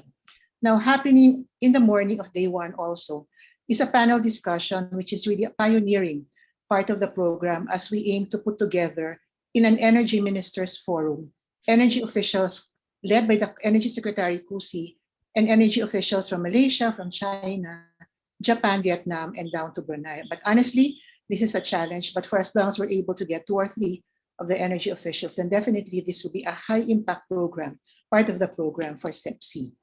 Now on day 2, we will proceed immediately with our keynote addresses. The first will be from Mr. Gil Quiñones. He is the President and CEO of the New York Power Authority. It's the biggest state-owned utility in the United States and world-renowned for advanced and sophisticated use of renewable and green energy. He will be talking about reforming the energy vision, market forces, and new technology towards customer empowerment and sustainability. Then he will be followed by Mr. Kenneth Budka from Bell Labs Consulting as he talks about creating value in the future energy economy. Now, there will be a panel discussion on day 2 among the CEOs or the presidents of our region of the premier organizations in the region. So this will be led by Attorney Reyes Penosa, the President of Meralco and ASEAP, as well as the Chairman of SINA Global Power, Mr. Ayales, and by the CEOs coming from Singapore Power, Sarawak Energy, and Tokyo Electric Power Company. Now for day 3, we will have group discussions, a summit, and a forum. So we'll start off with a C-suite roundtable discussion. Now we are going to have as a very important agenda, greening the boardroom. It's really talking about sustainability as a corporate priority and how this can really trickle down every part of the organization and across businesses. So we are going to have a top panel discussants coming from premier organizations as outlined from Global Business Power, again from PhilEc, Aboitiz, and AC Energy. And then this will be followed by the Young Engineers and Scientists Summit. This is really part of a Meralco Power Academy program, but we are including it as part of SEPSI for 2021 because we also want to, in the spirit of inclusiveness, we'd like to target the young engineers and scientists. So we will have STEM senior high school and engineering college students. And the program really aims to inspire and motivate students to be part of the future by creating innovations that will have an impact to our everyday lives. So our keynote speaker, we are fortunate to have Mr. Callones, who is also a Filipino, from the New York Power Authority to be the keynote speaker for this part of the program. And then we also have additional speakers as outlined. We might also be fortunate to have with us the lone Tokyo Olympic gold medalist, Heidi Lindinas. Now for the Energy Regulator Summit, again, this is a first for SEPSI. We are putting together very good lineup of speakers to talk about smart distribution utility and advanced metering infrastructure, or AMI, towards a better normal. So this will be led by 3 keynotes for this part of the program. We'll have George Anstey, he is from NERA Consulting, to give us a global overview of successful AMI deployments. And this will be very helpful to the Philippines, especially in the state of pandemic, as we aim to move forward with AMI infrastructure and deployment. We'll also have with us the rollout experience of Kansai transmission and distribution. And also from a regulator's perspective, we will have Ms. Christine Binert from the British Columbia Utilities Commission. And our very own Agnes, the chair of Energy Regulatory Commission, will be leading the panel discussion along with energy regulators coming from Malaysia and South Korea. And we will have back George Anstey from the NERA Economic Consulting. Now, there's an interesting part of the program for days 1 to 3. And this is where we have the concurrent technical paper presentations. For those of you who have attended SEPSI, I think this is one of the highlights as well. We may have world-renowned keynote speakers, but what is really ASEAP, what ASEAP is all about is really sharing of experiences, sharing of best practices.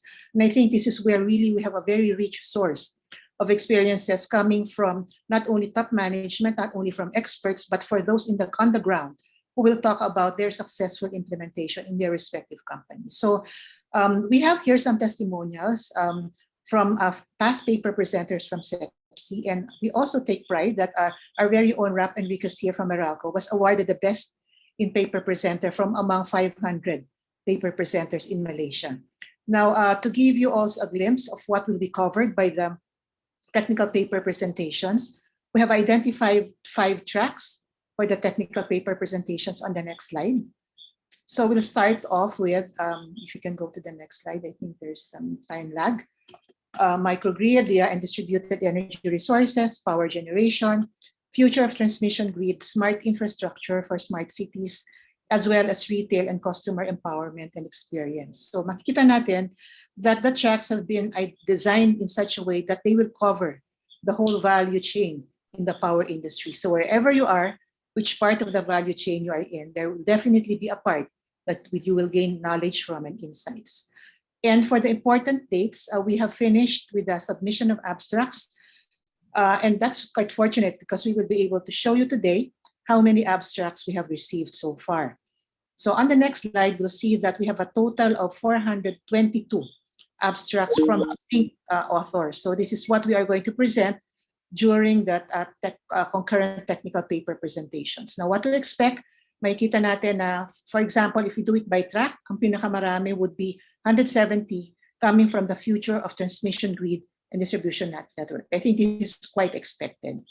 Now, when we go to the abstract submission by category, ang makikita naman natin dito is 261 wanted to share their experiences, case studies, and best practices. So if you are going to attend the conference, what you can do is really decide which of the tracks you would like to be a part of, you would gain the most, and also by category, would you want to dwell on or learn from research and innovation, or you want market trends, or you want policies, or you want experiences, then definitely the concurrent technical presentations would be able to provide you such wealth of information from the conference. Now, on day 4, this is what is going to happen on the final date of the conference. That's going to be on November 25. Now, note also that by design, talagang hiniwalay-hiwalay yung conference days because we wanted the participants to have enough focus. You know, it's quite difficult to have someone stay on the laptop or on the mobile phone for the whole day, for 4 days. That's a challenge. And we know definitely there will be physical limitations in terms of your focus. But if we do it on one day every week in the month of November and with so much advanced information on what's in store, then definitely the excitement will be there. So on the last day, we'll have a resource from PPI Pacific Power. Then we'll also have some sort of an integrating part of the program, Ms. Sandao Jambo. She is the Executive Director and CEO of the United Nations Global Compact. So after all of the learnings that we've had, there is a way of being able to integrate this, a way of being able to move forward in terms of a concrete implementation or execution steps. So that is what we expect from our keynote addresses. Now, one of the objectives also is to be able to uplift, the energy profession in the Philippines. And we also will have with us Francis Mapile, the chairman of the Philippine Regulation Commission, the Board of Electrical Engineering. So this is really going to be the lineup of all our speakers from days 1 to day 4. But also in keeping with our objective to promote the Philippines, we will allot a particular segment for a presentation coming from the Philippine Economic Zone Authority. And we'll end the conference with a closing program, which will have the technical paper presentations awarding. Then we'll have the closing messages from the regional and the Asia Philippine Coalition key players. And for the turnover ceremony, we'll have the ceremonial turnover of the ASEAP hosting from the Philippines to the next host, China. Okay, so with that, we're very excited to welcome to CEPC 2021 our 2,500 delegates to the conference, at least. We have 1,500 foreign delegates, maybe 1,000 coming from ASEAP, and then from the locals, we'll have around probably 650 from the ASEAP Philippines coalition. But we have been unrelenting in our efforts to really go around. In fact, months of May and June, we have been doing our e-road shows with the local industry players, PIPA, PEPOA, PISEA, etc., and even with the government officials, because certainly this is an opportunity we don't want key industry players to miss. We don't know when the next hosting will be, and we don't know with the state of the pandemic if everyone will still be given a chance to have access to such wealth of information. So we'll not only have at least 500 power industry leaders, we probably will have a good cross-section of engineers, regulators, and technical professionals. Now, registration has actually started yesterday, but before we go into the registration details, I'd like to show you a flavor on what to expect from CEPC in 2021. So watch this promotional video of CEPC. Thank you.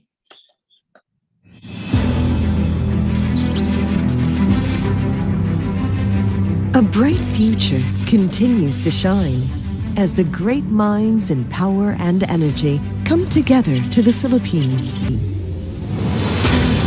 Home to the world's emerging economies and dynamic cities, the East Asia and Western Pacific region is more than ready for game-changing innovations to develop countries of the future that are smart, scalable, and synergized, enabling sustainable and socially inclusive communities. As Asia converges, we welcome you once again to the Philippines. A vibrant nation known for its rich culture,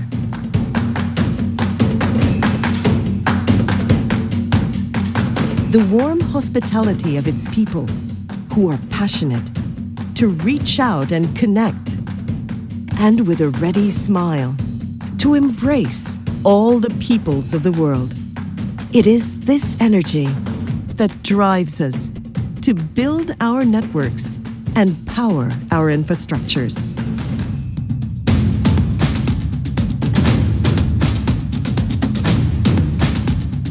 We have been energizing the country.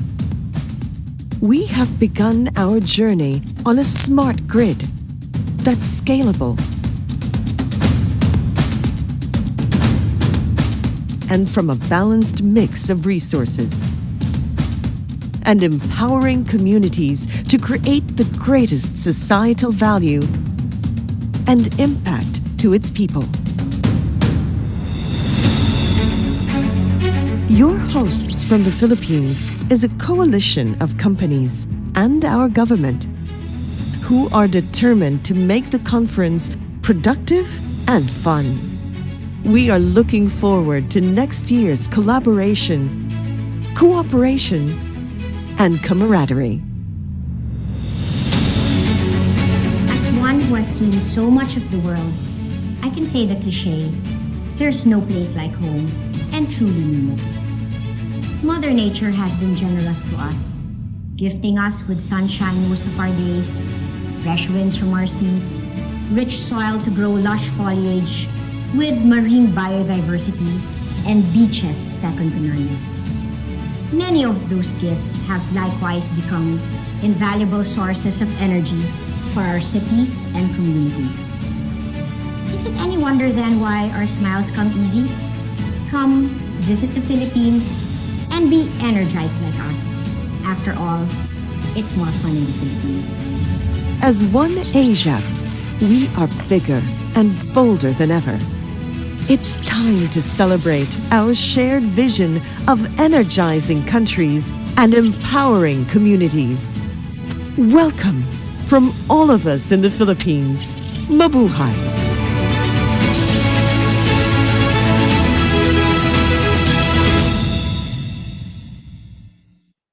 Okay, so thank you. We hope that after watching the video, there's an element of excitement already about being part of SEPSI 2021 and also being proud to be part of the Philippine hosting of SEPSI this 2021 on a fully virtual platform. Now, we also have designed the rates to be very affordable for participation of our local delegates. So if we can be directed to the registration rate for the local delegates, if you register on or before September 30, this is what you will be paying for your registrations, 8,000.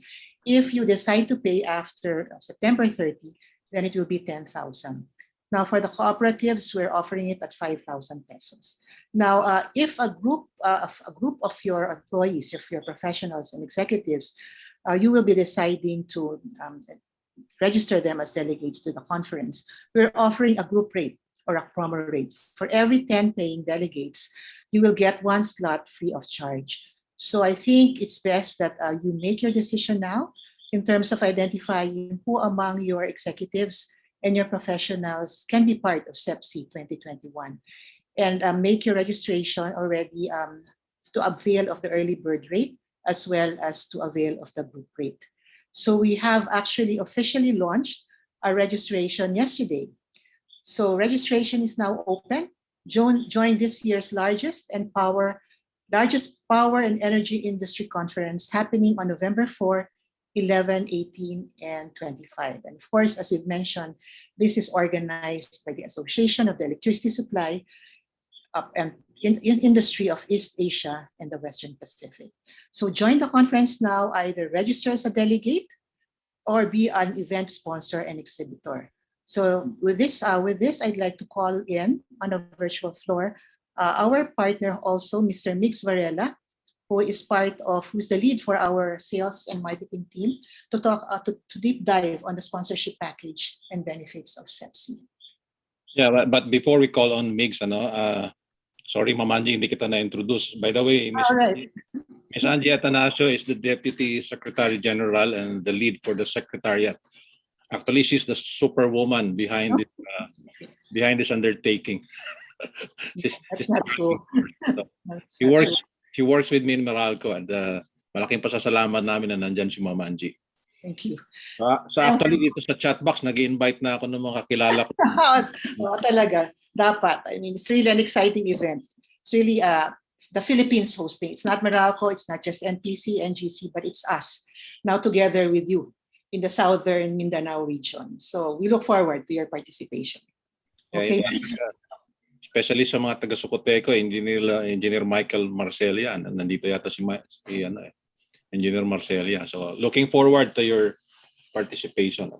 So Migs, Bisaya din tong next na magsasalita. Okay. Good afternoon, everyone. So I'll just make it quick. Magbinisaya pod ko gamay kay makamingaw mag-istoryag Bisaya pod. So Hindi ko na naintindihan. okay, so good afternoon. So this is our sponsorship and partnership kit. So good afternoon, everyone. So primarily, our conference, the SEPSI 2021, will put a spotlight on the energy issues encountered by the utilities here in the Philippines and in our ASEAN partners mostly. So kita tanan ni agi man taron sa COVID-19 pandemic, and we know na daghan in terms of kanang mga tao nato nang uli sa balay kada buntag kay daghan na nag-work from home. So the high daytime consumption caused some issues in some circuits. So logistical issues also of moving people, equipment, and fuel needed to power, maintain, and upgrade the grid are something na we have all encountered. So additionally, metering and billing sa kadaghan sa atoan, non-AMI pata, we encountered these problems eventually last year especially. So pinaka-importante po sa tua kay swerte ang sa ubang gobyerno naka-subsidize gid sa mga utilities.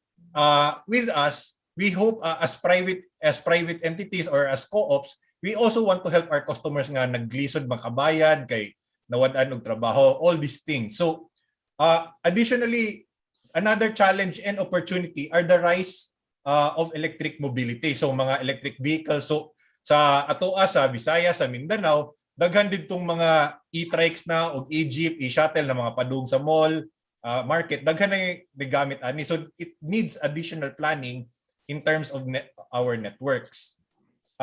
Additionally, rise of renewables is increasing in our area.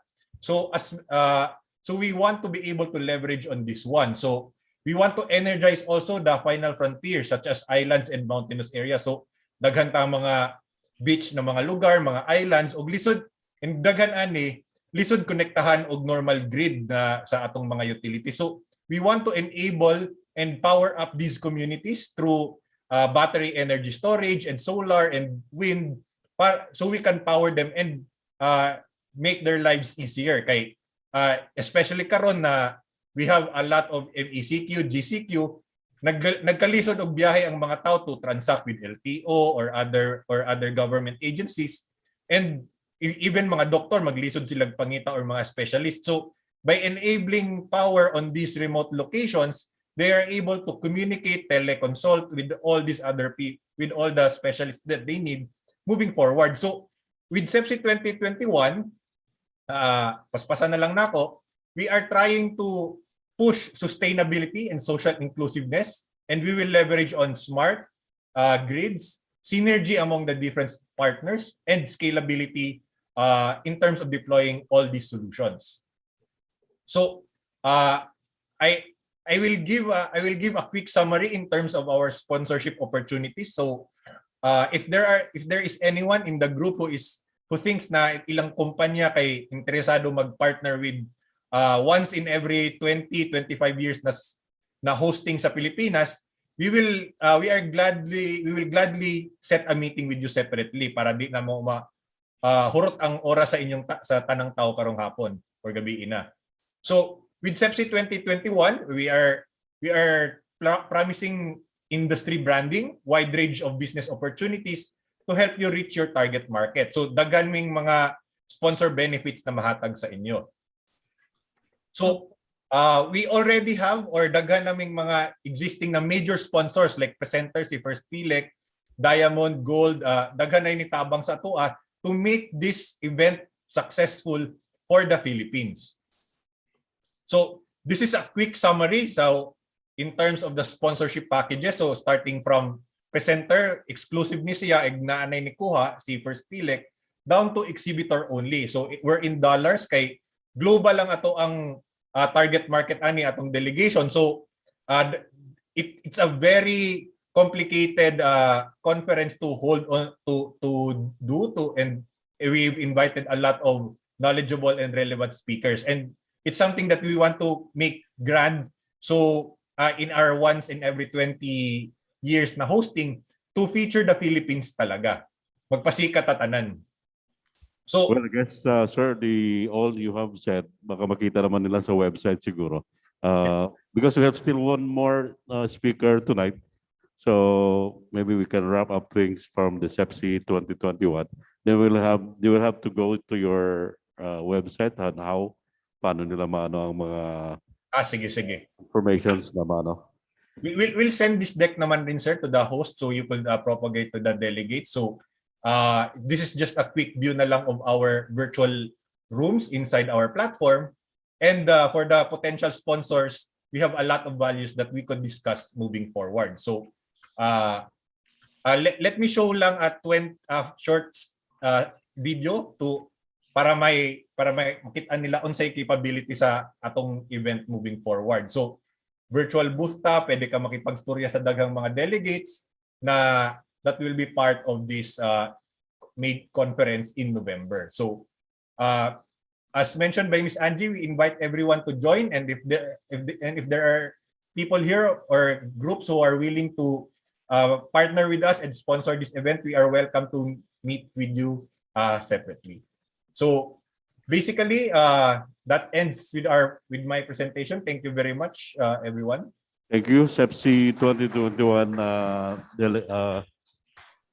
to Engineer Ronnie Apirozo, Ma'am Angie, to Sir Miguel. Maraming salamat po sa inyo. Thank you sa inyong tanan. Maraming salamat. Thank you so Before much. you will go, we will give you the certificate of appreciation from the 23rd SMRC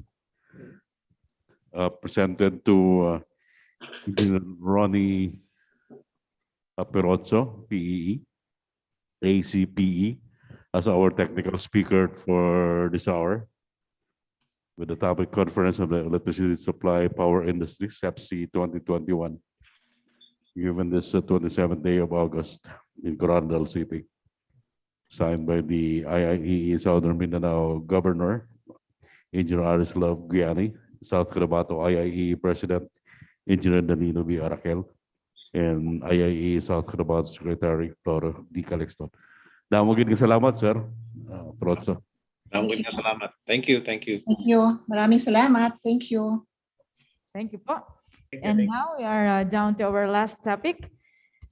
It is all about career progression and specialization program. This will be elaborated to us by the former chairman, Board of Electrical Engineering, and the present chairman of the IIEE Specialty Council Committee. He is also an assistant professor of Electrical Engineering Department at University of Santo Tomas. Please welcome Honorable Fortunato Lainez, PEE, sir. Good evening. Good afternoon, everyone. So I know we're running late, so I'll try to, normally it would take me about an hour or so to do my presentation. But in the interest of time, let me do it in less than an hour. So if you will allow me to share my presentation. So there you go. So nakikita na. Actually, there are two parts in my presentation. Yung isa is the structural framework of the career progression and specialization program of PRC. And the second is these FAQs on the career progression and the specialization program. Can you see my slides now? Yes, sir. Okay, good.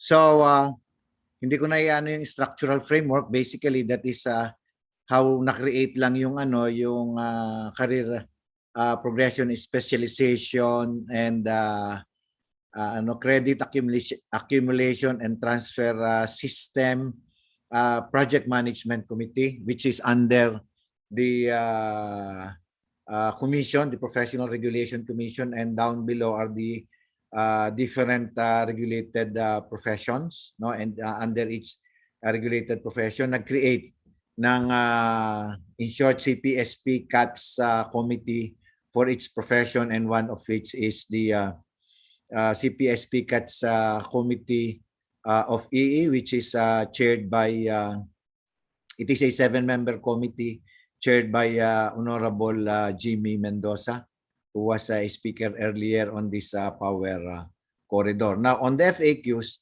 basically this career progression and specialization program, no, the Board of Electrical Engineering has issued a resolution, no, that is PRBOEE Resolution 21-06, which became effective last last August 17, no? At ano itong ano na ito? Career progression and specialization program na ito. Ito ay ine-elevate yung level ng ating mga PEs in terms of academic kumbaga sa kuan level, no, yung tinatawag na Philippine Qualification Framework level to level 7. Ano ba yung level 7 na yon, no? So makikita natin na mamaya kung ano yon. So ito lang, ang isang nito is ano ba ang legal basis of PRC to be the granting authority or agency for the conferment of higher professional qualifications, because here we are talking about the higher professional qualifications. In our case, so meron tayong registered master electrician, and then meron tayong registered electrical engineer, and then professional electrical engineer. Then pagdating do sa professional electrical engineer, we will now be talking about certificates of specialty, no, or certificates of meron tayong tinatawag na specialization for PEs. Okay? Now, a main legal basis for PRC to be the body, no, that could grant this higher yung higher professional qualifications is RA 109-162, which is yan din yung tinatawag na Continuing Professional Development or CPD Act of 2016 at Section 12. Sinasabi dyan yung career progression and specialization na magkakaroon daw ng career progression and specialization program for each profession. And we have it now through BEE Resolution 21-06, no, for professional electrical engineers. Now, yung sinasabi ko kanina is in terms of academic requirements, no? So kalimutan na natin yung from early childhood to dito na lang tayo sa levels of education, no, under the 2017 Philippine Standard Classification of Education or PSCED. So sa level of education, we have yung bachelor level of education, but sa PRC yung BS degree, kailangan din may required license to be granted this level 6.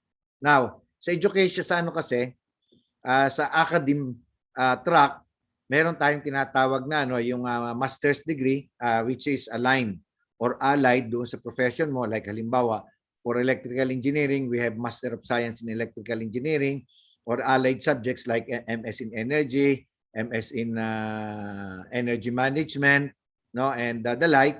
And then level 8, yung doctoral level of education. Now, under that BE Resolution 21-06, yung professional electrical engineer, kapag ka nakapasa ka, no, sa PEE, you will be awarded a PQF level 7, equivalent to that of a master's degree. Alam nyo, sa mga nagtuturo, this is quite an issue. Kapag ka ikaw ay nag-apply ng ano, pagka ikaw ay nag-apply sa pagtuturo, no, dahil at ikaw ay walang master's degree, and in spite of you being a professional electrical engineer, no, you will not be yung rank mo will just be an instructor, no, because wala kang required masteral degree. But under that resolution, no, of which later CHED will come out with the tawag mo rito, the succeeding or the corresponding guideline din for that, just recognizing that a PEE is equivalent to that individual with a master's degree in electrical engineering, no. Now, incidentally, para naman ano, pagka mag-a-apply ka ng ano, para ikaw ay maging PEE, meron yang tinatawag na ano, na professional practice outcomes. There are 16 professional practice outcomes, no, that na naka-align naman yan sa may mga level of descriptions yan. May tatlo yon, and incidentally wala dito yung material na yon, nandoon yun sa isang sa structural framework. Anyway, and then ito ngayon yung sinasabi ko na Philippine Qualifications Framework, no? We have to align in Pilipinas has to align itself with the ASEAN Qualifications Framework. That is why naglabas nitong RA 10968 naman, no? Framework. At towards this end, no, in terms of higher education, yung PEE now will be awarded level 7, no, or equivalent to that of a postbaccalaureate degree. Now, kapag may specialization ka na as a professional electrical engineer, no, that will be you will be awarded a certificate of specialty, no. And that is now awarded the level 8. Parang may doctoral degree ka, ang equivalent niyan dito sa academic track. Okay? Now, so in terms of the framework and level descriptors, dapat meron daw tinatawag na level descriptors na incorporate sa standards of career progression for professionals, specialization, and multidisciplinary fields of study. Now, and it is on that on that basis na para ikaw ay maging PEE, no, and ma-award ka ng PEE, merong dapat you must be able to satisfy or comply yung tinatawag na what you call this, yung tinatawag na outcomes, no, professional practice outcomes, no. So there are, as I was saying, there are 16, no, 16 professional outcomes that are laid out doon sa annex ng BEE resolution number 2021-06. Now ito lang just sa PQF-IRR, sinasabi lang dyan that as part of his objective, no, na meron dapat yung learning outcomes daw derived from professional development in the practice of the profession that leads to the qualification. Nung dati kasi, ang parang inire-recognize halimbawa lang in terms of professional development ay yung yung academic achievements, no? But sa ngayon, even yung professional development mo through the practice of your profession now is considered in your higher qualifications, no? So ano yung tinatawag natin na career progression? Yan na nga yun, is in professional life is the process of developing or moving towards a more advanced state in a person's job, title, position, or profession. It outlines the route one may follow in order to reach the identified career development goals. Then,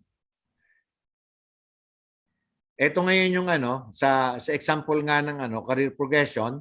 So ginamit ko na example dito yung sa EE, at yan ay merong qualification code that is POEE, no?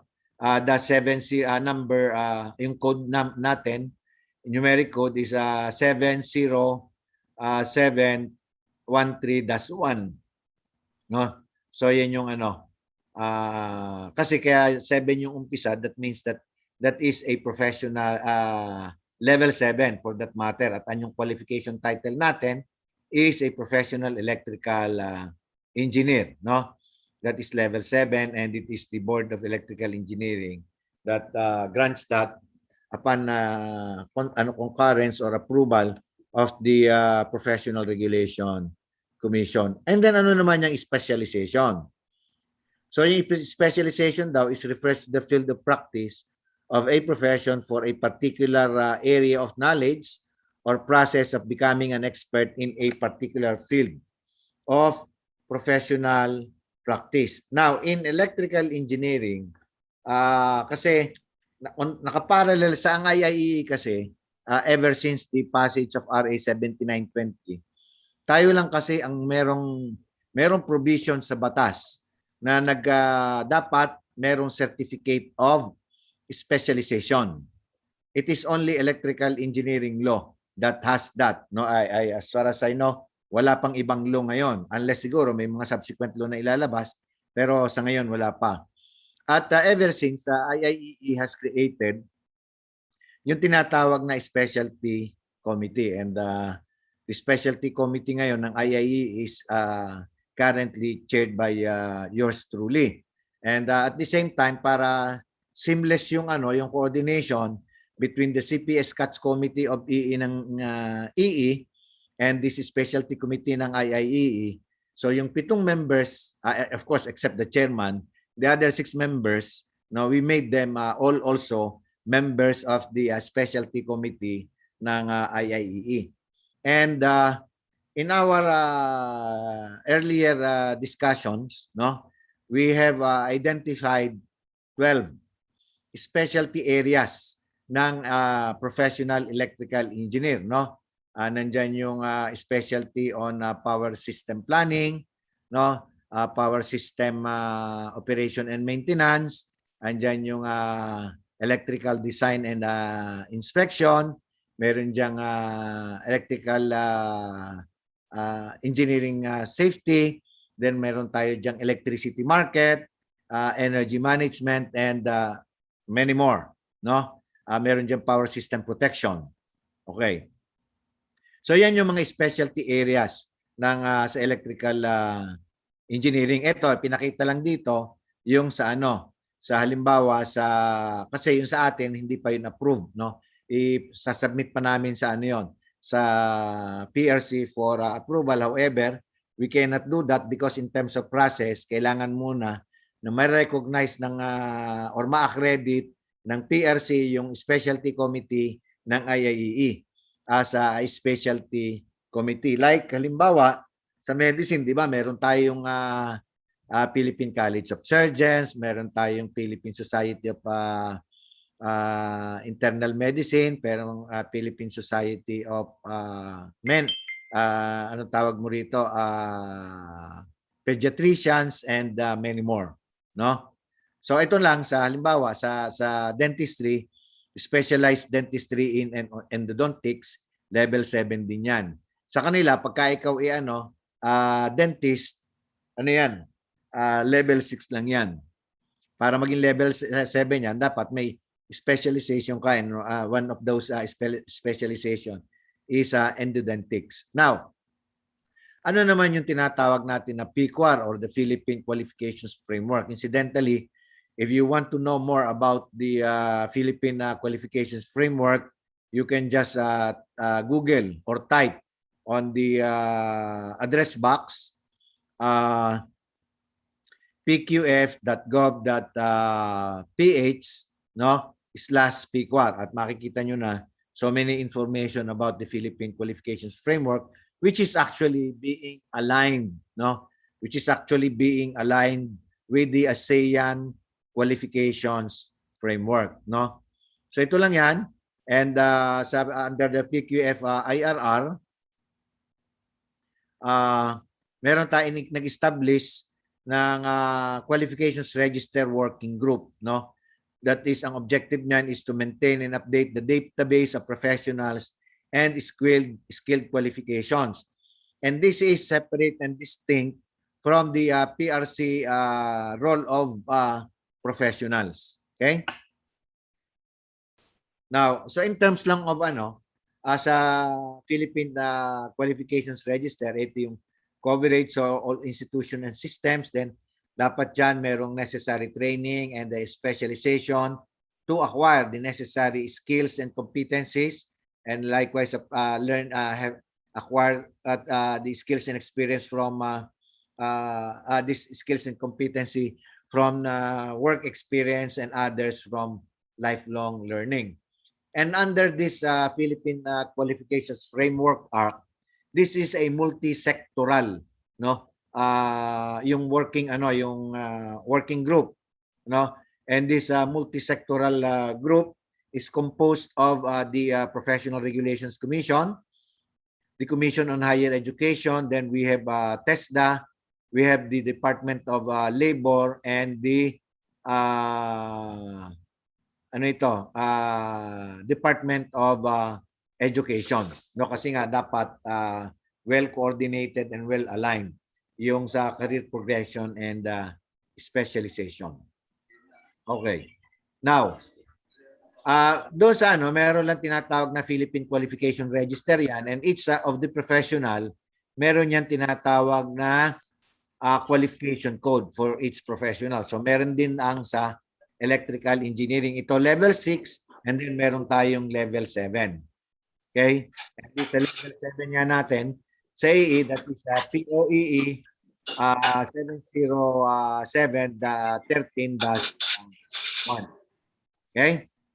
Now, so how is the Philippine Qualification Code assigned? So galing yan doon sa it was created from the PRC resolution 1364 series of 2021. At ang example halimbawa natin dito, kasi the material was originally prepared by yung chair ng CPSP CATS Project Management Committee, yung the project manager, Dr. Melinda Garcia of the Board of Dentistry. Kaya ito material niya. And kaya ang ginamit niyang qualification code is a dentistry, meaning to say that is PDNT 70911-1. So that is meaning to say P refers to professional and DENT means to dentistry. Then ito yung code nila. That's 1. Then kapag ka meron kang specialization, may das in endodontics, may das 1. Sub-specialization and sub-specialization. At kaya nga 7 yan is because it is PQF level. And halimbawa nga sa electrical engineering, di ba? Meron tayong POEE, no? 707-1. So ito yung ating qualification code for professional electrical engineer, no? So ano naman yung professional qualification title? So yung professional qualification title, yan nga, in our case, that is a professional electrical engineer. And then pagka PE ka na, no, for you to be elevated doon sa sa level 8, dapat meron kang tinatawag na certificate of specialty. Okay? Meron na mag-mute ng kanyang microphone. Kaya pumapasok. Anyway, so and then in terms of the title of the qualification, no, iba-iba yan. In our case nga, yung PQF level 7 natin is a professional electrical engineer. Halimbawa, sa dentistry, so meron sila dapat para mabigyan sila ng level 7, certificate of fellowship in specialized dentistry in endodontics. Sa atin naman, pagka meron na tayong specialized field, may certificate of specialty tayo, like say in power system planning, then you will be granted with the PQF level 8, no? And then how can a qualification title be entered in the PQAR? So may process yan. So kailangan may guidelines yan, no? May formulation and implementation nito, nitong career progression and specialization for its respective profession. And in our case, it is electrical engineering. And in the formulation of guidelines, it was guided by PRC Resolution 1117 or 1117 series of 2018. No? So yun lang yon. At sinasabi nga dyan, merong creation of career progression and specialization. No? So, just to show lang dito, yung sinasabi ko sa inyo kanina, yung BEE resolution, no? 20 resolutions 2021-06 or BRP or BOE resolutions number 6 series of 2021. And as I was saying, meron itong annex which lay out, no, yung tinatawag na professional practice outcomes, no, for the professional electrical engineer. So meron niyang its PPO is nakabanggayan, nakaalan dapat yan with knowledge, skills, and values, and then yung application and then degree of independence, no? At makikita natin dito, halimbawa, is that ang unang number 1 PPO is that kapag ka ikaw ay PEE, you should be able to apply the knowledge of complex mathematics, physical sciences, information technology, and electrical engineering principles. But more important dito is ito, yung huli, no, o yung 1.3, which dapat you must have the qualification to manage and supervise multidisciplinary skills. Now, while dati kasi, while anong tawag mo rito, RA 7920 says that for you to apply as a professional electrical engineer, dapat ikaw ay registered electrical engineer with at least 4 years of experience as an REE, no? However, in our discussions at saka sa anong tawag mo rito, consultation din by the Board of Electrical Engineering, they have found out that for you to possess this qualification of managing and supervising multidisciplinary team or even managing a project, no, which is more complex, no, 4 years is not enough to attain for you to reach that level. Kaya by virtue of this resolution, may ang lalabas pa lang naman ang IRR nito. But paglabas ng IRR nito, I would say that more likely the board now will require at least a 7 years experience and at the very least a supervisory experience for you to qualify, no, as an applicant for professional electrical engineering, no? So then yung level alignment matrix lang naman, ito lang naman yan, no? Yung mga qualification outcome mo, ibabangga mo dito sa tatlong na ito, knowledge, skills, and values, or ang ko dyan, KSV, application, and degree of independence. So dapat yung evidence mo, no, of quality assurance, and it's a requirement for National Referencing Committee procedures, no, in the updating of professional qualifications sa PQUAR, no, as issued or conferred by the Professional Regulation Commission, no. And then yung framework lang, yun nga sinasabi natin, may level descriptors, may professional practice outcome, at saka may learning outcome, no. So just to further emphasize, ito yung ito yung huli, no, demonstrate knowledge and understanding in research and development. So dapat meron ka niyan. Pero yung number 15, I just want to stress this point that dapat as an applicant, no, para maging PEE ka, you must be able to demonstrate the ability to lead or manage project within an area of specialization, no? So that is electrical engineering. And towards this end, because this is one of the or the second professional practice outcome that requires management skill, no, or a supervisory skill.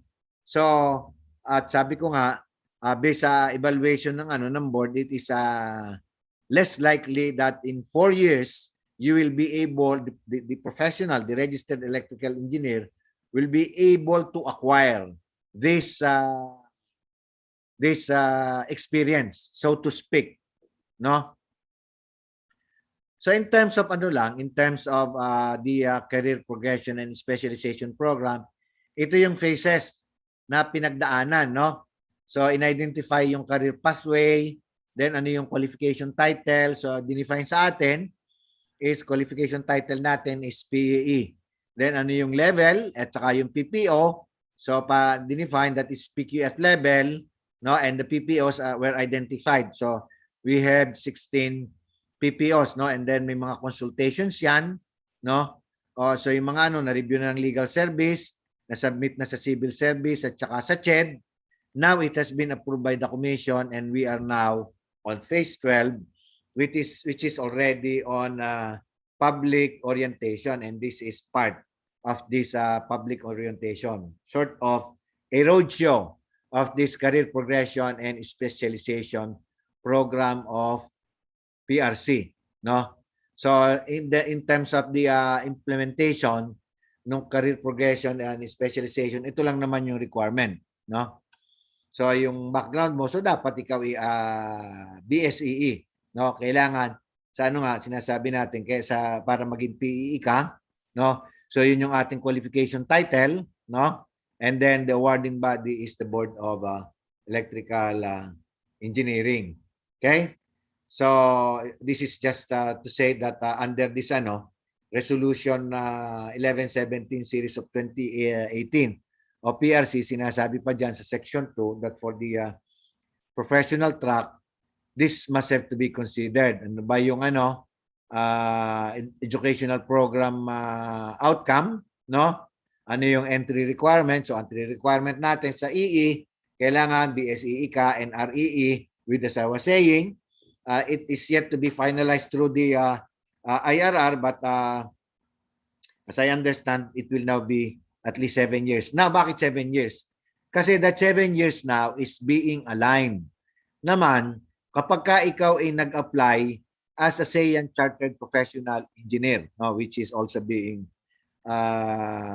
implemented, no, together. This is true also among the ASEAN nation, na para makapag-apply ka as ASEAN Chartered Professional Engineer, dapat meron kang at least 7 years experience, no?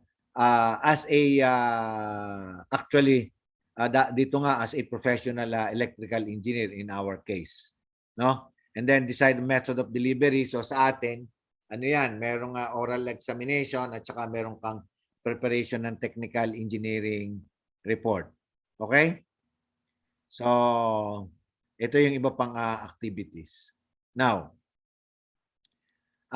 can institutional-based position titles be provided with equivalent position qualifications? Halimbawa, sa dentistry, kung ikaw ay nasa sa DOH Dental Public Health, no?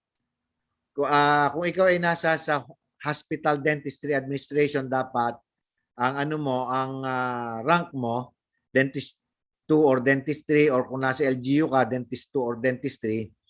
And for you to attain this, dapat ikaw ay level 6, no? Kung level 7 ka naman so dapat ikaw ay Dentist 4 or Dentist 5. At sa LGU dapat ikaw ay Dentist 4. Halimbawa lang, just to give you naman an example, no, sa electrical engineering. When I was with the National Power Corporation, no? Nung dati kasi naglabas ang Civil Service Commission na for you to occupy a section chief level, dapat ikaw ay professional electrical engineer. So meaning to say, kapag ka yung profession mo ay may professional rank, that time kasi it was only EE at saka ang ME ang may professional. It was yung ECE kasi it was only later na merong professional electronics and communications engineer, no? So dapat kung ikaw ay para ka maging section chief, you should be either a PEE or a PME, no? Now, and then para naman ma-promote ka to the level ng division chief, no? Dapat ikaw ay may master's degree. Now, in other organizations, it is the same thing, no? That for you to occupy a certain level, halimbawa, a section chief din, no? You might be, the company might require na dapat ikaw ay professional electrical engineer. At ngayon, para maging manager ka, meron na tayong kung hindi ka man may MBA, no, or may MS, no, with PQF level 8 natin na pagka na-approve na, will also be equivalent to yung PE kasi is also level 7. May master's degree ka na. So kung PE ka na, hindi ka lang section chief, pwede ka na rin maging manager because PE is equivalent to that of an individual who in terms of the academic track who has acquired a master's degree in electrical engineering or in any allied field like energy management, engineering management, construction management, or what have you. Okay? So ito lang naman susunod na ito is yung level descriptors, no? And then yung level nila, no? Ito ay sa education, sa teacher, no? Na yung sa level 8 nila, dapat meron kang certificate in distinguished practice of professional teaching para maging level 8 ka, and that is an equivalent of a doctoral degree, no? At ang magagrant din yan is yung PRC. Okay? So ito lang yung different rin sa DepEd. Now, let me just quickly change my sharing at ito is just still a recommendation sa Board of Electrical Engineering, no? Na self-assessment matrix. That kapag ka ikaw ngayon ay mag-a-apply as a professional electrical engineer, you will be asked to perform this self-assessment. No? Okay. At itong itong self-assessment na ito was simply taken lang naman sa sa professional practice outcome din. That the number 1 is do you apply knowledge of complex mathematics, physical sciences, information technology, and electrical engineering principles. So you either answer always. So ang niyan, equivalent point is 4. Frequently, that is 3. Occasionally, that is 2. Then rarely, that is 1. No? So lalagyan mo ng X yan. And then sa dulo, no? Kailangan mong computein yung subtotal and the subtotal. No? Doon sa dulo yan. As I was saying, there are 16 of these. Our specialty committee sa EE has recommended this to the CPSP CATS Committee of EE through Honorable Jimmy Mendoza for their consideration. And if ever na i-adapt nila ito, this will form part of the IRR for PEEs who will be, or rather REEs who will be applying as professional electrical engineers. Sabi ko sa inyo, 5 pa lang yung nakita nyo and there are 16 performance criteria. No? So, balik lang ako dito. Uli. So, ito lang yung sinasabi ko sa inyo na level alignment matrix that meron yan dapat ma-align sa knowledge, skills, and values, no? Application and degree of independence, yung different professional practice outcomes. Halimbawa, sa atin, meron tayo for PEE. So, there are 16 professional practice outcomes that have to be aligned with the knowledge, skills, and values, application, and degree of independence. No? So ito lang yung process from leadership, yung position title, qualification title, PKF level, and PRC conferment. Sa atin nga, qualification title is PEE, PKF level yan, na i-award ng PRC. And then later, we will have yung certificate specialty pagka PEE ka na, and that will be level 8. And again, it is the Board of PE through the approval of the board, the Professional Regulation Commission to confer level 8. Okay? So ito lang yung sinasabi ko nga sa inyo, that we should be aligned doon sa ASEAN Qualifications Framework at meron tayong ASEAN Guiding Principles for Quality Assurance and Recognition of Competency, Certification, and Assessment. Okay? At ito lang naman, sulat lang naman niya, no? Secretary Biones sa PRC sinasabi na that PRC raw dapat indicate lang yung professional qualification title dun sa ID. Sa atin naman, yung ID natin nakalagay na doon, professional electrical engineer, no?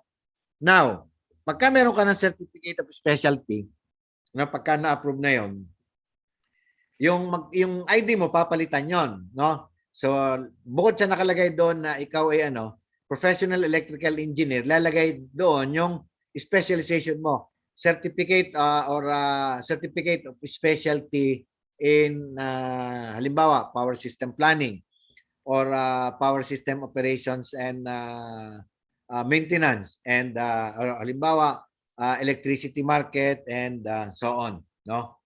Okay, so yun lang po, and ito lang ang ano dito, ano daw ang benefits ng PRC accreditation ng specialty society and subspecialty society. So ito lang naman yon na dapat ma-accredit ka because you will be the one that will provide the standard for recognition. No, you will facilitate recognition of the professional qualification. Parang kayo magiging initially i-screen, no? Assures and then promotes accountability and builds workforce confidence and assures relevant standards, training, and programs aligned to industry requirement at yun nga, participation in policy making. Now, siguro isang tanong nyo, ano bang advantage meron ako pagka ako ay specialized na? No? So, well, pagka specialized ka na is while pagka PE ka kasi theoretically you can sign and seal, no? Electrical plans. Regardless of ano ba yan? Electrical plan ba yan for protection? Electrical plan ba yan for institutional building and so on? So, ang ano lang dyan is you have that special recognition. Ilang po at maraming salamat sa inyong pakikinig. Now, I just do not know if we have still some time to answer questions.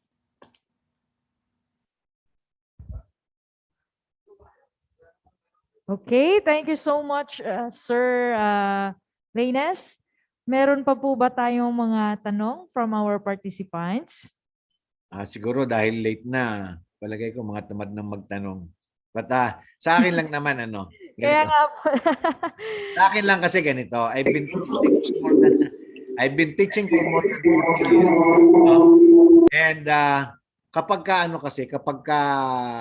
walang tanong, no, kapag ka walang tanong, it would mean only either of two things. One, malinaw ang discussions na hindi na kailangan na magtanong, no? And the second, napakalabo ng discussions, hindi malaman ng itatanong. So I just hope na kaya walang tanong is malinaw ang discussions ko that it is not necessary to ask any questions. Maraming salamat po. Yes po. For sure, walang tanong po dahil malinaw po ang iyong pagdi-discuss po, sir, sa iyong topic. Salamat. And of course, dahil po marami po kaming natutunan sa inyong topic, sir, please accept this certificate of appreciation for your shared time and knowledge para po sa ating lahat. Certificate.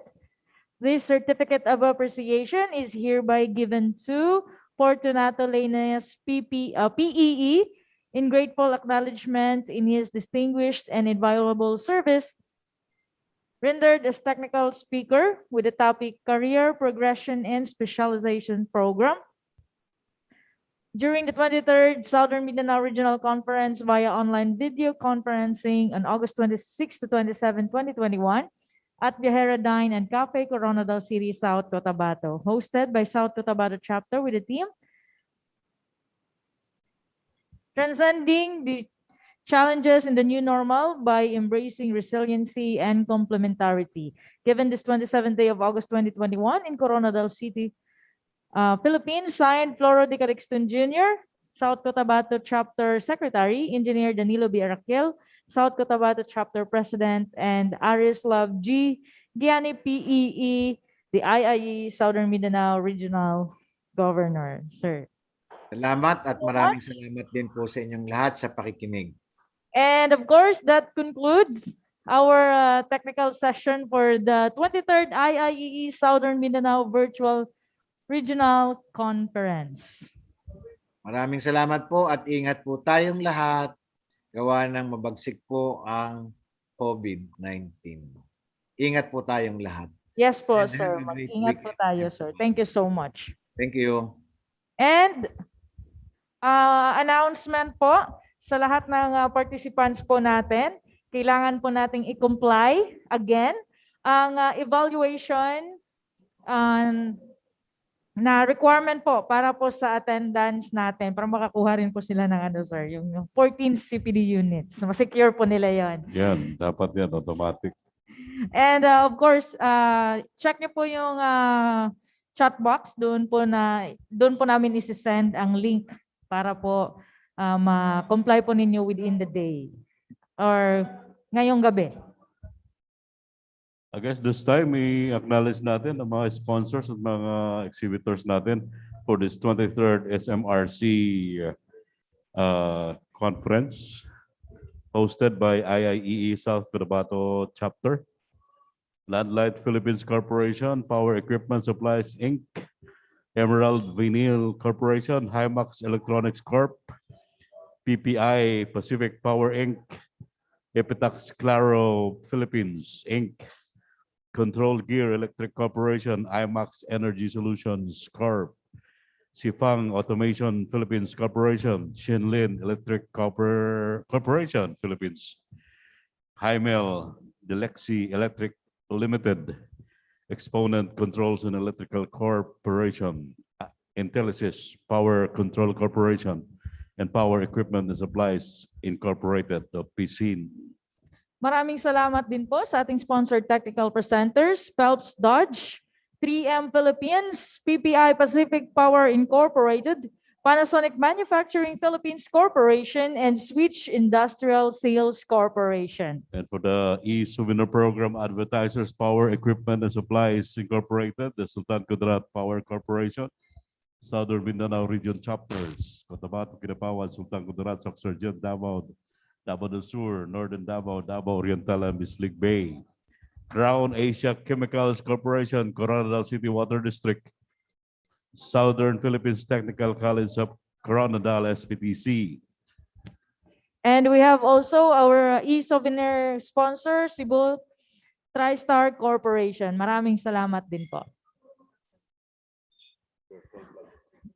Virtual Plant Tour host, maraming salamat po sa Supreme Power Corporation and Vivot Philippines Solar Energy One Incorporated, the Eurohydro Power Plant, and of course, ang Biotech Farms. And for the venue sponsors, Honorable Ferdinand Hernandez, Representative 2nd District, South Cotabato, Mayor Eliodo U. Ojeda, City Government of Coronadal. And of course, ating raffle sponsors.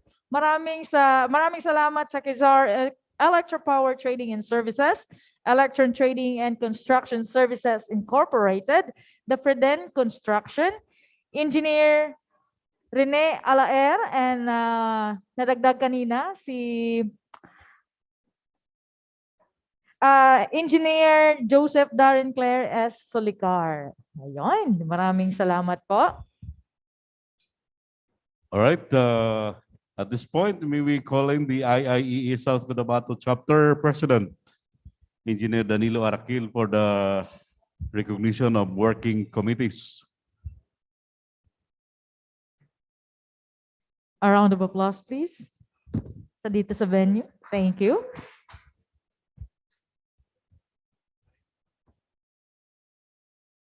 Good evening.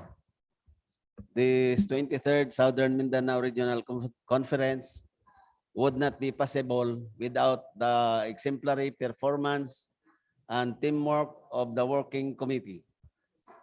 The event was a great success because of their hard work and attention to details exhibited from start to end.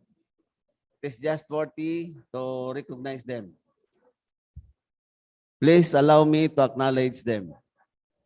Registration committee headed by Romil de la Cruz, which is his birthday today. Romel, happy birthday. His members, Engineer Claveria and Engineer Sarak. For the e-souvenirs committees, headed by Engineer Nelson Humilla. And the members, Engineer Sigrid Farolen Moscosa and Engineer Romeo Salak. Program and Logistic Committee, Engineer Joselito Reyes. His member is Engineer Francis Benson. Sponsorship and Marketing, Engineer Danny Arakel, and my member is Engineer Romeo Salak and Engineer Nelson Humilla. For the plant tour, we have Engineer Michael Marcella. ICT Management, Engineer Romeo Salak, and the member is Engineer Lowy Yansun. SOM Management, Engineer Milo Manlabao. For the motorcade and raffle, Floro Calixton Jr. and Engineer Joselito Reyes, member. For the finance, Ellery Evera, RME, and his member is Engineer Helen Lingas. For the fellowship night and food, Engineer Helen Lingas, with his member, Engineer Edward Camisura. Thank you very much. Palakpakan natin ang mga committee members. Maraming salamat po. And of course, huwag po muna kayong aalis. Meron pa tayong raffle draw. So, alam niyo naman po ang mechanics.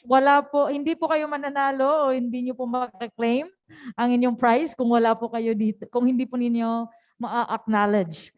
So, stay with us dahil naghihintay po ang malaking papremyo para po sa inyong lahat. And this time, let us welcome the Southern Mindanao Regional Governor, Engineer Arislov G. Giani, for his closing remarks, sir.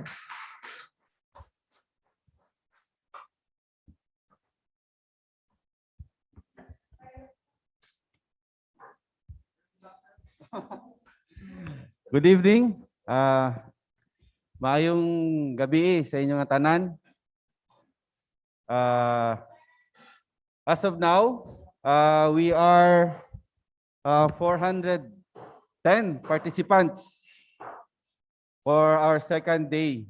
Yesterday, meron tayong almost 600 participants ng 23rd Southern Mindanao natin. So this is a two-day event. So we're very fortunate na naging successful tayo kahit papano, na kahit while ago may konting lindol. Pero tuloy pa rin tayo. No? Personally, and as the Regional Governor of Southern Mindanao, allow me to congratulate all the team of Southern Mindanao region headed by yung energetic natin na chapter president Danilo Arakil. And all the chapter presidents, of course, have been supportive all the way sa preparation pa lang natin, hanggang ngayon, nandyan pa rin sila. Isa sa mga panelists natin. And sa mga ibang chapter officers ng kanilang chapter ay nandyan, no? Also, I'd like to congratulate the hard work and the efforts made by the chapter BPI of South Cotabato, si Engineer Salak, no? So, siya yung naging shock absorber ng lahat ng problema natin dito. Because this is a semi-hybrid virtual conference. We are not expecting this one na magiging semi-hybrid tayo because before we are clamoring for a hybrid, no, na conference. Kaya lang bigla tayong nagka lockdown, so we suddenly decided into virtual conference. But habang lumalapit yung ating event, medyo may konting clearance tayo kay Mayor. So parang semi-hybrid na rin talagang yung ginawa natin. So when dito tayo ngayon, we are having face-to-face with the chapter host, and we have participants here right now, 411. And hopefully, by next mga virtual conference, hindi na maging ganito. So again, si Engineer Sala kasi, no, madaling araw pa lang nung preparation nito, grabe na ang tawagan namin. So I really appreciate din si Engineer Salak yung sa pangungulit ko sa kanya, kasi nga every now and then yung aming preparation habang palapit ng palapit, wala akong nakikitang concrete na direction. So it so happen lang na si Engineer Salak is yung parang techie person, meron siyang kaalaman sa technology. That's why I stick to him na dapat ganito ang magiging setup natin. So yun na lang, pagdating sa mga involvement ng program, always nandun siya lagi sa akin to arrange all the problems, no? Kaya lang sa sobrang dami ng arrangement kanina, yung sudden changes kanina ng schedule, nagkaroon na siya ng maraming utang na loob sa lahat ng mga technical speakers, pati technical presenters. True Engineer Milo Manlabo naman is yung former chapter president natin sa South Cotabato, no? We are very thankful sa kanya sa support din ng kanyang opisina sa Bureau of Fire, and of course sa mga IT na kasama na dinala niya dito to support si Kenneth Wabinga and Erchi Belandres. And of course sa MC natin na si Sir Jose Valle and Miss Rosebel de la Rosa, no? Without them, this virtual semi-hybrid would not be possible, no? Sa mga local committee chairman of South Cotabato, si Romel de la Cruz. Sir Romel, happy birthday. Birthday mo daw ngayon. So mamaya tayo magkikita-kita. Si Ellery Ibera, si Engineer Joselito Reyes, si Floro Calixton Jr., Helen Jean Lingas, Francis Binson, Nelson Humilla, Eduardo Camisura, si Ma'am Sigrid Ferolin Moscosa, si Sir Michael Marsilia. Madamo nga salamat gid sa pagbulig sa atong regional conference. Without sa inyo, this would not be a successful one. To the National Secretariat headed by Madam KB, Ma'am, salamat sa inyo. We know that you've given your precious time din sa pagsagot ng mga calls namin at sa mga kakulitan ng mga ng mga ibang officers namin to call you ano yung mga questions na napapasok sa kanilang mind. That is for the preparation ng ating regional conference. And of course, nandyan din si Sir BPI Lyndon Bague and sila SJ, si Sylvester Jan, si Cyron, si Ma'am Ann, Ma'am Alma, Ma'am Katrina Magno, si Woody Perez, si Ma'am Jenny, si Oliver, and sa mga staff ng National Secretariat na hindi ko pa na-mention na may mga involvement sa event na ito. Maraming salamat po sa inyo. And of course, I would like also to give thanks to all the registered participants, who waited too long for the link. Every now and then they are asking, sana yung link namin, sana yung link namin. Pasensya na po, Meron lang tayong process na sinusunod bago namin formally maibigay sa inyo yung link. Because during those first week na yon, meron kaming yung early bird, So iba yung kanilang link na ibibigay, iba yung batch na yon. So iba yung link na maibibigay namin, dapat sila yung mauna. So nang dahil doon, medyo may konting delay sa pagbigay. So kahit pa paano, nabigay din naman, So today, in this pandemic time, we face a very different and more challenging environment.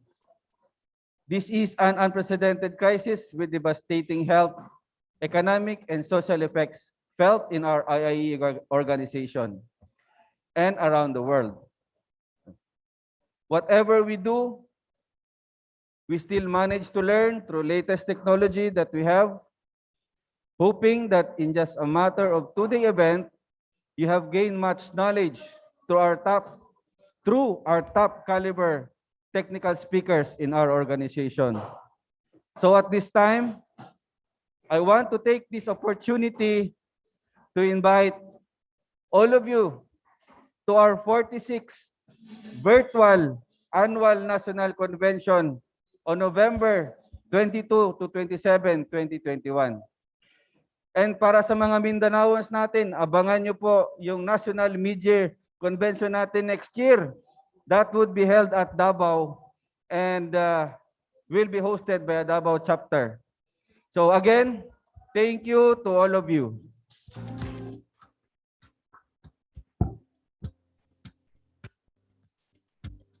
Okay. Maraming salamat, sir. And also this time, we invite all IEE South Cotabato chapter officers, ma'am, sir, na for your pictorial.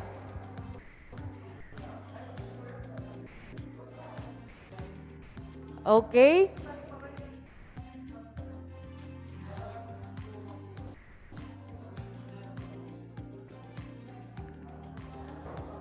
Again po, sa ating mga participants, huwag po muna kayong mag-leave kasi meron pa tayong raffle draw. Meron pa tayong tatlong natitirang consolation prizes, isang special prize, and ang pinakahinihintay na major prizes. Okay?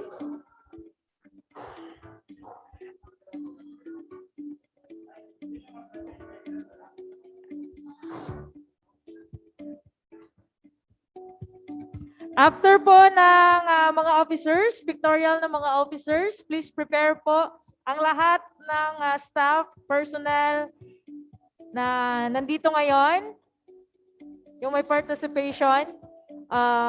Tayo po yung susunod na magpapapicture together with our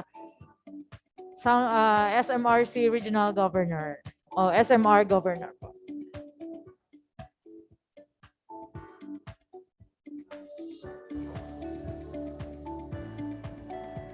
Okay? Sa ating mga participants, nakikita ninyo ngayon ang ating IIEE South Cotabato Chapter Officers.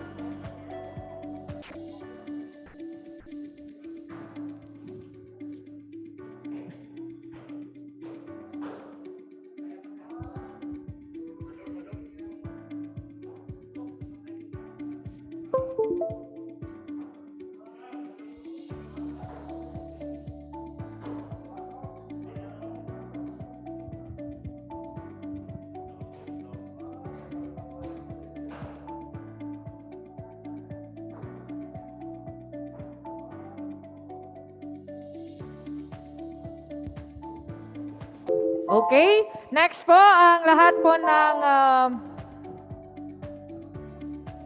personnel, staff po ng IIEE.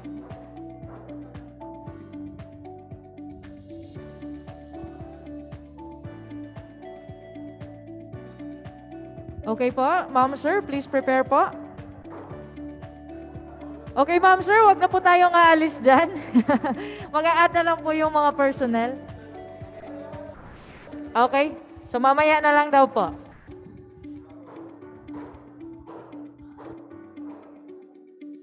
All right, let's proceed.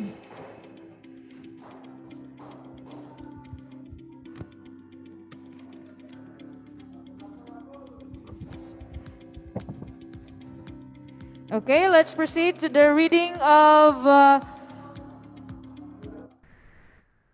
Certificate of Participation for the delegates of the 23rd SMRC. May we call in Engineer Nelson B. Humilla, REE, Member of Board of Directors, IIEE South Cotabato Chapter.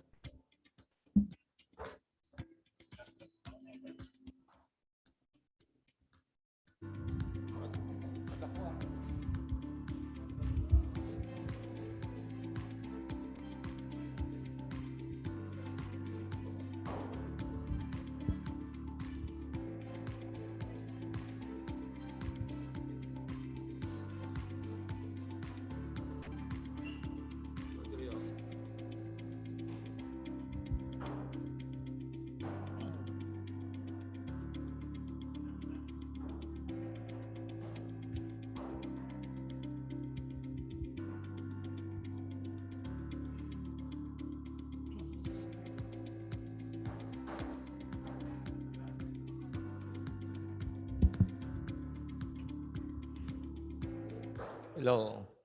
Good evening, everybody.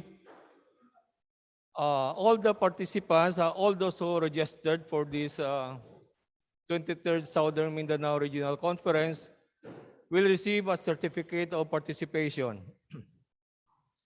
The citation or the certificate reads, this certificate of participation is hereby given to for his or her active and invaluable participation during the 23rd Southern Mindanao Regional Conference via online video conferencing on August 26 to 27, 2021 at Viajera Dine and Cafe, Coronadal City, South Cotabato, hosted by South Cotabato Chapter with the theme Transcending the Challenges in the New Normal by Embracing Resiliency and Complementarity.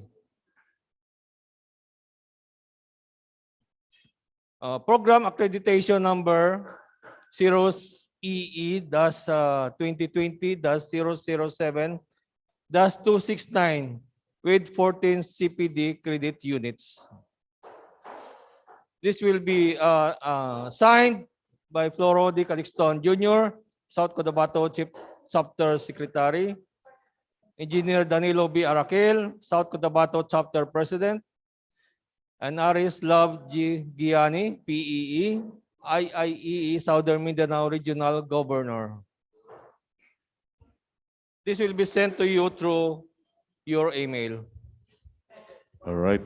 Thank you very much, Engineer Humilla. So sa lahat ng mga participants na naka-registered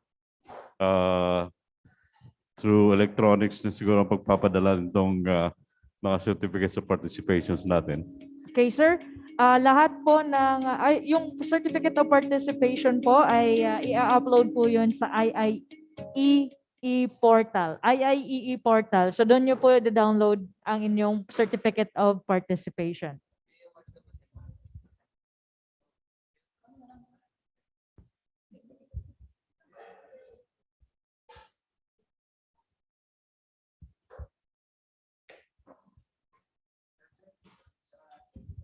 Sige. Okay. Mag-take over muna kami. Hindi kami magaling mag-English. Kaya Tagalog, Taglish na lang. Okay. We take over because we are going to award the appreciation, certificate of appreciation for the invaluable support of the Zoom or the virtual conferencing management team headed by Engineer Milo Manlabao. So we are giving this certificate of appreciation, of course, to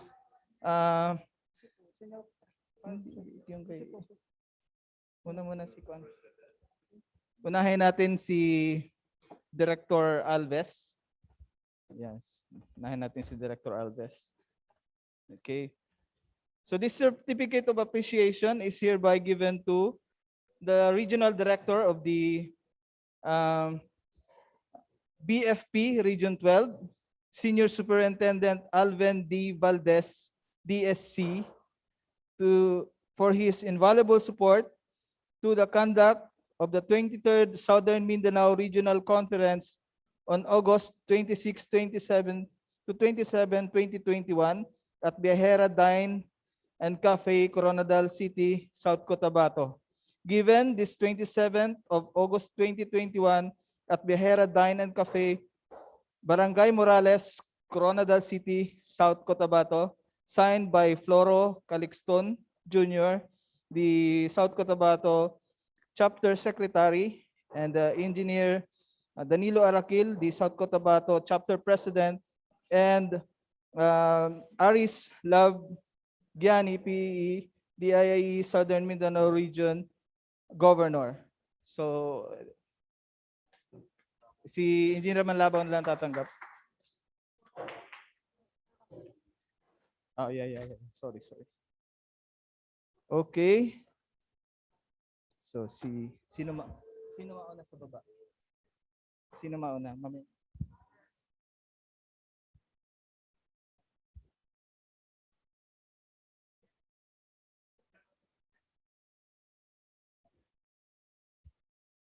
The certificate of appreciation is also given to Mr. Ralph Renan Villa. Sorry, sir. Ralph Renan Villa. Ang hirap i-pronounce ng pangalan mo. Kasama ka sa Zoom management team. This is actually the staff of Governor Gianni. Isa rin po siyang IT specialist. That's why he is also supporting the Zoom management team.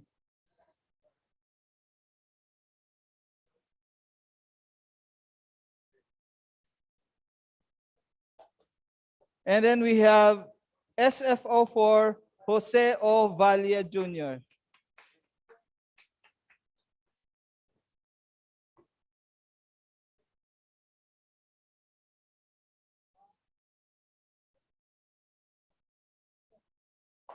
Thank you, sir. Thank you. Then we have FO2 Kenneth A. Wabinga. Yun pong ating Zoom master. Ang ating OBS master.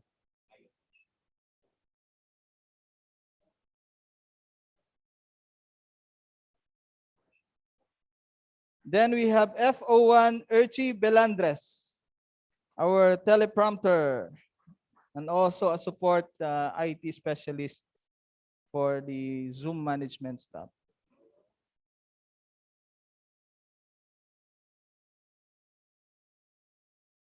And then ang ating pong nag-iisang energetic na PT na ating MC, si FO1 Roswell De La Rosa. Yeah.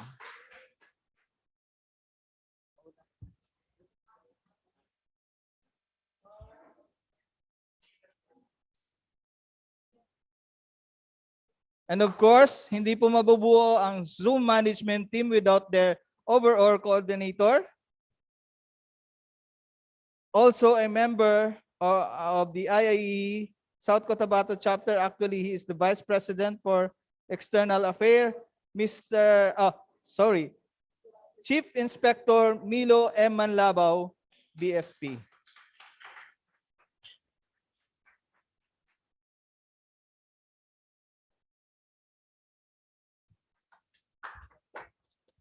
Alright, nagpapasalamat din kami. Kami po mula sa Bureau of Fire Protection Region 12 sa pamamagitan po ng aming Chief sa Fire Safety Enforcement Division ng region, si Sir Manlabaw, ang staff. Maraming salamat po mula sa imbitasyon mula sa Yes. Bureau of Fire Protection Region 12. Yes, sir. And at this point, wag na nating patatagalin pa. Proceed po tayo sa ating raffle draw. Inaabangan, ilang premyo Yes. ba, Bel? At 3, 4. 3 consolation prizes po ang naiwan, sir. Isang major or Isang special prize special at prize. saka 3 po na Yun. major prizes. So, okay. ready na natin ang ating tambiolo. Electronic tambiolo. Electronic tambiolo. Inayos na ni Engineer Okay. Salak. Sino kaya ang may pinakamalakas na panalangin? Ayun. Ayan, no? May 1,000, 1,500, 2,000 na premyo. Yes, sir. Manalo ka dito, Bel, bawi na yung ano mo, registration mo. Opo. Di ba?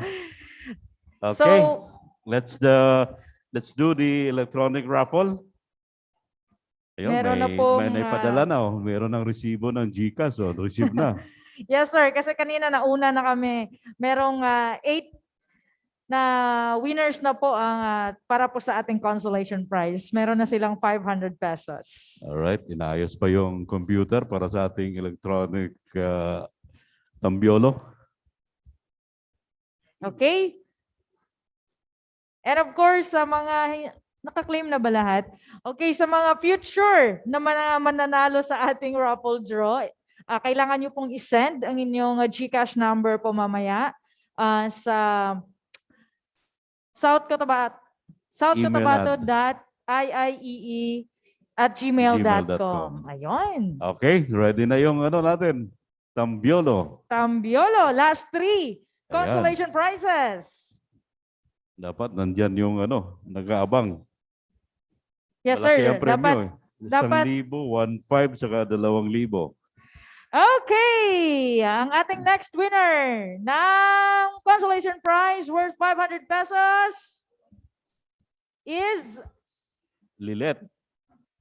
Patulot Patulot Dalisay. Dalisay. Nandiyan ka ba, ma'am? Ma'am Dalisay.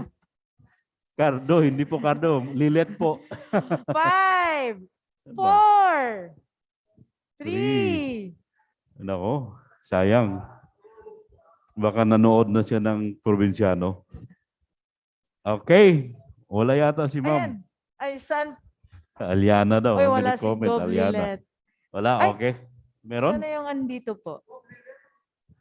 Wala. Sino po yung Okay. Lilet Dalisay, wala. Okay. Forfeited po yung 500 Another. pesos. Yellow Rayo. Alright. Kidding.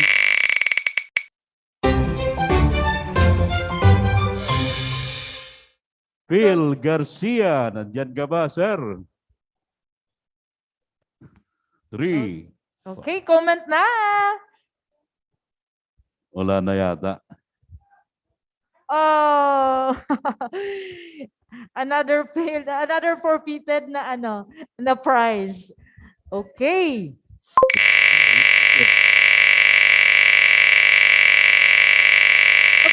Ikaw siya.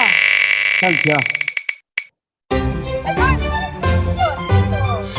Kita ko, sir. 7:12 p.m. Dito, Phil Garcia. Okay, Ayun. dito. Ito, ibang winner ito isa. Yes. Yan mo. Sir Phil Garcia, ano mo lang, isend mo lang yung ano mo. Nandyan man siya, acknowledge namin. Okay, counted po si Sir Garcia, Phil Garcia. Ito, another winner. Registered Master Electrician. Santiago Junel, Santiago. Nandiyan ka, sir? Meron siya? Present. Okay. So, nandyan si Sir Phil Garcia, nandyan si Sir Junel Santiago. P. Santiago. Kailan na ba ito? Last consolation. Okay. Okay, for our last consolation Spinning. prize, Rolyo Tambiolo. Spin.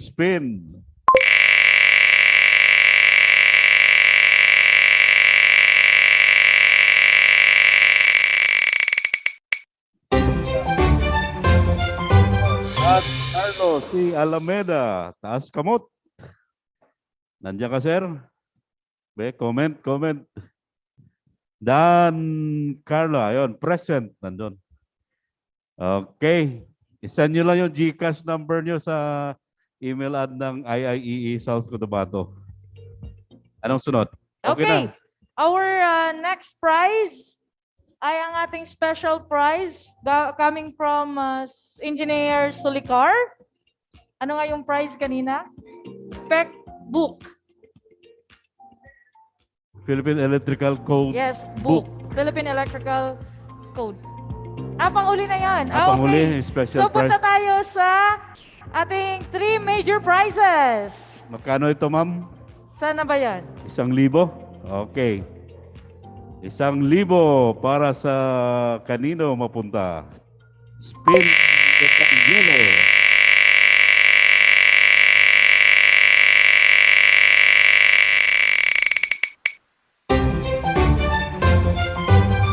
Wow! Congratulations to our winner ng 1,000 pesos.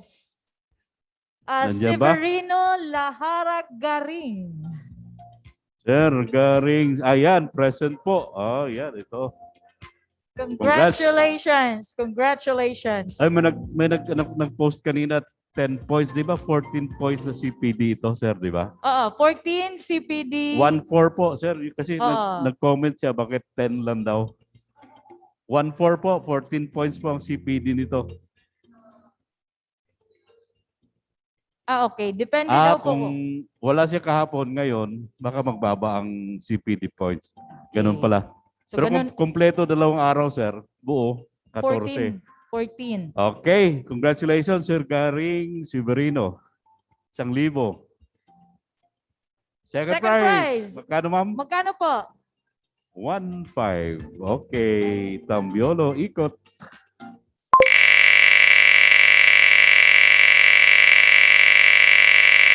Bawi na yung ano, registration. Bawing-bawi na yun.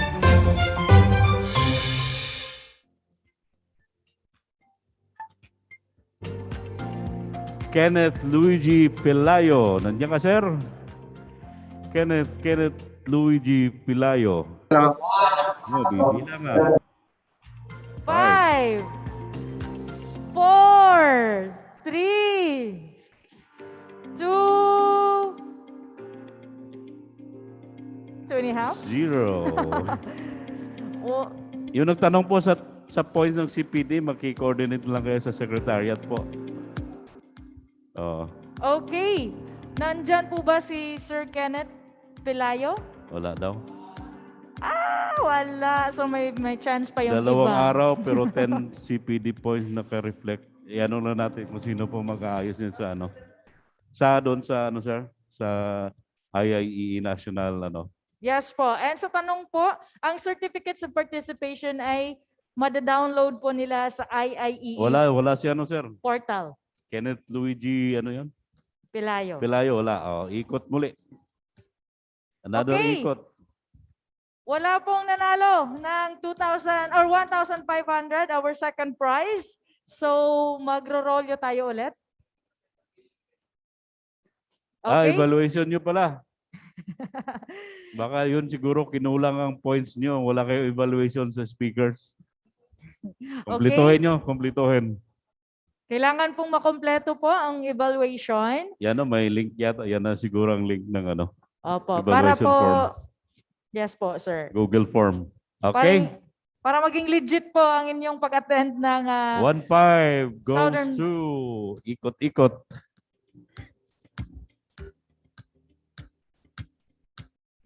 Oy, June 2026 na sa certificate. Baguhin lang natin, di ba? Clerical error lang.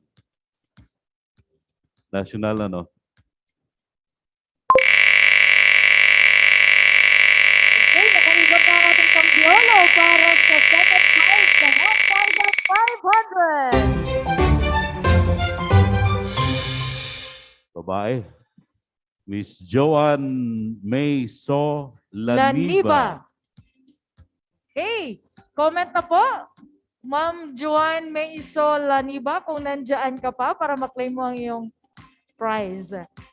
Wala na yung mga sa malaking premyo. Yan. Wala. Wala po si ma'am. Grabe, may malakas siguro na prayer dito. Ano? Yung... Sige. Wala Mas si malakas Ma'am yung prayer niya. Laniba. Okay. Next. Ikot. Spin tayo ulit para sa tumataginting na 1,500 pesos.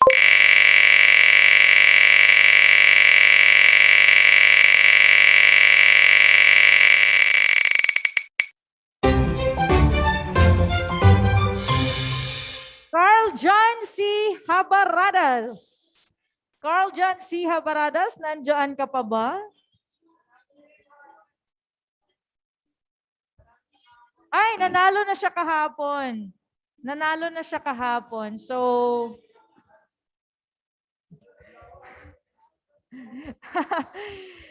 okay. Nanalo na siya kahapon. Anong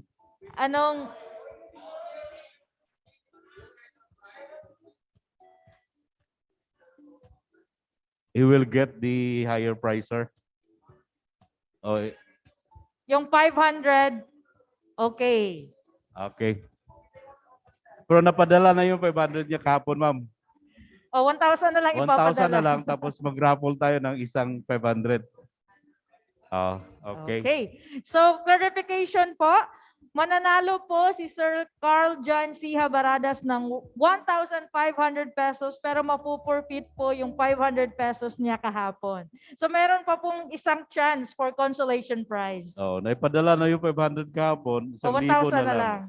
Yung 500 na supposed sa kanya kahapon, magpaikot tayo isa ngayon. Yes po, sir. Okay. So, let's proceed to one consolation prize, sir. Sa 500.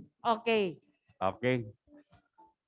So, Okay. ito pong spin na ito ay para 500 pesos. Tama sa Sir Habaradas kahapon, pero natalo sa 1,500 yan. Univer Arbes, nandyan ka ba, sir? Sayang, 500 ito.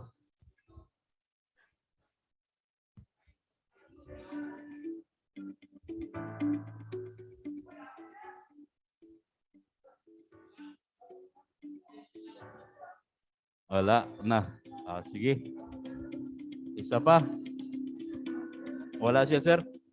Okay. Announcement po muna regarding po sa CPD points.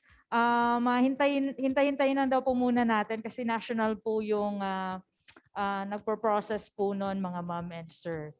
And Sige, inayos ng host chapter at saka ng national doon sa IEE. yes po. Thank you so much po. 500, sir. 500. Okay. 500. Ito sa 2,000, 500 na. Yan po.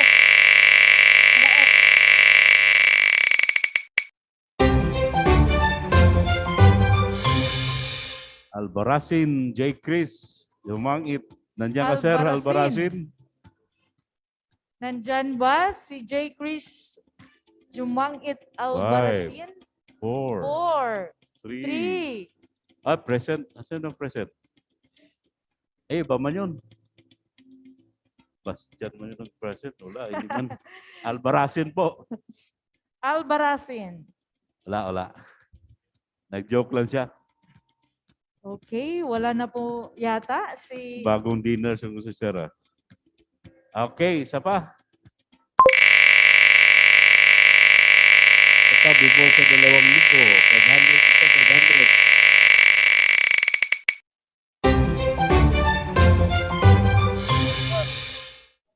Rolly P. Clamor. Nandyan po ba kayo, sir? Mag-message na po baka pa matapos ang count. 3, 2, wala. Ikot uli. Parang Ikot-ikot. Wala si spin uli.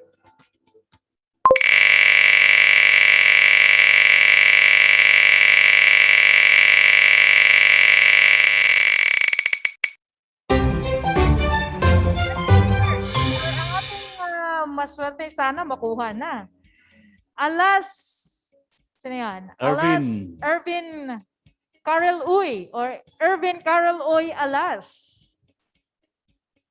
Sir Ah, Alas, ano. nandyan ba? Yeah. Ayan, present. Okay. Present! Sa wakas, nakuha ang 500 Ito, na prize. pangmalakasan ito. Last prize of the night. 2,000 ito, ma'am. Si Sir Alas, ma'am, yung 500. Na sana kay Mr. Habaradas ba yun? Pero he opted for the 1,500. Kay Sir Alas ang 500. Okay, for the win, 2,000. 2,000. Bawing-bawi.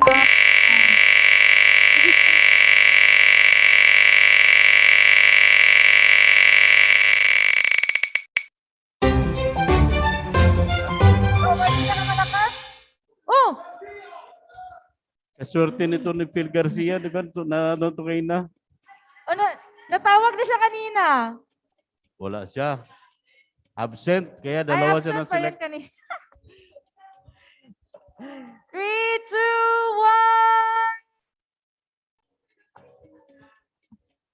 1. Then, nanalo siya kanina, pero... Nanalo na po ba siya kanina, ma'am? Ano dyan, no? Nanalo pala siya kanina nung ano. So ano po yung discussion natin kanina? Katulad din po yung kanina. 500 kanina? Ang swerte naman nila. Ano yon? Sana all. Kung nanalo siya kanina, kukunin niya ang higher price. Bigay yes. niya yung... Oo. So, Sir Phil, hindi yung 500 sa'yo. Oo.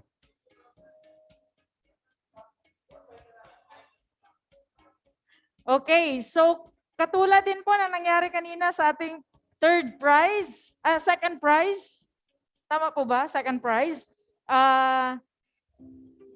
Bali, mapo-forfeit po yung 500 niya. Mapupunta po sa kay Sir Garcia. Phil Garcia ang grand prize or major prize. Ano ba yun? First prize na 2,000 pesos. Okay. So dahil po, ibig pong sabihin yan, meron tayong isa pang Chicken Joy. Pang Chicken Joy, 500 pesos. Isa pang Chicken Joy. Ay, malas talaga sa raffle. Our last winner ng 500 pesos, Dan J. Canen Diolanto. Tama po bang pag-pronounce? Diolanto Dan. Canen Diolanto. Wala. Present! Present. Dan Cycle Korea Canon Ay, Dolianto. sino ba yun? Siya na yan. Present. Yan. Ayun, John Jaisel Diolanto. Okay. Ayun. Yes! Meron pa yung yung libro. Meron pa tayong isang yung special Philippine prize. Electrical Code Book. Bibigay. Sino yung nagbigay kanina? Si Special prize. Engineer Peck book. Peck. Sulicar. Okay, ito na lang. Okay. Sige sir, ikot ang electronic tambiolo. Sino kaya ang maswerte makakakuha ng textbook? From Engineer Sulicar. D. Anok, nandyan ka sir? Christopher D. Anok. Say present kung nandyan. 5, 4, 3, 2, 1. Ikot uli. Baka may humabol. Baka tumatakbo, naka-CR ba? Uy, narinig ka. Diba si Sir na Mrs. Lau? Nanalo sila sa Manila ng, may Honda Civic ba yun, sir? Yung yung kotse. Okay, dahil dyan, another spin. Spin.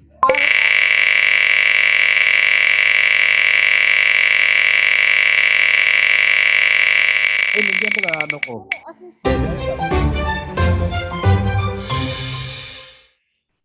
GI ayan si Boss Mion. Boss Mion.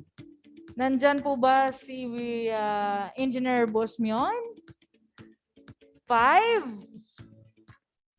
4, 3, 2, 1.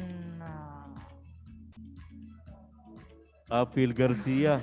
Naglag lang po. SK siya. Pwede siya i-claim dito, sir, o magpunta siya ng Marbel. Nag-SK daw si Phil Garcia. Kunin Okay, niya daw price sa office ng...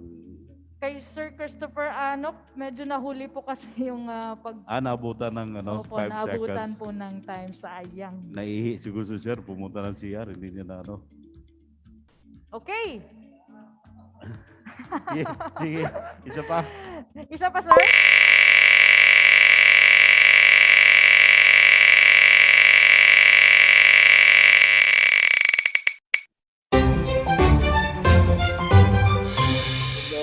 Santa de los Reyes. De los...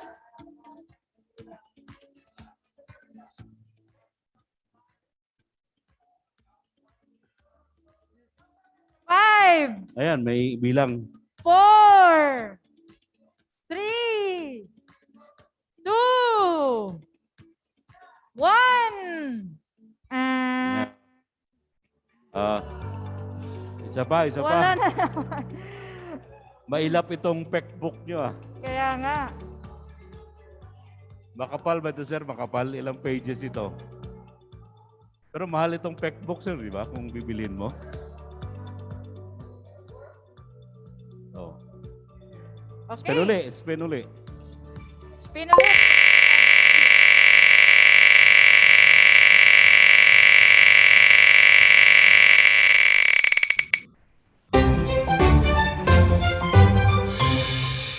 Mendoza, Amiel Abulencia. Sir Mendoza, nandiyan ka, sir? Amiel Abulencia 5, Mendoza. 4, 3, ayun. Wow!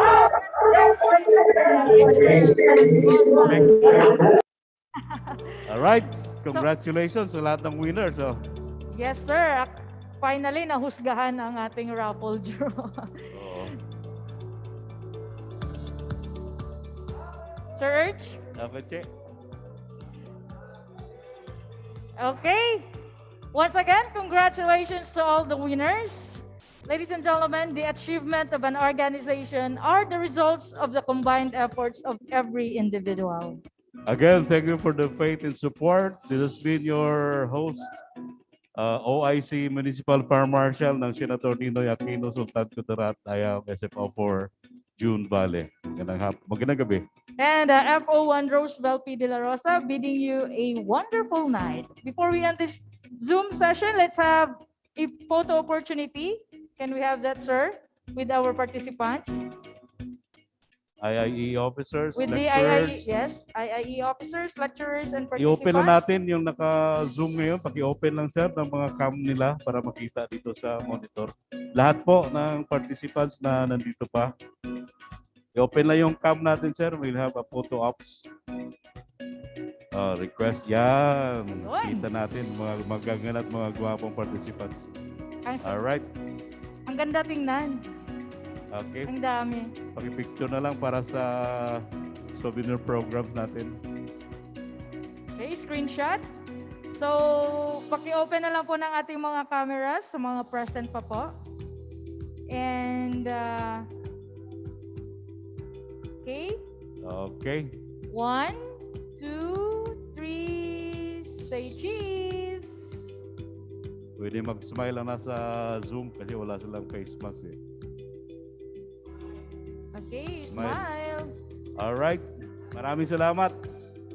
Meron pa po bang next? Okay, dalawang ano siya, Dalawang ano siya. I-move lang yung isa. Okay, we advise po muna, wala po munang mag-chat, ma'am, sir, para po makita po yung ano. Ayun. Page 2, yung page 2 sa gilid. Yan.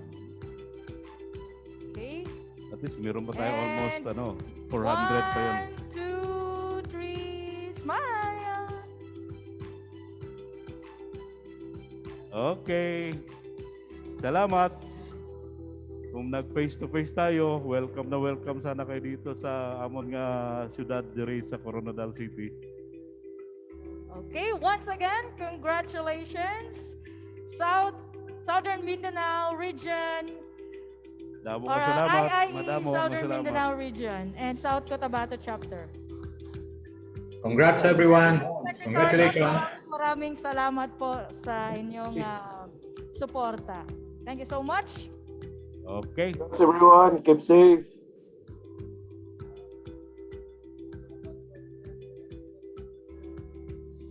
Magandang gabi Yes, sir. pala sa former sir, National President, And then, sila our Sir Alan National Alvarez. President, Magandang Engineer gabi sir. Alan Alvarez, sir. And Sir Sir Jojo Jojo Padua. Padua. Magandang gabi po sa Ayun. inyong lahat sir. Okay, ladies and gentlemen, our program has come to an end. Alright. Maraming salamat po. Halin sa host chapter diri sa IIEE South Cotabato. Let's go. Salamat sa inyong katanan. Nandiyan yung camera.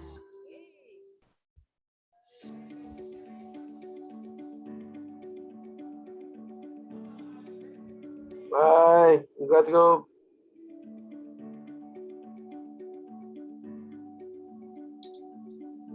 Bye.